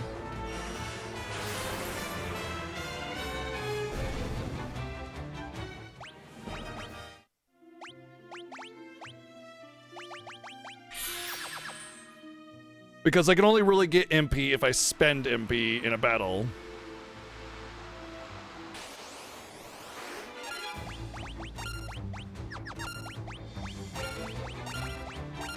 I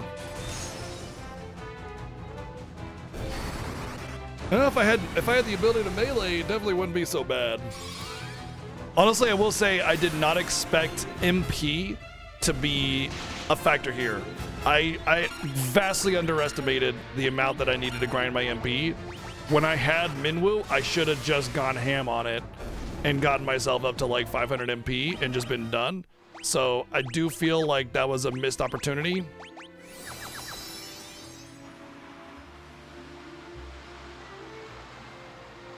Am I excited to have 2 days off? A little bit, yeah, because actually my plan for my days off is one with my wife, like I always have. And then I have a friend that I haven't really been able to hang out with for a long time, and we're gonna be spending that day playing games and hanging out and whatever, so. Yeah, pretty excited. It's honestly, it's really encouraging me to want to have an extra day off normally. Oh yeah.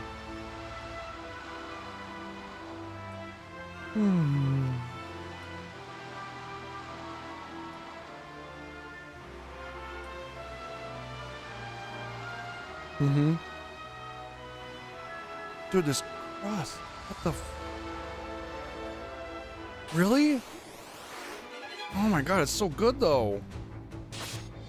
I guess. Was that what that was in the fridge? The freezer?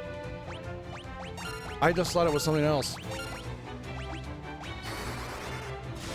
Yeah, I thought it was like for some savory dish you're gonna make for yourself. Oh, that's amazing. Thank you.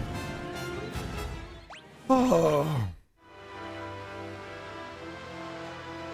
Yeah, see, the thing is that, like, here's my problem. I see a lot of streamers, and they stream so infrequently, or for such a short time, they never actually get through games, you know? And I don't want to do that. I don't want to have to, like, make my backlog longer and longer and longer, you know? So I'm thinking if I do end up giving myself another day off, I'll just, like, stream longer. Maybe I'll start my stream, like, an hour early or something.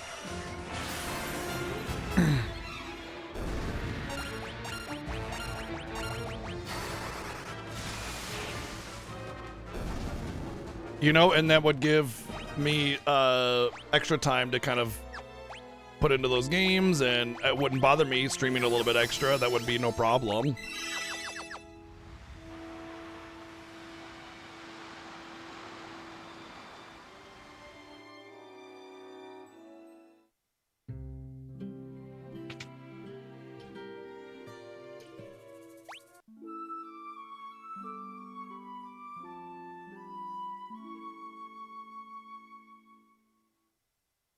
Yeah, give some to Weewa in the bushes there. I mean, I know my average stream week is 50 hours long and not 40 hours long. And that's definitely way above average. Oh, cottage, right here. Way above the average, you know, work week or whatever. Still.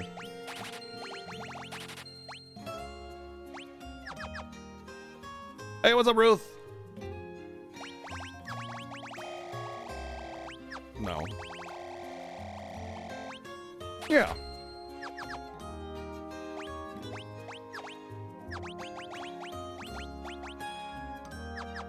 $36 ethers is at 5 for 100 mana. 700. Wait. About 700 mana, yeah. 720, I think. If my quick maths is right. I'm probably got it wrong because I'm really bad at, I don't know what it is. Whenever I'm streaming, I just cannot math right, so.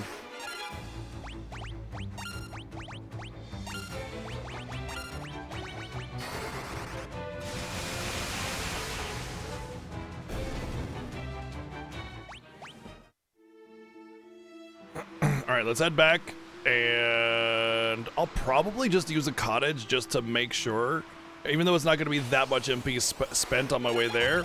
I don't want to risk it.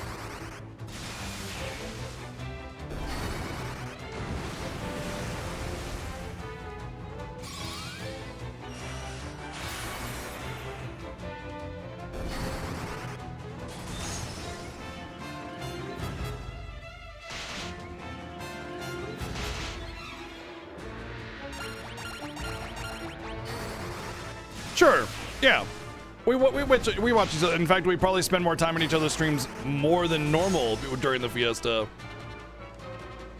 But that's like, look, at the end of the day, we're not really going to learn too much from one another. Also, chances are we have our own strategy. So, like, when I saw Seven use the Chocobo strategy to get to Mysidia this year, I intentionally didn't use it because I had my own strategy, and I was like, that was really genius. It was really smart, and I might use it another year, but I'm not going to use it this year because I have a plan for what I want to do and why I want to do it. And even so, even if I did learn something or he learned something, so what, you know? Like, at the end of the day, you know, we both got to get through these games and perform it ourselves. It's not like we're sitting there like taking notes and reading guides on how to properly and most effectively get through the games in our particular way. Not to mention there aren't any guides for how to beat Final Fantasy II the most effectively when you cannot use shields or fight command, you know? Like, go ahead, find the guide for that, I dare you, you know? So, yeah.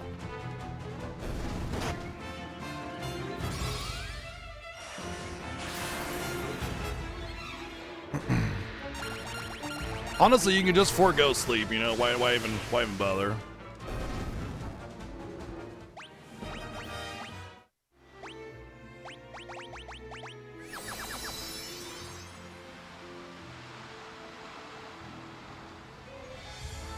Mm-hmm.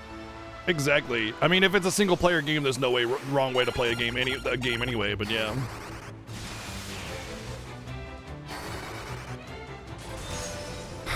For Final Fantasy II, no. Maybe for Final Fantasy V.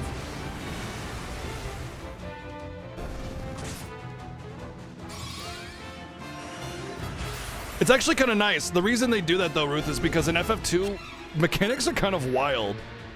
Doing the thing again, my controller. Enemies drop a variable amount of money. They also have variable stats.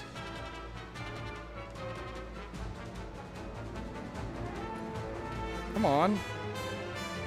Is it just not charging or something? Oh, for fuck's sake, dude! I've lost like 10 minutes to this fucking controller. What the hell is going on? Like, it's plugged in, it should be charging. So if it's a controller dying thing, I don't know why. It literally never gets unplugged. Whoopsie.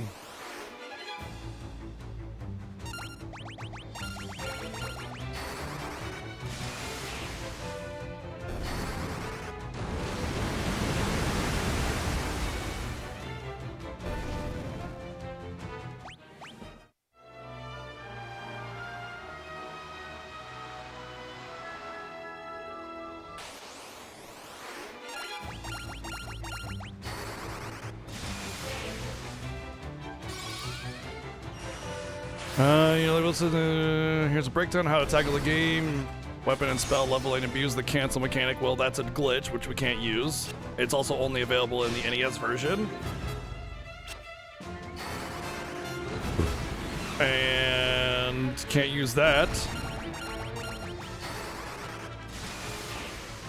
So basically it said glitch the game, but we're not allowed to do that. It's the PS5 USB cord. So it's a PS5 controller with a PS5 USB cord. Basically new, more or less, you know? On a new computer, I might add. Well, a year-old computer, but yeah.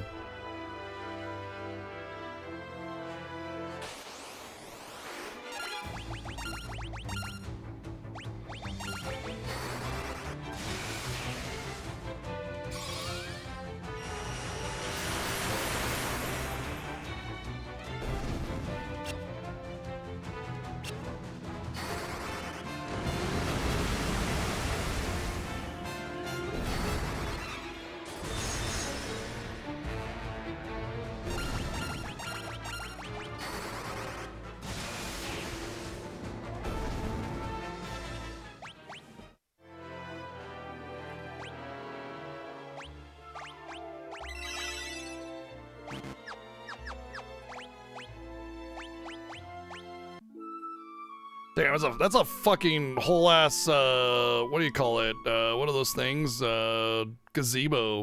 It's not even a cabin, it's a gazebo, dude. We just pulled a gazebo out of our pocket.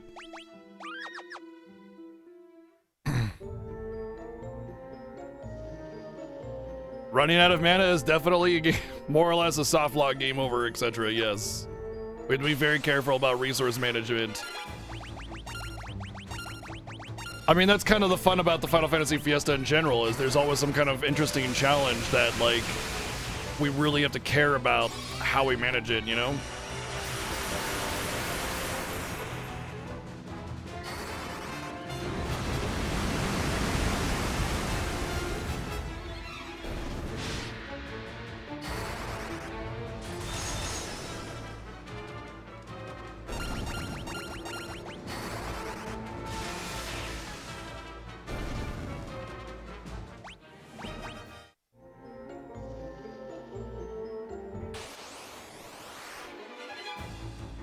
Oh good, an ambush on undeads. My favorite. By the way, it's also really important that I always hold the cord in between my fingers like this, so that the cord doesn't get pulled back, so it has this, like, what do you call it, like, a little bit of extra, what do you call it, stuff. It just fucked up again, messing with it. Slack, yeah. So I know, because a lot of the PS4 controllers, the charging ports were garbage, and they had to be held so perfectly carefully,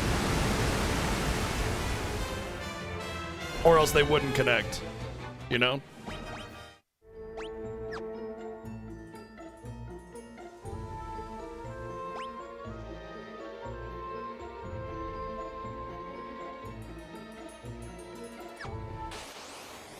But yeah, I always hold the cord between my fingers like that to reduce the strain on the charging port to make sure that it's more lined up and not being dragged down and pushed up.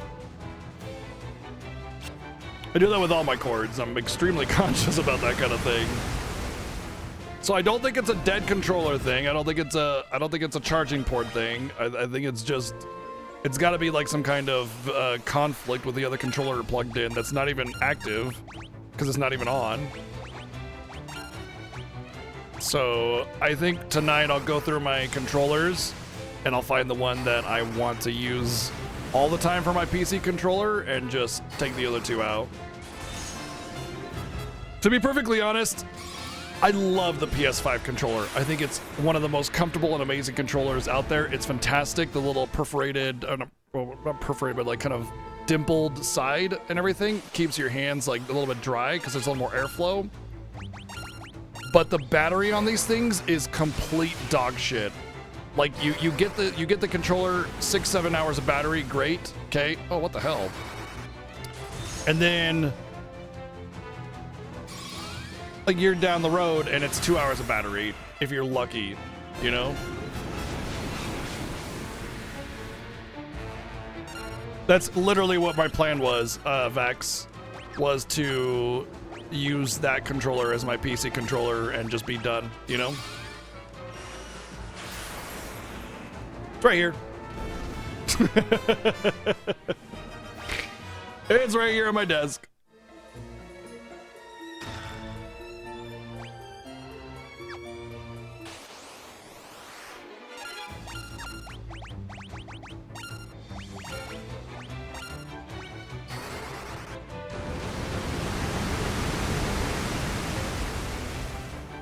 But yeah, my PS5 controller, whenever I play on my PS5, whoops, I have a charging cable.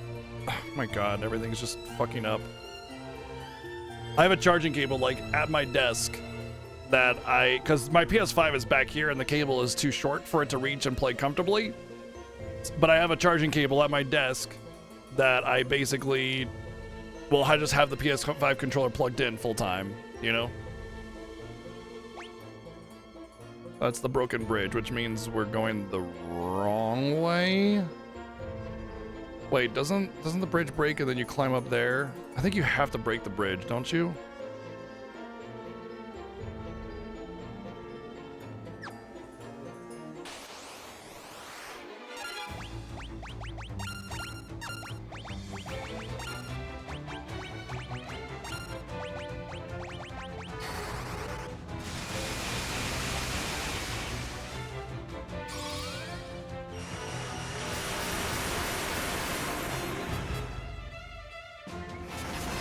Yeah, I agree with that statement, Tribble. It is definitely the best controller yet to exist. It's just the battery. Honestly, Glassjaw, from here on out, the dungeons get really, really confusing. For the most part, there are a few that are fine, but yeah, like every dungeon is like this up, down, up, down, down. You know, the ladders all the way around. Do the hokey pokey and turn yourself about. That's how you get to the dungeon. Really, really confusing. I think Final Fantasy 2 has the worst dungeon design in all of Final Fantasy. It's definitely the biggest flaw of this game, in my opinion. And the encounter rate is very high. That too. I'm not a fan of that either. I'm not a fan of it either.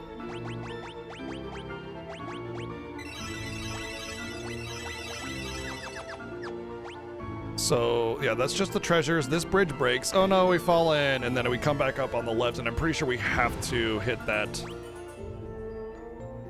Or maybe it's that way? Oh, shit.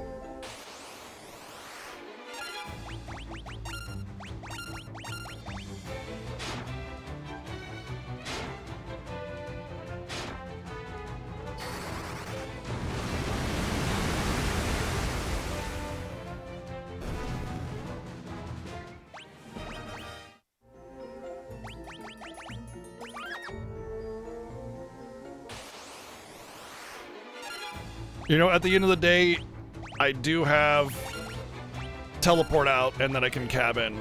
So even if I run out of resources, I can teleport out and cabin.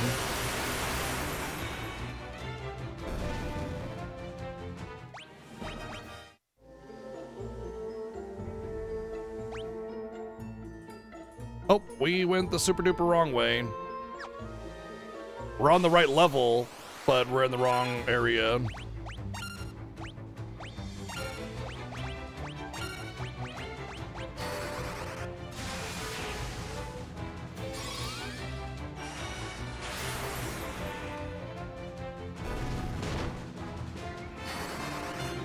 Yeah, for the most part, Sony has kind of done this whole if it ain't broke, don't fix it kind of thing. I mean, the general design is the same, but there's like added contouring and features and everything, but the general controller is the same. Honestly, the PS3 controller is the worst of the PS controllers. The buttons feel very fragile. The whole controller just feels like I could snap it in half.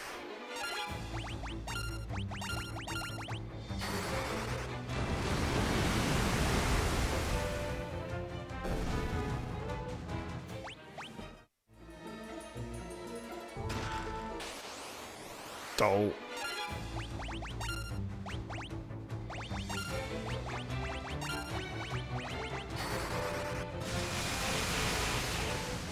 I hate the Genesis controller, all of them. I think they're awful. It feels like to press the button, it's like you gotta, you need your whole ass palm of your hand almost, you know what I mean? It just feels like if a cat were to play with a controller. Look at the whole paw.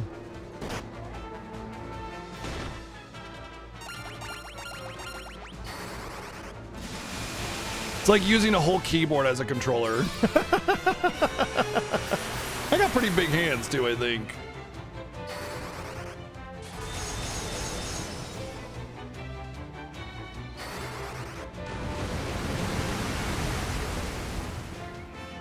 In retrospect, I should have just let Hayden do the damage here because these turtles are weak to ice and they just really don't take damage from anything else.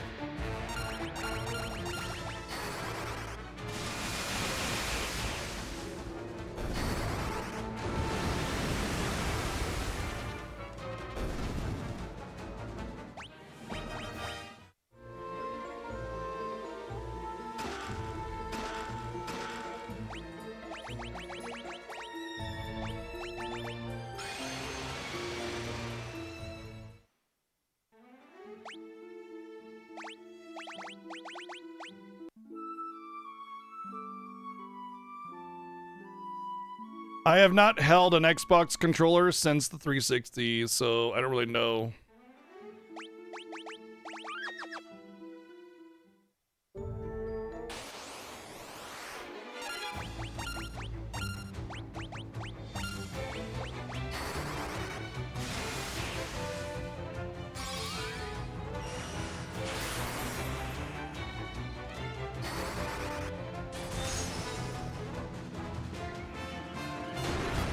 I don't think I've ever seen the PS3 Boomerang controller before.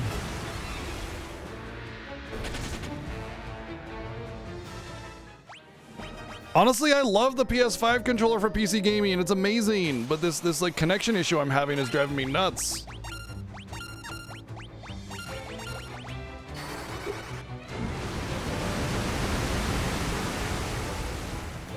Hey, yo, what's up, Colin?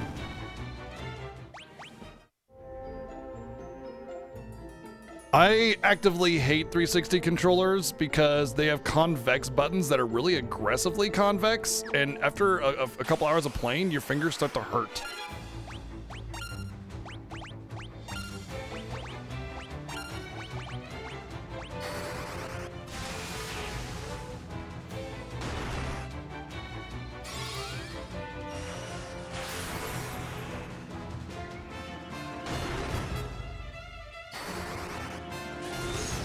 The only reason I don't like the Pro Controller overall is because the D-pad is atrocious.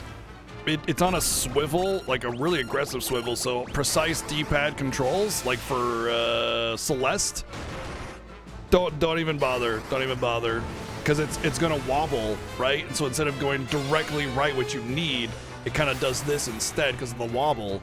And for every other game, it's fine, but if you want precise D-pad inputs, don't even bother. So what I had to do when I played Celeste, instead of using the Pro Controller, which is a lot more comfortable, is I had to use Joy-Cons. And Joy-Cons I mean, they're great, but using the buttons as directionals, as reliable as it was, hurts your fingers after a while. So after I finished Celeste, my fingers were like bruised, basically.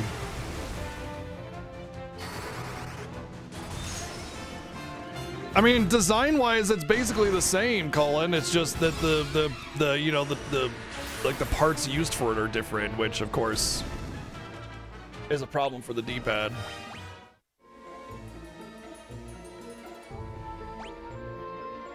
I think this is the right way. Arceus, have a good night. We'll be back tomorrow. In fact, Arceus, or anybody heading off, we will be streaming like basically 14 days straight, except for the 9th. I won't be streaming because I'm doing something with my wife for my birthday. Even though it's my birthday's today, we're doing something late then because that's when we could do it.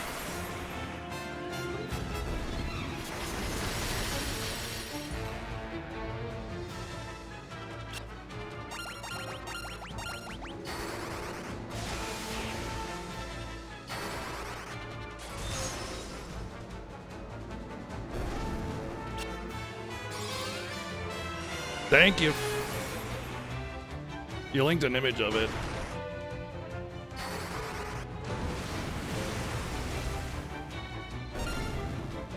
Where?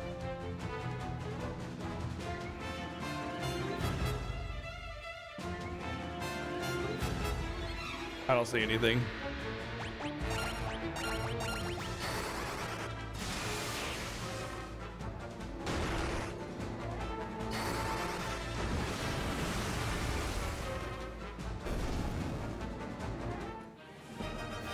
Come on, man. What the fuck, controller? Turn on. Turn the fuck on.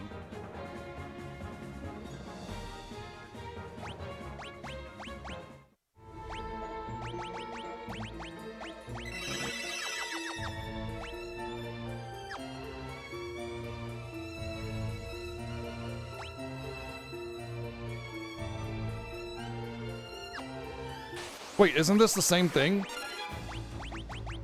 This is the same room.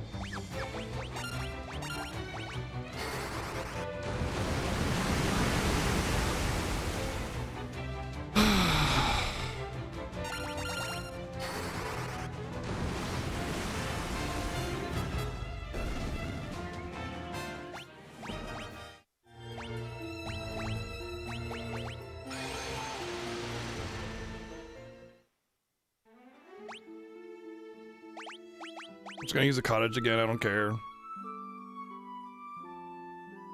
Cheaper than all the ethers that I would use.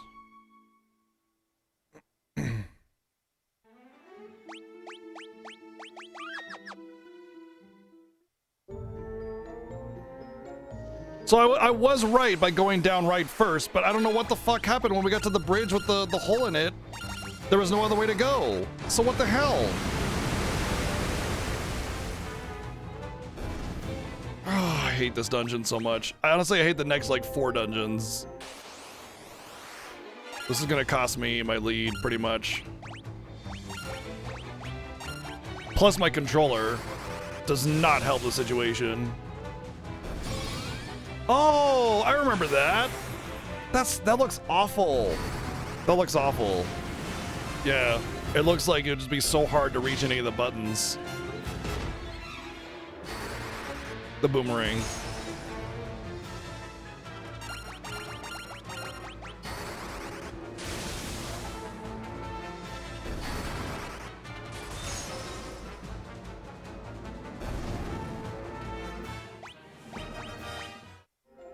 Yeah, you can't wow like gamers over with ooh neat design. It has to be functional. You know? Like, if the controller looked like a giant burrito, it'd be like, sweet, burrito controller. But then it would be awful because it'd just be basically a brick for a controller.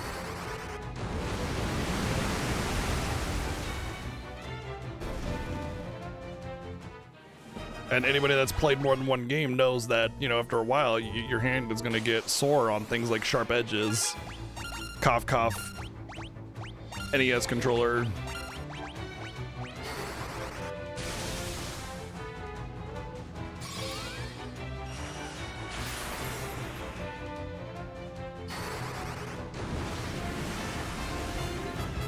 Burrito.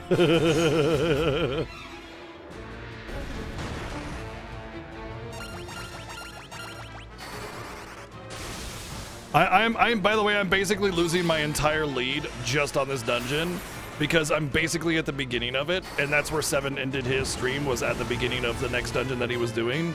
So my entire lead is basically going bye-bye just because of how stupid the design is of these dungeons.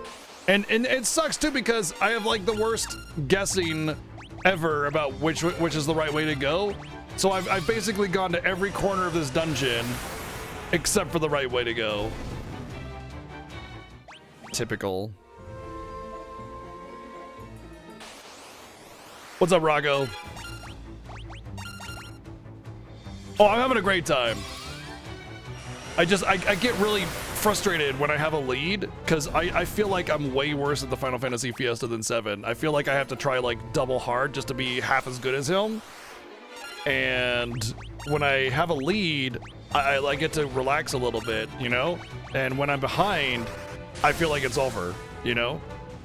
So like losing my lead over one dungeon just it's like catastrophic in my mind.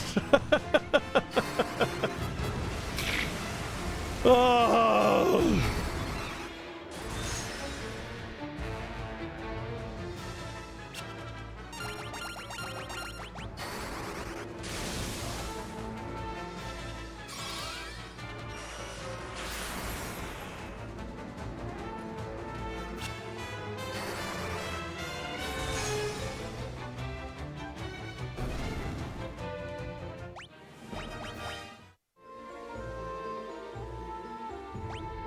Here's the other side of the bridge, which is what I wanted to begin with.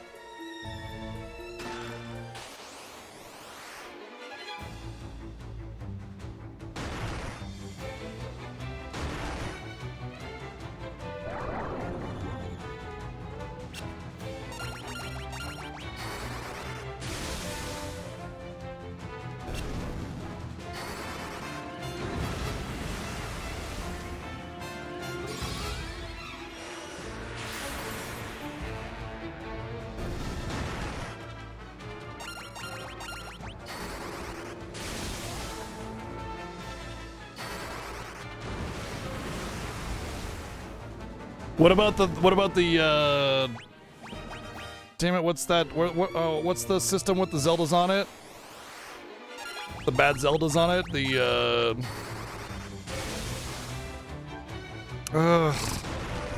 CDI. The CDI controller. That is among the worst. It's basically a TV remote with like a little knob on it. That is the worst controller ever. Aside from like the obvious like garbage, trash, third-party nonsense, you know?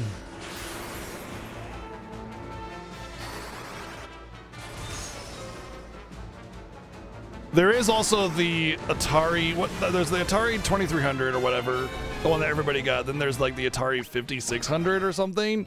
Those controllers are also complete dog water.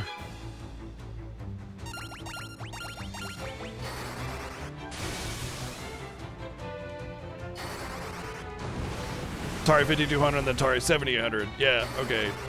Whatever one that is.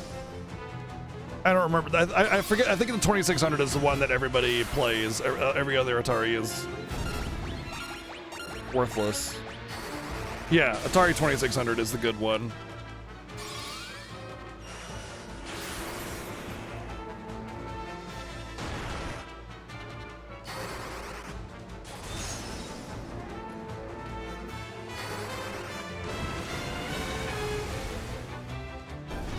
Oh, that's not bad.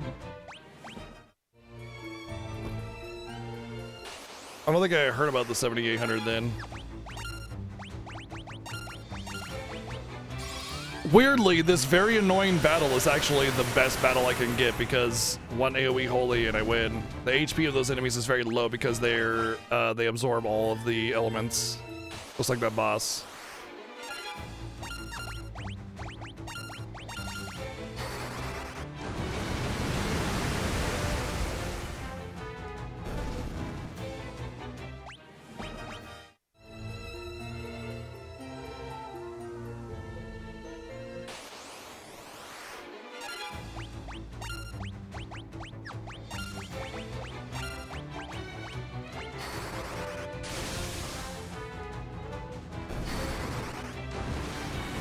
Oh, what in the hell? What is going on with that thing? Am I visiting alien planets with that thing, or are we gonna play video games?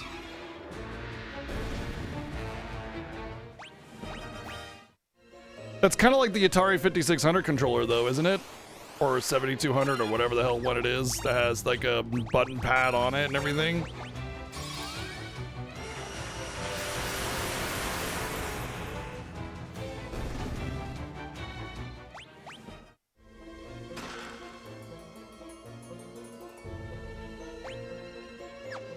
Okay, we made it.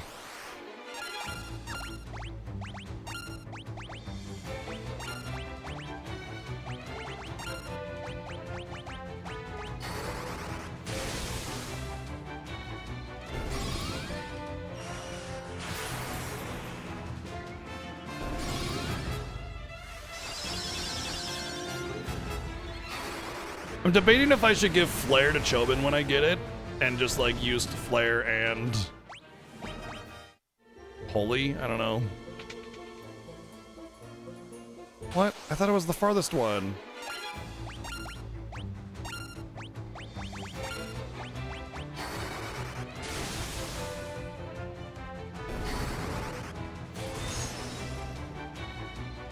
It's not. It's not stronger than Flare or Ultima. It's just non-elemental, so it can't be resisted.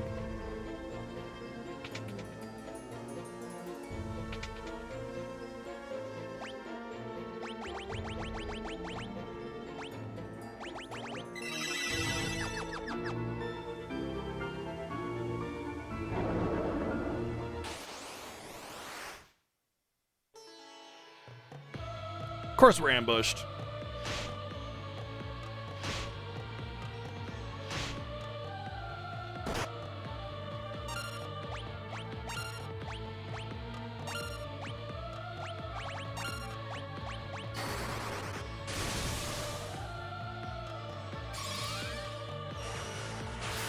It does look like a credit card machine. It definitely doesn't look like a controller, but it definitely looks like a whole bunch of other things that aren't controllers.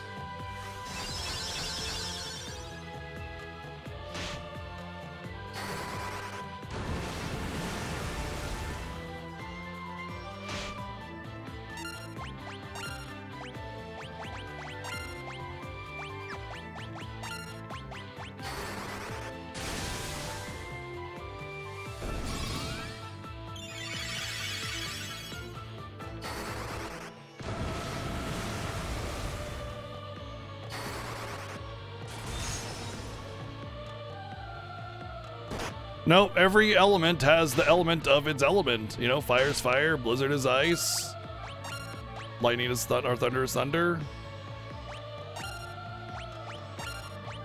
Fire is actually, or flare is also considered fire, if I'm not mistaken, which is weird because normally in later Final Fantasies it's non-elemental.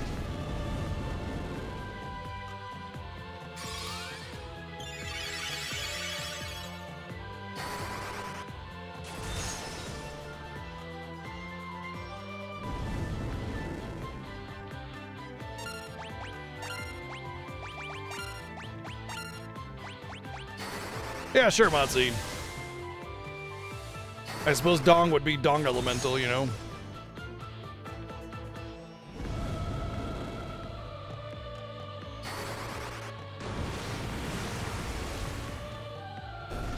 Right, I mean, I want to say Final Fantasy 3 Flare is non-elemental, but I'm not positive. But I do know that 4 and on Flare is typically non-elemental.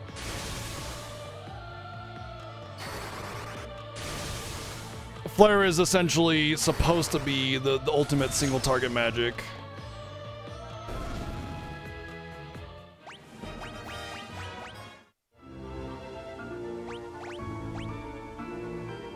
Anyway, let's just dunk this egg. See ya!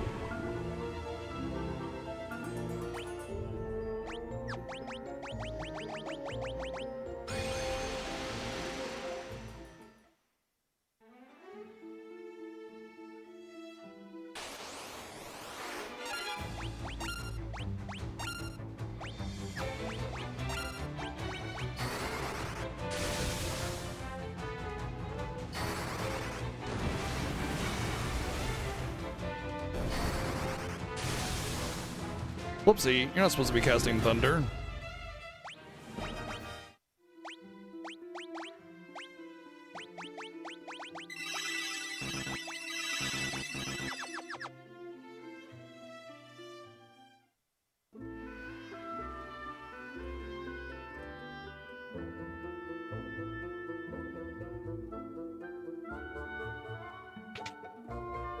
You're making bacon? You're making like homemade bacon, or you just like cooking bacon from that you bought? Because I remember I made that homemade bacon. I still got like 15 pounds of it. No, 6 pounds of it. No, 7 pounds of it. And I posted a bunch of pictures about the bacon making process and everything. And oh my god, I cannot express to you enough how big of a deal making your own bacon is, and how much better it is, and so much significantly cheaper it is. Mr. J raiding over here. Well, that's a little flip. Thank you, Mr. J, for the raid. I appreciate it. Welcome everybody to the 8th annual Final Fantasy Fiesta. Yeah, I made homemade bacon. It's amazing. Like, actually amazing. How can I not be eating bacon all the time? Well, you know, gotta eat other things too, like eggs with the bacon. But yes, I made homemade bacon, and it is amazing. And we even made this like garlic rosemary bacon. You know, you just throw a couple sprigs of rosemary in there as it's curing. It smells like rosemary. I'm waiting to cook it and try it for myself, because we tried the basic bacon first. But yeah, Mr. J is awesome. Definitely go drop him a follow. Thank you for rating Mr. J on BGG. For everybody coming in for Mr. J's stream, and we do this Final Fantasy Fiesta every year. It's a race to the entire main numbered entries of the Final Fantasy games. No running away from encounters, no glitching step routes or anything like that. Every game has limitations or challenges or something along those lines that we have to complete before we can beat the game, or while we're beating the game. For instance, you can see right here, we're not allowed to use shields, which is a major part of your evasions, and with FF2 that's extremely dangerous. And we cannot use the attack command, which means pretty much magic only.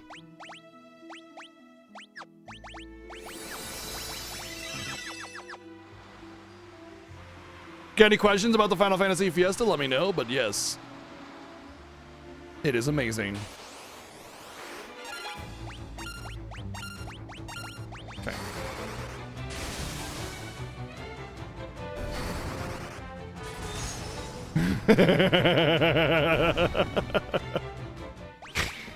If you come over wee while, I will definitely cook some bacon for you. But yeah, how do I kill the pig? You just buy pork belly. Good lord, dude.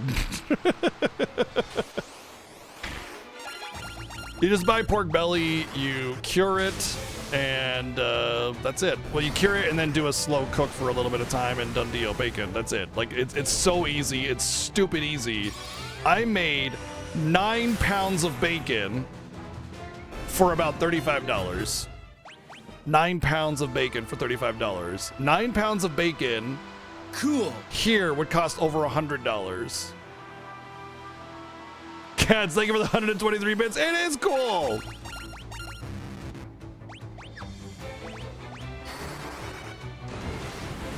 Yeah, you must have Franker Phase Z extension. That's where it's from. You only see the custom mod badges if you have Franker Phase Z installed.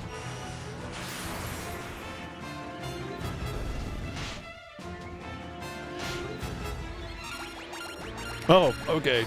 Well, yeah, nobody really talks about FFZ anymore, which is fine. 9 pounds of bacon would last you a couple days? I mean, look, I love bacon, but I can't eat that much bacon. Oh my god, I'd have a heart attack. Or would I? Wouldn't it be worth it, though?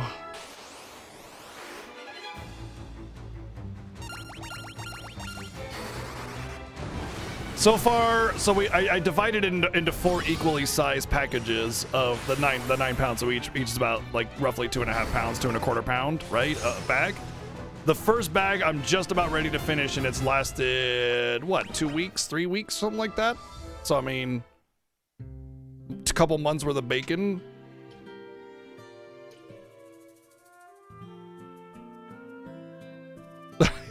Yeah, right, TMJ. We're gonna go out. Might as well be eating an entire pot of bacon, I guess.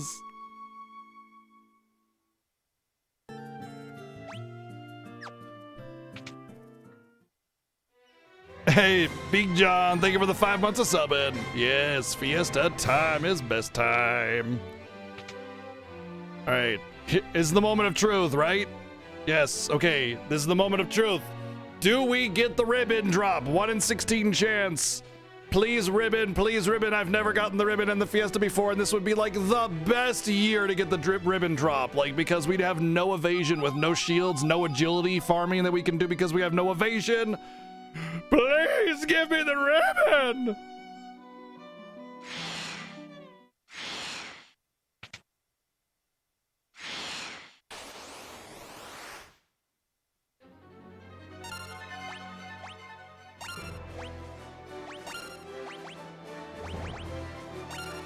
Oh, you shit ass, damn it. I didn't attack with Lila.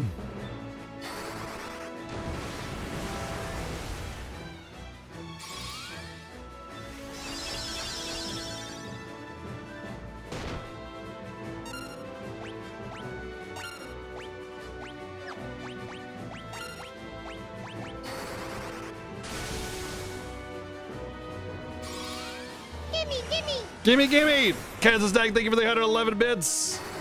That's it, that's the blessing right there. Ribbon drop incoming. Okay, never mind. Ribbon drop, should be dead right about here.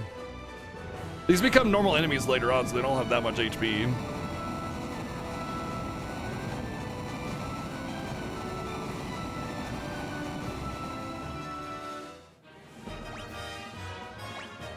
Oh, no ribbon.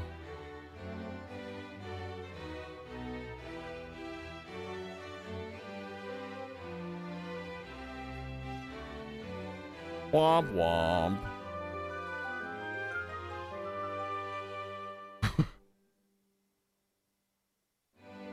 Oh, that was an accidental timeout. Not timeout, but purge. That was the cat. Yeah, blame the cat.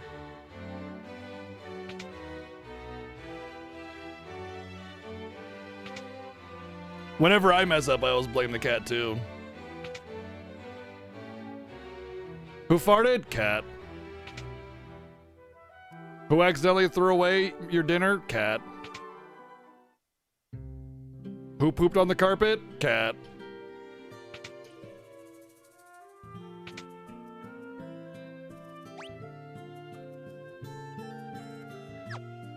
Did going to the end? Oh, because I just had a boss fight, of course, duh.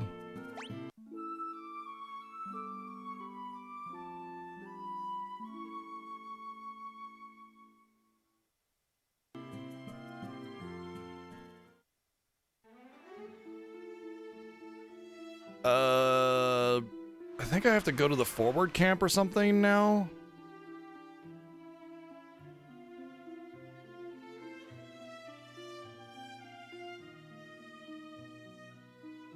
Uh-oh, I don't remember where to go. I mean, I know I more than likely need to go to Mysidia, but she tells you to go to Mysidia. Or Gordon does, or whoever.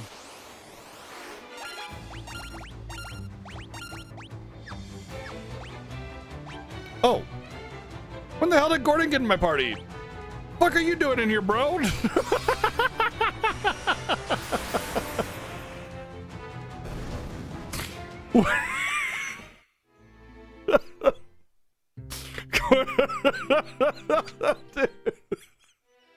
Gordon's like the nobody that just everybody doesn't see because okay, it's the Coliseum moment, okay. It's like he's such a nobody that he just is invisible to everybody. And so when he appears in front of you, you're like, Jesus Christ, where did you come from? God damn it, Gordon, don't sneak up on me. He's like, I've been standing here for half an hour. What are you talking about? We just had a conversation. No, we didn't.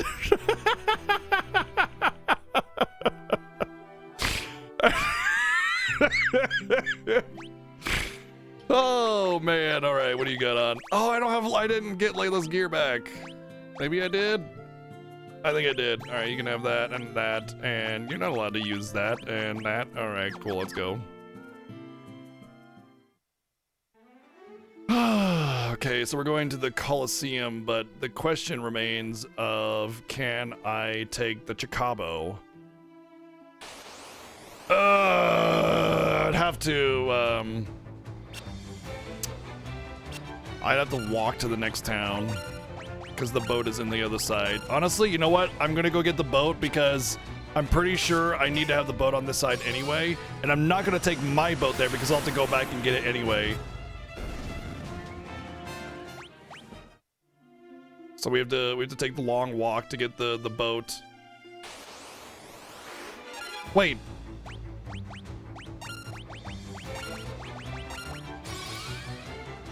It's actually pointless to take the boat back and then take it back again. I just need to walk to get to my airship, or the airship ride rather, so I can get to Kashwan Keep, and then ride the Chocobo from there.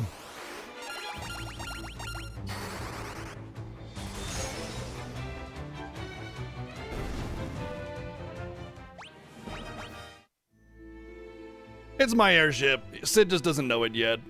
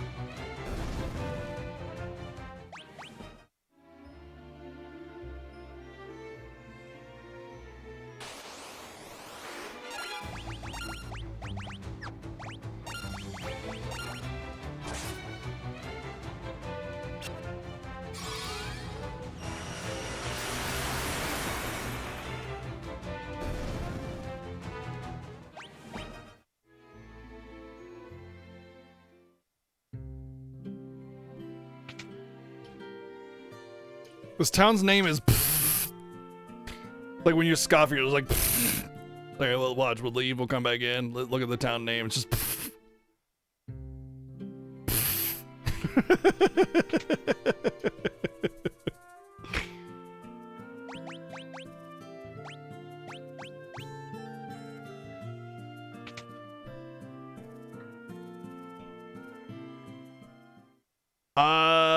everything is scary, but they blow up at least. You know, everything burns at a certain temperature.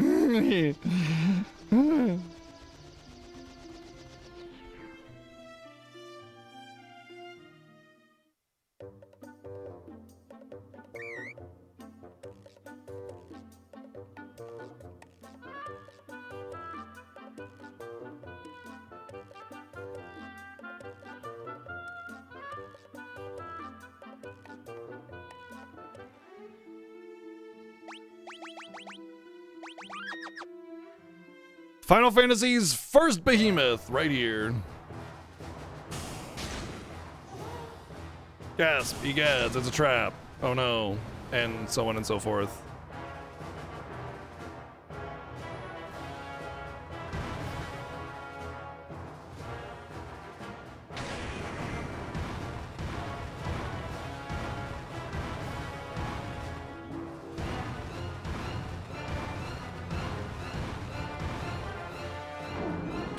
Oh, whoa!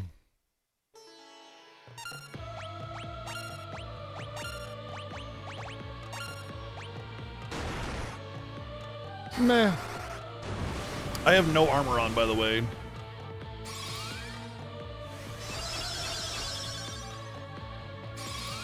I love the big fish-like tail on the behemoth, you know? Even though, like, it totally makes sense out of water, but it has a fish-like quality to it. I think it's really rad in the design.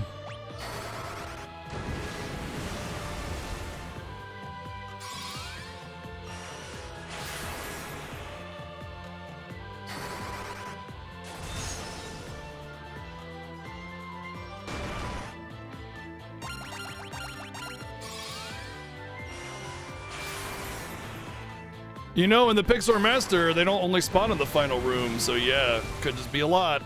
Who knows? I already saw, because my wife was doing the Fiesta playthrough, and she saw a few of them.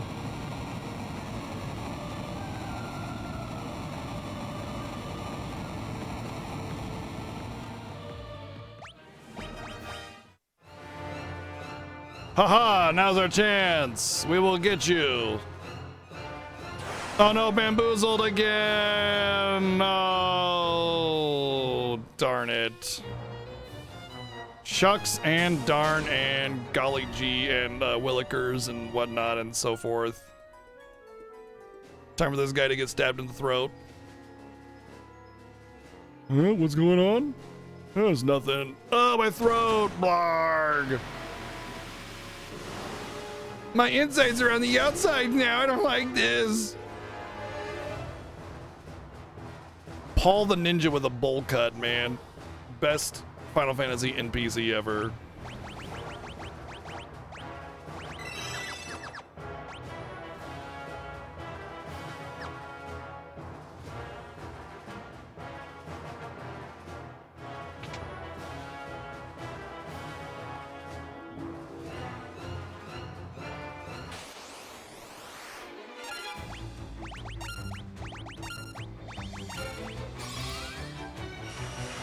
The unfortunate thing about leveling skills and abilities in this game is that it has nothing to do with the dungeon that you're in. It has to do with the enemies that you're fighting. So even though I'm in a higher tier dungeon, the magicians are still lower tier enemies. And they give me nothing, basically.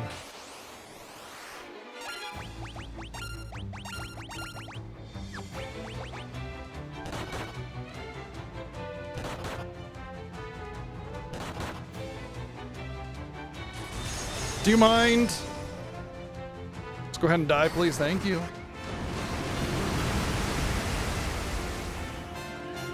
You know, he does look like mid, doesn't he? Okay, I can't rely entirely on fire right now, so... Ooh, Holy 7 is sparkly.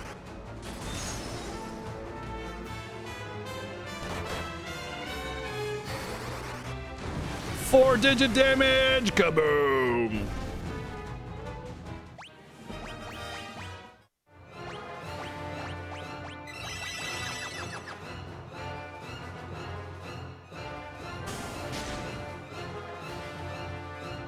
I go into the cage, the prison cell to get the princess, and then the prison cell door goes up behind me. God damn it.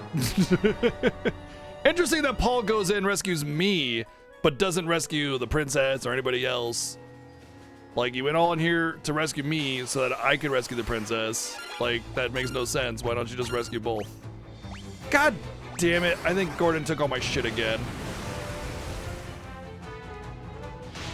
We'll see if I have my knight armor or not. It doesn't really matter that much, but still, it's kind of like... I might want to use that armor if things start becoming shaky.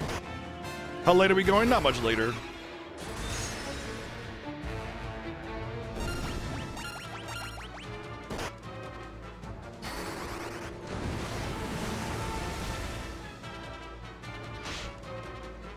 Furion? I see no Furion.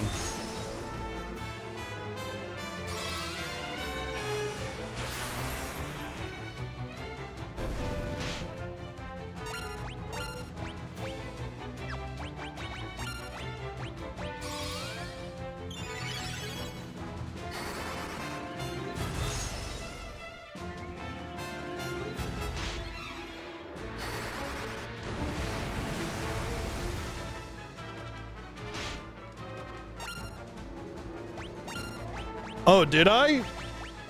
Well, how about that?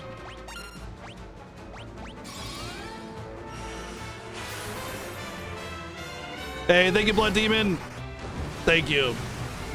Hope you enjoy the Fiesta. It's only day 2. We got all sorts of Fiesta left coming up.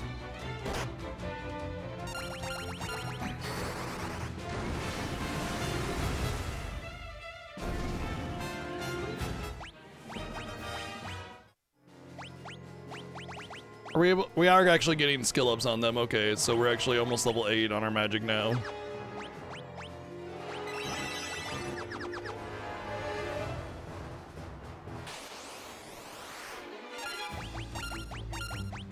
Good movie.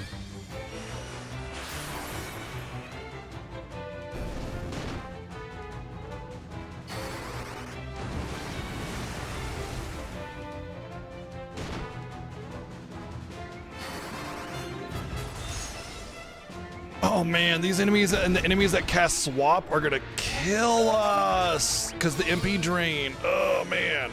How do we decide which version of FF games we want to play? Usually just kind of like whatever we haven't done in a while, whatever makes sense. The incentive often plays a role in that. Like, no shields, no fight command. We were not going to be doing the Famicom version of this game. There was no way in hell we were doing that with those incentives, because there's a high chance of death on every turn, and there's no like quick save or auto save in the other versions of the game, so it would be really risky. So the incentives often play a role in it, but oftentimes, like, when it comes to Final Fantasy 7, 8, and 9, there's no reason to play anything but the PlayStation version of those games. So they're pretty much always going to be those games. Because the PS4 or the Switch or the PC ports of those games are just, they're just not good comparatively. I mean, they're fine. Like, the FF8 remaster is great. That's fine. But the PlayStation version is just better because of, well, there's not a lot of reasons, actually, but yeah. Oh, that's a long stretch of desert to go through. I could go to the... I'm thinking about doing the Chocobo. If I go up left, I could hit the forest and be out of the desert, but the desert is very scary. I think I'm going to just...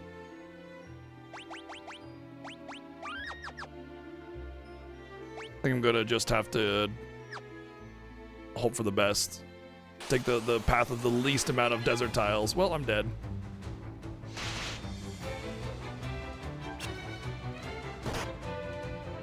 I had to get ambushed, didn't you? Oh, okay.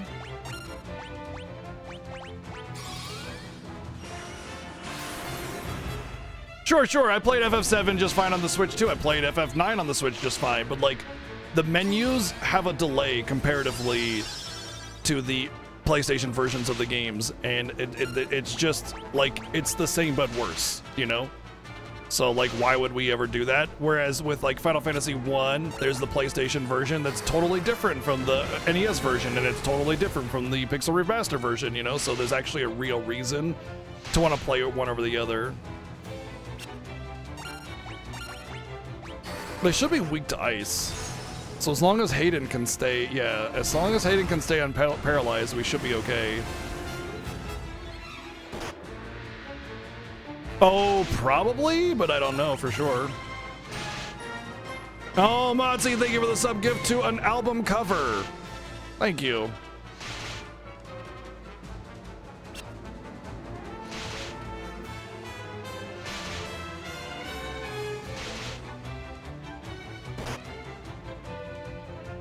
And this is why I was terrified of the desert.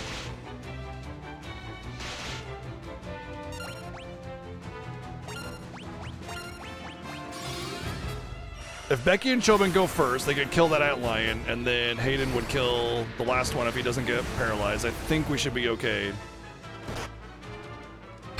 You would crit him right at the last second, you dick.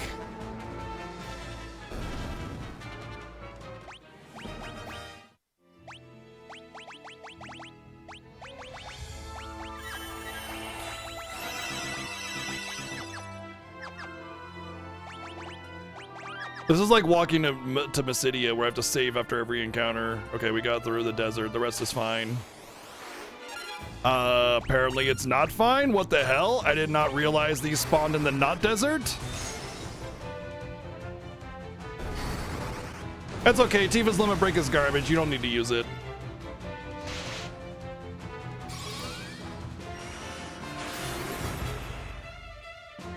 It's actually pretty decent. It's actually one of the better limit breaks, to be perfectly honest. Not everybody has a multi-hit limit break, and hers is by its nature multi-hit, so it's actually pretty decent.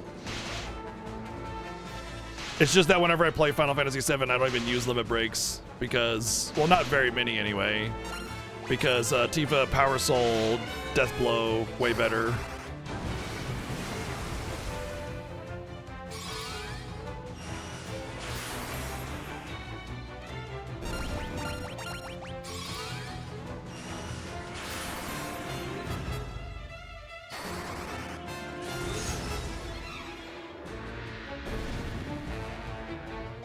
Honestly, it's very possible it's the last tile that you could get them on, yeah.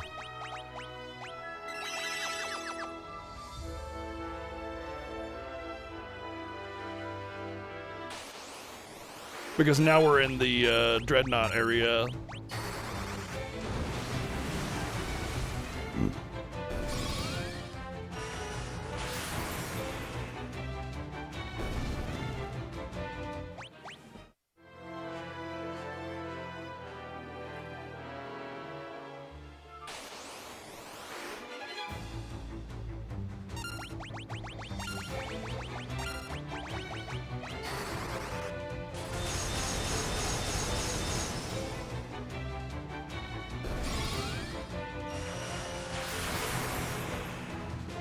Good chance for some vendor trash.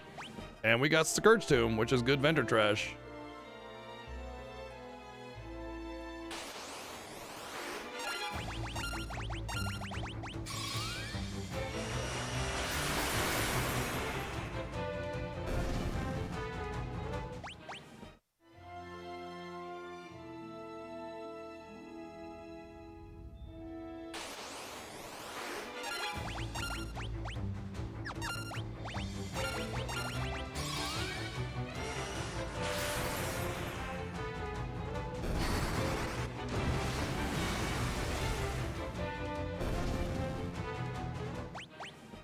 Stun Tome is also good.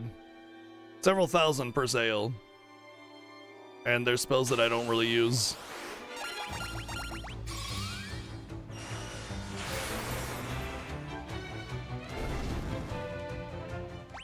Like the Blood Sword. Oh man, I don't know why, but I went into this Fiesta going, yeah, finally we could use the Blood Sword. I was so excited that the final boss would just be like rolling over for me finally. And then I forgot it's no fight command. And I was just like, yeah.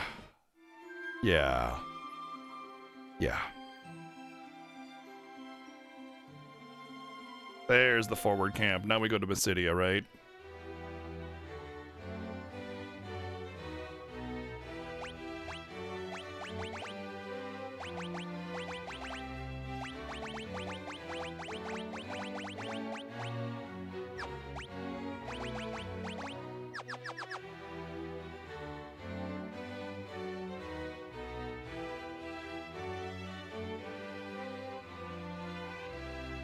Oh, right, we have to take it to the castle first.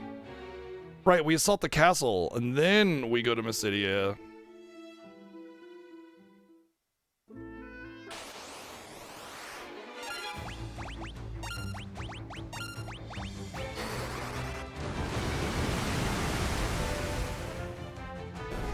Have fun storming the castle! Well, that's great.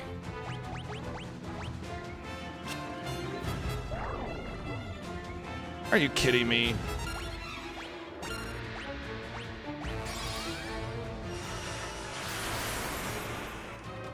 The stupid thing is that I just want to leave the castle so I can go to the inn and recover my MP and then come back, and I just, yeah.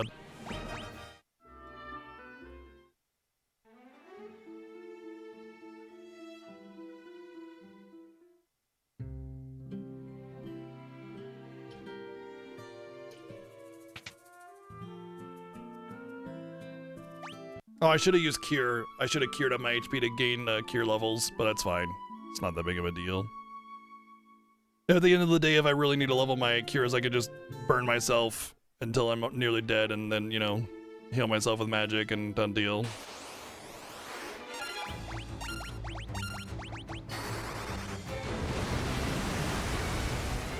I'm still a little hesitant about that MP pool. 325 is only 25 higher than the last couple dungeons that I was doing, so...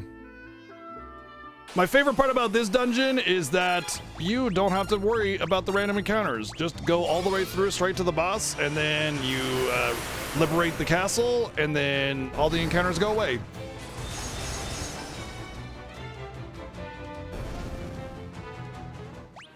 There are still a couple trap chests, though.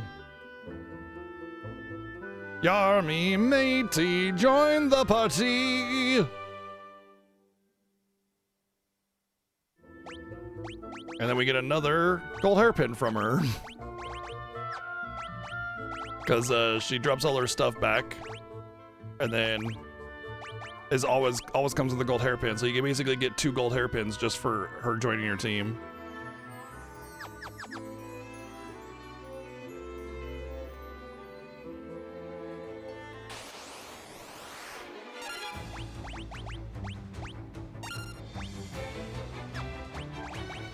I think I have to single target here.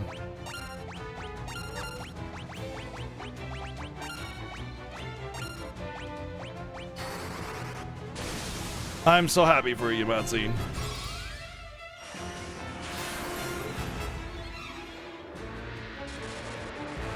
Oh.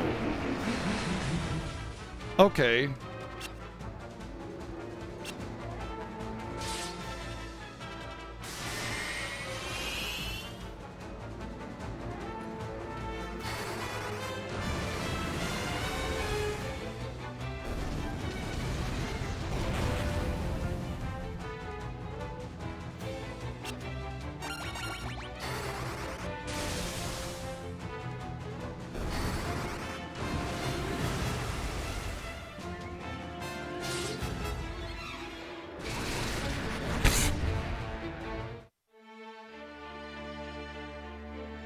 Aha! That's so.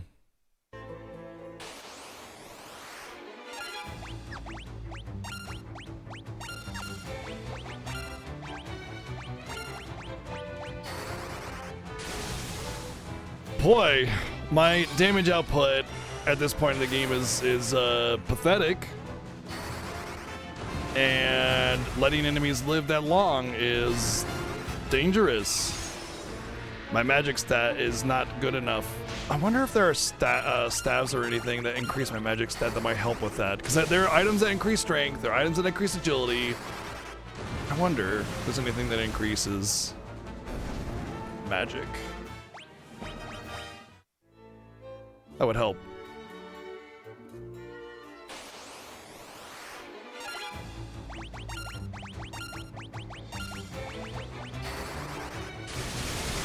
I mean, it definitely doesn't help that I don't have any agility because I can't dodge. If I can't dodge, I don't have a chance to get agility. If I come to get agility, I'm always going to go last. If I keep going last, I'm going to keep getting hit.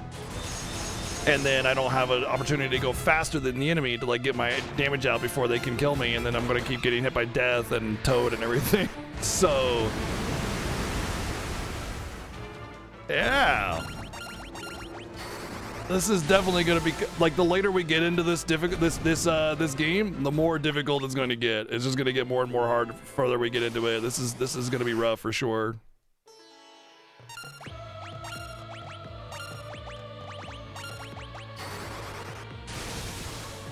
I will say my HP is significantly higher than I anticipated it being at this point.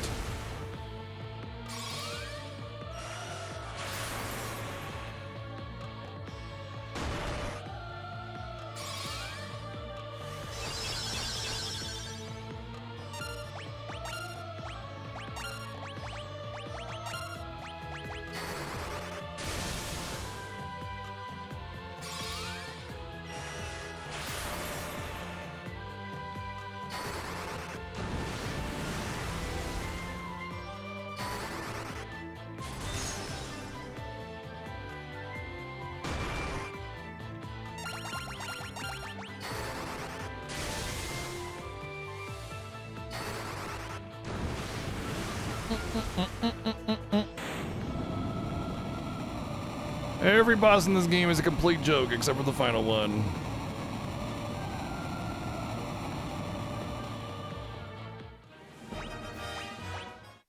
$20 magic power.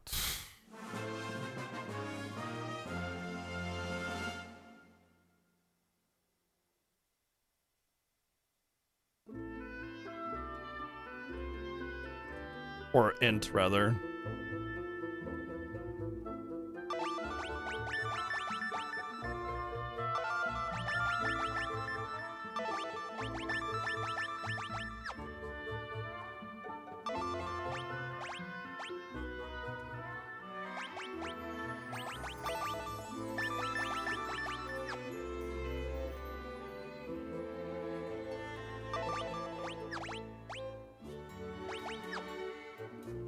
I don't think I need Paul to do this, right? I just do, and done. All right, cool. I don't need to talk to Paul.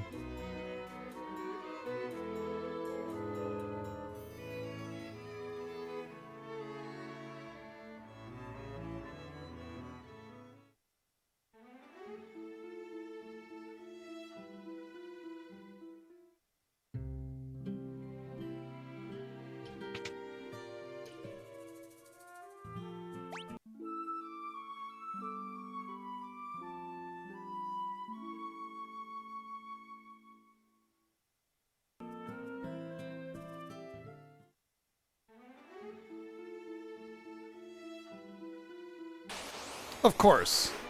Of course. Of course. You son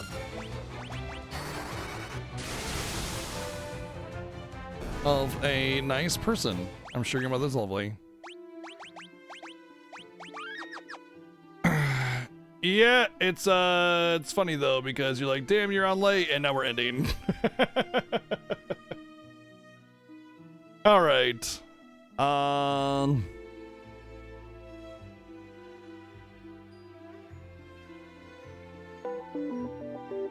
Yeah. I know. Oh, I'm tired though. We went late. I mean, we're trying to keep the timers at about the even amount, and that's about where 7 ended his timer, so we just want to make sure they're you know, parallel.